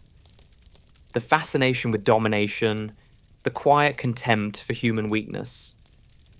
Myra, meanwhile, balanced two versions of herself: the dutiful employee who brought biscuits to tea breaks, and the woman who came home to a man she called Master. The transformation was seamless. No one at Millwoods could have imagined that the same woman who typed in voices also helped stage photographs of shallow graves. Psychologists later described her as a moral chameleon, someone whose identity dissolved entirely into the person she adored. She didn't act out of impulse or rage, she acted out of alignment. Every gesture, every choice existed within his framework. Even her guilt, when it flickered, was quickly rewritten as loyalty. Brady thrived on that control. He believed himself the architect of something grand, a superior being in a society of sheep. He despised the very normality that hid him. Sometimes, he'd watch the neighbors through the window and mutter about their mediocrity. Then he'd turn back to his books, smug in the illusion that he was different. It never occurred to him that true mediocrity is believing cruelty makes you exceptional. Still, there were cracks. Myra's grandmother, who lived nearby, saw changes she couldn't explain. She once told a friend, "It's like Myra's eyes aren't her own anymore. But who listens to grandmothers until it's too late?" By mid-1965, the walls of that small flat had soaked up everything. The whispers, the laughter, the photographs, the evidence. It was a shrine to control, not chaos, but precision. Each object in its place, each thought rehearsed, each lie perfectly balanced. Outside, the world kept turning. Pop songs, space races, optimism. Inside, two people lived in suspended reality, feeding a secret so large it distorted the air around them. The neighbors smiled when they passed on the stairs. They smiled back. Because in Hattersley, as in most places, evil didn't look like a monster. It looked like the quiet couple next door. And sooner than anyone imagined, that door would open, and the illusion would shatter. October 1965 began like any other month in Hattersley. Cold mornings, coal smoke, and neighbours who minded their business. At number 16, Wardlebrook Avenue, the curtains were drawn tighter than usual. Inside, something was shifting. Ian Brady had started talking about a new experiment. He was restless again. The last act on the moors had given him confidence, and confidence for him always meant escalation. He'd begun to fancy himself invincible, the sort of man too clever for consequence. He wanted a witness now, someone to share the experience, someone to admire him. Myra, though still loyal, had started to tire of his lectures. He sensed it. And like every narcissist facing waning devotion, he decided to raise the stakes. The chosen night was October 6th, 1965. The weather was damp, the kind that made every sound heavier. Brady invited David Smith, Myra's 20-year-old brother-in-law, over to the flat for a few drinks and a chat. David and his wife, Maureen, Myra's younger sister, were newly married and struggling, living nearby, always short on money. Brady played the role of the worldly older man, a mentor with expensive tastes and dangerous charm. He'd shown Smith guns before, talked about revolutions, Nietzsche, and the thrill of living without rules. Smith thought he was strange but fascinating, like someone from a different world. When he arrived that evening, Myra opened the door. She looked calm, even welcoming, but Smith later said her eyes didn't match her smile. Brady was in his usual dark suit, pacing, talking too fast. He poured drinks, talked about the weak and the strong. There was no music, just the hum of the gas fire. Then Brady said he wanted to show something. He left the room and returned with Edward Evans, a 17-year-old railway clerk from Ardwick he'd met earlier that day in Manchester. Brady introduced him casually, like an acquaintance brought home after a night out. Evans was shy, polite, the kind of boy who apologized for taking up space. No one knows exactly what he thought was happening, but he followed Brady into the living room without question. What happened next remains one of the most disturbing domestic crimes in British history. There were no moors, no isolation, just a small council flat. Beige wallpaper, second-hand furniture, and evil in close quarters. Brady asked Smith to stay and watch. Smith hesitated. Brady smiled. Then, without warning, he swung a hatchet. The sound was the thing Smith said he'd never forget. Panic froze him. Brady ordered him to help. Myra stood by, silent, watching. When it was over, Brady looked exhilarated, calm, almost cheerful. He told Smith to help clean up, to carry the body to a spare room. Smith obeyed, numb, terrified, trying not to think. Brady talked through it all, lecturing about courage, about proof, about what it meant to transcend morality. Smith just nodded. He left around 3 a.m, shaking, pale, promising to return later. Myra walked him out, telling him quietly, "Don't do anything stupid." It wasn't a threat. It was weary routine. For her, the horror had long since become administrative. Smith ran straight home to Maureen. He woke her, hysterical, telling her what he'd seen. At first, she thought he was drunk or joking. Then, she saw his face. By dawn, the couple made a decision that would change everything. They called the police. Smith later said, "I didn't want to believe it, but I couldn't not tell." That sentence saved countless lives. The police arrived at Wardlebrook Avenue around 6:30 a.m. They expected a domestic dispute, maybe a drunken fight. They found Myra at the door, composed but pale. Brady was still inside, calm, smoking. When officers asked to look around, he shrugged and said, "Go ahead." In the spare room, they found the body of Edward Evans, wrapped in plastic. No attempt to hide it, no panic, just stillness. Brady said it was an accident. Myra said nothing at all. It's hard to imagine that moment, the shift from private horror to public exposure.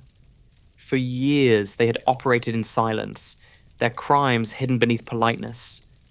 Now, the silence broke, and the noise of reality came rushing in. At the police station, Brady maintained composure. He spoke formally, using legal terms he didn't understand. He demanded to see a solicitor. He denied everything, but officers already suspected more. The precision, the coldness, it didn't look like a one-time event. When detectives searched the house further, they found notebooks, photographs, and the now infamous tape recorder. The discoveries came slowly. Rolls of film developed into smiling portraits on Saddleworth Moor. Brady pointing into the distance, Myra kneeling on the ground beside her dog. At first, they looked harmless. But when detectives cross-referenced them with missing persons cases, a pattern emerged. The backgrounds matched the moors where children had vanished. The smiles became maps. Back in Hattersley, neighbours stood on the street, stunned. Reporters arrived within hours, cameras flashing, microphones out. The polite couple next door, murderers, impossible. And yet, the evidence piled up, piece by piece, photograph by photograph. The myth of safety, of ordinary evil being invisible, collapsed overnight. Brady remained unrepentant. He told police they were too limited to understand. He called morality a superstition for the weak. Myra tried to hold her composure, repeating rehearsed lines, claiming ignorance. But she wasn't fooling anyone anymore. Her silence had become proof. David Smith, meanwhile, faced his own hell. He'd been traumatized, vilified by some as an accomplice, hailed by others as a savior. He was 20 years old, barely more than a kid himself. Years later, he said, "People talk about bravery. I wasn't brave. I was just terrified. But terror, in that case, was enough." He'd done what no one else had. Opened the door. That morning, the illusion ended. No more philosophy, no more theories. Just a body, a flat, and two faces staring at the camera. The same faces that once smiled for neighbors, now frozen forever in history's coldest family portrait. When the first photographs came back from the lab, even seasoned detectives went silent. There, in perfect grayscale, was the endless landscape of Saddleworth Moor. Wind-bent grass, stone ridges, a horizon that looked infinite. And right in the middle of it, a smiling young woman kneeling beside her dog. Behind her, the faint outline of disturbed earth. The photo looked harmless to anyone else. To Detective Chief Superintendent Bob Talbot, it was geography. He recognized the spot. They'd searched near there years ago, after the disappearance of 12-year-old John Kilbride. Now the landscape had a face. From that moment, the investigation changed tone.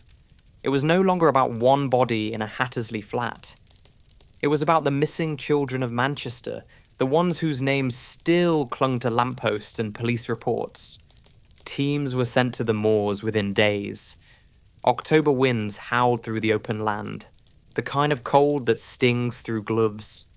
Officers used maps, photographs, and intuition, scanning the contours like archaeologists of grief. They had no GPS, no drones, just spades, compasses, and patience. Journalists followed in long coats, their breath visible in the fog, waiting for confirmation of the unthinkable. The first discovery came on October 16th, 1965.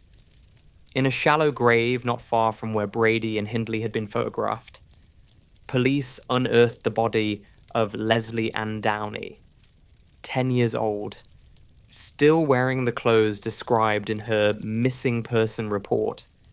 The silence on the moor that day was absolute. Even reporters stopped talking. One officer later said, "It wasn't an investigation anymore. It was penance." Within days, the press had given the case its name, the Moors Murders.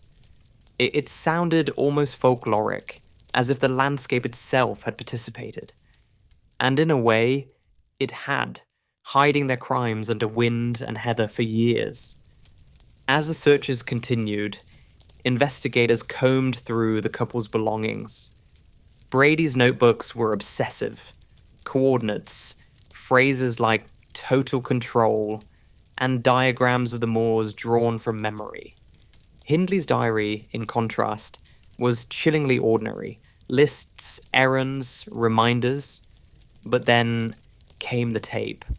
When officers found the small reel-to-reel recorder, they thought it was just another lecture recording. Then they played it. For 7 minutes, the station filled with a child's voice, pleading. A woman's voice, calm, collected, giving orders. It was Myra. The tape was evidence no one could ever unhear. Detectives who listened to it once refused to listen again. One said later, it was the sound of something human that should never have been human. After that, Hindley's narrative of manipulation collapsed. Brady could still hide behind philosophy and arrogance, but she had given herself away in her own voice. Steady, articulate, unmistakable. The second discovery came in November. John Kilbride, buried less than a mile from the first site. The moor gave him back, one of the few mercies it would ever offer. Officers, exhausted and numb, continued searching, But the landscape was vast and uncooperative, a labyrinth of moss and mist that could swallow anything. Meanwhile, public reaction bordered on hysteria. Newspapers printed their faces daily: Brady, the cold intellectual; Hindley, the blonde she-devil. Headlines turned her hair into a national obsession, as if peroxide was somehow the key to evil. People debated whether women could even be capable of such crimes. The 1960s wanted to believe in progress, and this case dragged them back into medieval horror. Outside the courthouse, crowds screamed for vengeance. Inside, detectives tried to remain clinical, cataloguing photographs, notes, and items found at the flat. A luggage tag belonging to Leslie Ann, a notebook listing more coordinates, and a single Polaroid of Brady grinning at the camera with the calm of a man convinced he'd never be caught. The investigation soon expanded beyond Saddleworth. Every missing child case from the past 5 years was reopened. Letters poured in from families begging police to search new areas. Forensic teams sifted through miles of peat bog and clay. At one point, local miners volunteered to help, saying, "We know how to dig for what's lost." It was, in every sense, a national mourning ritual disguised as procedure. The discovery of the Moore graves broke something in the public psyche. Britain, still haunted by post-war trauma, had built its identity on decency, on the idea that evil lived elsewhere, in history books or foreign dictators. Now it was here. Two quiet, working-class Britons, not monsters from myth, but neighbours. They'd used the same buses, shopped in the same markets, smiled in the same streets. That was the real horror.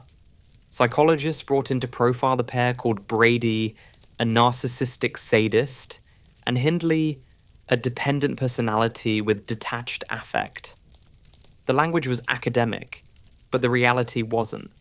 In plain English, it meant he enjoyed pain, and she enjoyed pleasing him. Together they'd built an ecosystem of cruelty.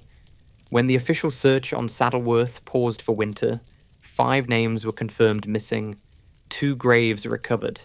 Detectives knew there were more, but the more would not yield easily. Even decades later, when modern equipment returned to the same ground, it kept one secret: Keith Bennett's. Every generation since has taken a turn searching, as if the land itself now holds the country's unfinished grief. In the months that followed, boxes of evidence filled the Manchester Police Archive. Brady's photos, Hindley's letters, lists of coordinates, weapons, each item a quiet contradiction to the normal lives they had presented. There was no grand ideology, no political cause, just ego, control, and the illusion of brilliance. When asked why he did it, Brady said, "Because I could." When asked why she followed, Hindley said, "Because I loved him." 2 sentences that Britain would never forgive. And out there on the moor, the wind still moves across the same grass, carrying the same sound. A low, hollow whistle that's half weather, half memory. People say it's just the wind, but the locals know better. They call it the children still walking home. By spring 1966, Britain had learned the names Ian Brady and Myra Hindley, the way earlier generations learned those of kings and queens. Not by choice, but by saturation. For months, their faces stared out from every newspaper rack. Their story recited on every street corner. Reporters called it the trial of the century. And for once, the cliché was true. The case opened on April 19th, 1966, at Chester Assizes, an austere sandstone building that looked like justice, carved from medieval gilt. Crowds gathered outside from dawn. Some shouted for the death penalty, others just stood in stunned silence. Inside, it felt more like theatre than law. Barristers in wigs, reporters scribbling, the accused seated side by side, Brady calm, Hindley composed, both eerily detached. It was Britain's first true crime spectacle of the television age, long before live broadcasts, yet every word would be printed by nightfall. The prosecution charged them with 3 murders: Leslie Ann Downey, John Kilbride, and Edward Evans. 2 others, Pauline Reed and Keith Bennett, were suspected, but without recovered bodies, they couldn't yet be proven. Brady faced all 3 counts. Hindley faced 2, Leslie Ann and Edward Evans. The evidence was devastating. Police produced photographs from Saddleworth Moor, Brady's notebooks, and the now infamous tape recording. When the court played it, the gallery froze. Reporters stopped writing. Even the judge removed his glasses. The child's voice filled the room, pleading for mercy, and over it Myra's calm instructions, emotionless, firm. It lasted barely a few minutes, but when it ended, no one spoke. Hindley's composure cracked only slightly. A twitch, a swallow, then stillness again. Brady didn't flinch at all. Forensic experts described the meticulous burial sites, depth, positioning, the choice of ground. Everything indicated planning, intelligence, and total lack of empathy. Psychiatric evaluations painted Brady as a paranoid psychopath with narcissistic traits. He refused medication, insisting he was entirely sane. He called himself a moral nihilist. He said it like a compliment. Myra's defense tried to paint her as a manipulated accomplice, a young woman under the spell of a dominant partner. They quoted her Catholic upbringing, her strict father, her longing for approval. But the jury had heard the tape. Whatever sympathy existed evaporated in that sound. The voice on the recording wasn't terrified. It was in control. During testimony, David Smith, pale, shaking, recounted the night of Edward Evans' murder.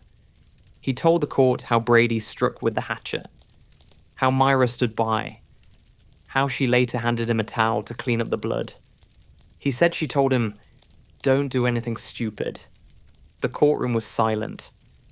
Even Brady looked away for the first time.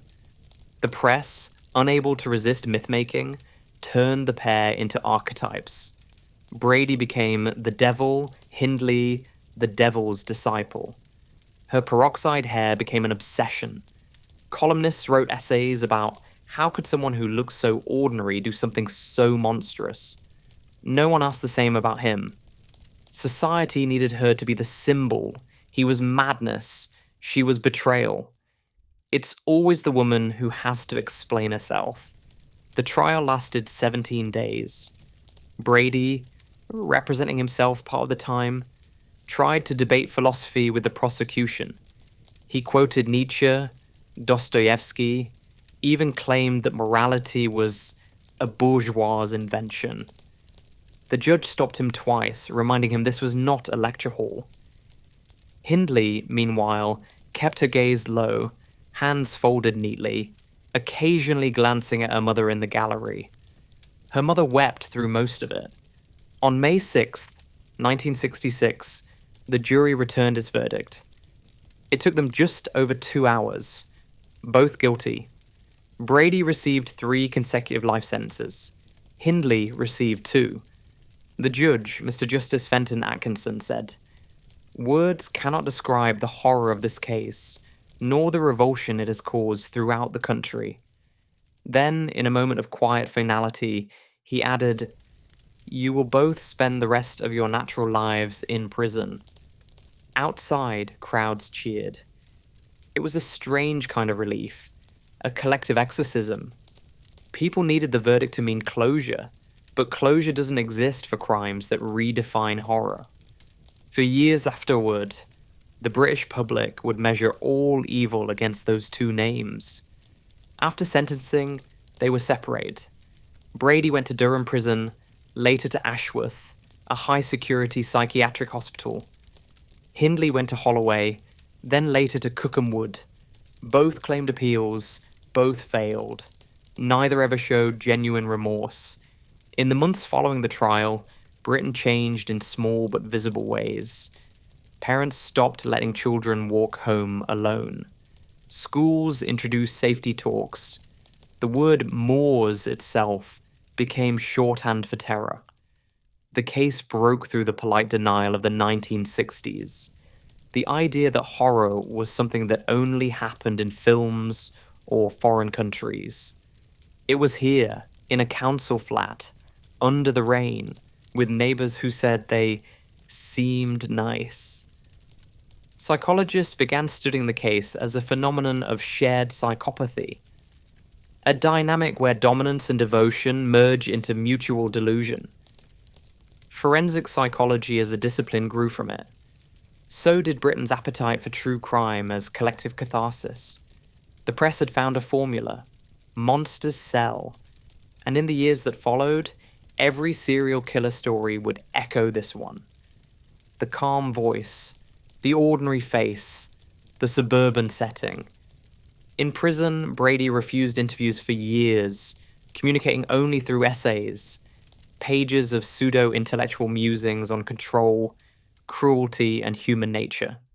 Hindley converted to Catholicism, then renounced it, then claimed spiritual rebirth, then retracted it again. Each reinvention was met with public outrage. Forgiveness was not on offer. The Moors murders trial wasn't just a legal event. It was Britain's loss of innocence under fluorescent light. The idea that monsters were obvious, that evil announced itself, gone. From then on, evil wore a cardigan, held a factory job, smiled at the neighbour's kid. And yet, as the country moved on, the Moors remained. Endless, quiet, wind-bitten, still keeping one name unreturned, still whispering the same unanswerable question. How could two people walk into that emptiness and come back smiling? After the verdict, the country exhaled, not in relief exactly, but in exhaustion. The Moors' murders had been more than a crime. They were a mirror, showing Britain something it didn't want to see. And once you've seen that, you can't look away again. Ian Brady was sent to Durham Prison, later transferred to Parkhurst, and finally confined to Ashworth Hospital, declared criminally insane. He never accepted the label. He preferred psychological elitist. He read endlessly. Philosophy, law, even obscure medical texts, and spent decades writing letters to journalists and academics, each one dripping with contempt. He claimed his crimes were an existential experiment. No one believed him, but he believed himself. That's the problem with narcissists. They confuse explanation with redemption. Myra Hindley went to Holloway Prison, where the real performance began.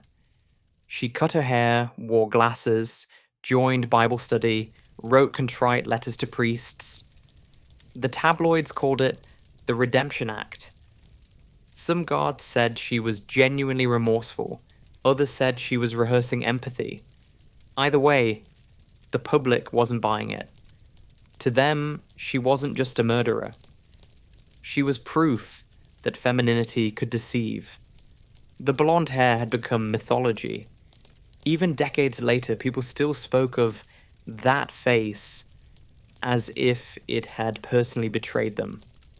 Throughout the 1970s and 80s, Hindley sought parole again and again. Each attempt triggered nationwide outrage. MPs received death threats for even discussing her release. In 1997, when she publicly admitted her role in the earlier murders of Pauline Reed and Keith Bennett, it was framed as confession. But for many, it sounded like strategy. She knew she'd never walk free, but she wanted control of her narrative. She died in 2002, age 60, after nearly 40 years behind bars. No funeral details were released. Her ashes were scattered at sea. No one mourned. Brady outlived her by 15 years, confined to Ashworth under strict medical watch. He went on hunger strikes several times, demanding to die. Doctors kept him alive, against his will. He spent his final years in near isolation, feeding on correspondence, still writing essays about morality, still trying to win arguments no one was having. He died in 2017, aged 79. The staff cremated him in secret, under police escort. His ashes were scattered over the sea at night by court order, not mercy. In the decades between their arrests and deaths, Britain built them into cultural shorthand. Moore's murders became a phrase that no longer needed explaining. True crime books, films, documentaries, all circling the same question: how ordinary people could do something extraordinary for all the wrong reasons. The case turned the country's fascination with evil into an industry. Psychological profiling, media ethics, even victim protection laws grew from its shadow. It was the price of understanding. For the families, though, time never healed. Winnie Johnson, mother of Keith Bennett, searched the moors until her death in 2012. Even with modern technology, Keith's grave was never found. Brady refused to help, citing principle. That word in his mouth meant cruelty. In the end, the two of them achieved the one thing they always wanted: permanence. Not in the way they imagined, but worse. They became symbols, not of power or intellect, but of how easily humanity disguises itself. How neat hair, a polite smile, and a clever quote can hide the void underneath. The moors are still there, of course. Wind sweeping over heather, endless and cold. Every few years, someone finds something. A bone, a shoe, a rumour. Search teams go out again. Cameras follow. The old story repeats. Because Britain never truly buried the Moors murders. It just learned to live beside them. Decades later, the case still sits like fog over the north of England. Always there, even when unseen. Mention the Moors, and people lower their voices. It's not fear anymore, just reflex. Schools still use the story in psychology courses, journalists still reference it when new crimes shock the country, and documentaries keep returning to the same question. How could they? But maybe that's the wrong question. It's not how, it's how easily. The Moors murders changed British policing. It professionalized search operations, introduced criminal profiling, and reshaped media ethics. Too late for the victims, but not for those who followed. It also changed language. After 1965, evil stopped being metaphor. It became case file. The families who lost their children never found peace, but they did find voice. They forced institutions to face what had been ignored, that monsters rarely arrive with warning, and that justice can take a lifetime to even begin. The moors themselves haven't changed much. Wind still rolls across the heather. Rain still settles in old hollows. Walkers still pass the same ridges, sometimes leaving flowers, sometimes just standing still, unsure why. It's quiet there, but never empty. Brady and Hindley are gone, but their story remains carved into British memory. Not for their cruelty, but for the reminder that it was also ordinary. And that's the real legacy. Not the murders, not the trials, not even the photographs. Just the knowledge that evil doesn't always scream. Sometimes it just smiles and holds the door open. And that's where we stop for tonight. Sleepless rabble. You may have noticed, we never described what those children went through. That was deliberate. Because the truth is unbearable. They were tortured, sexually abused, and murdered by two people who hid behind ordinary faces. To repeat those acts in detail would serve no purpose, and no one deserves to have their pain turned into entertainment. Out of respect for them, and for every family still haunted by those nights on the moor, we chose silence. We can only hope their souls have long since found peace. Somewhere far beyond the noise, where names like Brady and Hindley mean nothing. If this story stayed with you, leave a like, subscribe, and tell us which case you'd like us to explore next. Each small gesture helps keep these stories honest, and reminds the dark that we're still watching. This is Napmax Sleep Stories, and tonight, you are listening to the Moors Murders. Sleep easy, if you can. Hey there, sleepless rabble. Tonight we're heading to Italy, land of beauty, wine, and, apparently, unsolved murders. But before we begin, I should probably apologise in advance to every Italian listener out there. Because yes, we're about to butcher these names. Badly. And we're going to do it with confidence. So, grab a drink, settle in, and let me take over for a while. Because behind the postcards and the golden light of Tuscany lies something darker. A story of obsession, failure, and the quiet kind of evil that hides in bureaucracy. This isn't the glossy version you've seen on Netflix. This is what they left out. The confusion, the contradictions, the ghosts still walking the streets of Florence. This is Napmax Sleep Stories, and you're listening to The Monster of Florence, the truth Netflix didn't show. Let's begin. It always begins too quietly. No thunder, no omen, no blood-red moon. Just a soft Italian summer night, somewhere outside Florence, where the air smells of warm dust and cheap cigarettes. The town was called Signa, small, traditional, and slightly claustrophobic. In the late 60s, it was the kind of place where everyone knew who was sleeping with whom, and who pretended not to. Into that restless little world came Barbara Locci, a young woman from Sardinia. Beautiful, provocative, and very aware of it. She had dark eyes, quick laughter, and a reputation that arrived in a room before she did.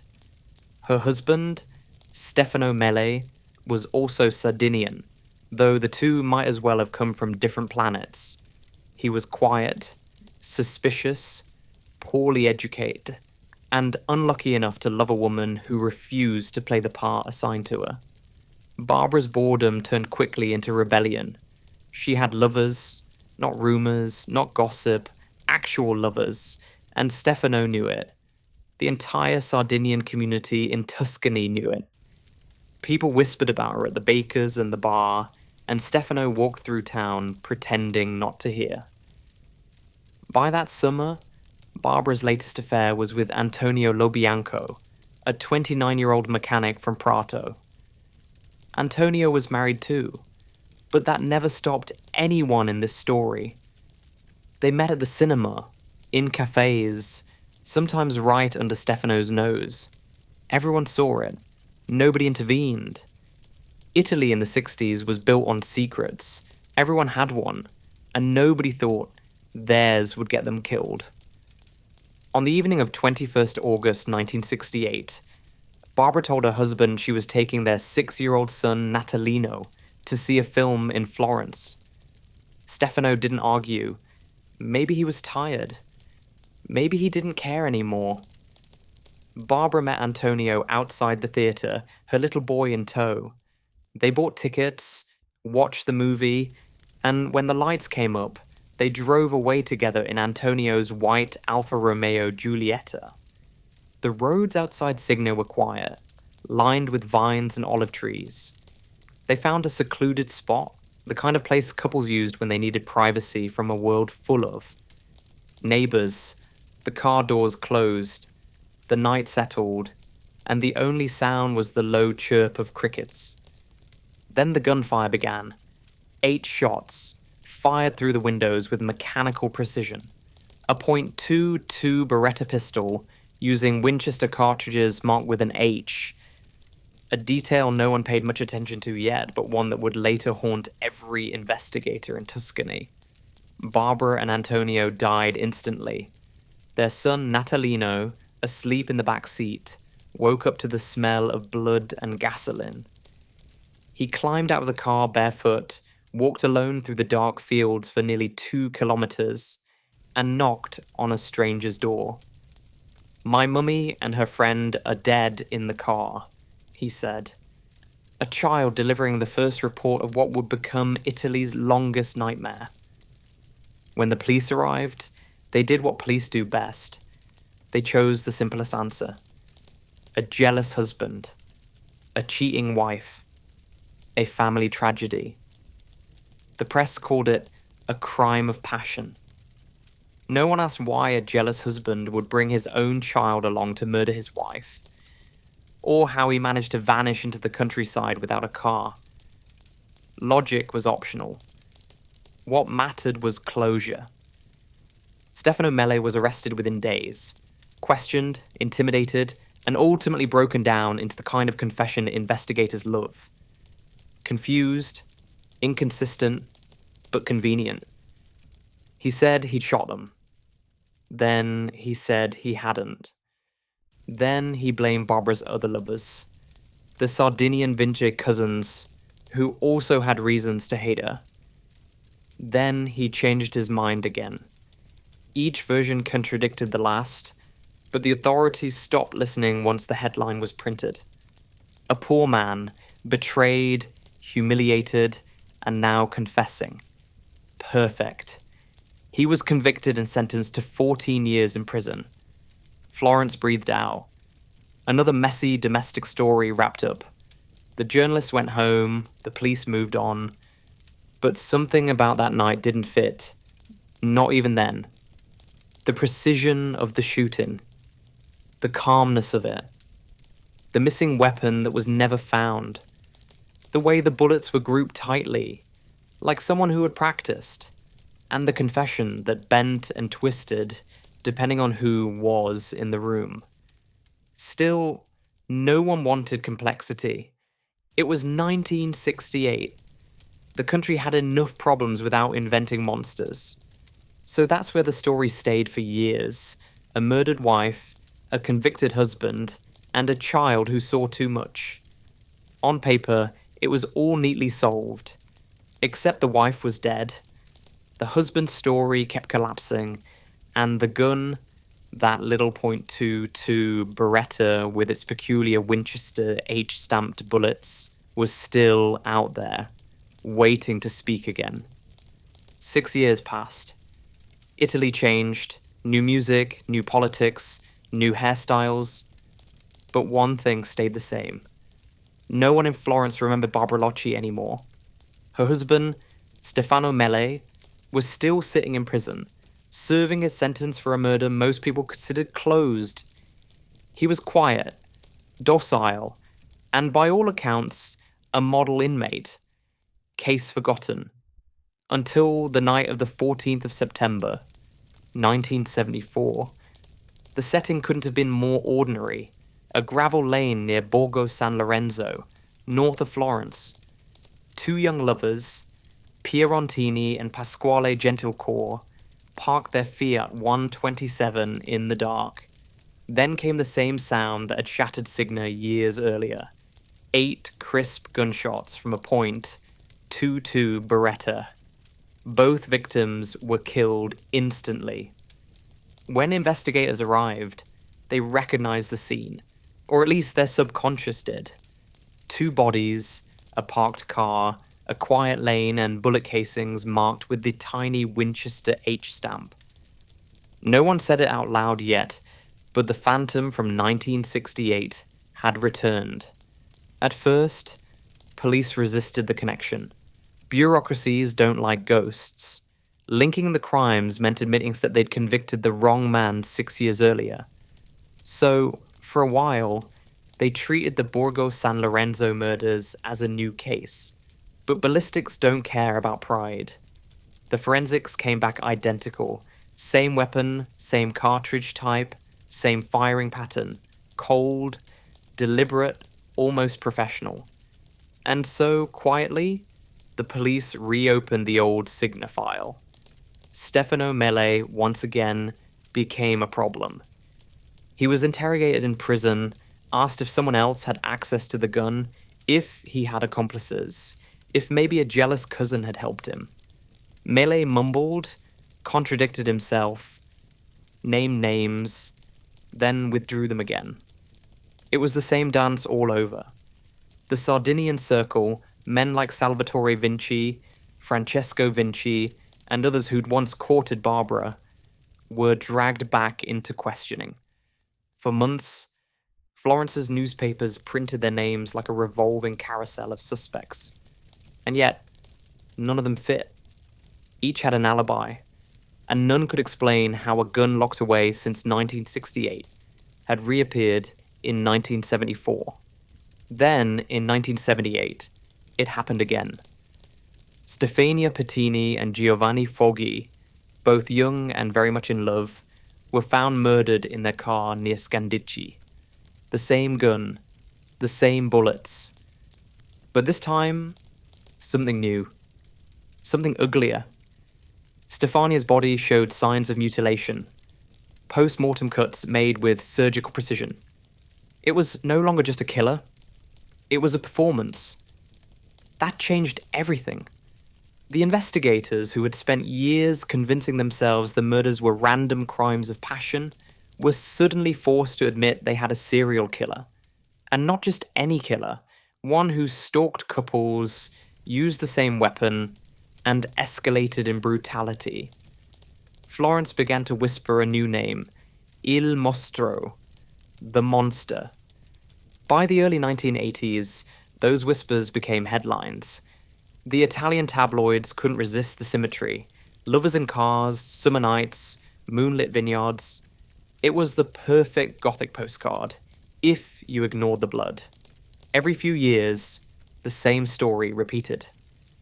June 1981, Carmela Donado and Giovanni Foggia found dead near Scandicci again. The same stretch of road, same gun, same ritual calm. The investigation sprawled.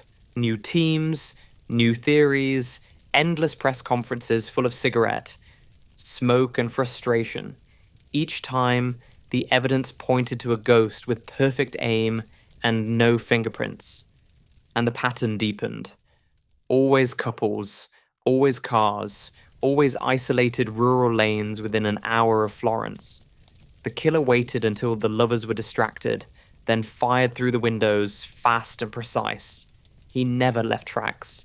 He never took wallets or jewelry. The motive was never robbery, it was control. After the 1978 case, the mutilations grew, always targeting the women. Cold, surgical, deliberate. By 1981, fear had replaced romance. Young Florentines stopped parking in the countryside. Bars near the hills closed early. People who once called it the Lover's Road now called it La Strada del Mostro, the Monster's Road. The police were drowning in theories. Some insisted the killer was a loner, ex-military, maybe a hunter who knew the terrain. Others were convinced it had to be someone from Barbara Locci's old Sardinian circle, as if revenge could stretch across decades. There was even talk of a secret accomplice who held the gun for Mele while he sat in prison, which was as absurd as it sounded.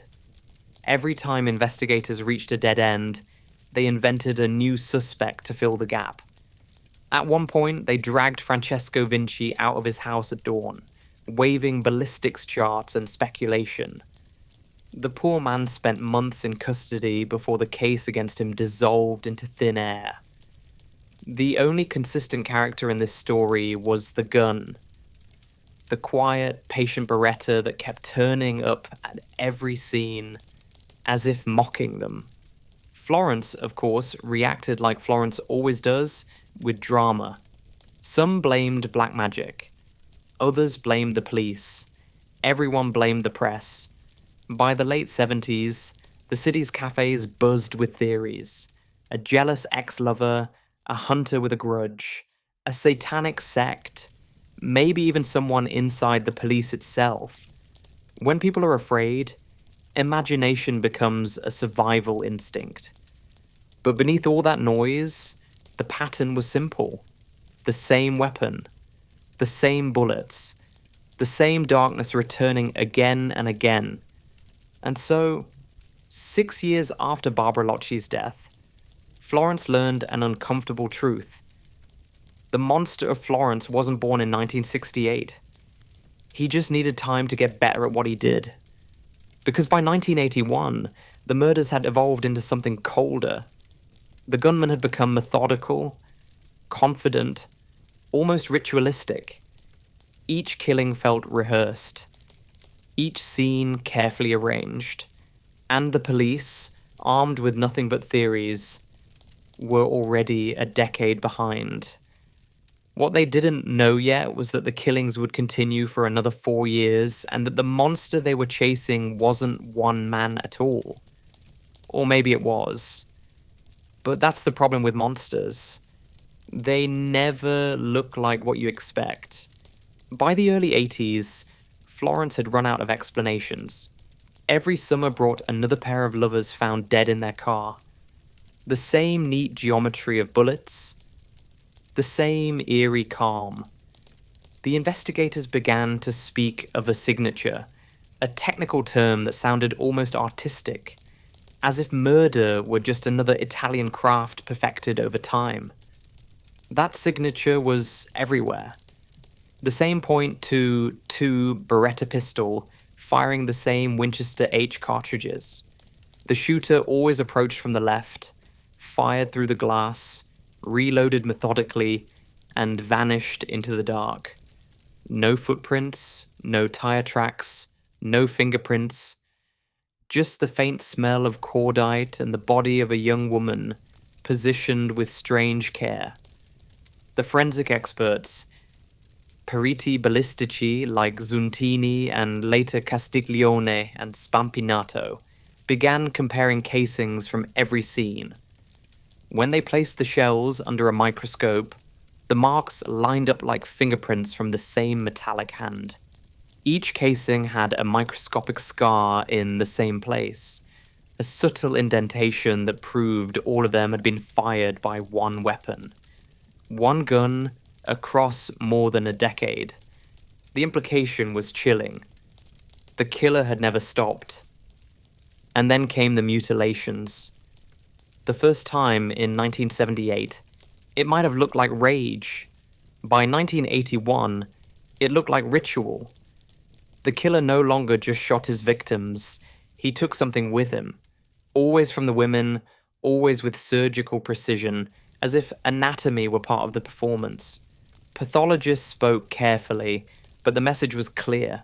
Whoever did this had a steady hand, a good knife, and absolutely no empathy. The press went wild.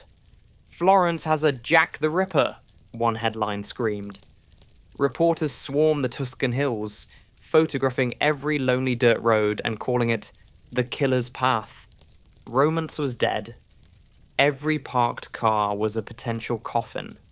Parents warned their daughters. Boys carried baseball bats in their Fiats, pretending they weren't afraid. Even priests began locking churchyards after dusk. Not that God had been much help so far. Inside police headquarters, the atmosphere was poisonous. Years of bad leads had rotted morale.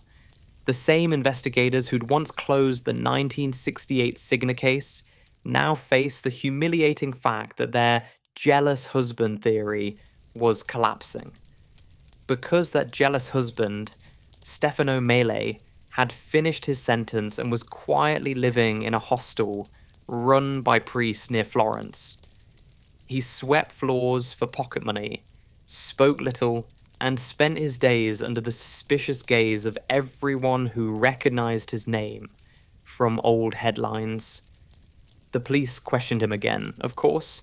Each new murder dragged Mele back into the interrogation room like a ghost that refused to die. By 1981, he was a middle-aged man with hollow eyes and trembling hands, repeating the same truth. No one wanted to hear, "I didn't kill them. I never did." Investigators didn't believe him, but they didn't have proof either. If anything, Mele's existence only embarrassed them. He'd served 14 years for a crime whose weapon was still out there killing people. But the alternative, admitting they'd jailed an innocent man, was unthinkable. So they kept him on the suspect list, just in case. It was easier to keep the circle small than to face the void. Meanwhile, the killings grew more confident. The 1981 Skandikci double murder confirmed that the signature wasn't fading. If anything, it had matured. The killer fired, mutilated, and left the scene arranged with almost theatrical calm. Forensics noted that the bullets were still Winchester H, still fired from the same barrel, but the knife work had changed. Faster, cleaner, almost practiced. Someone had been learning. By now, the press had given the phantom a name that would stick: Il Mostro di Firenze, the monster of Florence. And once a monster has a name, it starts to live in the collective imagination. It hides in headlines, in dreams, in lovers' arguments, whispered in parked cars. The city began to feed on its own fear. For the forensic teams, the nightmare was logistical. They were working with primitive tools: no DNA, no databases, only a handful of bullet striations viewed through aging microscopes. Every perizia contradicted another. Experts fought over the smallest details, accusing one another of incompetence. One report insisted the gun was a Beretta 71. Another said a Beretta 76. Another speculated a custom-modified model. Everyone agreed only on one thing: the gun had never been found. The deeper the police dug, the less sense it made. Old suspects reappeared. The Vinci cousins, old Sardinian friends of Barbara Locci, dragged back into the light. Their homes were searched, their rifles dismantled, their families humiliated. But ballistics cleared them again. Each time the investigators built a new theory, the bullets quietly refused to cooperate. By late 1981, even journalists were starting to realize the true story wasn't the killer. It was the chaos chasing him. An entire police system built on guesswork, prejudice, and misplaced pride. A country that needed simple villains to fit its simple headlines. And through it all, Stefano Mele kept existing. Not free, not guilty, not forgotten. He'd become the living reminder of everything they'd gotten wrong. Sometimes, he'd stand outside the hostel in the evening light, watching young couples walk by, knowing that every man's face in Tuscany now carried a little of his own curse. The monster was still out there. The gun was still whispering through the olive trees, and Florence, the city of art, of beauty, of Michelangelo's marble saints, had discovered something older than art and deeper than beauty: fear. The forensic charts on the police captain's desk showed it plainly. Same weapon, same bullets, same invisible hand. The monster had written his name in gunpowder and anatomy, and the city would spend the rest of the decade trying to read it. By the early 90s, Florence was exhausted. 13 years of headlines, a dozen bodies, thousands of dead-end tips, and one constant question: who was the monster of Florence? The police needed a name. The public needed a villain. And fate, in its usual dark sense of humor, handed them one: Pietro Pacciani. If a novelist had invented him, critics would have called it too obvious. A farmer from Mercatale in the Chianti Hills. Thick hands, dirt under the nails, bad temper, worse manners. A man who lived among pigs and vines in a small house filled with tools, bottles, and gossip. He had a criminal record, which, in the Italian countryside, already made him halfway guilty. In 1951, he'd been convicted of killing a man who'd seduced his fiancée, shot him, then stabbed him twice for punctuation, and dumped the body in a ditch. He served 13 years, came home, and kept his head down. Until the late 1980s, when an anonymous tip pointed investigators back to him. What followed was less investigation than theatre. Officers raided his home and found, not a gun, of course, but an assortment of knives, pornographic magazines, and a disturbing collection of objects that screamed eccentric peasant more than serial killer. Still, the timing was perfect. Pacciani was crude, uneducated, and already hated by his neighbours for being loud and strange. To the press, he looked like a monster. And in a case drowning in uncertainty, appearance was everything. The prosecutors began to weave their story.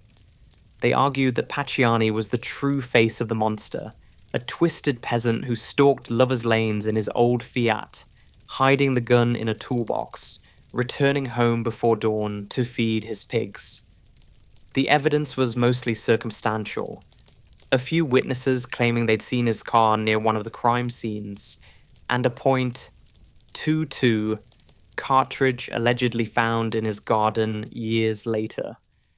Ballistics never confirmed it matched the murder weapon, but that didn't matter. By 1993, Florence was ready for closure. The trial opened in 1994, and it was less about justice than performance art. Television crews camped outside the courthouse, tabloids sold souvenirs, even the word monster was whispered like a brand.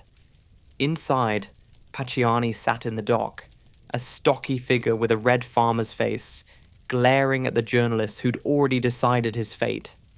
When asked if he was the killer, he growled, "Me? I can't even shoot straight." The room laughed. The prosecutor didn't. Forensic experts testified for weeks, repeating the same mantra. The bullets matched. The pattern fit. The monster had a name. Nobody seemed to notice that none of the physical evidence actually linked Pacciani to the crimes. No fingerprints, no DNA, no weapon. What they did have were stories. Neighbors talking about screams in the night, a daughter's testimony describing violence at home, and a moral landscape in which poor and crude equaled evil. Pacciani, in that sense, was perfect. He was everything the monster was supposed to be. Ugly, violent, rural, and conveniently alive. When the verdict came in, the courtroom gasped. Guilty. 14 murders. Life sentence. The monster, finally caged. Florence celebrated. The newspapers printed victory banners, and the city exhaled for the first time in decades. But beneath the applause, cracks were already forming. His defense appealed. The appellate judges, far from the cameras, quietly dismantled the entire case. No direct evidence, no reliable witnesses, contradictions everywhere. They called the original trial a castle built on sand. And in 1996, Pietro Pacciani was acquitted. The monster was loose again, or perhaps had never been caught at all. The reaction was pure chaos. Some newspapers accused the judges of cowardice. Others insisted on conspiracies, that powerful men were protecting the real killer. The police were humiliated. The public, furious. So when the Court of Cassation later ordered a retrial, Florence tried to hold its breath for one last performance. But it never happened. In February 1998, before the new trial could begin, Pietro Pacciani was found dead in his home, lying on his bed, fully dressed, with his television still on. Heart attack, they said. Or maybe suicide? Or maybe something else? No one really wanted to know. He took his secrets, his innocence, or his guilt with him. And that might have been the end. A tragic, messy Italian ending, if the story had stopped there. But within months, investigators unveiled a new chapter, one that made even less sense than the last. They called it I compagni di merende, the snack companions. Two aging peasants who supposedly hunted couples with Pacciani for fun. It sounded insane. But in Florence, insanity had become routine. If the story of Pietro Pacciani sounded like a tragic play, the next act turned it into farce, because just when Florence thought the monster was dead and buried, the police announced they'd found his friends. They called them the Snack Companions, an insult disguised as a nickname. Two aging farmhands from the same Chianti countryside where Pacciani had lived.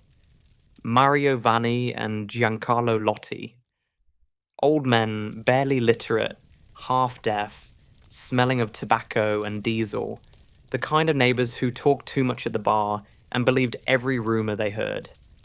According to prosecutors, these three rustic souls had spent years hunting couples together, creeping through the vineyards with flashlights and pistols, then celebrating their kills with wine and sandwiches. It sounded like something out of a bad pulp novel. But in the vacuum left by Pacciani's acquittal, the idea spread like wildfire. The story began with Giancarlo Lotti, a timid, nervous man who could barely string a sentence together. In 1994, he was questioned as a witness, not a suspect. Then, something strange happened. After hours of pressure, he began to agree with whatever the police suggested. First, he said he'd heard about the murders from Pacciani. Then, he said he'd seen one. Then, he said he'd helped. By the third interrogation, he was describing entire scenes in vivid detail. Where the car was parked, who fired the gun, how they divided the tasks. The investigators wrote everything down as if it were gospel. They finally had a confession. Sort of. But even on paper, it didn't make sense. Lotti's descriptions didn't match the forensic evidence. He placed the wrong victims in the wrong cars, confused dates, even forgot which weapon had been used. Sometimes he blamed Pacciani, sometimes Mario Vanni, sometimes both, sometimes neither. It was less a confession than a fever dream recorded on official stationery. Still, prosecutors built an entire case around it. Mario Vanni, a retired postman with a drinking problem, was dragged into custody. He denied everything but didn't help himself by being rude to reporters and quoting scripture. The press had a field day. The monster had become a trio. The village idiots turned ritual killers. In 1997, Pacciani's sudden death only made things worse. With their alleged leader gone, the other two were easier to blame. The police could finally claim victory again. Yes, the monster was a group all along. The trials began in 1998 and quickly devolved into absurdity. Lotti stumbled through his testimony, contradicting himself every 10 minutes. At one point, when asked why they killed, he said, "We went to have fun with the girls." The courtroom gasped. The judges frowned. But nobody could tell whether he was confessing, rambling, or trying to please his interrogators. Forensics once again had nothing solid. No murder weapon, no DNA, no fingerprints, just one terrified man talking in circles and another shaking his head in disbelief. And yet, unbelievably, it worked. In 1998, both men were convicted of 4 of the double murders. Lotti received life in prison. Vanni got life plus 10 years. The judges called the evidence confused but credible. It was perhaps the most Italian phrase ever written in a legal document. By the time the final appeal reached the Supreme Court in 2000, Florence had stopped celebrating. The monster of Florence had become a bureaucratic zombie. Endless paperwork, endless shame, no closure. The justices confirmed the convictions, but admitted the case was held together mostly by Lottie's fragile memory. He died behind bars in 2002. Vanni followed in 2009, still proclaiming his innocence. As for Pacciani, his legend only grew. Some saw him as the scapegoat of an incompetent system.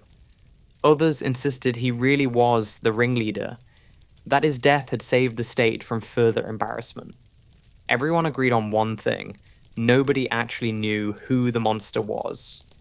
Even the investigators, after years of chasing ghosts, began whispering about new leads: doctors, hunters, Satanists, rich collectors of body parts, even American soldiers stationed near Florence in the 70s. Each theory sounded more desperate than the last.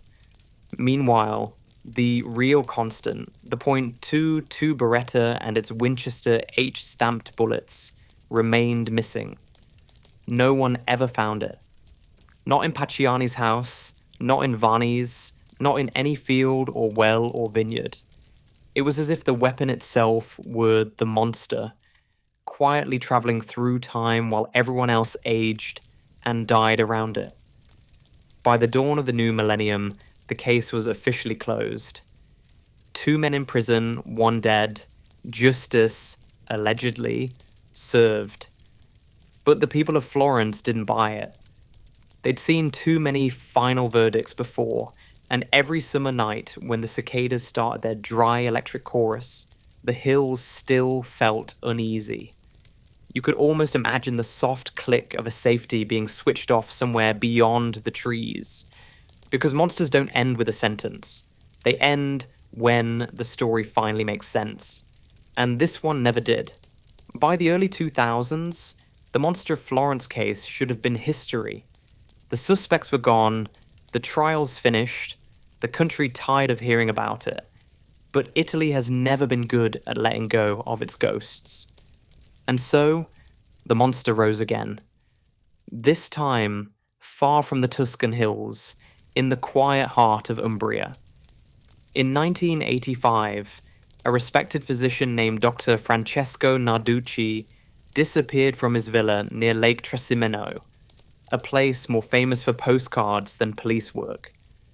2 days later, fishermen found his body floating near the shore.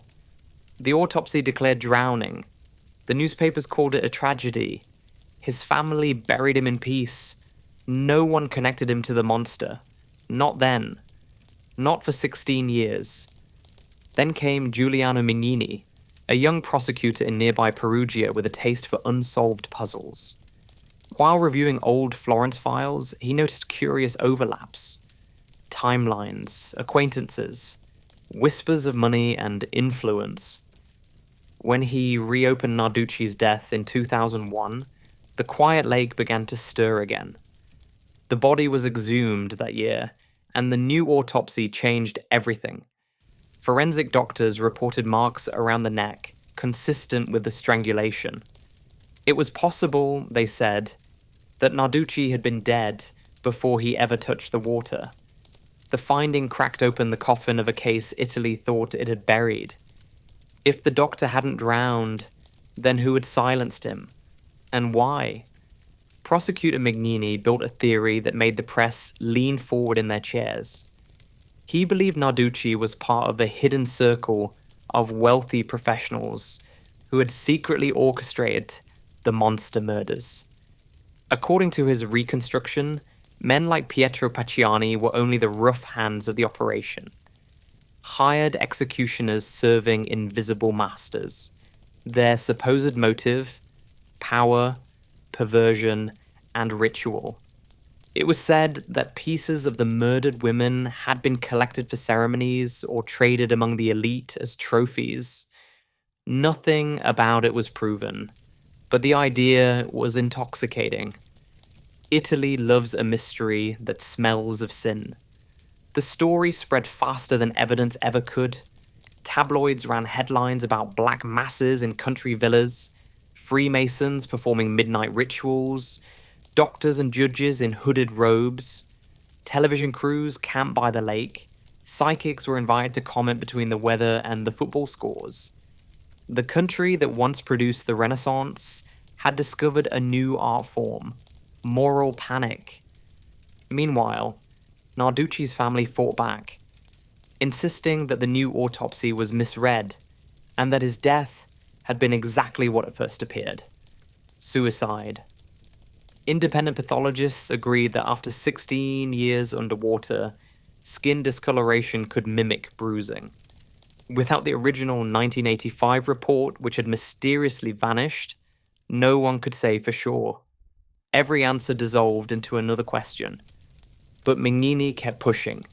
He raided villas, questioned priests and pharmacists, searched for photographs, journals, anything that could prove the existence of an instigator network.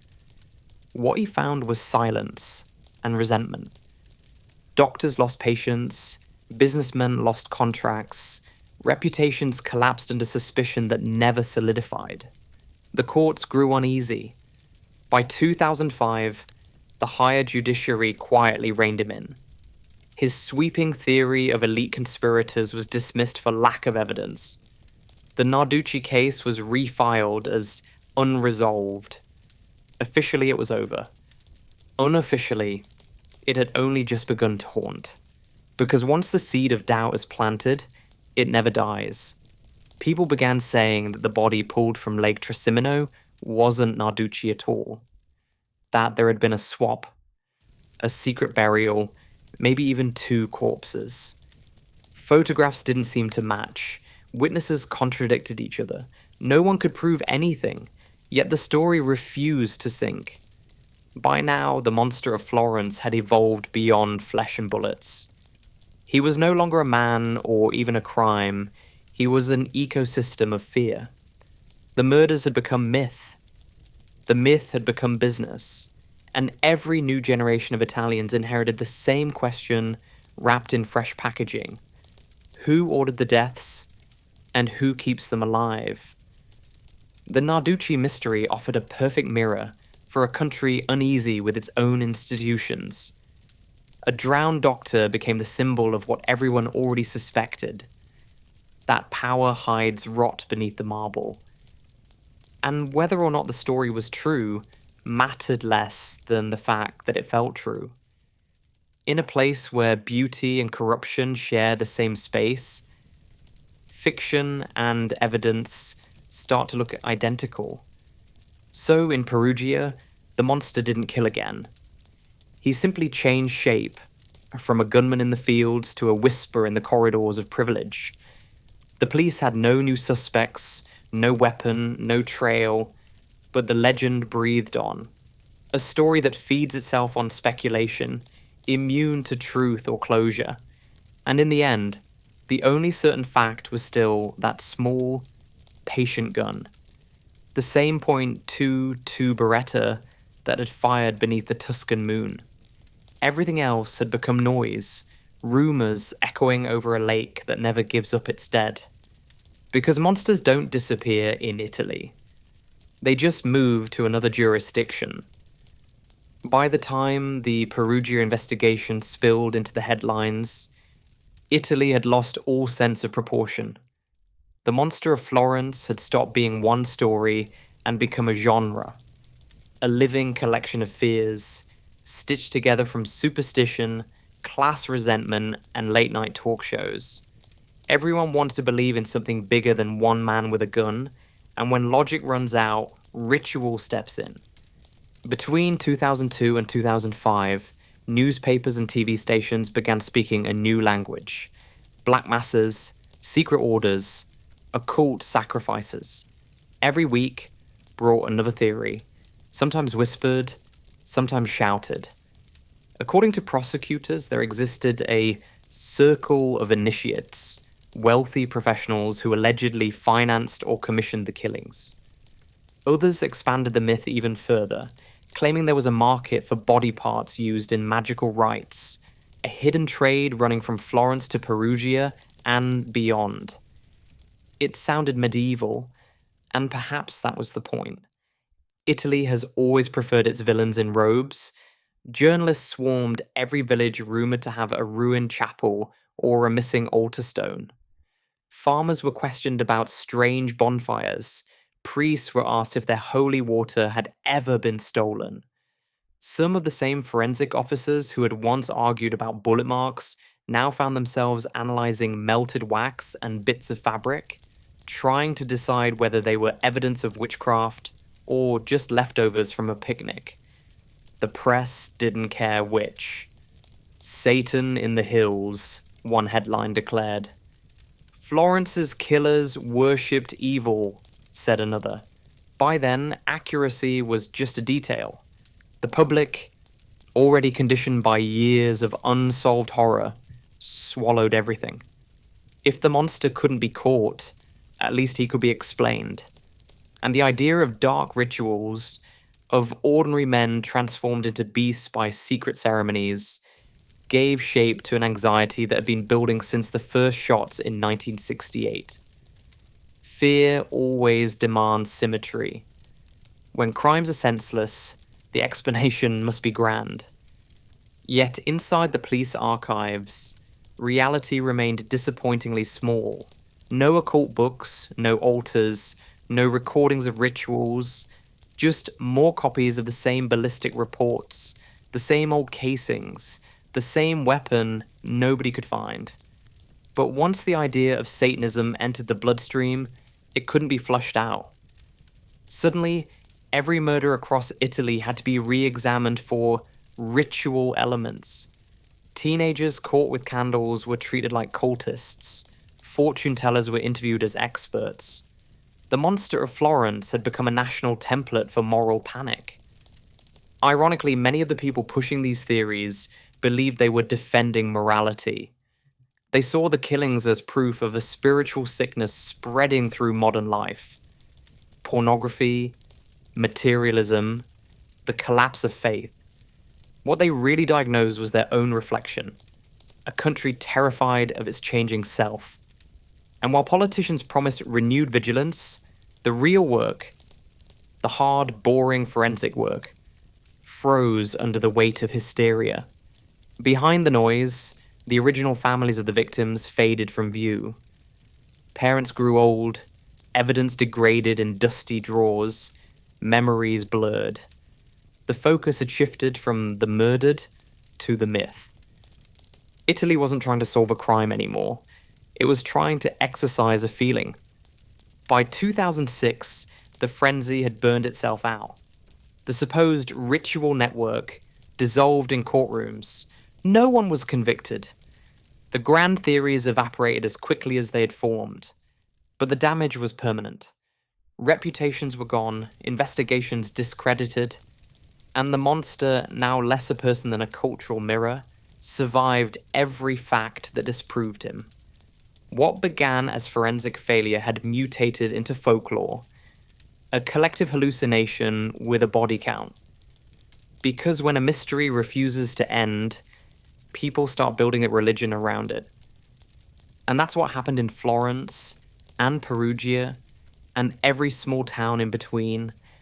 A transformation from evidence to faith. The monster became the devil, the victims became offerings, and Italy, once again, found itself praying for redemption in a story it couldn't stop telling. After decades of rumors, rituals, and televised theories, what remained of the Monster of Florence case was a stack of paper, brittle, yellowed, and contradicting itself on almost every page. Each report tried to be definitive. None of them were. And somewhere in those contradictions lies the real tragedy. The forensics never lied, but nobody listened to them. Let's start with what is known. Every confirmed attack, from 1968 to 1985, was carried out with the same .22 caliber Beretta pistol, firing Winchester bullets stamped with a tiny H. That much was proven by ballistics beyond any doubt. The shell casings from every scene, when examined under a microscope, showed identical firing pin marks and extractor traces. It was one weapon. One. Whoever held it, however many names the papers invented, that gun was the only constant. That's the closest thing the case ever had to truth. Everything else, fingerprints, footprints, hair, blood, DNA, was either lost, contaminated, or never collected in the first place. Back in the 1970s, the Italian forensic system was a patchwork of underfunded labs and overworked officers. Evidence was bagged by hand, stored in cardboard boxes, sometimes even left on desks for days before reaching a technician. No sealed chain of custody, no preservation protocols. By the time modern experts reopened the files, many items had been handled by so many people that they were practically useless. One investigator, years later, called it a crime scene made of ghosts. Autopsy records weren't much better. Each medical examiner described the same horror: precise mutilations, mostly post-mortem, always targeting the same areas. But their language varied wildly. Some used clinical detachment, others wrote like novelists, describing evil intent in their reports. It made for gripping reading but terrible science. When compared decades later, even the depth and direction of the wounds didn't match.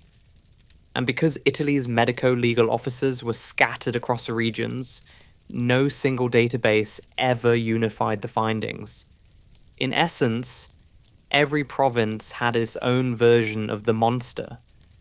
The longer the case dragged on, the more the paperwork turned against itself. Ballistic experts argued over models of Beretta. Was it a 71? A 76? A target pistol? A hunting variant? Each expert gave sworn testimony. Each was sure they were right.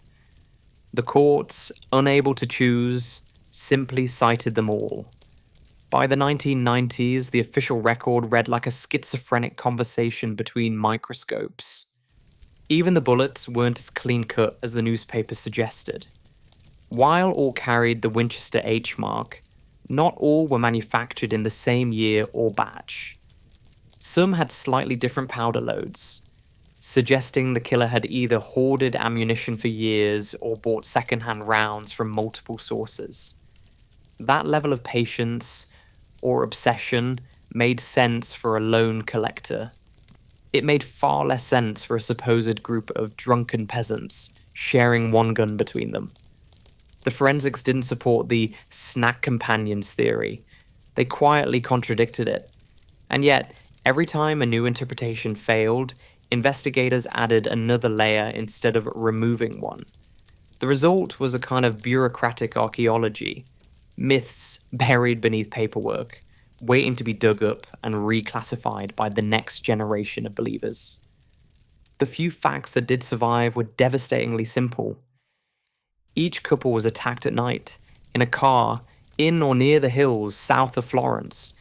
The weapon was small, easy to conceal, reliable.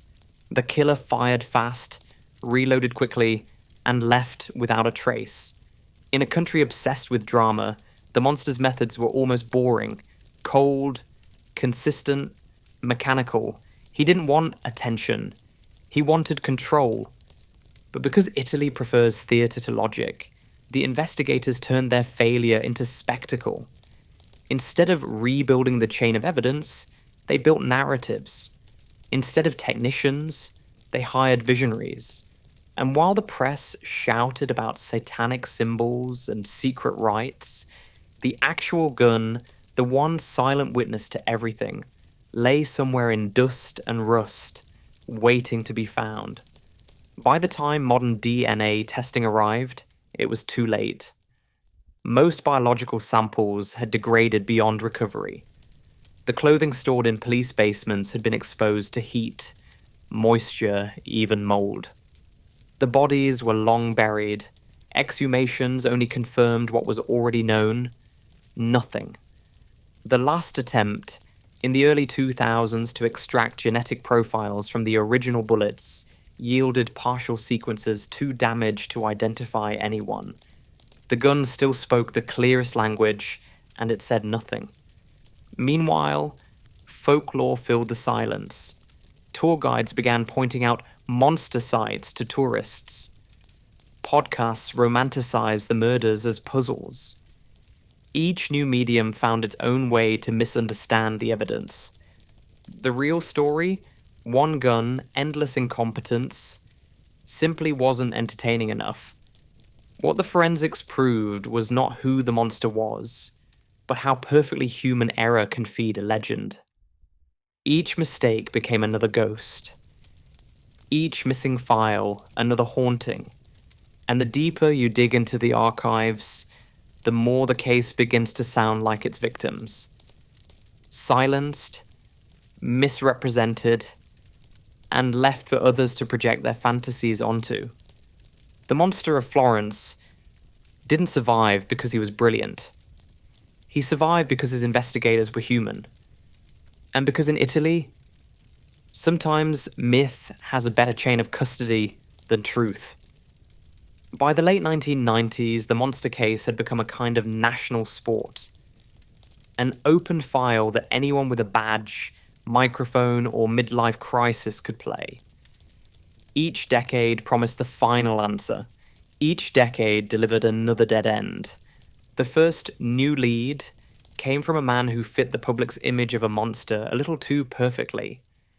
Giancarlo Lotti's drinking buddy, Mario Vanni, had already gone to prison.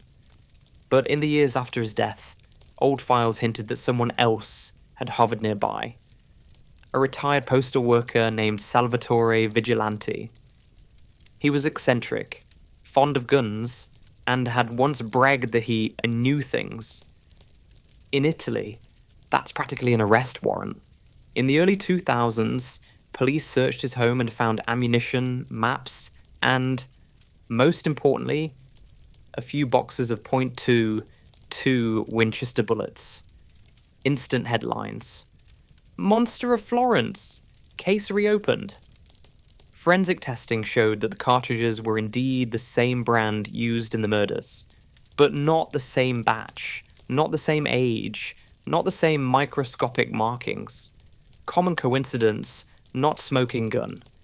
Vigilante was questioned, photographed, humiliated, and eventually released.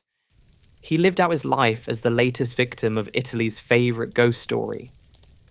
But that didn't stop the machinery. The mid-2000s saw a forensic revolution. DNA profiling, ballistic databases, 3D reconstructions, and for a moment, everyone believed technology would do what the courts never could. Police reopened the evidence boxes, now brittle from decades of humidity. Some were empty. Others contained envelopes with no seals, items without labels, fragments of tissue that had turned to dust.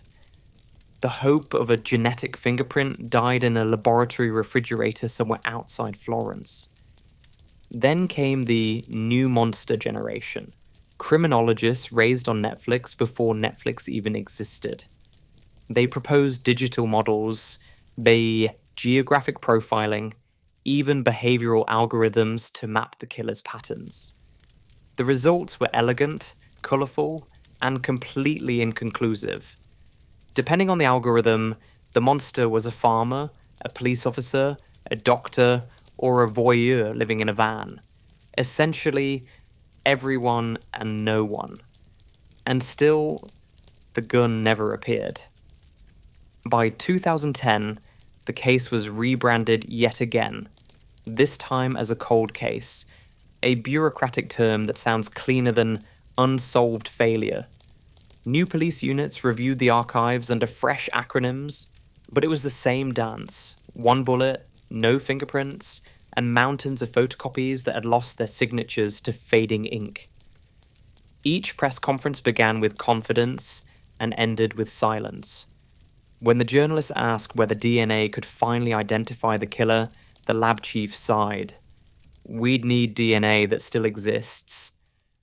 And there wasn't any. Some detectives, now old enough to be grandfathers, started to say it out loud that the monster had probably died years ago. Maybe in prison under another name, maybe in a nursing home watching the news and smiling every time a new suspect appeared. It was a strangely comforting thought that the evil had ended, even if justice hadn't. But others couldn't let it go. They needed the monster to still be out there. Otherwise, all those decades of obsession would have meant nothing. And so the investigation kept mutating, feeding on fresh rumours. A man in a camper van spotted near Skandikci in 1985. A soldier who confessed to his psychiatrist. A collector who bought Beretta parts at a flea market. Each clue made the evening news, then evaporated under scrutiny. Some weren't even false, just incomplete. Fragments of lives that had nothing to do with murder, but everything to do with coincidence. In the age of social media, the investigation migrated online. Amateur sleuths built digital archives, compared crime scene photos pixel by pixel, and debated endlessly in comment sections. They meant well, but in the process they turned tragedy into entertainment. Every blurry photograph became proof. Every theory gained followers. The monster had gone viral, surviving not in reality but in resolution. Meanwhile, real forensic work dwindled to almost nothing. Budgets dried up, the experts retired, and what remained was a ghost department whose only job was to answer journalists asking, "Any news on the monster?" The answer inevitably was no. And yet, the case lives on. Every few years, a new prosecutor promises a breakthrough. A new generation of detectives digs into the same folders, and the same headlines return, as if on autopilot. It's become a ritual of its own, a kind of bureaucratic superstition. No one truly expects to solve it. They just don't want to be the one who stops trying. Because admitting the end would mean accepting what Italy has never wanted to hear. That the monster of Florence was not a genius killer, or a secret cult, or a Masonic conspiracy. He was a symptom of chaos, of incompetence, of human fear refusing to face its own ordinariness. And so, the investigation continues, not out of hope, but out of habit. The gun is still missing, the files are still incomplete, and Florence, every summer, still looks over its shoulder whenever a car parks too long at the edge of the woods. Because you can close a case file, but you can't close a legend. By 2025, the monster of Florence was no longer a file in an archive. It was intellectual property. Decades of rumors, headlines, and contradictions had hardened into legend. And that legend had finally been optioned. When Netflix released its miniseries, it sold the same promise every retelling does. The truth at last. But truth has never streamed particularly well. The series begins exactly where it should. 1968. A summer night. A car parked in the dark. Barbara Locci and her lover, Antonio Lobianco, are killed, while her little boy, Natalino, sleeps in the back seat. And then, enter Stefano Mele. He's not a background detail this time. He's the gravitational center. The jealous husband, humiliated and trapped in a small Sardinian community on the outskirts of Florence. The show lingers on him. The suspicion in his eyes, the gossip in the bar, the quiet collapse of a man who becomes convenient to blame. It's excellent television. And to be fair, that part is real. Mele was arrested, tried, and convicted for his wife's murder. He served time while the city exhaled, believing the nightmare was over. Then the series plays its ace. Years later, the same pistol fires again. Another couple, another car, the same Winchester H bullets. Suddenly, Mele, still in prison, can't possibly be the killer. The story flips, and the audience is hooked. This, too, reflects reality. Ballistics did link the later crimes to the first, and Melly's guilt could never explain what followed. Where the series departs from fact is in what it chooses not to show. The endless procedural chaos, the changing prosecutors, the mountains of contradictory evidence that no director could fit into 6 episodes. On screen, the investigation feels linear. One determined magistrate, one coherent task force, an arc of revelation and redemption. In real life, it was chaos. Overlapping jurisdictions, feuding police units, lost files, political pressure. The real monster case was less a thriller and more an administrative nightmare where every answer created 3 new mistakes. The show also gives Melly something the real man never had: clarity. On television, he becomes both sinner and victim, the tragic everyman crushed by forces beyond his control. It's poetic, and it works. But the truth was murkier. Melly's statements changed repeatedly, sometimes under pressure, sometimes from confusion. He named accomplices, then retracted, then invented new ones. He wasn't a clean symbol of injustice. He was a flawed human being, lost in a system desperate for closure. And that's exactly why streaming loves him. He gives the chaos a face. He allows viewers to believe the story means something. That if you look hard enough, motive and morality will appear like subtitles at the bottom of the screen. But the real case never offered that luxury. What Netflix also trims away are the contradictions that make the story unbearable.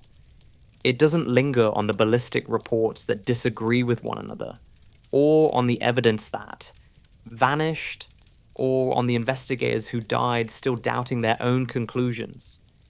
It skips the part where the courts overturned verdicts, where witnesses contradicted themselves, where public hysteria drowned out science. All the messy human details that make the monster case what it truly is, an autopsy of failure, are replaced by clean edits and melancholy violins. And yet, the series succeeds in a way the police never could. It gives people what they crave: resolution. A shape, a narrative, a kind of emotional punctuation mark. It turns 40 years of confusion into 4 episodes of catharsis. Every shot perfectly framed, every truth conveniently ambiguous. The hills of Florence glow golden at sunset. The final gunshot echoes over vineyards, and somewhere in the darkness, the mystery feels solved enough. But the real Florence doesn't glow like that. Its police archives are grey, its evidence mouldy, its ghosts still talking. The weapon was never found. The case remains unsolved. And no algorithm, however clever, can render chaos into clarity. Netflix gave the world a beautiful lie, not a malicious one, just the kind required by storytelling. Because viewers don't want the truth. They want closure that looks like truth. They want the monster to make sense. And when he doesn't, they'll stream another version until he does. Florence never forgets. By day, it's the postcard city.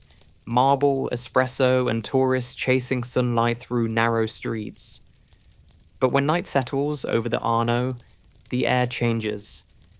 The cicadas fade, and the hills start to hum with stories no one quite stops telling. The monster's long gone, they say. The suspects are dead, the gun is missing, the files turn to dust. And yet, people still glance at parked cars when they drive past the olive groves.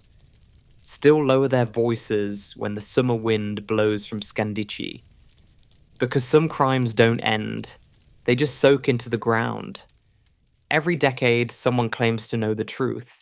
A new theory, a new book, a new face on a screen. But Florence doesn't need more explanations. It already understands that beauty and blood can share the same streets, that evil here never roared, it whispered. So the legend stays. Not in the courts, not in the headlines, but in the small hours, when the city holds its breath, and somewhere, far from the tourists and the lights, a single echo lingers in the dark, a gunshot that never really stopped. So, that was Florence. A city too beautiful to admit what it's hiding, and a mystery too broken for streaming to fix. Maybe the real horror isn't the murders, but the silence that followed them. The endless search for meaning in a country that keeps mistaking confusion for mystery. If you made it this far, you already know. The gun was never found, and the truth never mattered as much as the story. If you like this one, you know what to do. Leave a like, subscribe, or drop a word on kofi.com/napmax to keep the stories coming. And tell me, what do you think happened to the gun? This is Napmax Sleep Stories, and you're listening to The Monster of Florence. Good night, sleepless rabble, and remember, Florence still whispers.